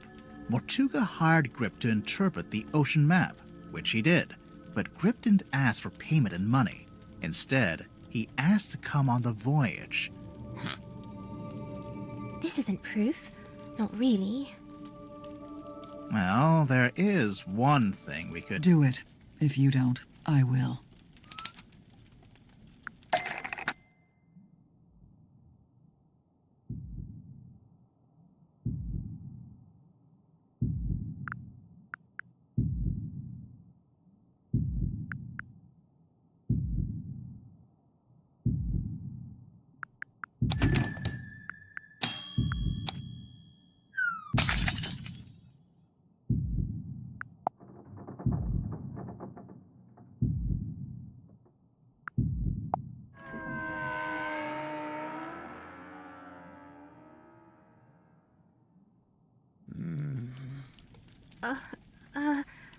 Mr. Grip being on that ship isn't actually evidence that he murdered Mortuga. What about the murder weapon? What happened to it? Right. Nor is this evidence that he used the mermaid's tongue. Wouldn't he have needed that special key?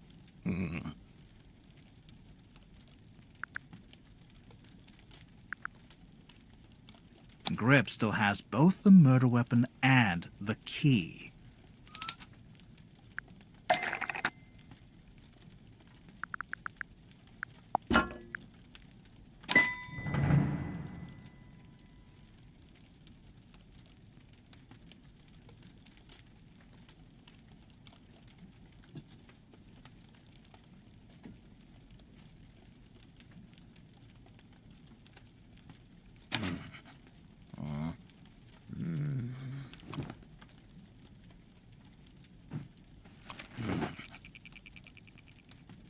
I guess this is it.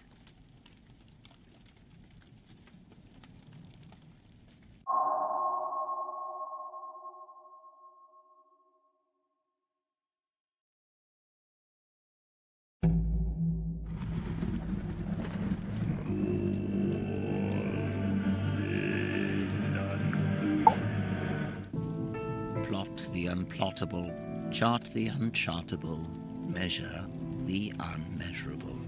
A hollow promise, such feats belong not to mortal hands.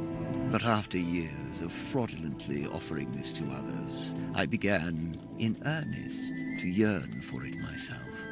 A quiet desire to journey into the unknown, to quantify it. A lifelong coward, I could never convince myself to act on it. I tell myself as an excuse that I never had any kind of opportunity to act on it.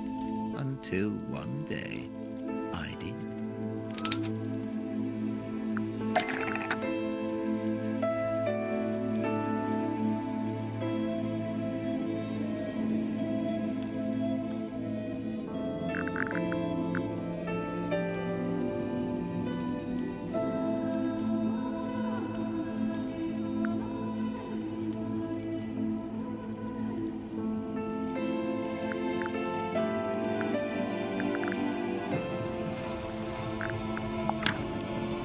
Mortuga sought out my services. Not because we were friends, but simply because I was the one with the skills to interpret that inscrutable map of his. Sensing an opportunity at long last, I refused financial payment for the work. Instead, I asked to be brought along on the ensuing voyage. Mortuga was surprised by the request, but he ultimately agreed to my terms. Such was his desire to interpret the map. The work was done, and so we went. Despite my bold intentions, I mostly found myself sheltering within Felicia's cabin during the voyage. All the while, she and Mortuga stood around on deck looking windswept and heroic, far more at home on the sea than I. Regret reared its head. Regret over inviting myself into their world. From within the cabin, I sat and listened to their conversation. Felicia was telling Mortuga what they were looking for, what they were hoping to find.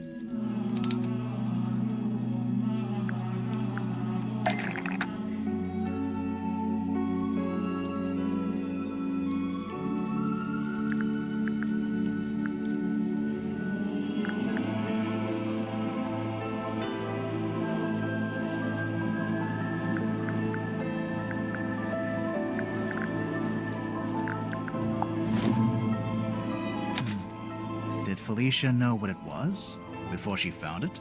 Somehow she did. Her description to Mortuga was thus: a mask worn over the head. It facilitates communication with an ancient being of eternal mystery. That's really how she worded it?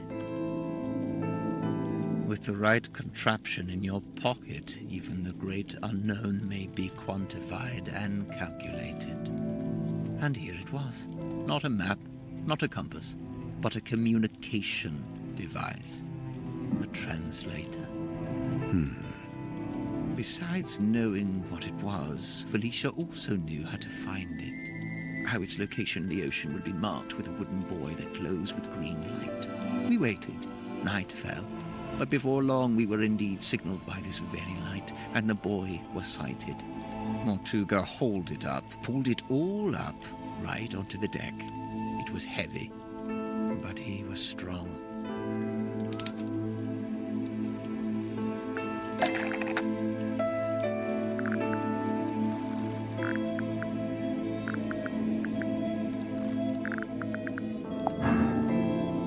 bell and the cauldron locked together to form that single shape. Mortuga went to unlock it by himself, but Felicia cautioned him against it. She warned that it could be dangerous to stand so close, as the mechanism would be surely powerful.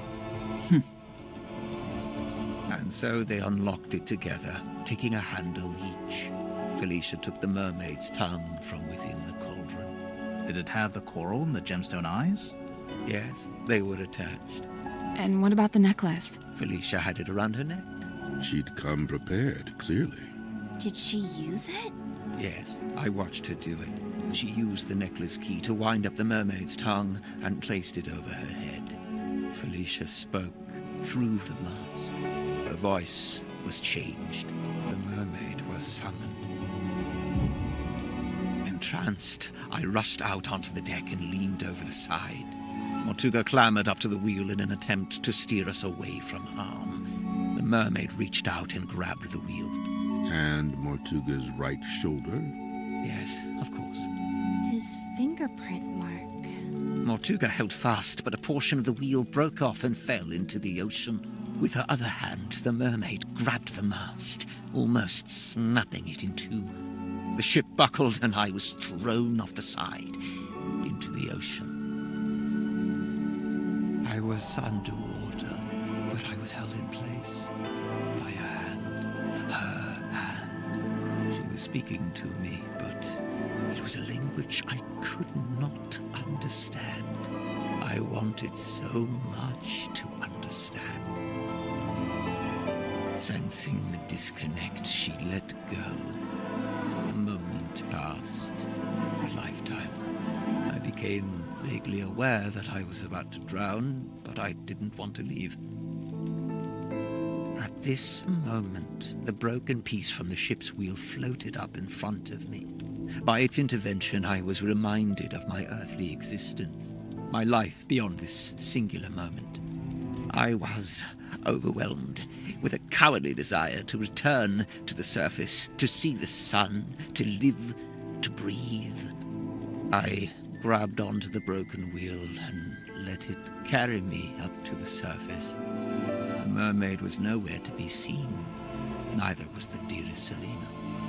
Wait, the wood from the broken wheel.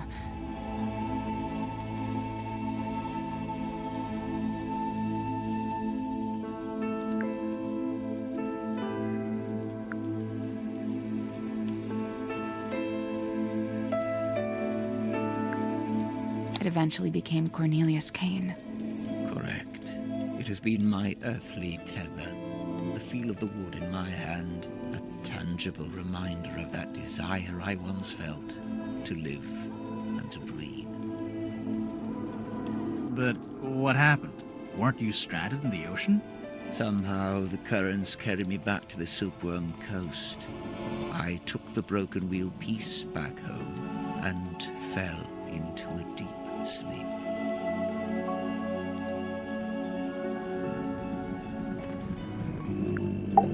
After I awoke, I went looking for Felicia. Not Mortuga. No, Felicia.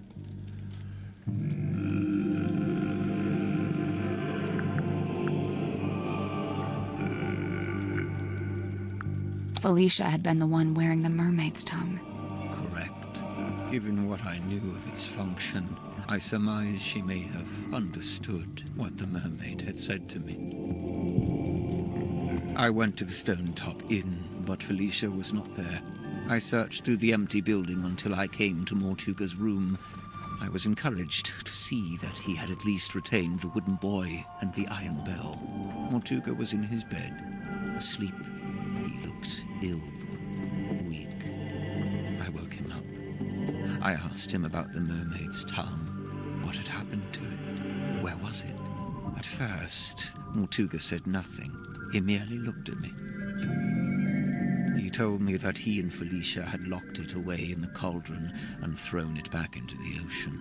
He said they'd kept the wooden boy so that nobody else would ever be able to find it, and they'd kept the iron bell so that even if someone was to come across the cauldron, they wouldn't be able to unlock it. I was horrified to learn this. My only chance of summoning and communicating with the mermaid, lost beneath the waves. Or so I thought. Did you ask about the necklace key? Mortuga hadn't mentioned it, and I did not ask about it. At that time, I simply assumed it had been left in the mouth of the mermaid's tongue and thus would be in the cauldron. I demanded that we take the dearest Selena back out on a second voyage to recover the sunken cauldron. Mortuga said it was impossible. For one, the dearest Selena couldn't recover it from the bottom of the ocean if it was not attached to the buoy. And secondly, Felicia had decommissioned the ship and it was being taken apart at the shipyard. In explanation, Mortuga handed me a folded piece of parchment.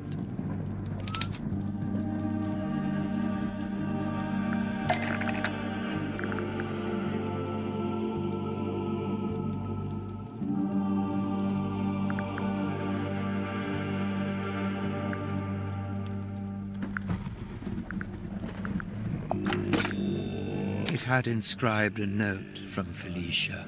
She was to be leaving town immediately. She did not say where she was going. Mortuga told me he had slept through Felicia's parting visit. He was distraught over it, heartbroken. With a desperate look, he asked me if Felicia had also come to visit me on her way out of town. I told him yes, she had. Mortuga's eyes opened wide. Did she say where she was going? I must know. I have to know. I told him yes. Yes, she told me where she was going and she'd given me the address. His eyes widened further. Give it to me. I need to know.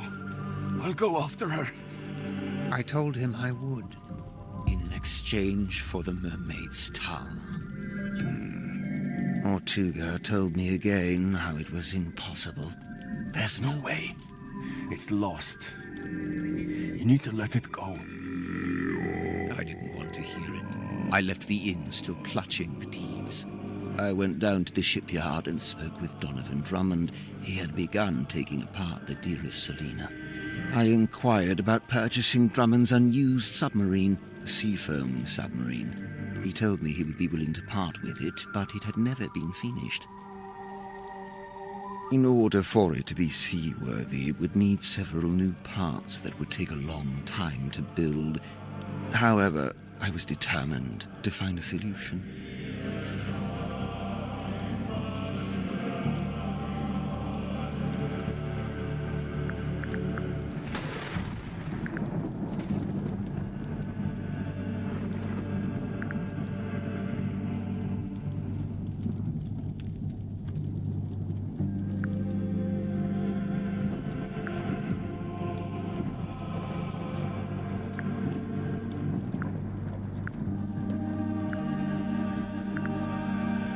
You offered to finish the Seafoam submarine yourself. I don't know. Yeah, maybe that's not it. I inquired about purchasing Drummond's unused submarine, the Seafoam submarine. He told me he would be willing to part with it, but it had never been finished. In order for it to be seaworthy, it would need several new parts that would take a long time to build. However, I was determined to find a solution.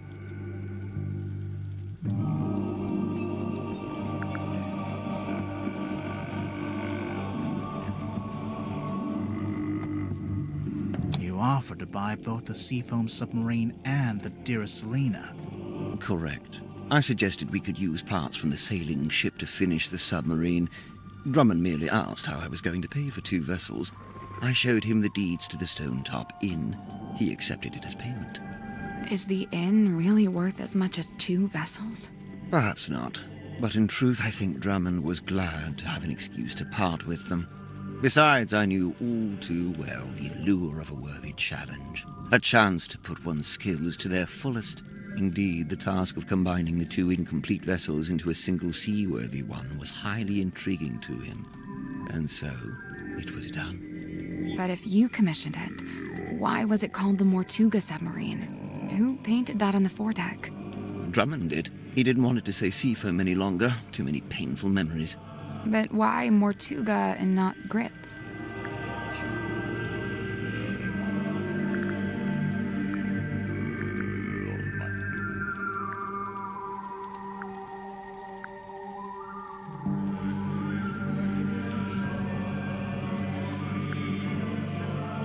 Because Grip paid for it with the end deeds, which were in Mortuga's name. Right. Drummond assumed I was merely acting as intermediary for Mortuga, the true buyer. Did you tell Mortuga what you'd done? I told him of my intention to return to the ocean in a submarine I was having constructed. He wasn't happy about it, but the submarine took months to complete. That was enough time to convince him to come with me and help search for the mermaid's tongue. He only came with you because you were pretending to know where Felicia had gone, and you were withholding it from him. Correct. What were you going to do if and when Mortuga realized you'd been lying to him? It was worth the risk. There was no question of leaving the mermaid's tongue at the bottom of the ocean. But it wasn't lost in the ocean.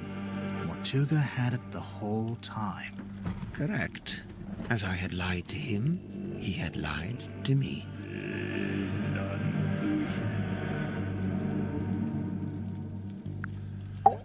Mortuga smuggled the mermaid's tongue onto the submarine before we left.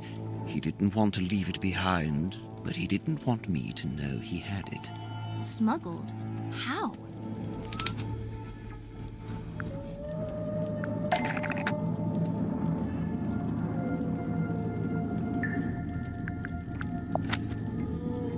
Mortuga sent me a letter, inviting me to join him on the submarine. Grip, did you know he'd done that? Mortuga told me he was going to bring somebody else on board, an old friend, a collector of occult curiosities who might be helpful. But I didn't want anyone to know what we were doing, or what we were looking for. I told Mortuga not to mention me in the letter. I followed Mortuga's instructions precisely. I arrived in Silkworm and went into the Stonetop Inn, where I found the locked cauldron. I placed it among my possessions and ventured onto the submarine waiting in the harbor. We departed.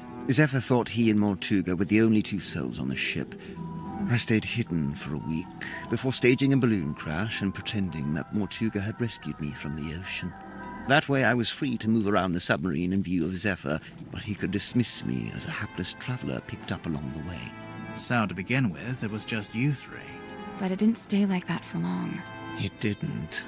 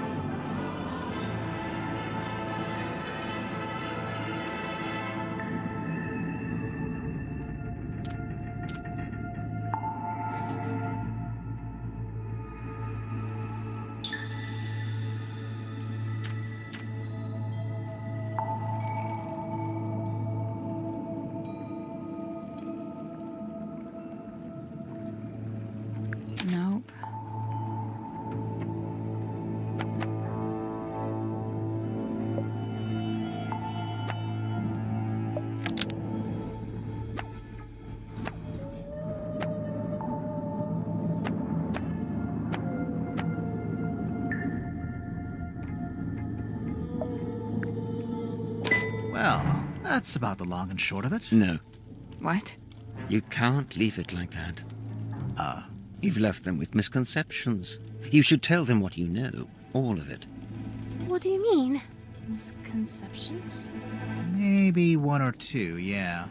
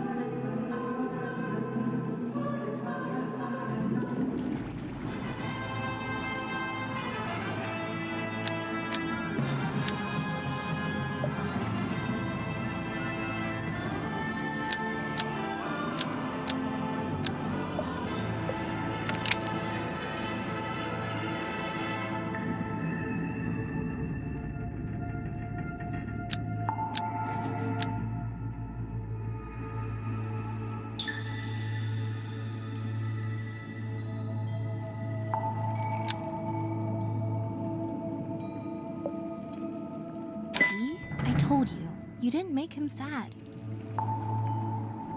He just learned about the death of his beloved friend. What I did, it was... You didn't know. Symmetry, let it go. Your anguish. That goes for all of you. Wait, so Mortuga wrote the letter? Not exactly. It was his idea, but he wasn't one for writing by hand, so he asked me to do it for him. But why Ibis? Mortuga didn't want to reveal too much in the letter, so he had the idea to pretend to be a neutral third party. We learned about Ibis from that newspaper page, but it just needed to be someone you would listen to. Honestly, I'm surprised it worked. Huh. This explains why Mortuga kept asking about my father. Oh, yeah. I was wondering about that. Were you able to tell him anything? Afraid not. I haven't spoken to my father in years. Do you think he would have known anything about Felicia? About what happened to her? It's possible.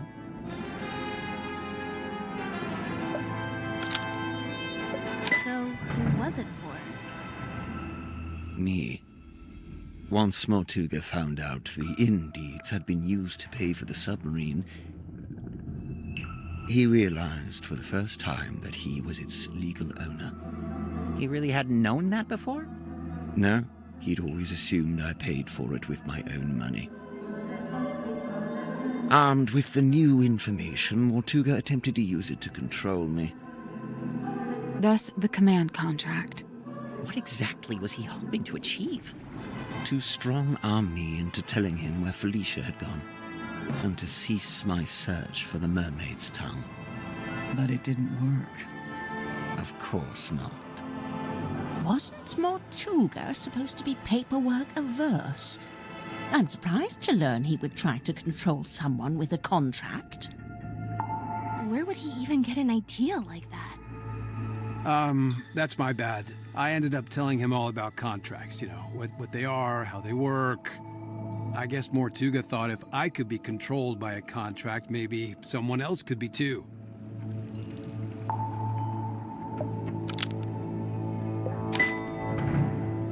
He always did think he would make the best captain, and he did want to leave. But he couldn't. Not without the information he so desired.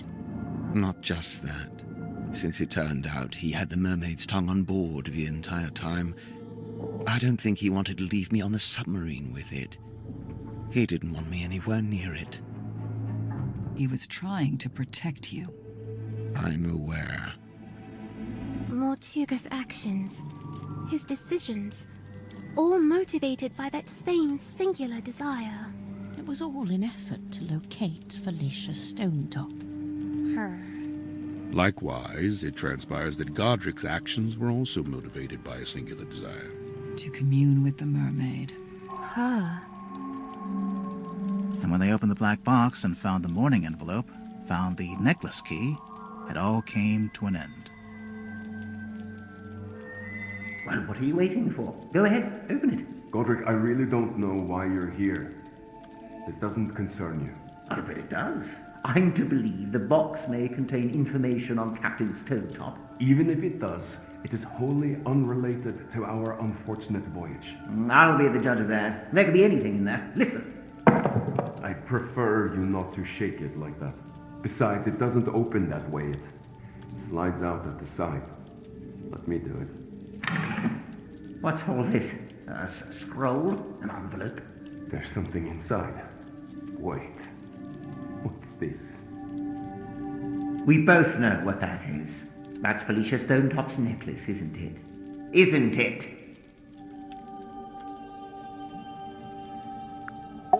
Our discovery of the necklace precipitated two important conclusions. One, we now possess the key necessary to operate the mermaid's tongue. In my complacency, I had not even known it was missing, simply assuming it lay within the cauldron. But no, Felicia had taken it away with her, and now, through what twist of fate, it had returned. Which brings me to conclusion 2. The fact that her necklace had been sent to her parents in a black-rimmed envelope attested to us that Felicia Stonetop had died. Even through his burgeoning grief, Mortuga could see in my eyes how I wished to make use of the key. Fearing what ruin might follow should I act, he did what he had always done. He lied. Lied about having the mermaid's tongue on board. He had your best interest at heart, Godric. We both know this. However, it was a lie that no longer worked on me, for I had laid eyes upon the truth. The truth? About what Mortuga had in the storeroom.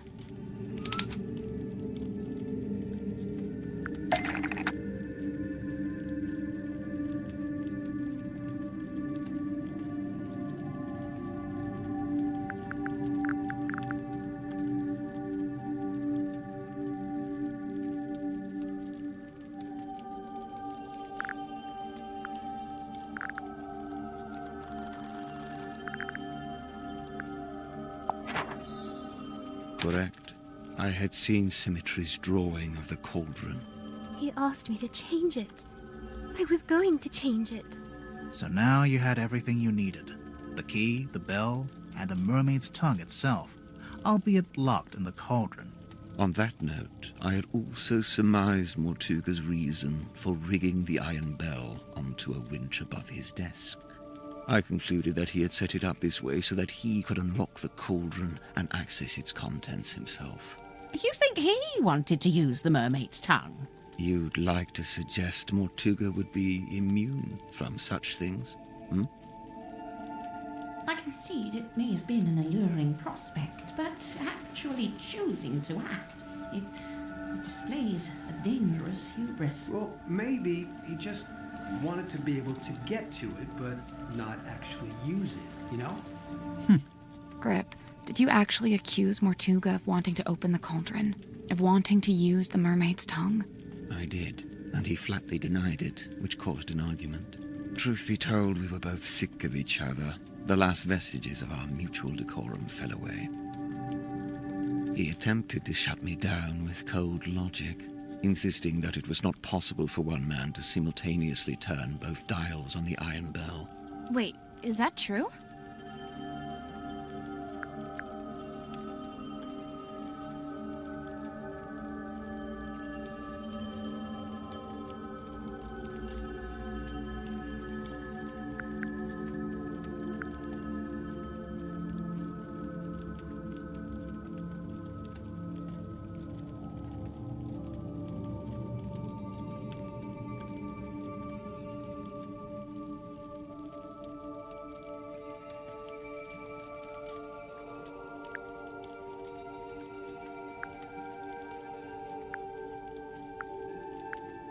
No, it's possible.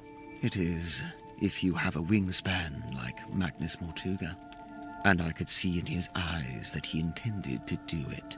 Well, not to side with Grip here, but he was right. Mortuga did open the cauldron, didn't he? Perhaps his intention was simply to move the mermaid's tongue to a newly contrived hiding place. Maybe he was just going to destroy it. As he should have done years hence, I might add. Grimoire, what do you think?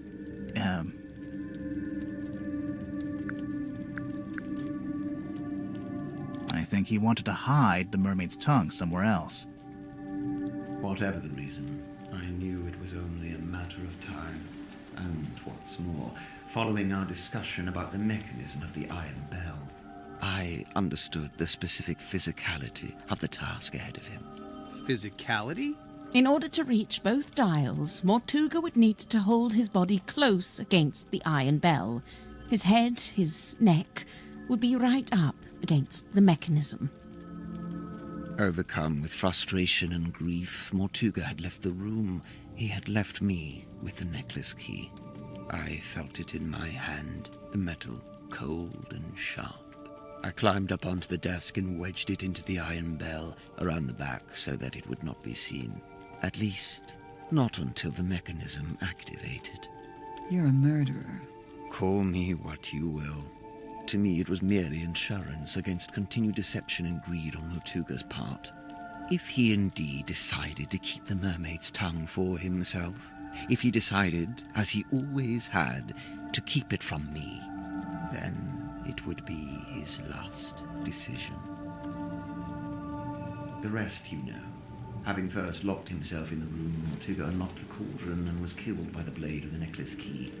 I tilted the submarine in order to claim the eyeball key, which granted me access to the captain's cabin and a path into the storeroom from above.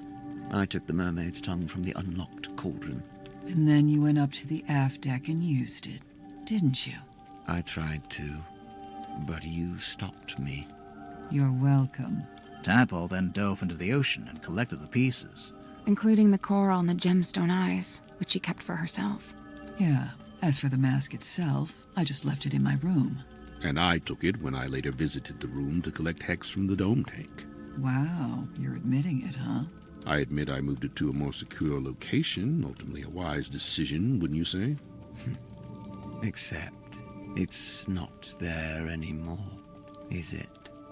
It's right here. It's dark! Grip turned off the lights. Someone grab him!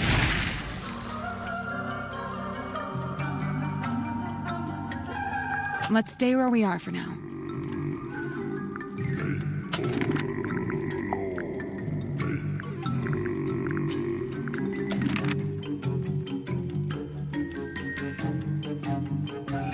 Let's stay where we are for now. The mermaid's tongue, it's gone! He took it! He must have. He can't have gone up to the foredeck. It's still locked. What about the aft deck? Let's go. Maybe we can catch him.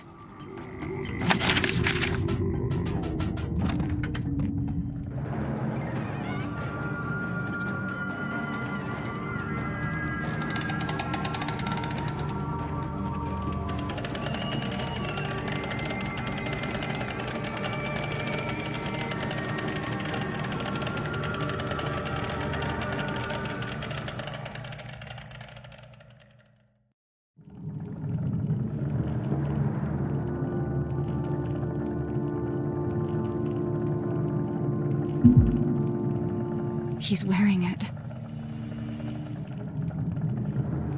Are we too late?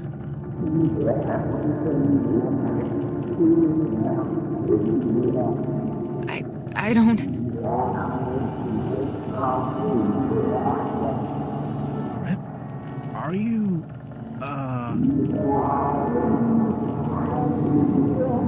What? Wait, where's he going?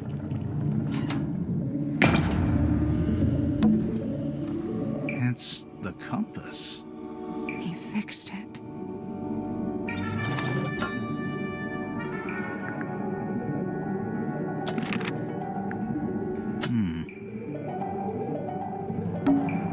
What's he going to do? Should we follow him? I don't... He's locked the door. Can you see him through the window?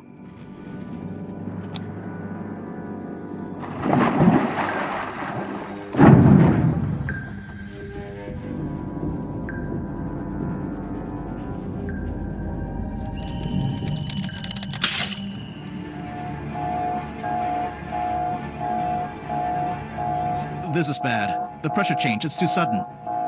The submarine's not... Wait, what's that? You're taking control, Ben. The radios. It's fine, just stay calm. It was too fast. It must be coming from the control room. Let's go.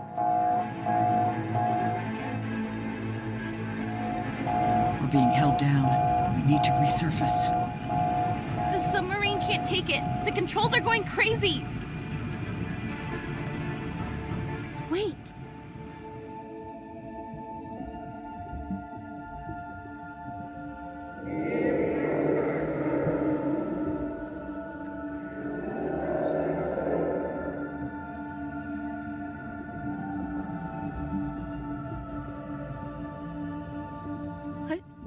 What did she... She's gone.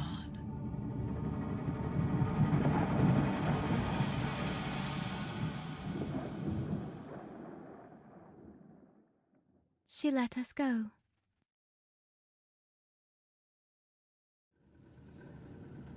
Remarkable. Let's just head back to Silkworm, shall we? Get everyone off this submarine. And, Silkworm would be which way? We got moved. I don't know where we are. No stars, no moon. I don't know which way north is.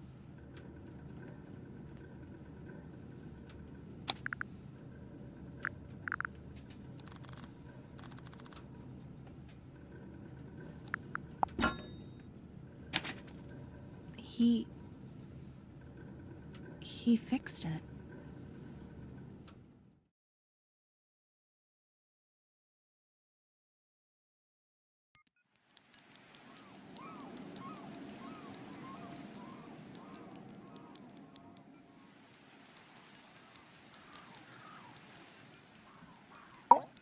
I don't know about you, but I thought that was all very interesting. Yeah, I would have to agree. You must be pleased. You've come away with a new story to tell around the campfire. Quite right. I'm not sure it would be wise to tell too many people. No, don't worry. I'll change all your names to protect your privacy. What are you going to change my name to? Detective Galathorn. Wow, I love it. I'm almost afraid to ask. Sybil. Yep, this conversation is over. Catching up on your text messages? 0 missed calls. Can you believe that? 0. Devastating. Not even from Vanderpeer? I'm writing him a message now, giving him the deets. A very selective version of the deets. Smart. Easily one of the strangest days of my life. It's in the top 5, at least. What are you going to do now? So far, the only thing I've decided on is to go home and have a bath. A bath? You haven't had enough being submerged in water for one day? Okay, maybe a shower. You okay, Cynthia? She's still processing. Of course. We all are. That, and we've just been to tell her stepfather that we're leaving Silkworm. Oh? Where are you headed? We, haven't worked that out yet. I know a place you could go. Really? Yeah, I've got a couple friends you could stay with. I'll write down the address for you. Oh, thank you. Are you okay? Yeah. You? Somehow, yeah.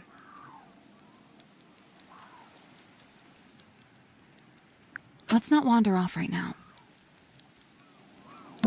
That was the weirdest submarine I've ever been on. And the last? And the last. Is everyone okay? I guess so, huh? Fit as a fiddle. Oh, sure.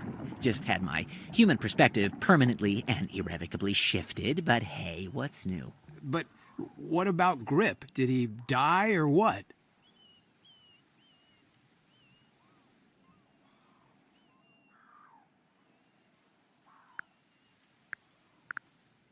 I don't know. But he made his choice. I really don't think it would do us any good to worry about it. Sally, did you write down that address for us? Yeah, I'm almost done. Just writing something on the back to help you out. Oh, like instructions? Kinda, yeah. You know, I really must be off. Ah, come on. You've got nowhere to be. You're quite right. Nowhere is precisely where I need to be, and I'm rather in a hurry to get there. All right, that was pretty good. I'll let that slide. And, Tadpole and Zephyr stayed on the submarine? Yeah. Are they gonna rename it? Of course not. You've got to keep the Mortuga name. It's like his fingerprint on history. You say that, but by all accounts, he actually didn't like the submarine very much. That's true. It wasn't his choice to be there. He spent all his time trying to work out how to leave. Well, yes, all right. I can see that. I'd say his fingerprint is right here. It's all of you. It's Symmetry, it's Cynthia, Tadpole, Zephyr, everyone he was kind to, everyone he helped. Dude, that's real. But what about the mermaid's tongue? What about it? Well, we still don't really know anything about it. How it works, who made it. Good. What? It's good that we don't know. It's right. The mermaid's tongue is a shameless shortcut, a trap for the impatient and the dissolute. But you don't want to know what the mermaid said? Oh, I want to know. But as I stand before you now, I can't know. You understand? That's just the way it's meant to be.